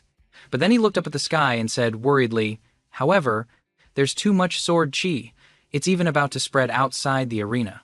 He ordered, "Hung Truong Thien, Bich Vo Lam," quickly blocked the path of this sword chi to prevent it from spreading outside the competition area. This sword chi will affect innocent disciples. Hearing the order, the other 2 Peak Masters replied, "Understood." The 3 of them flew up together to block the rain of sword chi. The disciples, standing below the stage, saw the stray swords flying towards them and panicked, shouting, "It's over! The sword chi is coming this way!" Just then, Peak Master VM Hyo appeared in time to block the stream of sword chi. The sword chi was deflected, changing its course and flying straight into a nearby stand, shattering a large corner of it. Having averted the danger, VM Hyo breathed a sigh of relief, thinking, "That was close. I blocked it in time." Looking at his hand, which was engulfed in flames, he said to himself, "This kid Tan Nam's power is really not small." On the other side, where Mu Fi Feng was standing, a stray sword also flew over. He backed away in fear, shouting, "The sword chi is coming this way!" Kwai Sat, standing behind him, just waved his hand lightly. A stream of spiritual power shot out, sending the sword flying elsewhere. Looking at Tan Nam hovering in the air, he laughed with excitement. The young people these days are really exciting. He laughed even louder, continuing with satisfaction. As expected, of a talent with all 5 elements, this power, this strength, is truly terrifying. I must obtain it. On the stage, Lak Ta was enduring countless sword chi strikes, continuously jumping back and forth to dodge. He gritted his teeth. Damn it, why is there so much sword chi? He'd already taken many hits and was covered in painful wounds. A sword chi strike hit his leg, causing him to stagger and fall. Even though he was battered and bruised, he refused to give up, roaring, "Tan Nam, it seems I've underestimated you." In the audience, Monfan was sweating with worry. If this sword chi were aimed at me, I'm afraid I wouldn't be able to block it and would have died long ago. Batcock replied with a look of astonishment, "Is this your true power, Tan Nam?" Such terrifying strength. Ni Nuok Van watched her beloved's match, her heart filled with pride. "Tan Nam, I'm proud of you." Lak Ta struggled to stay on the stage. Seeing him panting, Tan Nam said, "What's wrong, Lak Ta? Can't take it anymore?" He laughed triumphantly and sneered, "Too bad, Tan Nam. Even if your power is stronger, I'm still alive and kicking, aren't I?" You can't kill me. He laughed in reply, Is that so? Do you still naively believe that my spiritual power is about to run out? Hearing that, Lakta was stunned and asked in horror, Could it be? Could it be that you still have more? Seeing his opponent was about to unleash his ultimate move again, Lakta decided to attack first. He leaped up and rushed straight towards Tan Nam. The two swords clashed, creating a massive explosion. After the collision, Tan Nam lost his footing and fell freely to the ground, collapsing. Seeing his opponent had fallen, Lakta laughed triumphantly. I finally won. Standing below, Mu Fifeng was horrified, stammering, Steward Lack, your arm. Hearing that, he finally realized something was wrong. He thought, what? And looked down, horrified to discover that his arm was gone. He let out a painful scream and then lost his balance and fell. Both contestants lay motionless on the arena. The referee stood up and said, The match is not over yet. Neither contestant has left the arena. He thought, I've been a referee for many years, but this is the first time I've ever encountered a match with so much bloodshed. Lakta struggled to get up, putting aside all the pain to win. The referee's eyes lit up. Look, Lakta is getting up. He stood up completely, panting, and laughed hoarsely. Tan Nam, it seems the heavens have not yet cut off my path. But then, he once again collapsed onto the stage, startling the crowd. Mu Fifeng cried his eyes out. Steward Lack, you won! You won! Lakta's Peak Master laughed triumphantly. Well done. This is what it means to be a disciple of our Kwanthon Peak. Much better than the disciples of Jiashi Peak. Peak Master Wiem Kyo looked at Tan Nam lying on the ground and said with a frown, Can Tan Nam only go this far? Amidst the cheers, Han Batcock's eyes were already welling with tears. She sobbed, encouraging him, Tan Nam, get up, hurry up and get up. Manhwa was speechless, her eyes swollen like two walnuts. She muttered, Tan Nam, although I usually don't think much of you, I have to admit now that you're really strong. Get up quickly, or you'll lose. Ni Nuok Van was also worried, encouraging herself in her heart, Tan Nam, I know you have more strength than this. Show them. Meanwhile, Tan Nam's soul was drifting somewhere else. Waking up in a mystical space, he asked in confusion, Strange, where is this? Wasn't I in a match? Suddenly, the ancestor appeared beside him and explained, Kid, this is your sea of consciousness, which is also where I reside in your body. The young man scratched his head, looking bewildered, and asked again, Ancestor, why am I here? The ancestor then bopped him on the head and said, Don't you know yet? When a person is about to die, they will enter their own sea of consciousness to relive all the events of their life. Hearing this, Tan Nam froze for 5 seconds. He couldn't accept the harsh reality and shouted, What? Am I about to die? How can I just die like this? The ancestor could only sigh and explain, Because you use too much spiritual power, your body has fallen into a state of extreme exhaustion, which is a sign that you are about to die. He sat down and said with a tone of despair, Now, even I can't save you. If you die, I will also die with you, and we will disappear from this world together. Tan Nam held his head, and a flame of indignation ignited around him. He couldn't believe his ears. How can this be? I still want to become stronger. I haven't reached the highest realm yet. How can I die so easily? He frowned deeply and growled, I haven't even conquered the world yet. Hearing this, the ancestor sighed again and said, It's useless. Life and death are in the hands of the heavens. Your body is already breathless. Since you're about to die anyway, can you change the will of the heavens with your own strength? Tan Nam roared, his eyes burning with determination. What heavens? I, Tan Nam, don't believe in the heavens. I only believe in my own strength. He continued to roar, the spiritual energy radiating from his body growing more and more intense. He declared, Even if the heavens are stronger, I, Tan Nam, will break them. At that moment, the space of the sea of consciousness began to crack. Back at the arena, the referee had checked his pulse. He sighed softly. Tan Nam has no pulse. It seems he's dead. Then he turned to announce, I announce that Tan Nam is dead. Next, I will announce the result of the match. The moment the referee declared he was gone, Manhwa's eyes filled with tears. Tan Nam is dead? I don't believe it. Han Batcock also firmly objected. How can that be? Ingi Nuok Van could no longer maintain her composure. Tears began to fall as she silently called out Tan Nam's name. On the other side, Lakta had woken up. He roared in anger. Dead? I sacrificed an arm for this victory just to steal Tan Nam's talent. Now that he's dead, how can I steal his talent? Mufi Feng below also gritted his teeth in frustration. It was so close, yet it failed. Tan Nam is dead, so the talent can't be stolen. Kwai Sat was even more heartbroken. He gritted his teeth, his mind consumed by one thought, so was a wasted trip. Damn it, damn it. Tan Nam remained motionless. The referee then took Lak Ta's hand and raised it, preparing to declare, the winner of this match is Lak. Before the referee could finish his sentence, an unexpected event occurred. Tan Nam, who was thought to be dead, suddenly opened his eyes and slowly sat up.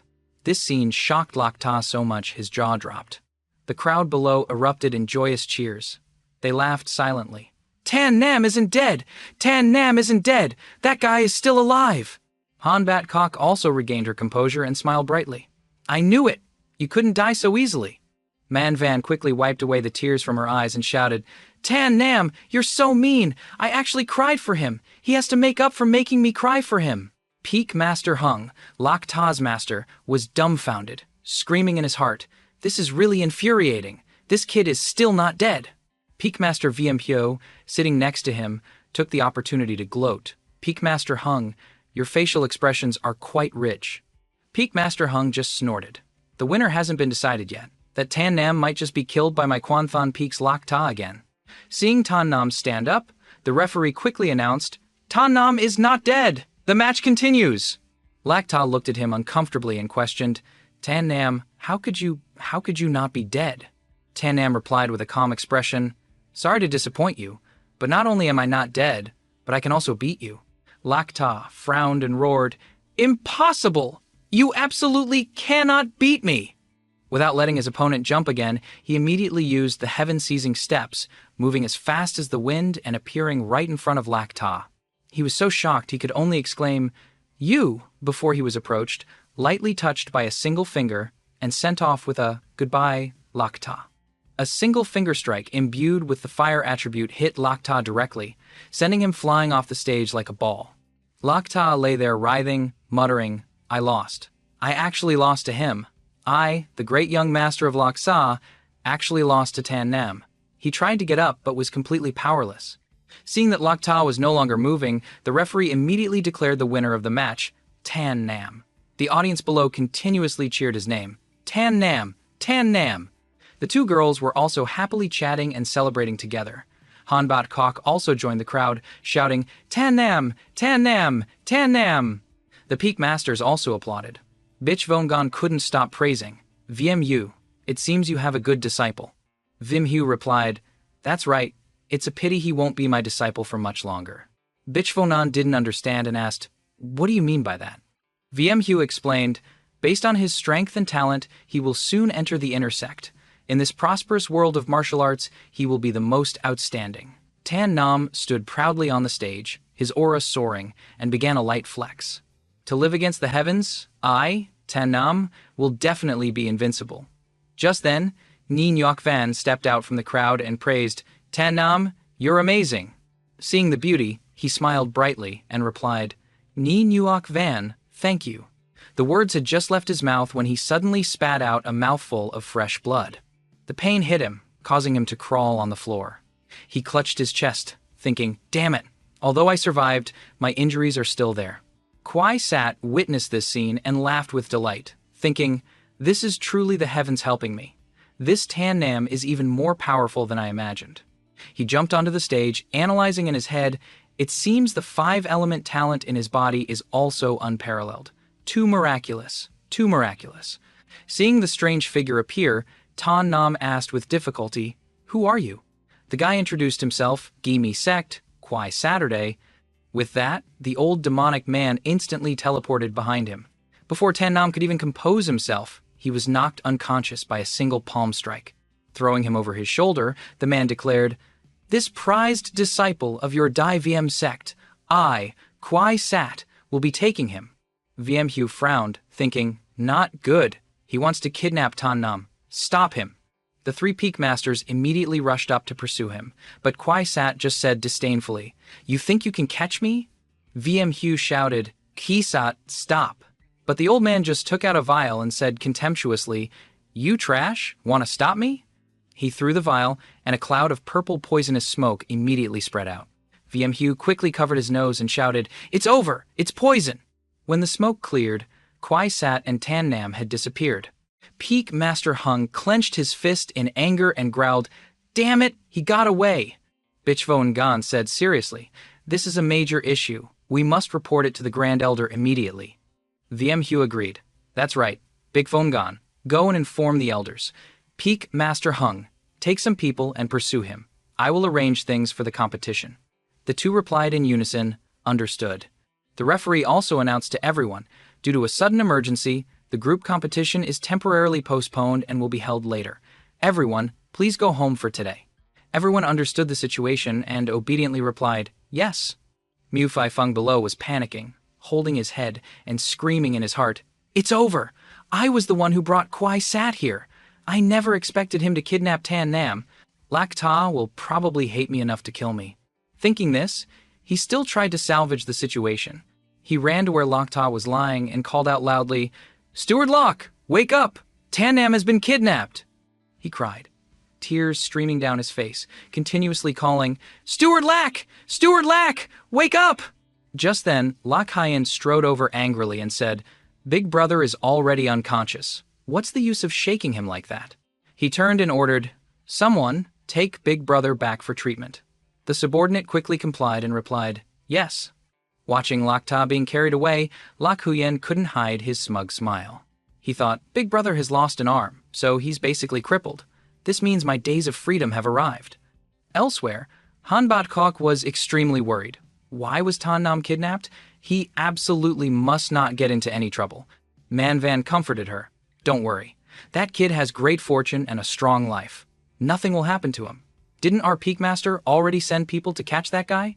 They'll bring Tan Nam back safely soon." But Han Bat Kok still couldn't feel at ease. She said decisively, "No, I have to go find Tan Nam too." Manvan stood with her hands on her hips, looking indifferent. "Fine, you go. I'm not going anyway. I'm exhausted." Han Bat Kok could only say, "Take care of yourself." Watching her friends back, Man Van grumbled irritably. "He was just kidnapped. He'll be back in a little while. Why do I have to go look for him myself?" Sitting on her shoulder, Tiu Bak suddenly spoke up, "Manvan, all of this might be because of you." Hearing this, she was startled and asked, "What? Me? How could it be? I didn't do anything." Tiu Bak jumped down and began to explain, "That day you met Lak Huyen, what did you tell him?" She frowned and replied, "I just questioned him about why he disappeared for a year. Then he asked me about Tan Nam." Her train of thought connected, and she realized, with a shock, I told him that Tan Nam has all 5 attribute talents. Could it be that he arranged for someone to attack Tan Nam? Hearing this, Tiu Bak could only hold his head, looking helpless. "Oh my God, you've only just realized the seriousness of the problem? You're so naive." Knowing it was her fault, she collapsed to the ground and sobbed, "It's over, it's over. This is all my fault."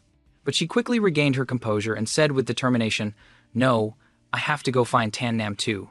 I have to take responsibility for what I've done." So she quickly turned around and ran off to search. Scene change. At this time, Kwai Sat was carrying Tan Nam and running through the dense forest. He laughed with satisfaction, muttering, "It wasn't a wasted trip this time. As long as I bring this Tan Nam back to the Guimi sect, I can absorb all the talent in his body." He burst out laughing. "The path to becoming stronger is officially open to me now." But suddenly, he sensed someone else's aura following him. He thought to himself, someone has already caught up. Could it be the Grand Elder of the Dai VM sect? To shake them off, he didn't hesitate to throw another poison-filled smoke bomb, creating a cloud of dust that covered the area. A coughing sound was heard from within the smoke. When the smoke cleared, the person who appeared was none other than Ni Nuok Van Kwai Sat. Immediately asked, "Who are you?" Looking at the girl in front of him, he analyzed. This woman's strength is not high, but she was able to catch up to me, which proves her movement technique is not bad. Hearing the question, Ni Nuok Van replied, "Diviem, sect disciple, Ni Nuok Van." She shouted loudly, "Release Tan Nam immediately!" He laughed contemptuously. "Little girl, you think you can stop me with your mere 3rd-level Dao entry strength?" Then he challenged, "Go ahead and try." Hearing this, she unleashed her thunderous 1,000-mile strike, and a powerful thunder dragon illusion appeared. Looking at her technique, Kwai Sat had to exclaim, "Such abundant thunder power! This woman is definitely not simple."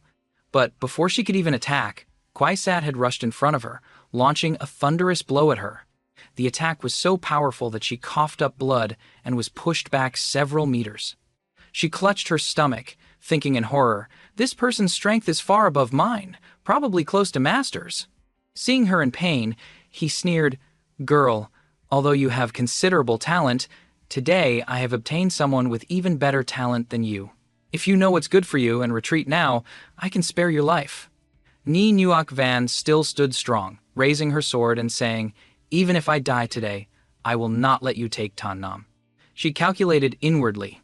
Although I can't beat him, as long as I stall for time, the pursuers behind will definitely catch up in time to save Tan Nam. Seeing this little girl was so righteous, he threw Tan Nam aside and said, "Fine then, I'll play with you for a bit." She began to circulate her chi, preparing for her final technique. As she circulated her energy, she recalled her master's words. "Although Master said I can't use this technique to save Tan Nam, I have no choice but to risk it." She raised her sword high and shouted to gather her power, creating a thunder dragon illusion that summoned heavenly thunder and lightning. Kwai Sat had to shield his eyes from the blinding light, saying, with some surprise, "The power of this lightning is so strong. Could it be?" Then she shouted, "Third level of the Golden Gate." He immediately recognized it and said, "So that's it." Then, he was so overjoyed he couldn't stop grinning and laughing. 3,000 Thunderbody. He just stood there and took the full force of the attack. The girl stood there, her heart full of hope, praying, "This one attack will probably be enough to injure him. He'll probably be seriously injured." But when the technique dissipated, the scene before her left her speechless. He had created a protective shield and was still standing tall, completely unharmed. Her face turned pale, and she screamed in horror, My attack didn't even damage the clothes on his body, let alone injure him." This Kwai Sat even burst out laughing and said, "Girl, you actually have the 3,000 thunder body talent. I'm really lucky today." Hearing him say that, she asked with some fear, "What do you mean by that?" Kwai Sat explained, "A talent like yours is very rare. If I fail to absorb Tan Nam's talent, I can always replace it by absorbing yours." Ingi Nuoc Van shouted, "In your dreams!" The moment she finished speaking, he had appeared right in front of her. One hand pushed her down, the other prepared to deliver the finishing blow. This blow nearly knocked her out. With no strength left to resist, he slung her over his shoulder and walked away. In her delirium, she saw Tan Nam and weakly called his name. When Tan Nam opened his eyes again, he saw he was locked tight by 4 huge chains. He was startled and exclaimed, "What on earth happened?" His throat was parched. He remembered using all his life force fighting Lakta and suffering heavy injuries. Now, he couldn't even muster half his strength. The chains rattled as Kwai Sat appeared before him, saying, "Kid, I'd advise you not to move." Startled, Tan Nam shouted, "Kwai Sat!" He stared at Tan Nam with an excited and gleeful expression. Seeing this, Tan Nam asked, "You captured me. Where is this place?" Kwai Sat sat down and replied, "This is the secret chamber of the Kwai Diet Tong. Not even its disciples or elders know about this place, let alone anyone from your Dai Viem Tong. So, give up any hope of being rescued." Tan Nam asked again, "Why did you capture me?" Kwai Sat burst out laughing. "Of course, it's for the 5 elements talent inside you.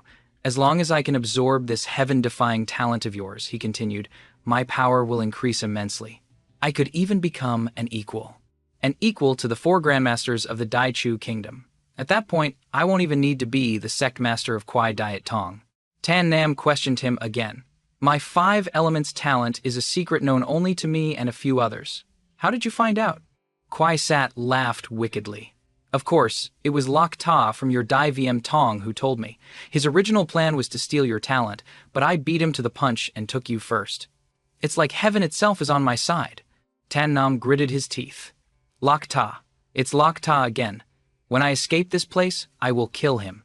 Seeing his fury, Kwai Sat added, "Since you're about to die anyway, I'll tell you one more thing.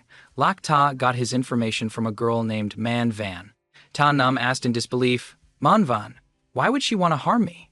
Kwai Sat shook his head. "You're going to be dead in a little while. No need to worry yourself over such matters." He placed an hourglass on the ground. I'm going to make some preparations. Wait until I'm finished. When the sand in this hourglass runs out, you'll die. Try to enjoy the time you have left." At the gates of the Dai Viêm Tong, Viêm Hyo reported to the Great Elder, "The outer sect disciples have assembled." The Great Elder nodded and gave the order, "Hunt him down." Viêm Hyo took the lead, raised his sword high, and shouted, "Follow me! We'll hunt down Kwisatz." The group set off quickly. The Great Elder stood there, frowning. He thought, "You've got some nerve, Kwai Saturday. I spared your life once, and today you dare to kidnap my esteemed disciple and Ta Nam, a disciple I value greatly. If anything happens to my disciples, I will annihilate your entire Kwai Diet Tong." Meanwhile, at the Kwai Diet Tong Hall, a disciple ran in breathlessly. "Sect Master! Sect Master!" he reported. "The people from Dai Viêm Tong are attacking!" Kwai Sat remained calm. "What's all the panic? Hold them off for me. I'll be there shortly." The subordinate acknowledged the order, understood, and slowly walked out. He stood before all the disciples and shouted, "All disciples of Kwai Diet Tong, listen up. Follow me to wipe out the enemy and buy the Sect Master time." He thought to himself, "The Sect Master must be preparing a deadly technique. As long as we give him time, the Dai Viêm Tong scum will surely be annihilated by him." But he never expected that Kwai Sat, inside, was laughing wickedly and muttering, "As long as I can steal the Five Elements talent, who cares if the entire Kwai Diet Tong is destroyed?" With that, the old man bit his hand, using his fresh blood to activate a spatial formation. Without a moment's hesitation, he stepped inside, arriving at the place where Tan Nam was being held. Standing before him, the old man said, "Outside, the Dai Viêm Tong is attacking my Kwai Diet Tong. I doubt my disciples can hold out for very long." Tan Nam smiled meaningfully and replied, "When the Great Elder gets here, you're dead for sure." The old man raised his hand and began to deploy a formation. On the ground, a purple Bagua diagram appeared, radiating an incredibly powerful aura. He arrogantly asserted, "You think I'd be afraid?"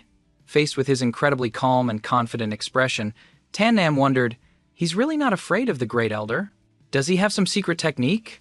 Kwai Sat told Tan Nam, "Since you're about to die, I'll let you in on a secret. This place we're in is an extremely hidden chamber, a secret of the Kwai Diet Tong.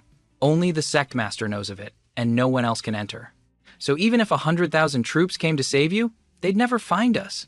He asked him, "What about your hundreds of disciples outside? Aren't you worried about them?"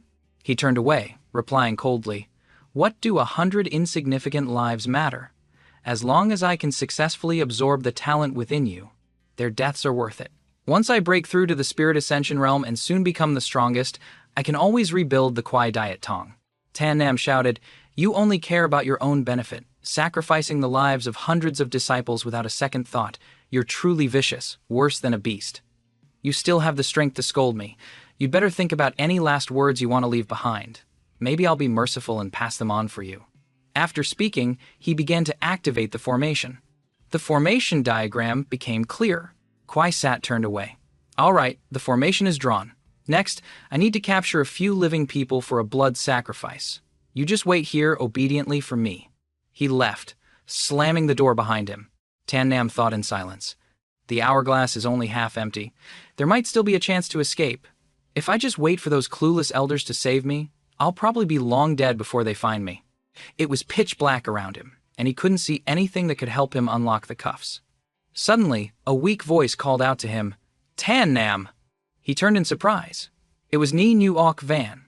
She was also cuffed in a corner of the room. He asked in astonishment, "Engi Nuok Van, why were you captured by him too?"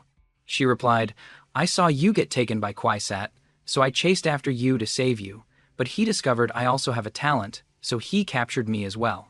He said helplessly, "It's bad enough that I'm in this mess, but I dragged you into it too. I'm truly sorry." Ni Nuok Van shook her head. "No, this was my choice.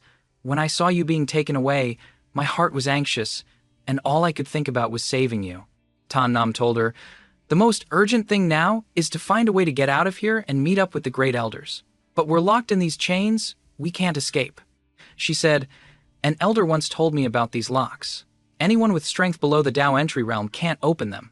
Tan Nam thought it over and over. Can't be opened below the Tao entry realm. Can't be opened below the Tao entry realm. He suddenly lit up. Then all I need to do is break through to the Tao entry realm to open the locks. Ingi Nuok Van was worried. But you and I are only at the third level of Dao entry now. How can we break through to the Dao entry realm in such a short time? At the fastest, it would take several months. He smiled confidently. Don't worry, I have a way. Tan Nam had to ask for Lao To's help. He screamed in his mind, Lao To, come help me, or I'm about to be killed by this Kwai Sat guy. Lao To immediately appeared before him. Kid, if I possess your body, it will consume the soul power that sustains my existence. If my soul power is depleted, I'll disappear from this world forever. Furthermore, possessing you and leveling up too many realms at once will put your body at great risk. It's extremely dangerous. He shouted, Don't worry, Lao. To my body can handle it. One more thing. How long will it take to get out of here? He said, I can still use my soul power for a short while. That's not a problem. But in a moment, you'll have to level up 7 realms. Last time, you already broke through 2. Are you sure you can handle it? Tan Nam said decisively, To survive, I have to escape at any cost. Seeing his determination, Lao Tu agreed, All right, I will possess you. The old master began transferring a massive amount of spiritual energy into his body. Tan Nam could clearly feel it. My realm has now broken through Dao entry and entered the spirit ascension realm. But the power is too abundant. My body will have to endure extreme pressure. Nin Nuok Van saw him sweating profusely and asked worriedly, Tan Nam, what's wrong? He forced a smile. I'm fine. I'll break the lock right away and then rescue you. With that, he glared, channeling all his strength into his arms and snapping the chains. Ngi Nuok Van was overjoyed. The chains are broken. You really did it. He explained while rubbing his wrist, It's probably because the chains haven't been used in a long time that they were so easy to break. But in his heart, he thought, Lao To's secret can't be told to anyone else. Nin Nuok Van believed him immediately. So, that's it. It seems we have a chance to escape from here. He approached her and said, All right, I'll break your chains now. But he thought to himself, You fool. You actually believed that. Just as he was about to touch Nin Nuok Van's chains, Kwai Sat's voice suddenly echoed, Tan Nam. Been waiting long? I've brought the living sacrifices. Nin Nuok Van panicked, thinking, It's over. Kwai Sat is here. Tan Nam said quickly, I'll break your chains right now. She tearfully urged him, You have to run. If you're discovered, we'll both die. If you escape alone now, maybe I'll still have a chance to live. Tan Nam was in a difficult position, but the door began to open. Nin Nuok Van kept urging him, He's almost here. Stop thinking and go. Lao Tu also appeared, telling him, Kid, this young lady is right. With your current Spirit Ascension Realm strength and the Heavenly Leap movement technique, you can definitely escape this secret room without Kwai Sat seeing you. If you risk your life to save her, you'll both die. It's better for you to escape first, and then find a way to rescue her. Tan Nam hesitated for a few seconds. Finally, he made his decision. All right, wait for me. I'll come back to save you. Watching him leave, Nin Nuok Van thought, Tan Nam, I hope you can live on. I can't go with you anymore. Kwai Sat was now about to step into the room. Tan Nam was hiding right behind the door, calculating. The moment he steps inside, I'll run out.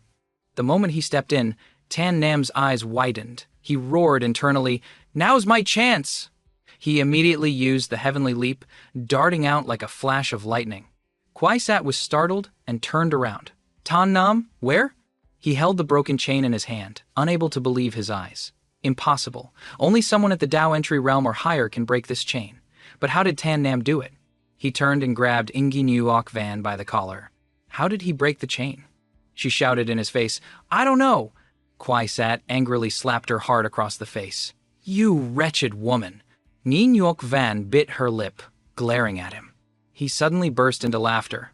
Fine, fine. Being able to escape this chain proves that this Tan Nam's talent is top tier. In any case, he can't escape this secret chamber. I'll definitely catch him. With that, he turned and left. He left. The door slammed shut again.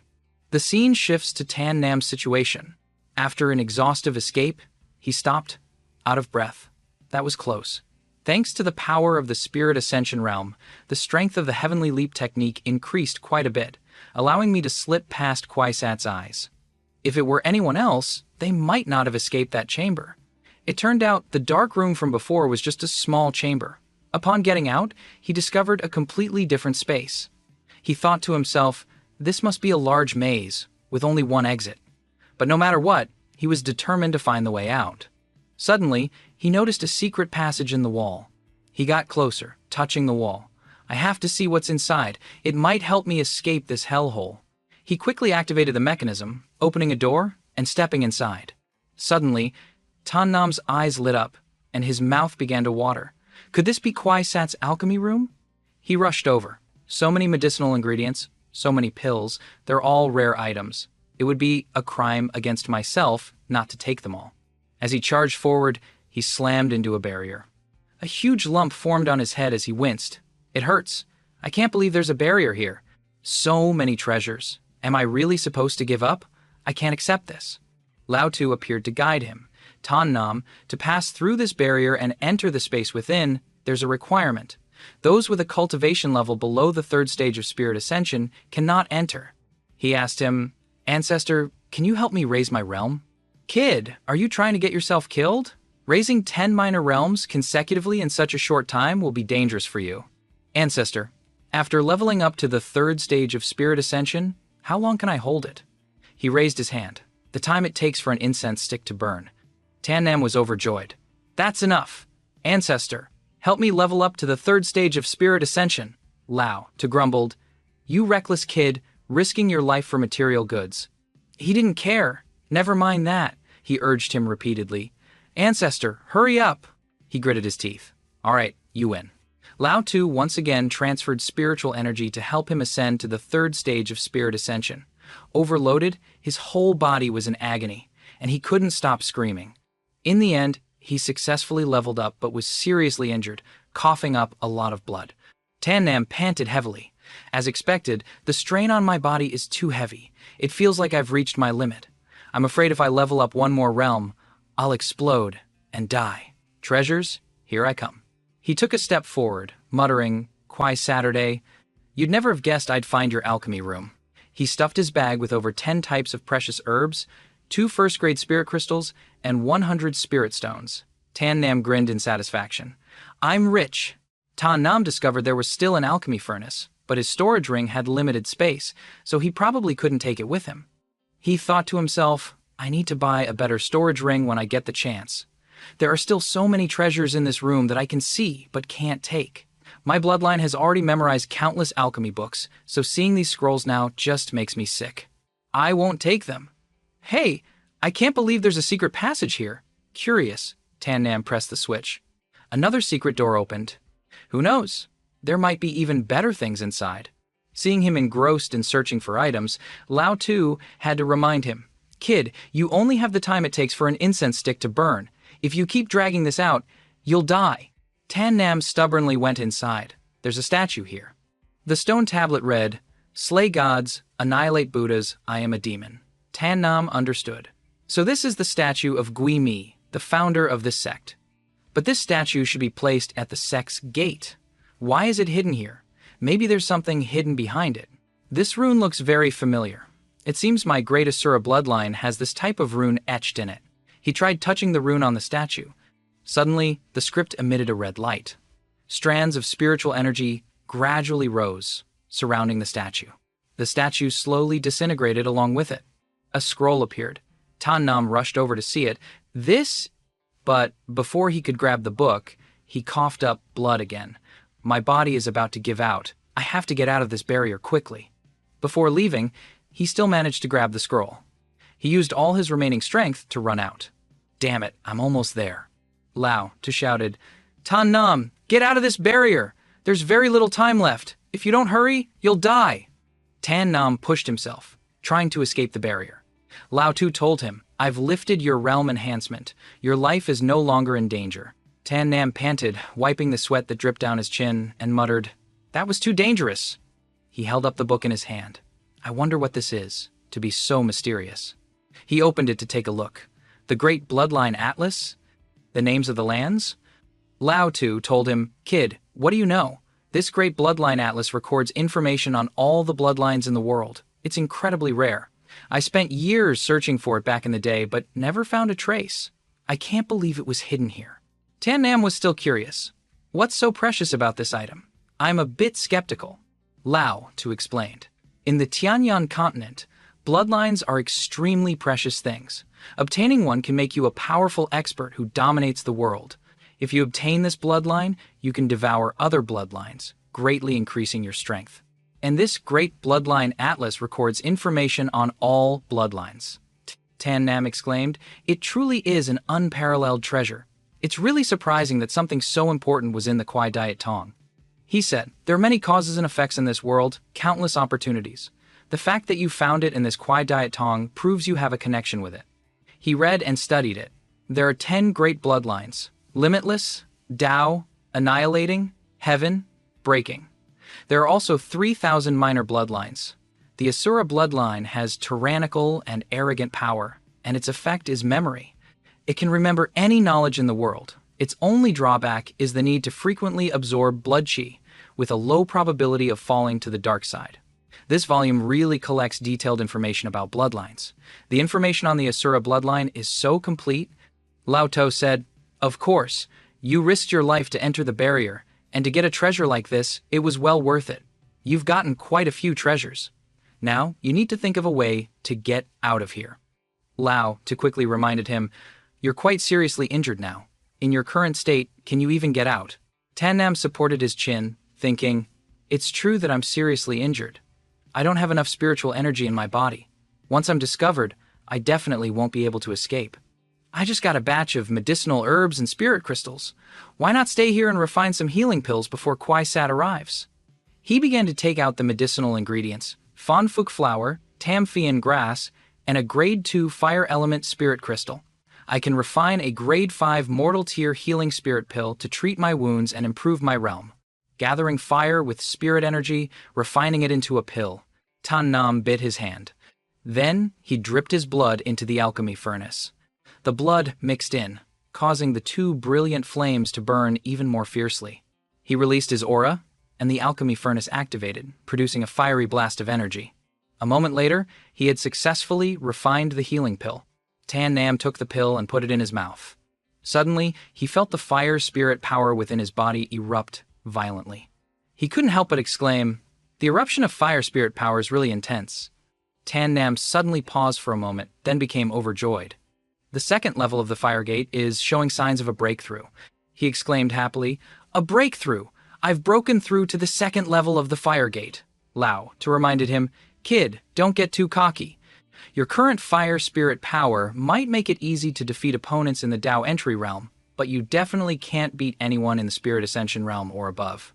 When I get back, it should be enough to deal with that Talak Huyen guy." He racked his brain again.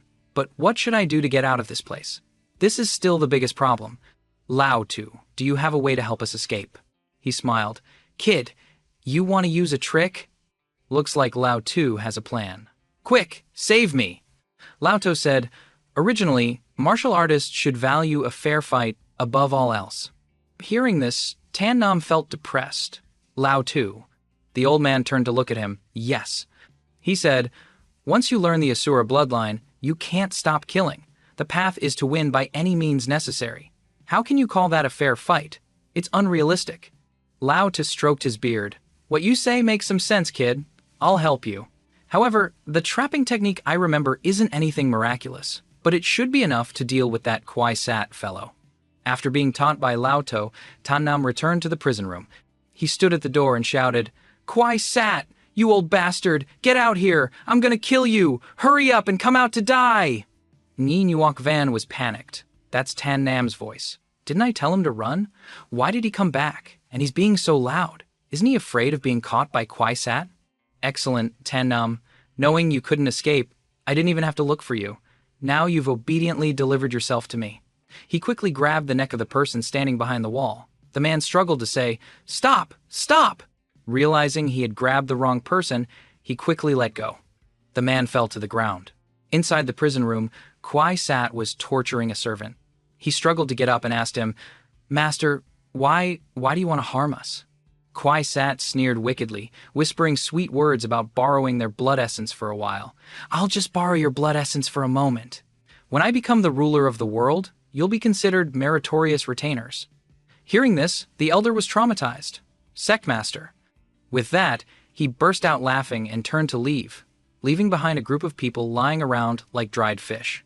Witnessing the villain emerge, Na Van's eyes filled with tears. She gathered all her strength and screamed in despair, "Tan Nam, leave quickly! Don't come back here!" Just then, he had already leisurely walked over to Tan Nam. "Tan Nam, you run pretty fast." "Tan Nam, you're also very honest. Knowing you can't escape, you obediently came back." Tan Nam immediately started mocking him. "You shameless old man, you finally decided to show yourself. I thought you were too scared to come out." Kwai Sat narrowed his eyes. "Kid, if I'm not mistaken, you went to my alchemy room and took my things, didn't you?" Tan Nam acted nonchalant. "So, you already know? It seems I underestimated a shameless old man like you." Kwai Sat roared, pointing a finger at his face. "Kid, hand over everything you stole right now. I can give you a less painful death." Tan Nam sneered, his attitude defiant. "What if I don't?" The man clenched his fists in fury. "You won't? If you don't, I'll make you die an incomparably painful death." Seeing his opponent about to go berserk, Tan Nam was startled. "Oh no. Of the 36 stratagems, running is the best one. Time to get out of here." The other guy burst out laughing. "Tan Nam, do you really think you can escape from this place? I'm the only one who can open the exit here." After running for a while, Tan Nam finally stopped, out of breath. "Well, I guess I've escaped. This place is full of interconnected cliffs. Forget finding a way out. Just not getting lost in here is lucky enough." As he looked up, he jumped in surprise. In front of him was a wall. Oh my God, a dead end. Tan Nam broke out in a cold sweat, his hand touching the cold wall. Damn it, a cliff. It's a dead end. Just then, Kwai Sat had also caught up. He sneered, "Still running?" Tan Nam laughed awkwardly to cover his embarrassment. Not running, not running." He roared, "Thief, hand it over!" He then reached into his sleeve, feigning cooperation. All right. I'll return these items to you." With that, he pulled out a medicinal herb and handed it to him. "Here, this is the herb I took from you. I'm returning it." He smirked smugly. "You know your place." The air was tense. Tan Nam swallowed hard. The moment he reached out his hand, a glint appeared in his eyes. "Now's my chance! Take this!" Tan Nam suddenly threw a fiery punch at him. Kwai Sat just sneered contemptuously. "You're still too green, kid." Like a gentle breeze, he dodged Tan Nam's punch, causing him to stumble off balance. It didn't stop there. He launched a devastating kick straight into his stomach. Tan Nam took the full force of the kick and spat out a mouthful of red syrup. He was sent flying like a bullet, becoming one with the stone wall behind him. He casually approached, taunting. "So, are you going to surrender obediently, or should I do it myself? The result is the same either way. You're going to die." Tan Nam laughed loudly. "You senile old fool, who lives and who dies is not yet decided." He was slightly taken aback. "What do you mean by that?" Tan Nam raised his hand, activating the flowing fire burial. He drew a brilliant circle of fire in midair. A yin-yang formation instantly appeared. Surrounding the old demon Kwai Saturday, he was startled. "I've fallen into a trap!" Tan Nam laughed triumphantly. "Want to run? It's too late." In a flash, Kwai Sat was bound tightly by fiery chains, unable to resist, his entire body being consumed by the flames. Lao Tu analyzed in his mind. Based on your current second-level Firegate spiritual power, even if you can't kill that Kwai Sat, you can at least severely injure him and take away his ability to fight back. And it was true. Kwai Sat now lay motionless. Tan Nam approached and placed his sword at his neck. "You old bastard, lead me and Na Van out of here. Otherwise, I'll run you through with one strike." "I see you didn't get that Dan Ta title easily. I guess you don't want to die so quickly, do you?" The man's face turned pale with fear, and he quickly agreed. All right, I'll lead you out. Don't kill me, don't kill me." Tan Nam gave him another kick. "You old bastard, lead the way already." The two returned to the prison room to rescue Na Van. She was stunned, tears welling in her eyes. "Tan Nam, what's going on?" He smiled reassuringly. "Don't worry, I'm here to save you." Then he turned to the other man. "You old bastard, unlock the chains already." Seeing him dawdling, Tan Nam pointed his sword straight at him. "What are you standing there for? Unlock these chains for me!" The man raised his hands in surrender, terrified. Okay. While unlocking the chains, he thought to himself, "My injuries have recovered a bit. Once I'm fully healed, I'll settle the score with you." Taking advantage of Tan Nam's inattention, he stealthily pulled out a dagger. The moment the chains were released, the sharp blade was at Navan's neck, making her jump. Tan Nam was stunned, watching Navan being held hostage, and shouted, "Kwisatz, what do you think you're doing?" He smirked sinisterly. "What am I doing? I told you, your time is up. You're all going to die for me."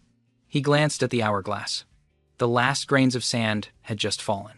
Tan Nam roared, "Let her go. I'll give you a clean death." The man burst into crazed laughter. "The great formation is complete. As long as I kill one of you, I can immediately seize that person's talent. Threatening me now is useless. I don't care. I'll kill this young lady, absorb all her talent first, and then deal with you." Tan Nam gritted his teeth. "You damned old demon, you dare!" He glared back defiantly. "Ridiculous. What wouldn't I dare to do?" Navan shouted, "Tan Nam, run, don't worry about me." He said firmly to him, "Let her go. I'll take her place." The man looked amused. "All right, I agree. Throw your sword on the ground and I'll let her go." In his mind, he had already planned it out. First, I'll trick him into dropping his weapon, then I'll take care of both of them. Lao Tu began to direct him in his mind. With your second-level heavenly leap speed and the power of your second-level fire gate, you can kill him with extreme speed. The probability of hurting Ngung Vu Fai is also lower. The success rate is 60%. Tan Nam dropped his sword. 60% is enough. Seeing him easily drop his weapon, Kwisatz smiled with satisfaction. "Tan Nam, you never cease to amaze me. You escaped on your own, but in the end, you still fell into my hands. How pathetic." With that, he immediately threw the dagger at Navan. "Now, die for me." In that instant, Tan Nam also lunged forward like a flash of lightning. He unleashed a second-level Firegate strike, punching Kwisatz straight in the stomach. The man took the hit, his whole body trembling. How is this possible? He staggered. He couldn't stand firm. In the end, he only managed a few gurgles before collapsing to the ground, officially logging out of this world. Although he had defeated the enemy, Tan Nam couldn't avoid being hit. Navan rushed over in a panic. "Tan Nam, are you all right?" He struggled. "I'm fine, don't worry." Navan's tears fell like rain. "You've been hit by a poison dart, and you say you're fine? I'll find the exit." Tan Nam tried to sit up. "It's all right, I'm not dead yet." She quickly pressed a pill into his hand. "No, this is a bronze wound pill. Take it first to stabilize your injuries. I'm gonna find the exit now." Looking at her anxious back, Tan Nam felt a warmth in his heart, his face slightly flushed. This girl is too impatient. Lao Tu began to sigh. "Kid, you're really lucky to have met a woman who cares for you so much. It reminds me of my first love back then, Miss Nu Hoa. She was just as good to me." Tan Nam quickly cut him off. Stop, Lao Tu. I don't need to hear your romantic history. First, tell me how to cure this poison." Lao Tu annoyedly tapped him on the head. "You brat! My heroic tale from back then. Others would beg me to tell it, and I wouldn't say a word. Now I'm telling you willingly, and you dare to refuse to listen." Tan Nam's face contorted. "My dear ancestor, if you keep talking, the poison will spread throughout my body. I'm about to die." Lao Tu sighed. "You win. Take out the Great Bloodline Atlas you got earlier." He obediently took it out. "What's next?" Lao Tu explained, "Kid, I have to say your luck is too good.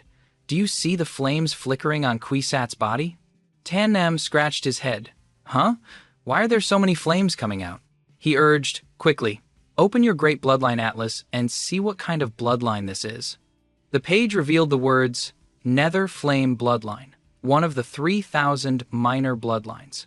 A person with this bloodline can condense extremely high-level flames, making it exceptionally suitable for alchemists or refiners. Tan Nam's jaw dropped. "So it's a bloodline." Lao Tu continued, "That's right. Every bloodline in this world has a different form. Just like axes, knives, and swords come in all shapes and sizes. There are also animals, divine beings, and even some without a physical form. Look at this, Nether Flame bloodline. It's in the form of fire." He wondered, "So the green lotus that Lakta used on the martial stage against me is also a type of bloodline?" Lao Tu nodded. "It's very likely. That green lotus sword soul is very similar to some bloodlines." Tan Nam clenched his fist. "I didn't get a chance to steal his green lotus bloodline then. After I leave here, I'll definitely take it from him." Lao Tu tapped him on the head again. "You're still thinking about the green lotus bloodline? Your poison hasn't even been cured yet." Tan Nam was taken aback. Hey, Lao Tu, save me." He said, "The Nether Flame bloodline has an extremely high level of difficulty. It seems to have the effect of refining all things in the world. This minor poison of yours can naturally be destroyed and neutralized." After being guided by Lao Tu, Tan Nam nodded. Got it. He approached Kwai Sat's burning corpse and sat down. He began to channel his energy, sitting cross-legged to gather chi in his dantian. The flames were slowly drawn into his body. Tan Nam shouted in pain, "The flames are so strong, it's like they're about to burn me up." After a few minutes of endurance, he finally stabilized. He placed his hand on his chest, feeling the change. "I've absorbed the Nether Flame bloodline. It feels like I've been completely reborn. I didn't expect that even the wounds and toxins on my body have all been eliminated at the same time.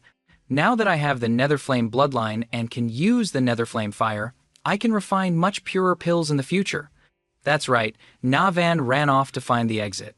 I should go find her quickly. He was about to leave when he suddenly saw Nha Van and her master enter together. "Master, why are you here?" Nha Van quickly pointed at him. "Master, Tan Nam is in here. Please go save him quickly." The old elder reassured her. "Don't worry, disciple. Nothing will happen to Tan Nam." She turned around, slightly startled. "Tan Nam? You're okay?" He smiled brightly. "Yes, I'm fine now. You don't need to worry." Hearing this, Navan couldn't hold back anymore and burst into tears. Overcome with emotion, she rushed forward and hugged him tightly. "You scared me to death." He gently comforted her. All right, it's okay now, it's okay. My master and the others are watching us." She didn't care and held on tighter. "I don't care, I won't let go." Witnessing this high-quality public display of affection, the surrounding crowd could only nod in approval. Wow, they're truly a match made in heaven? A perfect pair. The scene shifts to the martial arena of the Dai Viêm Tong, where a large number of disciples have gathered. The great elder stood on the stage next to Tan Nam, his voice clear and resonant. This time, the sect master of the Kwai Diet Tong infiltrated our Dai Viêm Tong, causing us immense losses. Although we have destroyed the Kwai Diet Tong, many of our disciples were injured or killed. The cause of all this is this man, Lok Ta. Lok Ta was brought forward, kneeling at their feet but still stubbornly arguing, "Everything I did was for the Dai Viêm Tong. This world is cruel. The big fish eats the small. If the disciples of the Dai Viêm Tong can't fight each other, how can they become stronger? I wanted to steal Tan Nam's talent to make myself stronger. I'm not wrong." Tan Nam angrily cursed him to his face. "You scoundrel! For your personal gain, you didn't hesitate to sacrifice the lives of hundreds of Dai Viêm Tong disciples. A person like you deserves to die." Lok Ta roared. "Tan Nam, don't be so smug. Everyone knows about your 5 elements talent now. Even if I can't find a way to steal it from you, countless experts will come after it in the future. You'll definitely die without a proper burial." Hearing Lok Ta still running his mouth, the great elder lost his patience, delivering a backhand slap that spun his head, along with a scolding. "Insolent! Things have come to this, and you're still spouting nonsense." He was sent flying, hitting the wall so hard it cracked. The great elder then announced to everyone, Lok Ta colluded with the sect master of Kwai Diet Tong and framed disciple Tan Nam. He has committed many crimes. From this day forward, Lok Ta is expelled from the Dai Viêm Tong. Furthermore, I will inform all sects in the Dai Cha kingdom. No one is allowed to accept Lok Ta as a disciple. Lok Ta will never be able to join any sect. The old man thought to himself, the Lok family is considered a major family in Dai Chao. Sparing Lok Ta's life is a gesture of respect to the Lok family. The young people below shuddered upon hearing this. Never allowed to join any sect. For a martial artist, this is truly the heaviest punishment. That's right. Receiving such a sentence is worse than death. It's equivalent to a death sentence. Tan Nam thought to himself, this Lok Ta should have been executed, but the great elder chose to spare his life. Could it be because of the power behind Lok Ta? I heard the Lak family is considered a great family in the Dai Cha kingdom, and the head of the Lak family is said to be a powerful feudal lord, but keeping Lok Ta alive is also good. I can find out what kind of bloodline his Green Lotus Sword Soul is. The great elder continued. Furthermore, Tan Nam faced mortal danger this time, but did not panic. Instead, he saved my disciple, Nung Nha Van. Moreover, he personally killed Kwai Sat, performing a great service. I have decided to make an exception and allow Tan Nam to enter the Dai Viêm Tong's great secret realm once. Tan Nam was quite surprised. The great secret realm. Last time I entered the small secret realm, so the barrier that blocked me must be the great secret realm. There are many spirit crystals and medicinal herbs inside, and the spiritual energy is many times more abundant than in the small secret realm. The crowd below was amazed. Congratulations, Tan Nam. He gets to go to the great secret realm this time. I wonder how many levels his cultivation will increase. I guess after he comes out, he can leave us all in the dust. A bold girl shouted, Tan Nam, you're so amazing! I want to have your babies! Another young man worried strangely. I'm Tan Nam's neighbor. I'm very concerned. I hope he doesn't break the wall when I'm using the toilet after he comes out of the secret realm. The great elder ordered Lak Ta to be taken away, and the remaining disciples to disperse. The old man took out a token from his sleeve and gave it to Tan Nam. This is the token for the great secret realm. Use it well.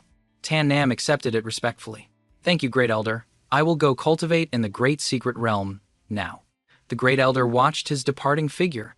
He thought to himself, Tan Nam's talent is considered high, but if my disciple, Nguyen Yavan, were to unleash her true talent, Tan Nam might not be able to compare. At the entrance of the great secret realm, Tan Nam showed his token to the guard. I'm here to cultivate in the great secret realm. The guard saw the token and smiled. Please, come in. He thought to himself, those who can obtain the token for the great secret realm are all high-level inner disciples and a few inner disciples. For an outer disciple like him to enter the great secret realm, this is the first time I've seen it in many years. As soon as Tan Nam stepped in, a magical scene filled with spiritual energy appeared before his eyes. He couldn't help but exclaim, this great secret realm is truly extraordinary compared to the small secret realm I entered before, which had nothing. Now, in this great secret realm, the scenery is beautiful, with 100 flowers blooming, and dense spiritual energy. These two secret realms are truly worlds apart. Tan Nam was as happy as if he had struck gold. This trip to the great secret realm is a huge harvest for me. I must collect all the spirit crystals and medicinal herbs around here without missing anything. It's a pity my storage space is too small, and I can't leave anything behind, otherwise I would take all the resources here. He held up a sparkling second-grade fire spirit crystal. This is a good opportunity to refine another flame spirit pill.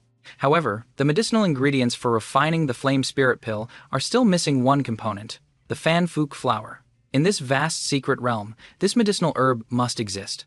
He began his search. The fan phuc flower must grow on the fan phuc tree, absorbing sunlight all year round, which is why it contains a lot of fire elements.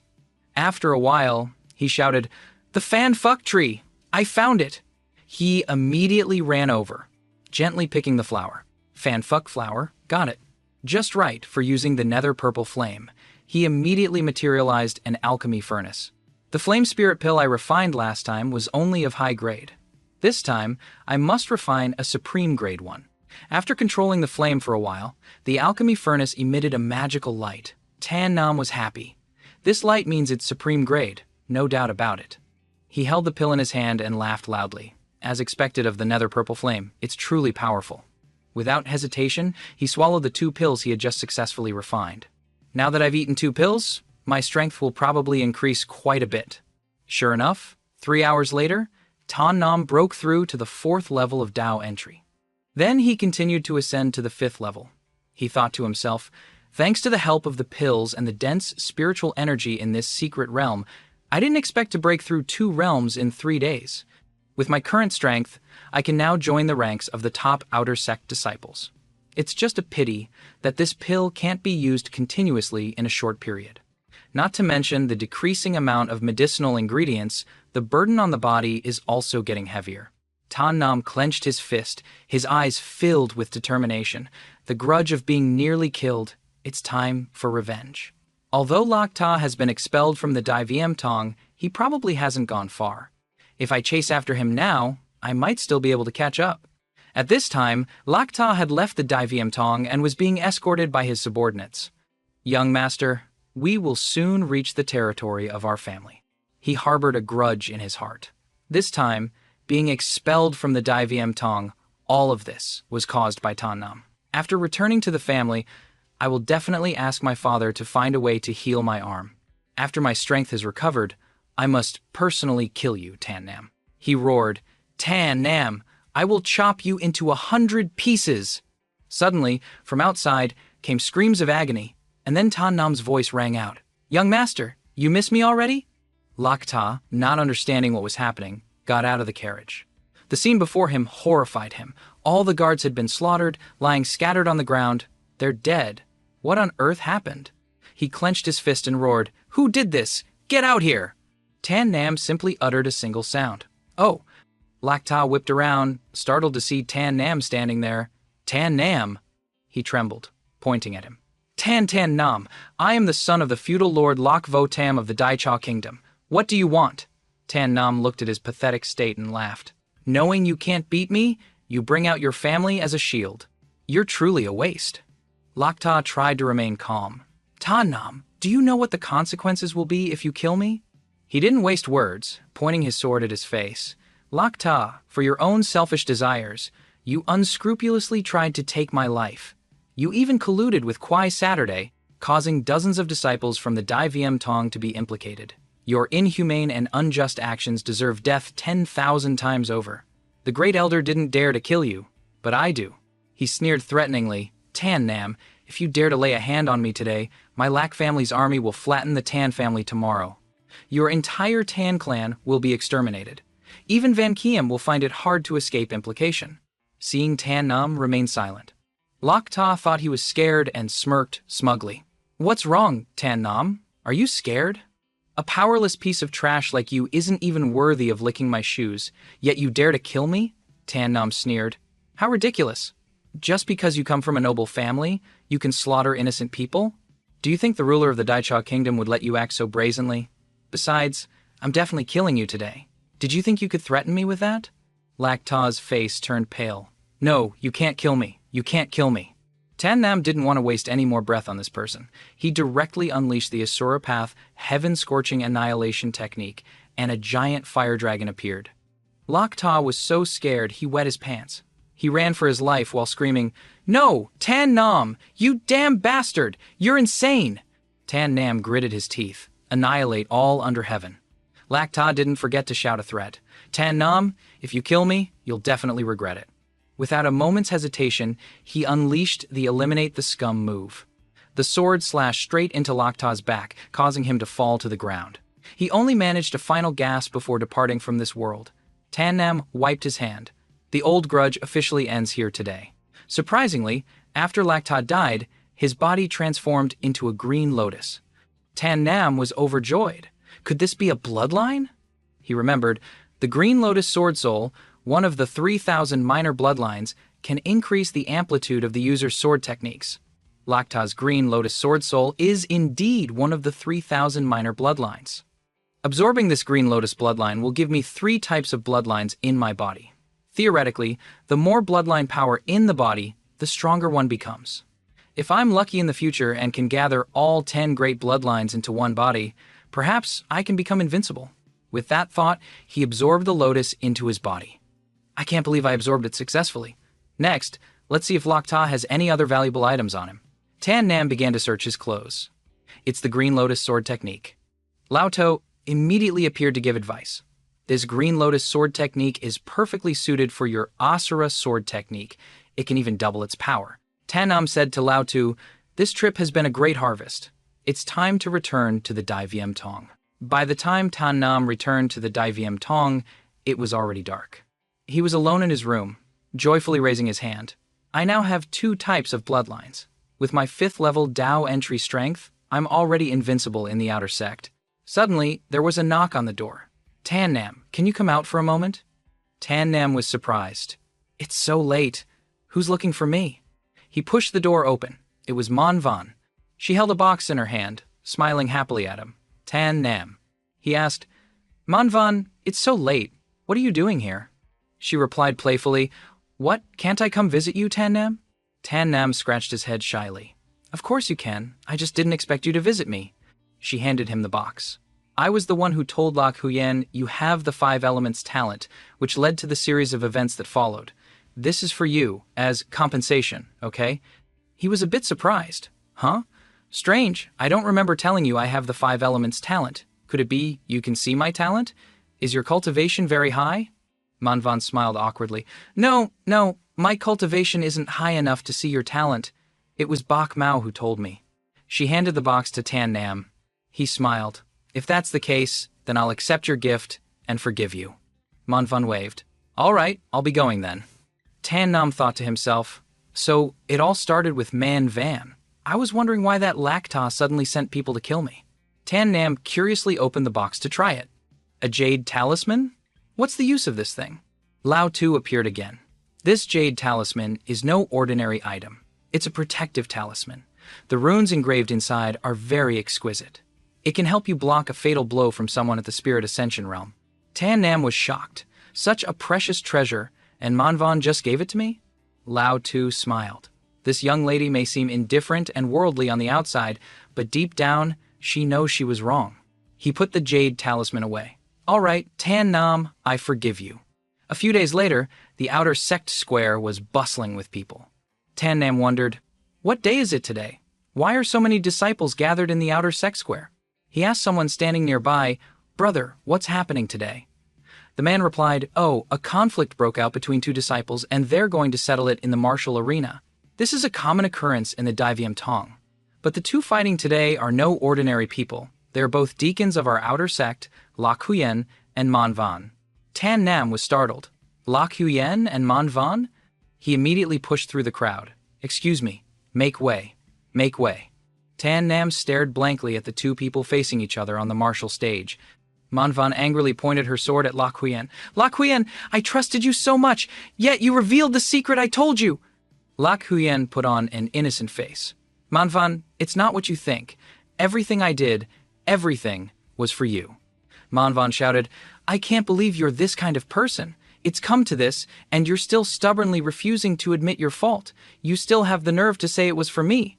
He started to lament, Manhwa, my brother Lak Ta, in order to raise me, constantly fed me evil spirit pills, causing me to fall to the dark side. It even got me imprisoned in the great jail for a whole year. During that year, not a single minute passed when I didn't think of you. I thought I had to regain my freedom. I have to kill my brother. I have to seize power in the Lak family. I have to have you. Manhwa said coldly, you've said so much, but it's all just for your own benefit. Have you ever asked how I feel? He quickly explained, I told my brother that secret because he promised me that as long as he got Tan Nam's talent, he would find a way to cure my fallen constitution. Moreover, he would give me my freedom back, no longer control me, and I could be with you, Manhwa.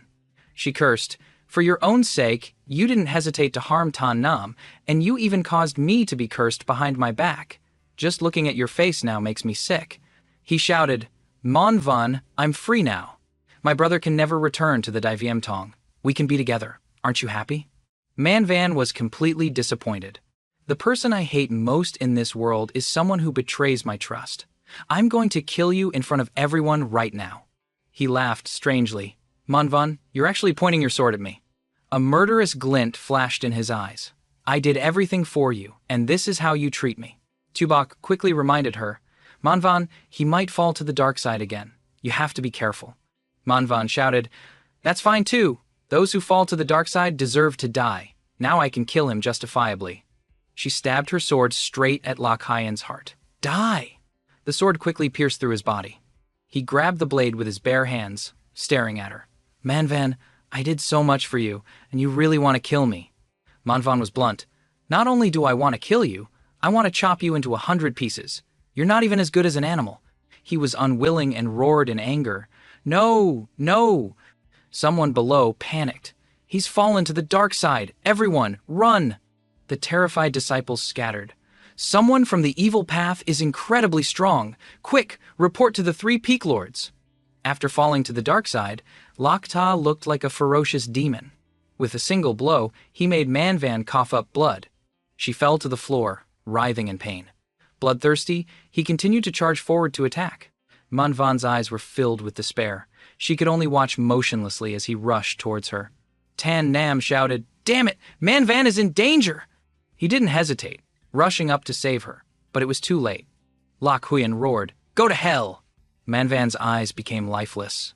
She took the full force of his blow to her stomach. The small white cat was enraged. It transformed into a giant white tiger and charged forward madly.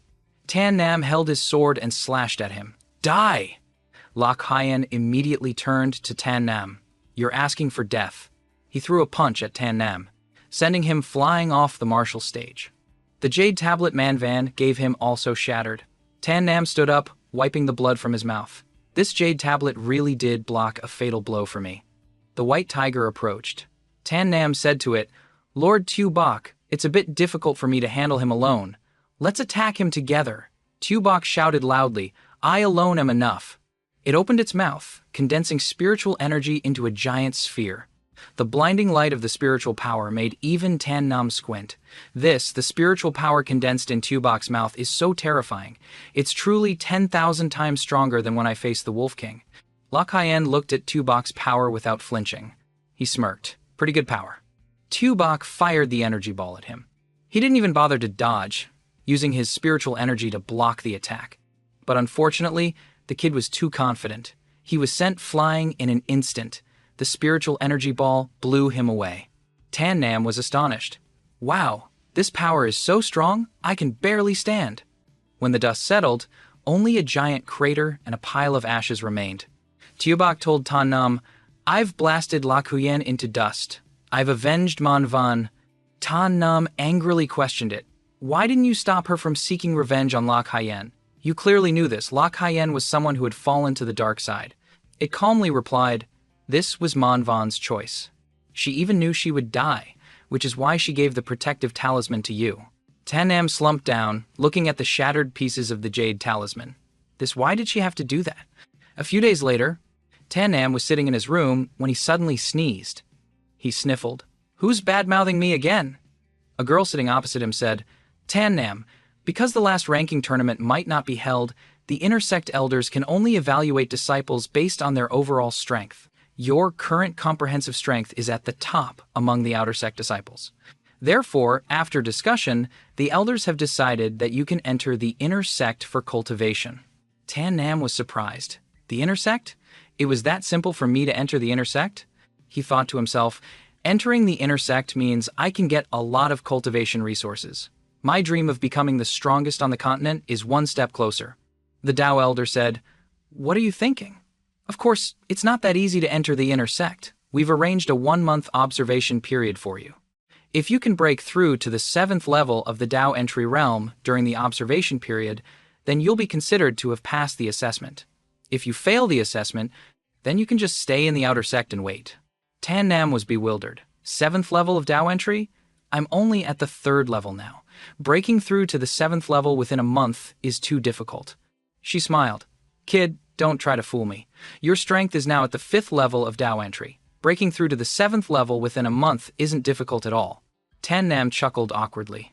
"Tao Elder is truly amazing. You could tell my cultivation level with just a glance." She sighed. "Stop flattering me. Pack your things properly. Report to the inner sect tomorrow." Tan Nam immediately clasped his hands. "Understood. Disciple will follow the elder's instructions." She added, "Right. A final reminder for you.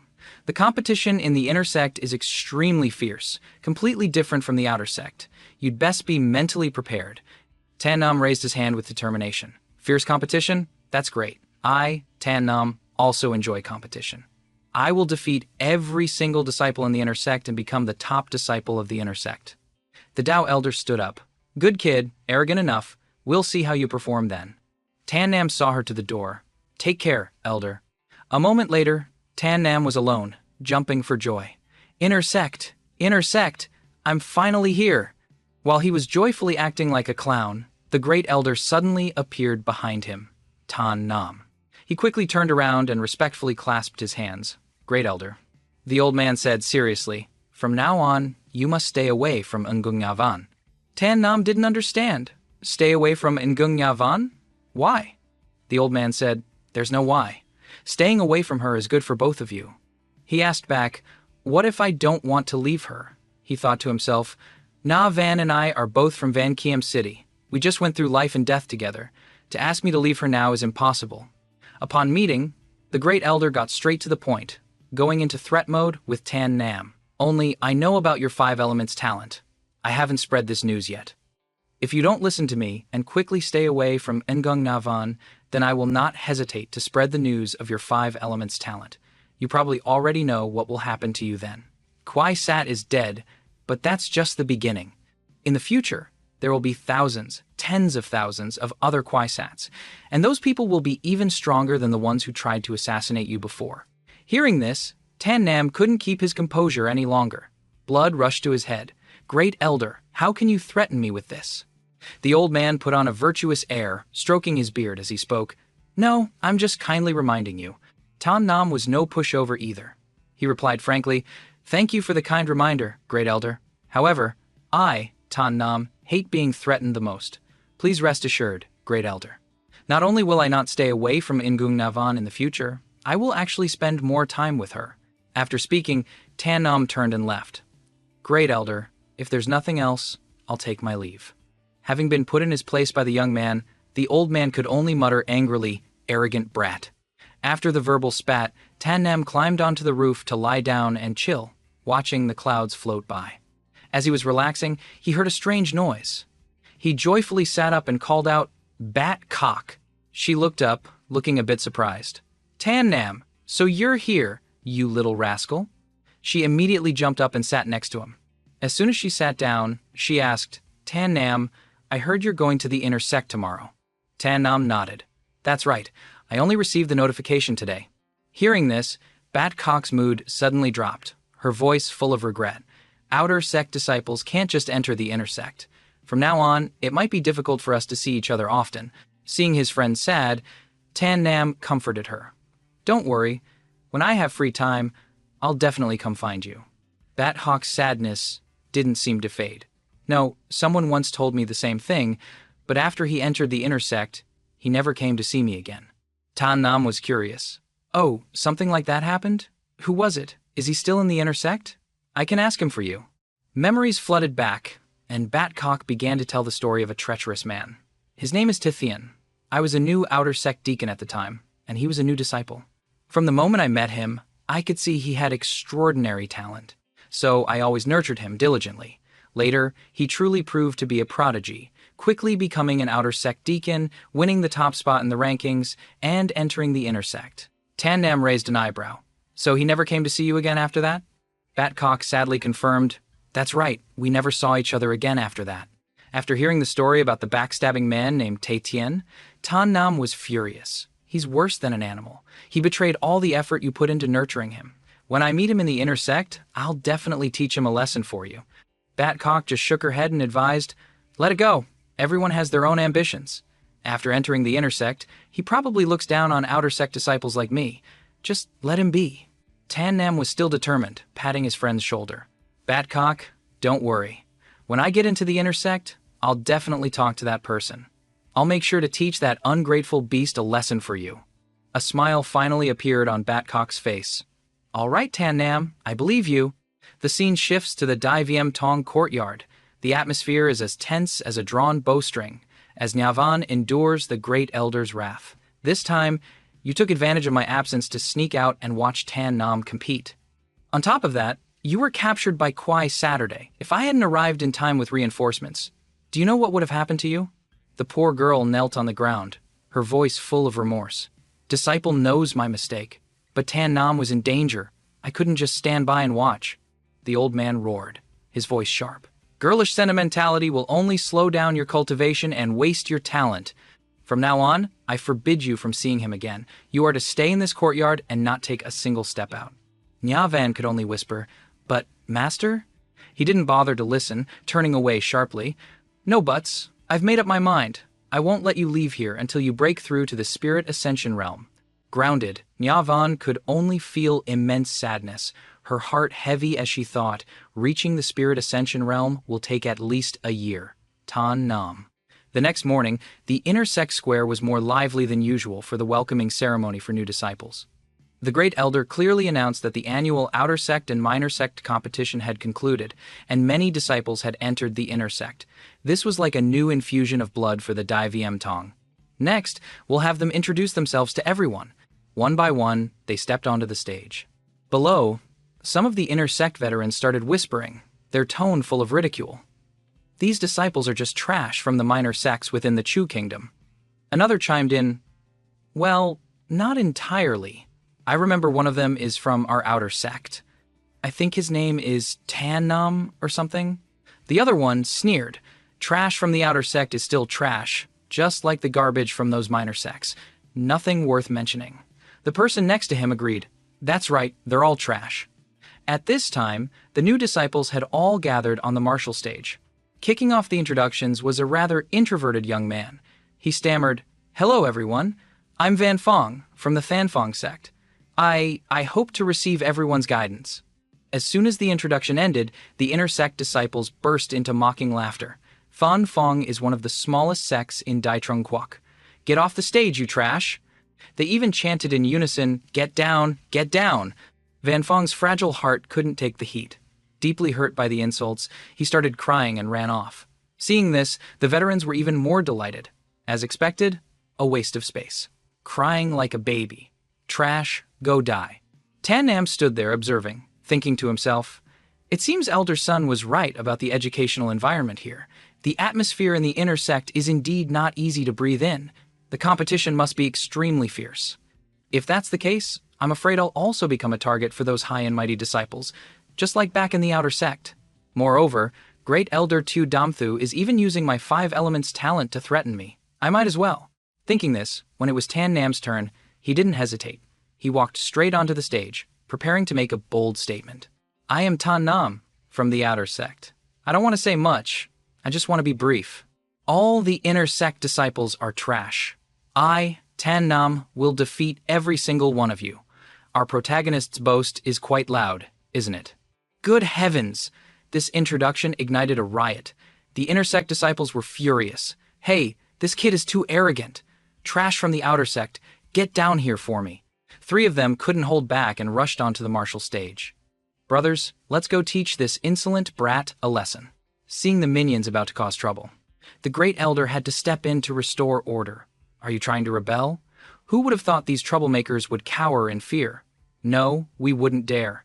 We disciples will go down immediately." Then the whole group scrambled away, shouting, "Let's go, guys! The Great Elder has spoken." The Great Elder frowned, thinking, "This kid Tan Nam, what does he mean by openly provoking the other disciples?" Tan Nam looked at his expression and laughed inwardly. "You old bastard, you dare threaten me? Not a chance." Not to be intimidated by the old man, Tan Nam decided to go all in, revealing the shocking secret himself. "Also, I have some good news for you all. I, Tan Nam, also possess the 5 elements talent. If any of you want to seize it, just come at me. I, Tan Nam, will take you all on." Hearing the shocking news, their eyes lit up with greed. The 5 elements talent. This is one of the rarest talents in the world. If we can really obtain his talent, our strength will definitely improve by leaps and bounds. This kid is dead for sure. The Great Elder was also stunned, amazed, and flabbergasted. This kid is interesting. I threatened him with his talent, yet he took the initiative to reveal it himself. Is he determined to oppose me? If that's the case, I'll grant your wish. A moment later, the Great Elder spoke up. The inner sect disciples have all completed their introductions. I think everyone is very interested in what Tan Nam just said.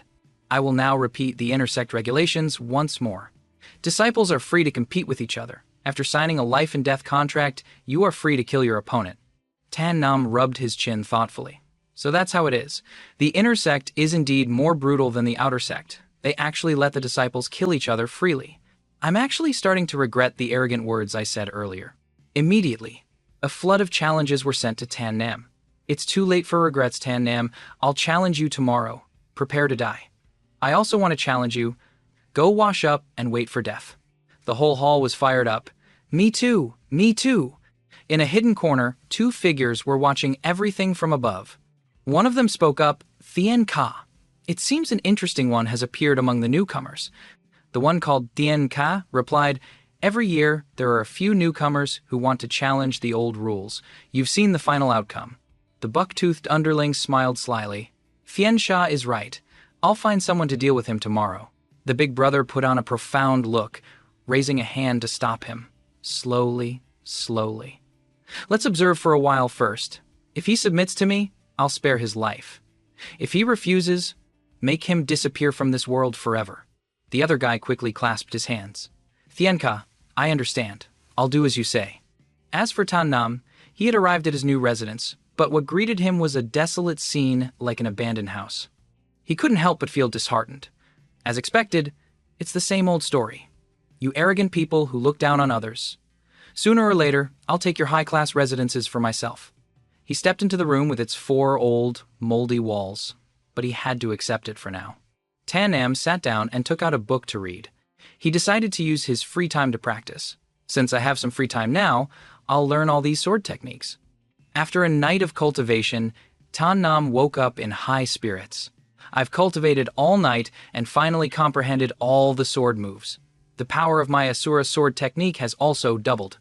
But his joy was short-lived, as a familiar call came from outside. "Tan Nam, get out here!" He chuckled to himself. "It seems what I said yesterday really made me a lot of enemies. Someone's already come looking for me this early?" Opening the door, Tan Nam was taken aback. The scene before him was like an army, a long line of people waiting to deal with him. Tan Nam couldn't help but exclaim, "Holy crap! Are all these people here to pick a fight with me?" He was dumbfounded. One of the men in the crowd shouted, "What are you looking at? Tan Nam's out! Kill him!" Immediately, the group of inner sect disciples charged forward to attack Tan Nam. The two at the front were even carrying swords. Tan Nam panicked. "Holy crap! Isn't it supposed to be one-on-one? Are you all trying to gang up on me?" Another man from the crowd stepped forward aggressively, holding out a piece of paper. "Here, a life-and-death contract. Sign it and we'll fight to the death in the arena." Tan Nam glanced at the contract. A sinister smile appeared on his lips. "So I have to sign a life-and-death contract before we can fight to the death. In that case, I'm relieved." He smacked the paper away. "I'm not signing." The guy shoved the paper in his face. "You, sign it for me, you coward." Tan Nam put his hands on his hips and began to taunt them. "What? I'm just not signing. If I don't sign, you can't kill me. What are you going to do about it?" The crowd went wild with curses upon hearing that. "You waste of space, Tan Nam, sign the life-and-death contract! You piece of trash, Tan Nam, sign it!" Tan Nam remained nonchalant, waving his hand. "I'm not signing. Whoever signs is an idiot. You all should go back. Don't block my way to class." He thought to himself, "The inner sect has cultivation classes. I absolutely can't miss this class." They outnumbered him and formed a line to block his path. "If you don't sign, you're not leaving here." "That's right. Sign the paper for us." Amid the chaos, a rather notorious figure appeared, shouting in annoyance, "It's too noisy." His appearance caused the crowd to murmur. "It's Tai K. Is he also here to find Tan Nam? He's Taithien's subordinate. Tan Nam is dead for sure this time. Taitien again? Does that name sound familiar? He's the ungrateful villain from Batcock's story." Tai Ki casually walked through the crowd, came up to Tan Nam, and made an offer that couldn't be more insulting. "Tan Nam, my big brother Taithien, thinks highly of you and wants to give you a chance to be a dog and join his ranks. Do you agree?" When they heard this, the whole group burst out laughing. "Ha ha, Tan Nam, just be Taitien's dog and we won't come looking for trouble with you anymore." "That's right, with Taitien's protection, we won't dare to mess with you." Tai K even whispered in his ear, "So, what do you say? Become Big Brother Taithien's dog, and they won't bother you anymore." As soon as Tan Nam heard the name, he recognized it immediately. "May I ask if this Big Brother Taithien of yours is the one who got first place in the outer sect rankings and entered the inner sect?" Tai K boasted, "Oh, it seems you've done your homework on our Big Brother Taithien. It looks like you're really prepared to become my big brother's dog." Of course, Big Brother Taithien entered here as the top of the outer sect rankings. Hearing Tai K's confirmation, Tan Nam let out a sigh. "Then it's definitely him." The other guy was still sneering. "Of course it's him. If you want to understand better, then kneel before me right now, then crawl through my legs and we'll accept you as our hunting dog. What do you say? This opportunity won't come again." Tan Nam asked coldly, "May I ask what your strength is?" He looked smug. "I'm afraid I'll scare you to death if I tell you. I, Tai Ki, am a master at the 7th level of Dao entry. Scared now, aren't you?" Tan Nam was a bit surprised. 7th level of Dao entry? The other guy laughed as if he'd won the lottery. "You're scared, aren't you? I know you're trash from the outer sect. I guess you're only at the 3rd level of Dao entry right now, aren't you?" Tan Nam sneered contemptuously. "7th level of Dao entry, can't even take a single hit." Tai K was furious. "What? You little brat, you dare to mock me?" Hearing this, Tan Nam, without another word, launched a powerful kick that sent Tai Ki's face straight into the wall. He was sent flying, slamming his head into the hard wall. The disciples' jaws dropped. So strong. That's right, a disciple who just entered the inner sect actually defeated Tai Ke, who is at the 7th level of Dao entry, with a single move. The underlings rushed over to help him up. Tai Ka, are you okay, Tai Ka? Tai Ki whimpered, covering his mouth. Don't touch it. It's broken. It's broken. The group was confused. What's broken? He tearfully held out his hand. On it were his 2 front teeth, which had just departed without a word. My 2 beautiful, lovely front teeth are broken. Seeing his 2 teeth, the underlings panicked as well. They're broken. Tan Nam walked over calmly and stated, matter-of-factly, I saw your 2 front teeth sticking out abnormally and guessed you might be sick. I was just helping you pull them out. You should be thanking me. Tai Ki stood up trembling. You actually dared to hit me? He laughed. Tai Ke started to threaten him. You're challenging Thien Ka's authority. Thien Ka will definitely kill you. Tan Nam's face just darkened in silence. He turned to ask Tai Ke, your big brother's name is Tai Thien, right? Good, I don't have to waste my time looking for him myself. Seeing Tan Nam approach, Tai Ke trembled like a leaf, quickly covering his face with his hands. You! What are you doing here? Don't do anything rash. Tan Nam approached, patting his shoulder comfortingly, but his words were full of gunpowder. Don't be afraid. Go back and give Thien a message for me. Tell him Tan Nam, have my eyes on him. Tell him to wash his neck and wait for me. I'll definitely come for him. Got it? The guy squeezed his eyes shut and nodded vigorously. Got it. I'll go tell Thien Sa right away. Tan Nam glared. Scram. Tai Ke and his 2 underlings took off running, shouting as they fled, Run! Run! Tan Nam turned to look at the remaining disciples. What about the rest of you? Want to spar a bit? My sword skills have improved, and I was just worried I wouldn't have anyone to practice with. The whole group trembled and quickly found excuses to leave. I just remembered I haven't used the latrine this morning. I'll head back first. Goodbye. My wife just gave birth. Goodbye. Oh, right. I remember my wife just had a baby too. Gotta go. Tan Nam just snorted coldly. A bunch of cowards who bully the weak and fear the strong. He comfortably stretched his neck, thinking, defeating Tai Ki today was a good thing. At least it will keep those lowlifes from bothering me. However, the person behind them is probably getting ready to make a move. Time for class. The scene shifts to the classroom, where the atmosphere has become serious again. The instructor, Vuong Tu, began his introduction. I am Vuong Tu, an elite disciple of the East Courtyard, and also your guide. Our inner sect is divided into 2 courtyards. The disciples of the 2 courtyards are always at odds and often clash. As disciples of the East Courtyard, you must strive to improve your strength and crush those little demons from the West Courtyard. Today's training lesson is mainly to test the strength of the new disciples. Therefore, I have specially arranged some bronze training dummies for the ability test. Next, I'll demonstrate for you all.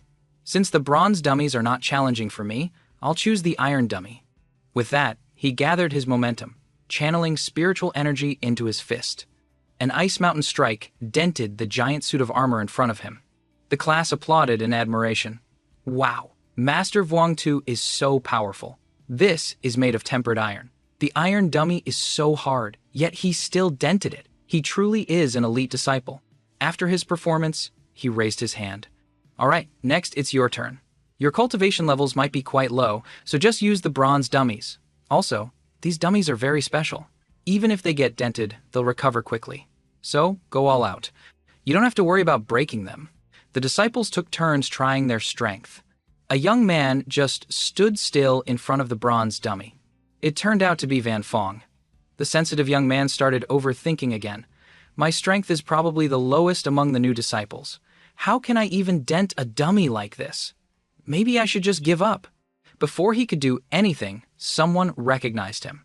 Isn't that Van Fong, the one who was scared to tears on the welcoming stage? The group took the opportunity to mock him again. That's him. So embarrassing. Hey, hurry up and hit it. All that posturing is an eyesore. Tan Nam cheered enthusiastically from below. You can do it, he thought to himself. This Van Fong seems to have a weak personality, but looking at his physique, he's not the frail type. He must train consistently, so his strength shouldn't be low. As long as he overcomes his fear, he can definitely do it. Van Fong turned back shyly. Thank you for encouraging me. Encouraged, he resolved to give it his all. I can definitely do it. I've trained for so long, I can't be worse than others. I can definitely do it. Van Fong channeled all his spiritual energy into his fist. He threw a punch at the dummy. Tan Nam crossed his arms and smiled. This is how it should be. But life isn't like a dream. His punch was no different from scratching an itch for the bronze dummy. The disciples burst into laughter again. A waste is still a waste. Hey, look, keep going. Look at the dummy in front of you, not even a scratch. How can this kid be so useless? I could make a dent with one finger. Van Fong looked at his trembling hands. I really can't do it. They're right. I really am a waste. Tan Nam cut them off. You're no better than him, yet you're laughing at others. Tan Nam, what did you say? Suddenly, the bronze dummy exploded like a firework, leaving the entire class with their jaws on the floor. The disciples were shocked. How is this possible? How can a dummy be broken? With an expert's eye, Wang Tu immediately recognized it. I can't believe it's an internal force technique, using spiritual energy to penetrate the inside of the dummy. Tan Nam thought to himself, the spiritual energy gradually disintegrated the dummy's structure from the inside. Wang Tu affirmed, this person is not simple. Even Van Fong couldn't believe his eyes. I succeeded! I finally succeeded! The disciple started whispering again. He looks like a helpless weakling on the outside, but I didn't expect him to be a hidden master. Van Fong approached Tan Nam and bowed his head in thanks. Thank you for your encouragement. It's because of you that I was able to perform beyond my usual level. Tan Nam smiled. We are all disciples of the East Courtyard, no need to be so polite. Besides, this is your own strength. I didn't help much. Wang Tu called out, all right, Tan Nam, it's finally your turn. Tan Nam warmed up his hands and feet, stepping forward excitedly. Finally, my turn. I was getting impatient. Wang Tu stared at him, thinking, there was a rumor that this Tan Nam wants to become the #1 disciple in the inner sect. I wonder what his strength is like. I'm really looking forward to it. Tan Nam gathered his strength and threw a punch. A powerful punch landed on the bronze dummy. This time, it didn't even budge. Wang Tu pondered, could it be another person using internal force? Impossible. Cultivating internal force is extremely difficult. The probability of 2 people appearing at the same time is extremely low. Could it be that this Tan Nam is hiding his strength? Or perhaps his strength is just not that great. Tan Nam complained that the bronze dummy was too weak and demanded to switch to the better iron dummy. This bronze dummy is too weak. I'm afraid I'll break another one. This iron dummy seems quite sturdy. I think I should hit this one instead. The disciples took the opportunity to mock him again. An iron dummy? Is the kid bragging without knowing his limits? That's right, he's clearly trash but wants to act tough. Just wait for him to embarrass himself. I hate people who have no strength but pretend to be great. Wang Tu agreed.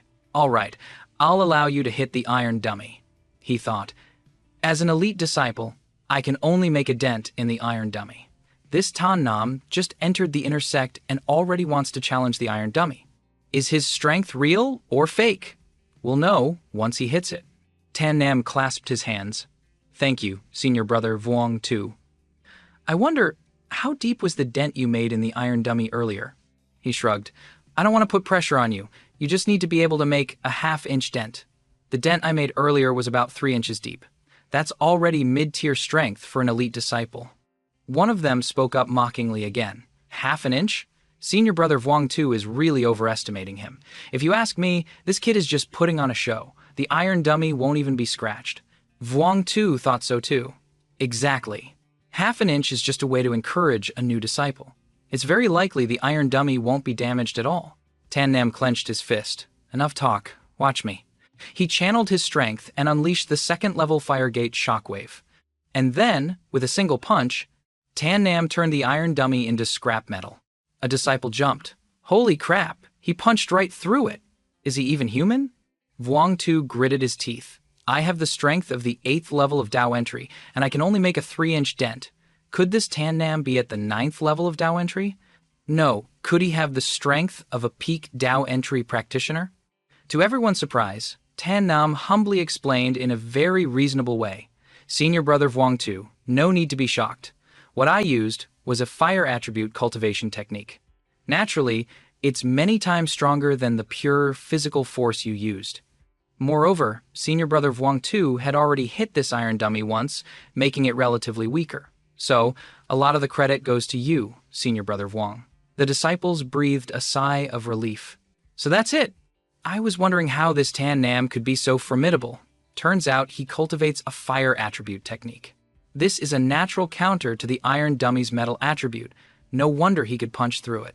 That's right, and with Senior Brother Vuong's prior help, this Tan Nam isn't that impressive after all. Yeah, that makes sense. A man wiped his sweat. If a new disciple is stronger than a senior, I'd lose so much face. That was a close call.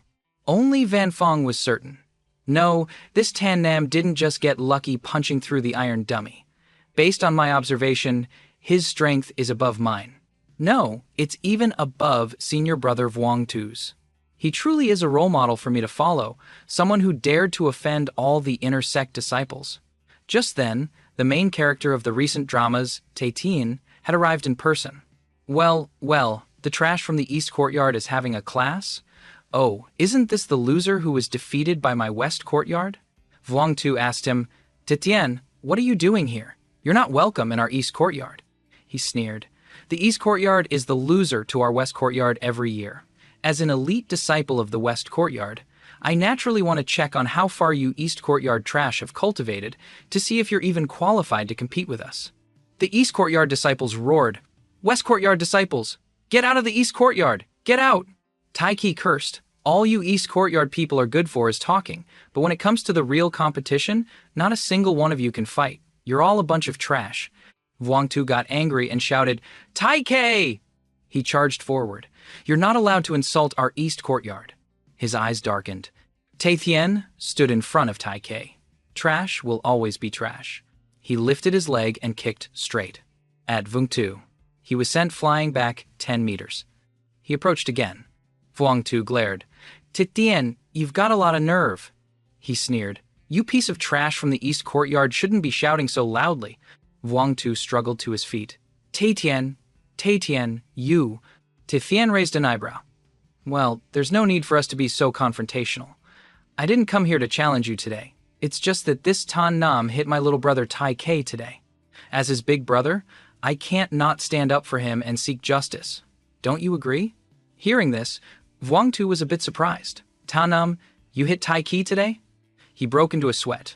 Taiki is at the 7th level of Dao entry, and Tan Nam was actually able to defeat him. Tan Nam smirked. Taiki? Oh, so your little chicken's name is Taiki. The name really suits him. It's a great name. He pointed a finger at his face. You dare to laugh at me? You think I can't kill you? He smirked sinisterly. You want to kill me? Then come here. Let's see if those fake teeth you just got end up under my shoe. Taiki remembered his 2 beloved teeth that flew out this morning and quickly covered his mouth in fear. Tae-tien shouted, Tan Nam, you dared to hit my little brother. You will pay the price. Either submit to me and become my hunting dog, or disappear from the Dai Viem Tong. The East Courtyard disciples were horrified. It's over. It's over. This Tan Nam actually dared to provoke Tae-tien. You have to know, Tae-tien is a master at the 9th level of Dao entry, 1 level higher than our senior brother Vuong Tu. 1 realm, 1 heaven. Being 1 realm higher is a world of difference. This Tan Nam dared to provoke someone he shouldn't have. Vuong Tu stood in front of him. Tan Nam, don't be afraid. I'm your senior brother. I won't let them bully you today. Tan Nam smiled. Thank you, senior brother Vuong Tu. It's best if I handle my own affairs. He was startled. You, Vuong Tu thought to himself, with a lower cultivation realm, you absolutely cannot defeat that Tae-tien. Tan Nam stepped forward to face Tae-tien. Tae-tien, bring it on. I hadn't even gone looking for you, and you've already delivered yourself to my doorstep. You know the outer sect deacon, Batcock, right? He burst out laughing. Batcock?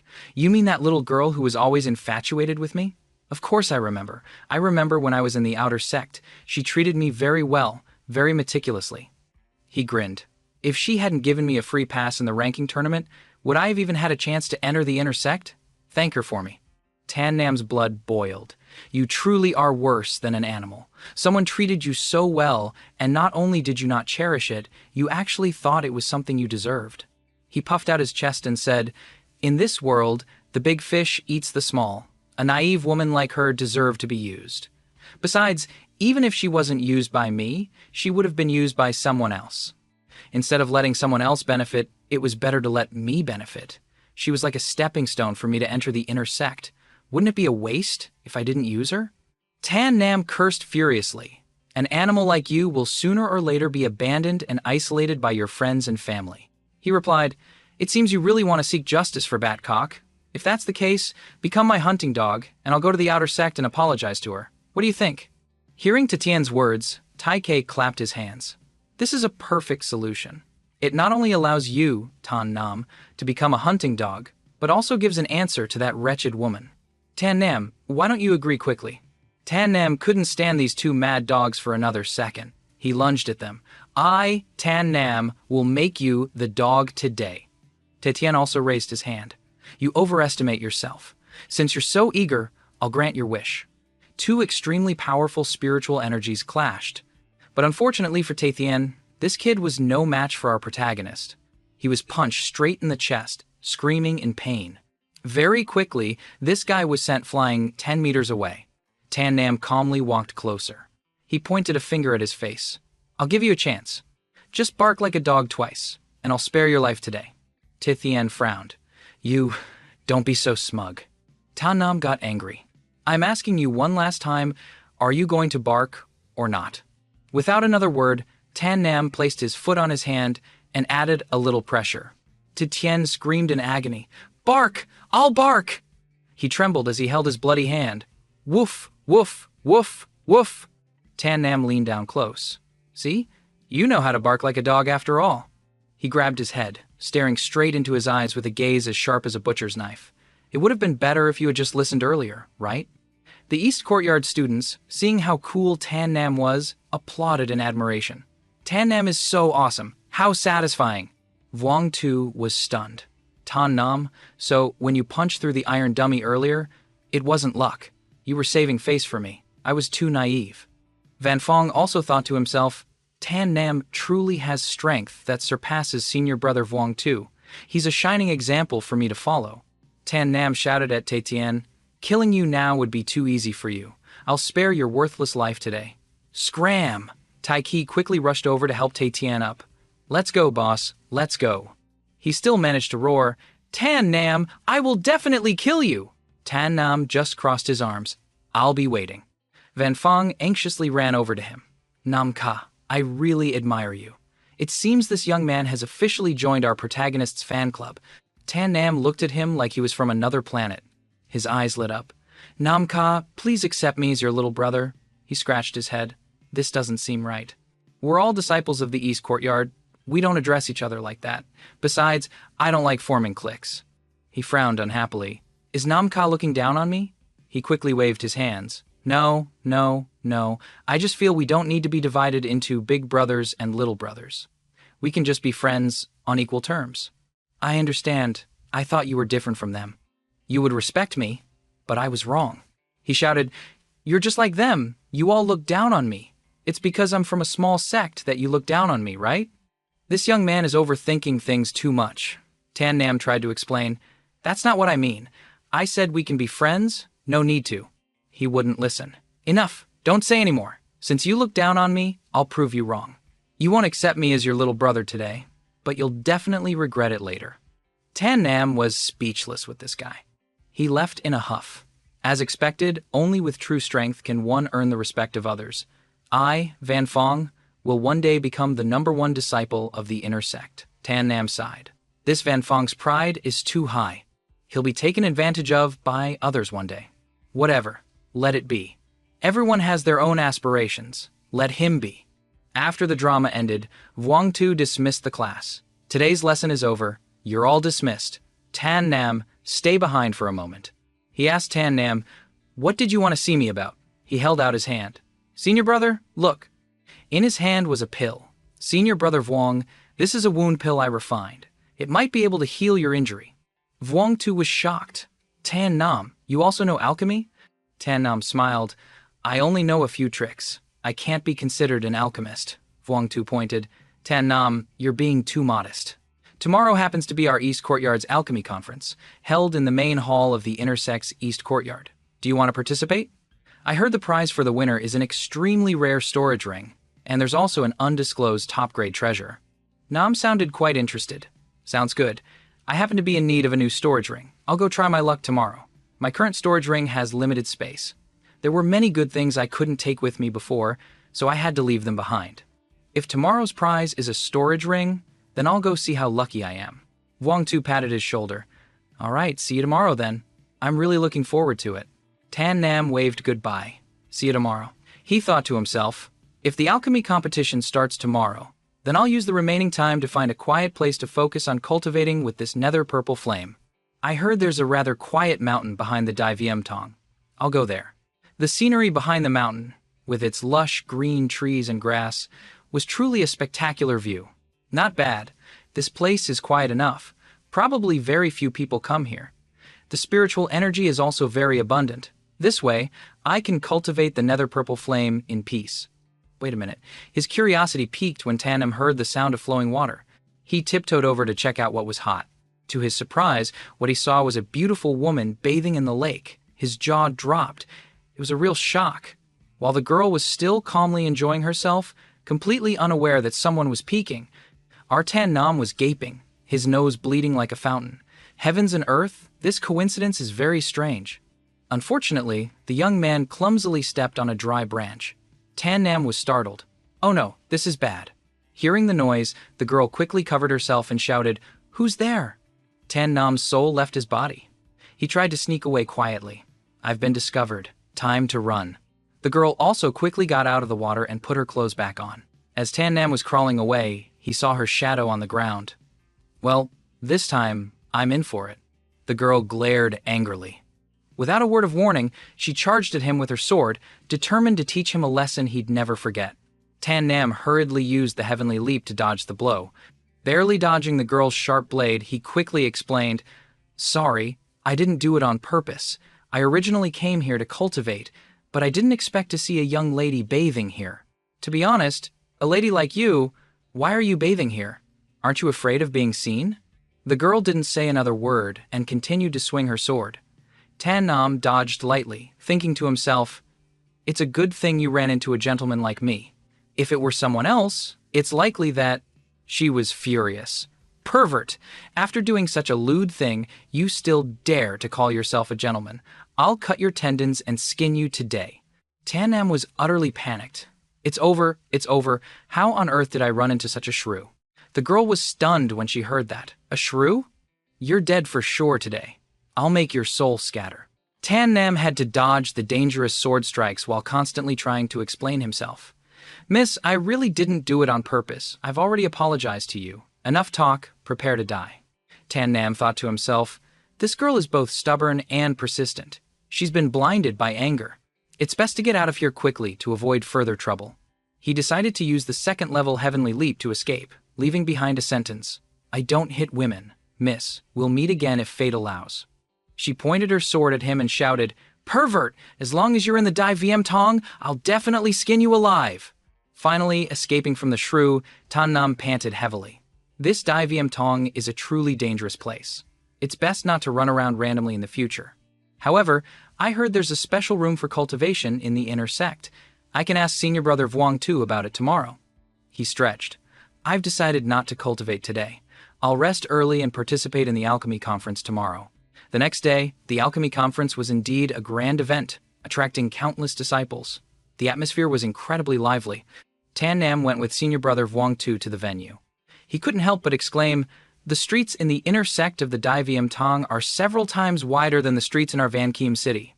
Vuong Tu smiled and said, "Of course. After all, the Dai Viêm Tong is a major sect in the Daichu Kingdom." That's true. Otherwise, so many people wouldn't want to join the Dai Viêm Tong.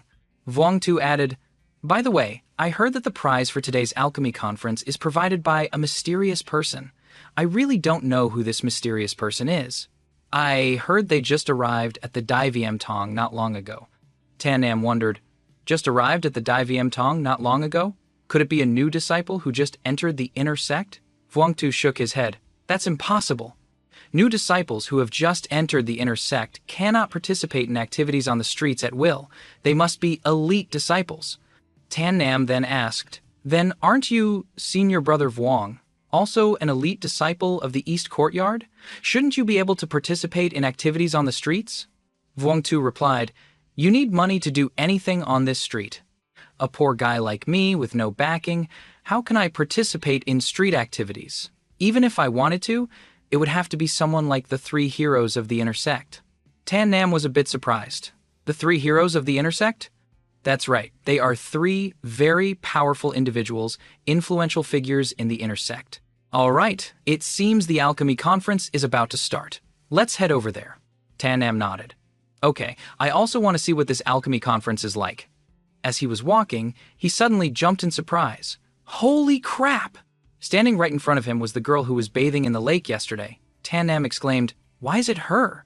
Vuong Tu looked at him with a puzzled expression. Tannam, what's wrong with you? She's the person in charge of our East Courtyard Street. Her name is Hoa Hong Yen.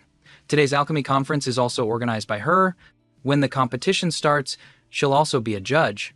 Tannam could only cry in his heart. It's over, so there's no competition for me. I'm definitely not getting the prize. Vuong Tu patted his shoulder with a carefree smile. Don't worry, Sister Hong Yen just has a bit of a bad temper, but she definitely won't make things difficult for people from our East Courtyard. You can participate with peace of mind. Tannam bit his handkerchief in frustration. It seems I'm fated to not get that storage ring prize. Tan Nam put his hand on his forehead and sighed. Why did I have the idea to go cultivate behind the mountain yesterday? Now look at this. I regret it so much. All right, I'll take the risk and participate. The two had now entered the main hall. Vuong Tu told him, "We can just find a place to sit. I've already registered for you. When the time comes, you can just go up to the stage." Tannam smiled brightly and scratched his head. "Thank you, Senior Brother Vuong." Hoa Hong Yen stood on a high platform and announced clearly, "The annual East Courtyard Alchemy Conference officially begins today.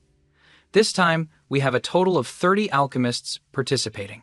The prize for the champion this time is a third-grade Imperial Tier storage ring, along with a mysterious gift. In addition, the winner can also become the official alchemist of the East Courtyard." Immediately, the people below started chattering. The things that sell for the most money on the streets of the Dai Viem Tong are pills and other items like medicinal herbs and spirit crystals. If you become the official alchemist of the East Courtyard, you can make a lot of money. That's right. I heard that the official alchemist of the East Courtyard has already bought the best cultivation room in the Dai Viem Tong. Tan Nam's eyes lit up. An Imperial-grade storage ring. I've never seen one of those before. It must be 100 times better than the 5th-grade Mortal Tier storage ring I have now. I can definitely store a lot of good things in it. Vuong Tu continued, "As long as you can win the championship and become the Royal Alchemist, when you make money then, let alone an Imperial-grade storage ring, even a Profound-grade storage ring, which is a rank above Imperial, you'll be able to buy." Tan Nam's face darkened as he sighed. Forget it. A Profound-grade item. Probably not even many of our sect masters have one. Hoa Hong Yen raised her hand. The competition begins. The first 10 contestants took the stage. The first 2 walked up and sat down on the stage. They nervously took out their alchemy furnaces. Tan Nam turned to ask Vuong Tu, Senior Brother Vuong, what rank are their alchemists? He explained, "The alchemists in the inner sect of our Dai Viem Tong are at most 10th rank.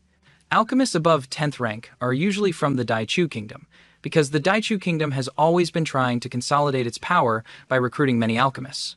Tan Nam understood. No wonder. When I was back in Van Keem City, I heard that a 9th rank alchemist could already open a class and accept disciples. Vuong Tu added, "Alchemists are already very rare. 9th rank is even rarer.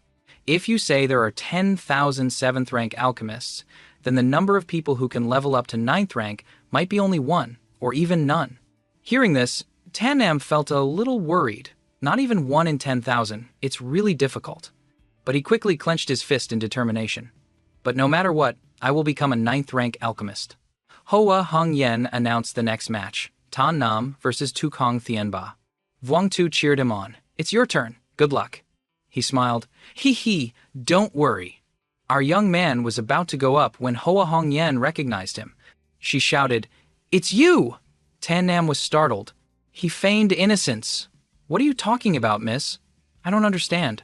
She was annoyed, but let it go. A dog's mouth can't spit out ivory. After your match, I'll deal with you. This round is to refine the bronze wound pill. The time limit is 3 incense sticks. The match begins. Tan Nam held his head in despair. I've never even refined a bronze wound pill, but it probably isn't much different from a wood wound pill. It looks like I'll have to rely on the Dan To's manuscript to improvise on the spot. His opponent, Tukong Thien Ba, sneered mockingly, "Brother, you look very confused. Have you never refined a bronze wound pill before?" He thought to himself, Tien from the West Courtyard told me to block this Tan Nam guy, but I don't think he's as strong as he said. He even looks like he doesn't know how to do alchemy.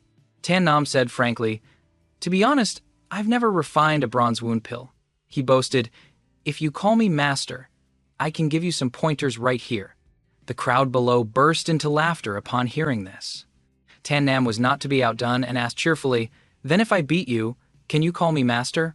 He was extremely confident. "I've refined this bronze wound pill countless times. I'll definitely beat you."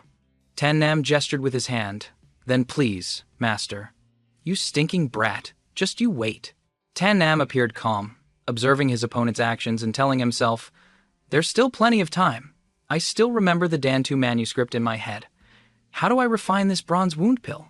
Thinking this, he closed his eyes and began to recall. A moment later, Tan Nam was surprised to hear a voice calling, "Hey, wake up! Wake up for me!" He startled and rubbed his eyes. "Huh? What?" The onlookers below laughed mockingly. "This guy actually fell asleep. He probably doesn't know how to do alchemy. If you don't know alchemy, why did you even sign up for the competition? Get off the stage!" Tukong Thienba shouted angrily, "You little brat, you actually fell asleep during the competition. Do you know that's the biggest disrespect to me?" Tan Nam remained unfazed, closing his eyes and even covering his ears to block out the noise.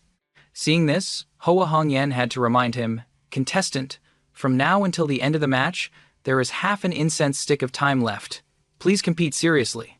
Then she thought to herself, "As expected, he's a useless person who has no ability and likes to pretend. Last night, he even dared to peek at others bathing. He's truly a scumbag." Tan Nam yawned loudly. "I'm so sorry. I accidentally fell asleep. I'll take the competition seriously now." With that, he immediately began refining the pill.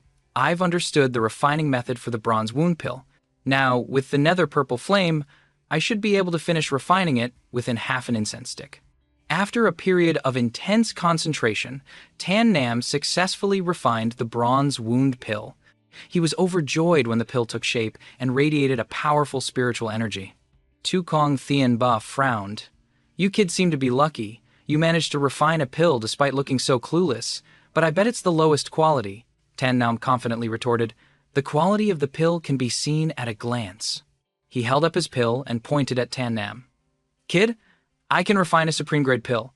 How can you beat me?" Ho Hongyan observed for a moment and confirmed. Tukong Batien's bronze wound pill is indeed 70% pure. "Tan Nam, where's yours?" He smiled mysteriously. "Once I take out my pill, I'm afraid it will shock everyone." Tukong Tianba shouted in frustration, "Arrogant fool! Show us your pill!" "All right." To please you all, Tan Nam then took out his pill. He feigned disappointment. "Only 90% pure. It seems my first time refining this bronze wound pill. My experience is still too lacking. I haven't even reached perfection. What a disappointment." Tianba was shocked. 90% pure? You refined a 90% pure pill on your first try? You must be lying, right? Tan Nam casually handed the pill to Hoa Hongyan. "Miss, why don't you examine it and see if it's really a 90% pure pill?" Although she disliked Tan Nam, she had to admit, "No need. It's indeed a 90% pure pill. You've won this match." Hearing this, Tan Nam happily left. "Thank you then." Tukong Tianba suddenly blurted out, "Master." Tan Nam turned back, slightly startled. "What did you just say?" Tukong Thienba bowed his head. "Master, your alchemy skills are 100,000 times better than mine. Please accept me as your disciple and teach me alchemy. I will definitely study hard." Tan Nam saw that this guy knew how to keep his word, but he still refused. "Sorry, I'm not interested in taking disciples. You'd better learn on your own." He was stunned. We're both 7th-rank alchemists. Why is he so much stronger? Maybe that's why they call him a genius. Vuong Tu came over to congratulate him. "You won a resounding victory right out of the gate." Tan Nam smiled. "It's just because my opponent was too weak. I guess I was lucky. This is the first time I've refined a bronze wound pill." Vuong Tu put his hands on his hips. "You're just being too modest. I think you've got the championship of this year's alchemy conference in the bag." He thought to himself, to refine a 90% pure pill in just half an incense stick's time, this level of skill is too terrifying. He can even be compared to that official alchemist of the West Courtyard. How many more secrets is this Tan Nam hiding? He can always surprise people. Tan Nam waved his hand. "There's always someone better. There will definitely be someone more skilled than me at this year's conference. Vuong Tu pulled his arm. Alright, next is the final round. I heard they're changing the competition venue. Let's head over there first. When they arrived outside the final showdown area, a magnificent white gate appeared. Tan Nam praised, "The environment is fresh, birds are singing, and flowers are blooming. This is truly a very suitable place for refining pills." Vuong Tu patted his shoulder. "Tan Nam, only contestants are allowed inside. I'll wait for you out here." He replied, "All right, I'm going in." As soon as he stepped inside, Tan Nam heard two people talking.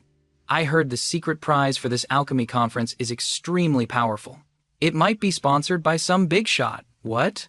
"Then we have to try even harder to win the championship." Tan Nam thought to himself, "It seems I have to take this competition more seriously." Arriving at the location, Hoa Hongyan announced, "All right, everyone, the theme for this alchemy conference is a wood attribute enhancement pill. You can refine any pill as long as it fits the theme. In the end, the final evaluation will be based on the color and purity of the refined pill." Tan Nam fell into deep thought again. Wood attribute? To be honest, I've never refined a wood attribute pill before. I've mostly refined fire attribute pills in the past. Hongyan continued, "Also, the medicinal ingredients needed for the final round must be prepared by the contestants themselves. I don't care." One of them shouted in frustration, "What? Isn't that just digging a hole to trap us? A wood attribute pill definitely requires a wood attribute spirit crystal, and spirit crystals are so expensive. How can we afford them?" She crossed her arms, looking indifferent. "If you can't afford it, you can withdraw from the competition. I'm not stopping you." He clenched his fist in anger. "You!" His friend next to him quickly stopped him. All right, we're here to compete for the prize. If it's their rule, we have to respect it. Besides, Sister Hongyan has put up such a big prize. It's 100 times more than what we'd spend on medicinal ingredients. Just think, if we can win that prize, won't we make a huge profit?" The other guy heard this and found it reasonable, immediately doing a 180 and bursting into laughter. "That's right. As long as I can get the prize, the little money we spend on medicinal ingredients is nothing." So the two brothers eagerly went off together. Let's go buy medicinal ingredients." Hoa Hongyan turned to ask Tan Nam, "What's wrong? Why are you still standing there? Not gonna buy medicinal ingredients? Or do you want to withdraw from the competition?" "Withdrawing is fine too. One less scumbag to dirty my eyes." Tan Nam turned pale.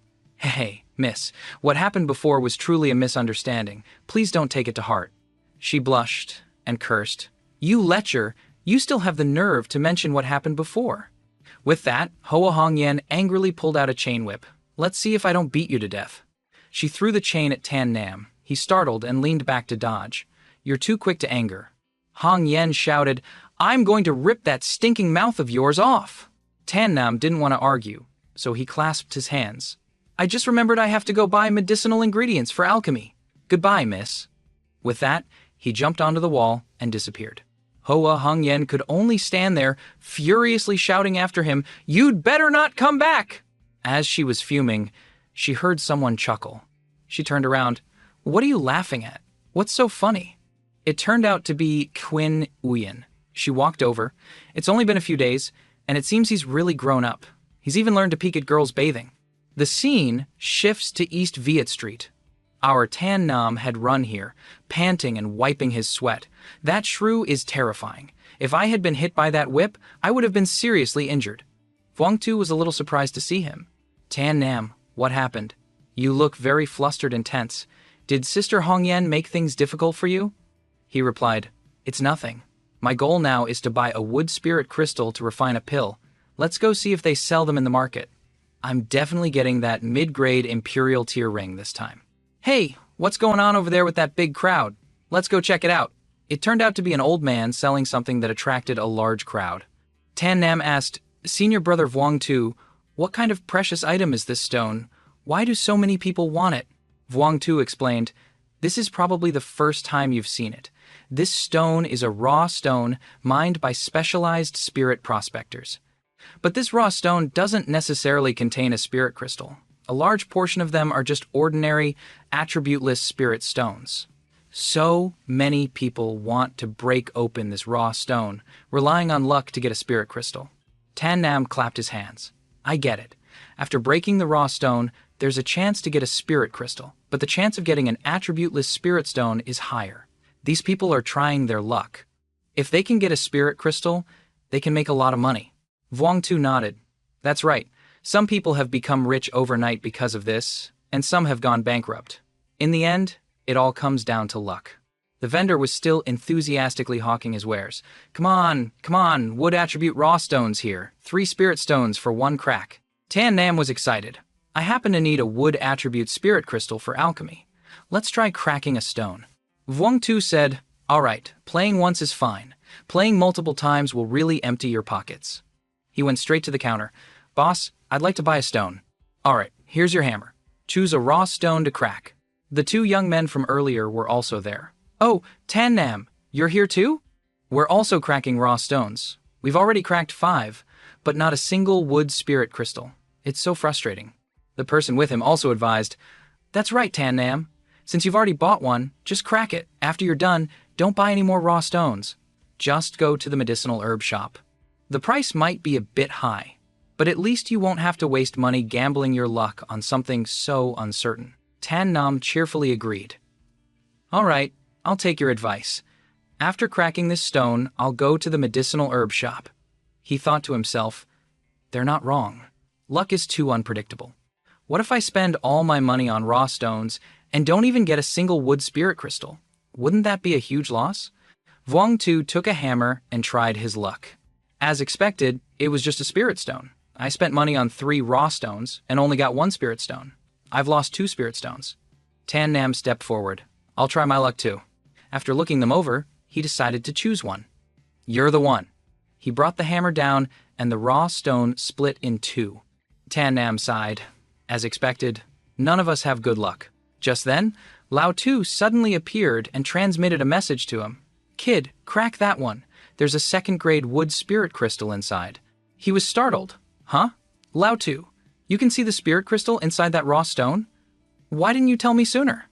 Lao Tu replied, I just sensed it myself. Besides, the spirit crystal in this spirit stone doesn't have a very good feel to it. Based on my current strength, I can only sense spirit crystals of the 3rd grade and below. Tan Nam immediately turned to the vendor. Boss, these 3 spirit stones are for you. I want to crack another one. He calculated in his head. A 1st grade spirit crystal sells for at least 10 spirit stones. A 2nd grade spirit crystal sells for 5 times that. If I have 50 spirit stones, wouldn't I double my profit?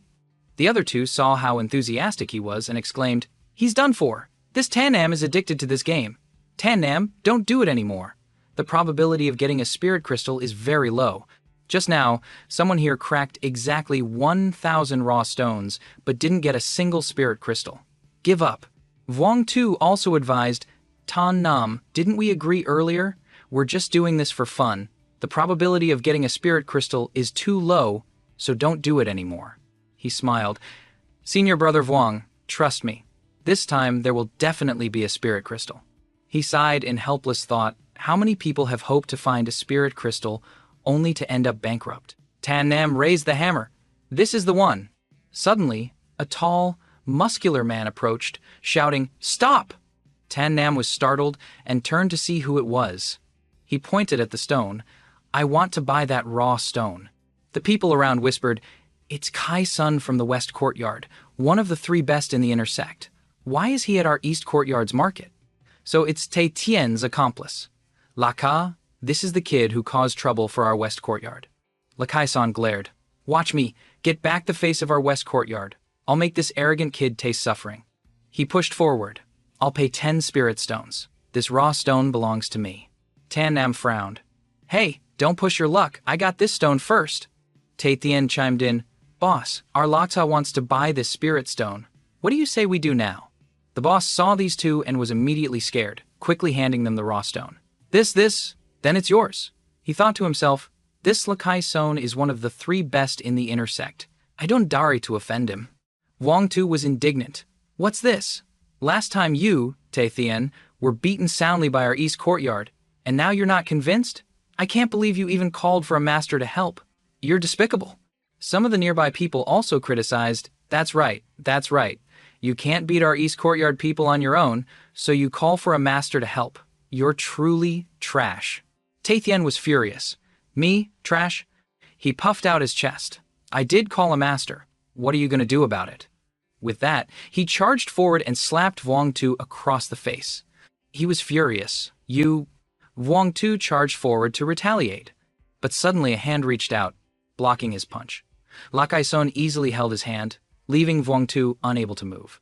Taithien smugly approached, taunting, Hey, you want to hit me? What's wrong? Not going to do it now.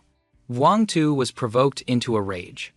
He used his other arm to punch this bastard straight in the face. Vuong Tu spat on the ground. I despise you, you waste. Taithien wiped the blood from his nose. Hey, I'll make you suffer. Lakaison twisted slightly, and the bones in Vuong Tu's arm shattered. Vuong Tu screamed in pain. The two men with Tan Nam were enraged. Taithien, you dare! The person with him shouted, Senior brother! Lakaison held out his hand and said to Tan Nam, I'll say it one last time. Give me the raw stone. Tan Nam remained unshaken. Oh? And what if I don't? He threw a punch. Then go to hell. His speed was very fast, but Nam still managed to dodge it. He taunted back, It seems your eyesight is a bit poor. You can't even hit me. Taithien pointed behind him. Laka? He's there. Seeing Taithien making a fool of himself, Tan Nam picked up a rock. He used the second-level fire gate shockwave to throw it straight at his face. The rock hit Taithien's profile picture directly. Blood flowed ceaselessly as he clutched his face and screamed, My nose! My face! Lakaison took advantage of Tan Nam's distraction and teleported right up to him. Kid, you still have the mind to hit others? Only then did Tan Nam realize, and he was startled. This is not good. Without hesitation, he immediately threw a punch with the force of 1,000 troops. Tan Nam was caught off guard and couldn't dodge in time, taking the full force of the punch to his stomach. He was sent flying, coughing up blood. His whole body slammed into the door, cracking it. Tan Nam was shocked. Such strong force. This is the first time I've encountered someone with such strength. If he used this kind of power to hit the iron dummy, he could probably punch through it with just his strength alone. He's 100 times stronger than senior brother Vuong Tu. Seeing him seriously injured, Lao Tu quickly reminded him, Kid, this person has reached the 10th level of the Dao entry realm. You must be careful.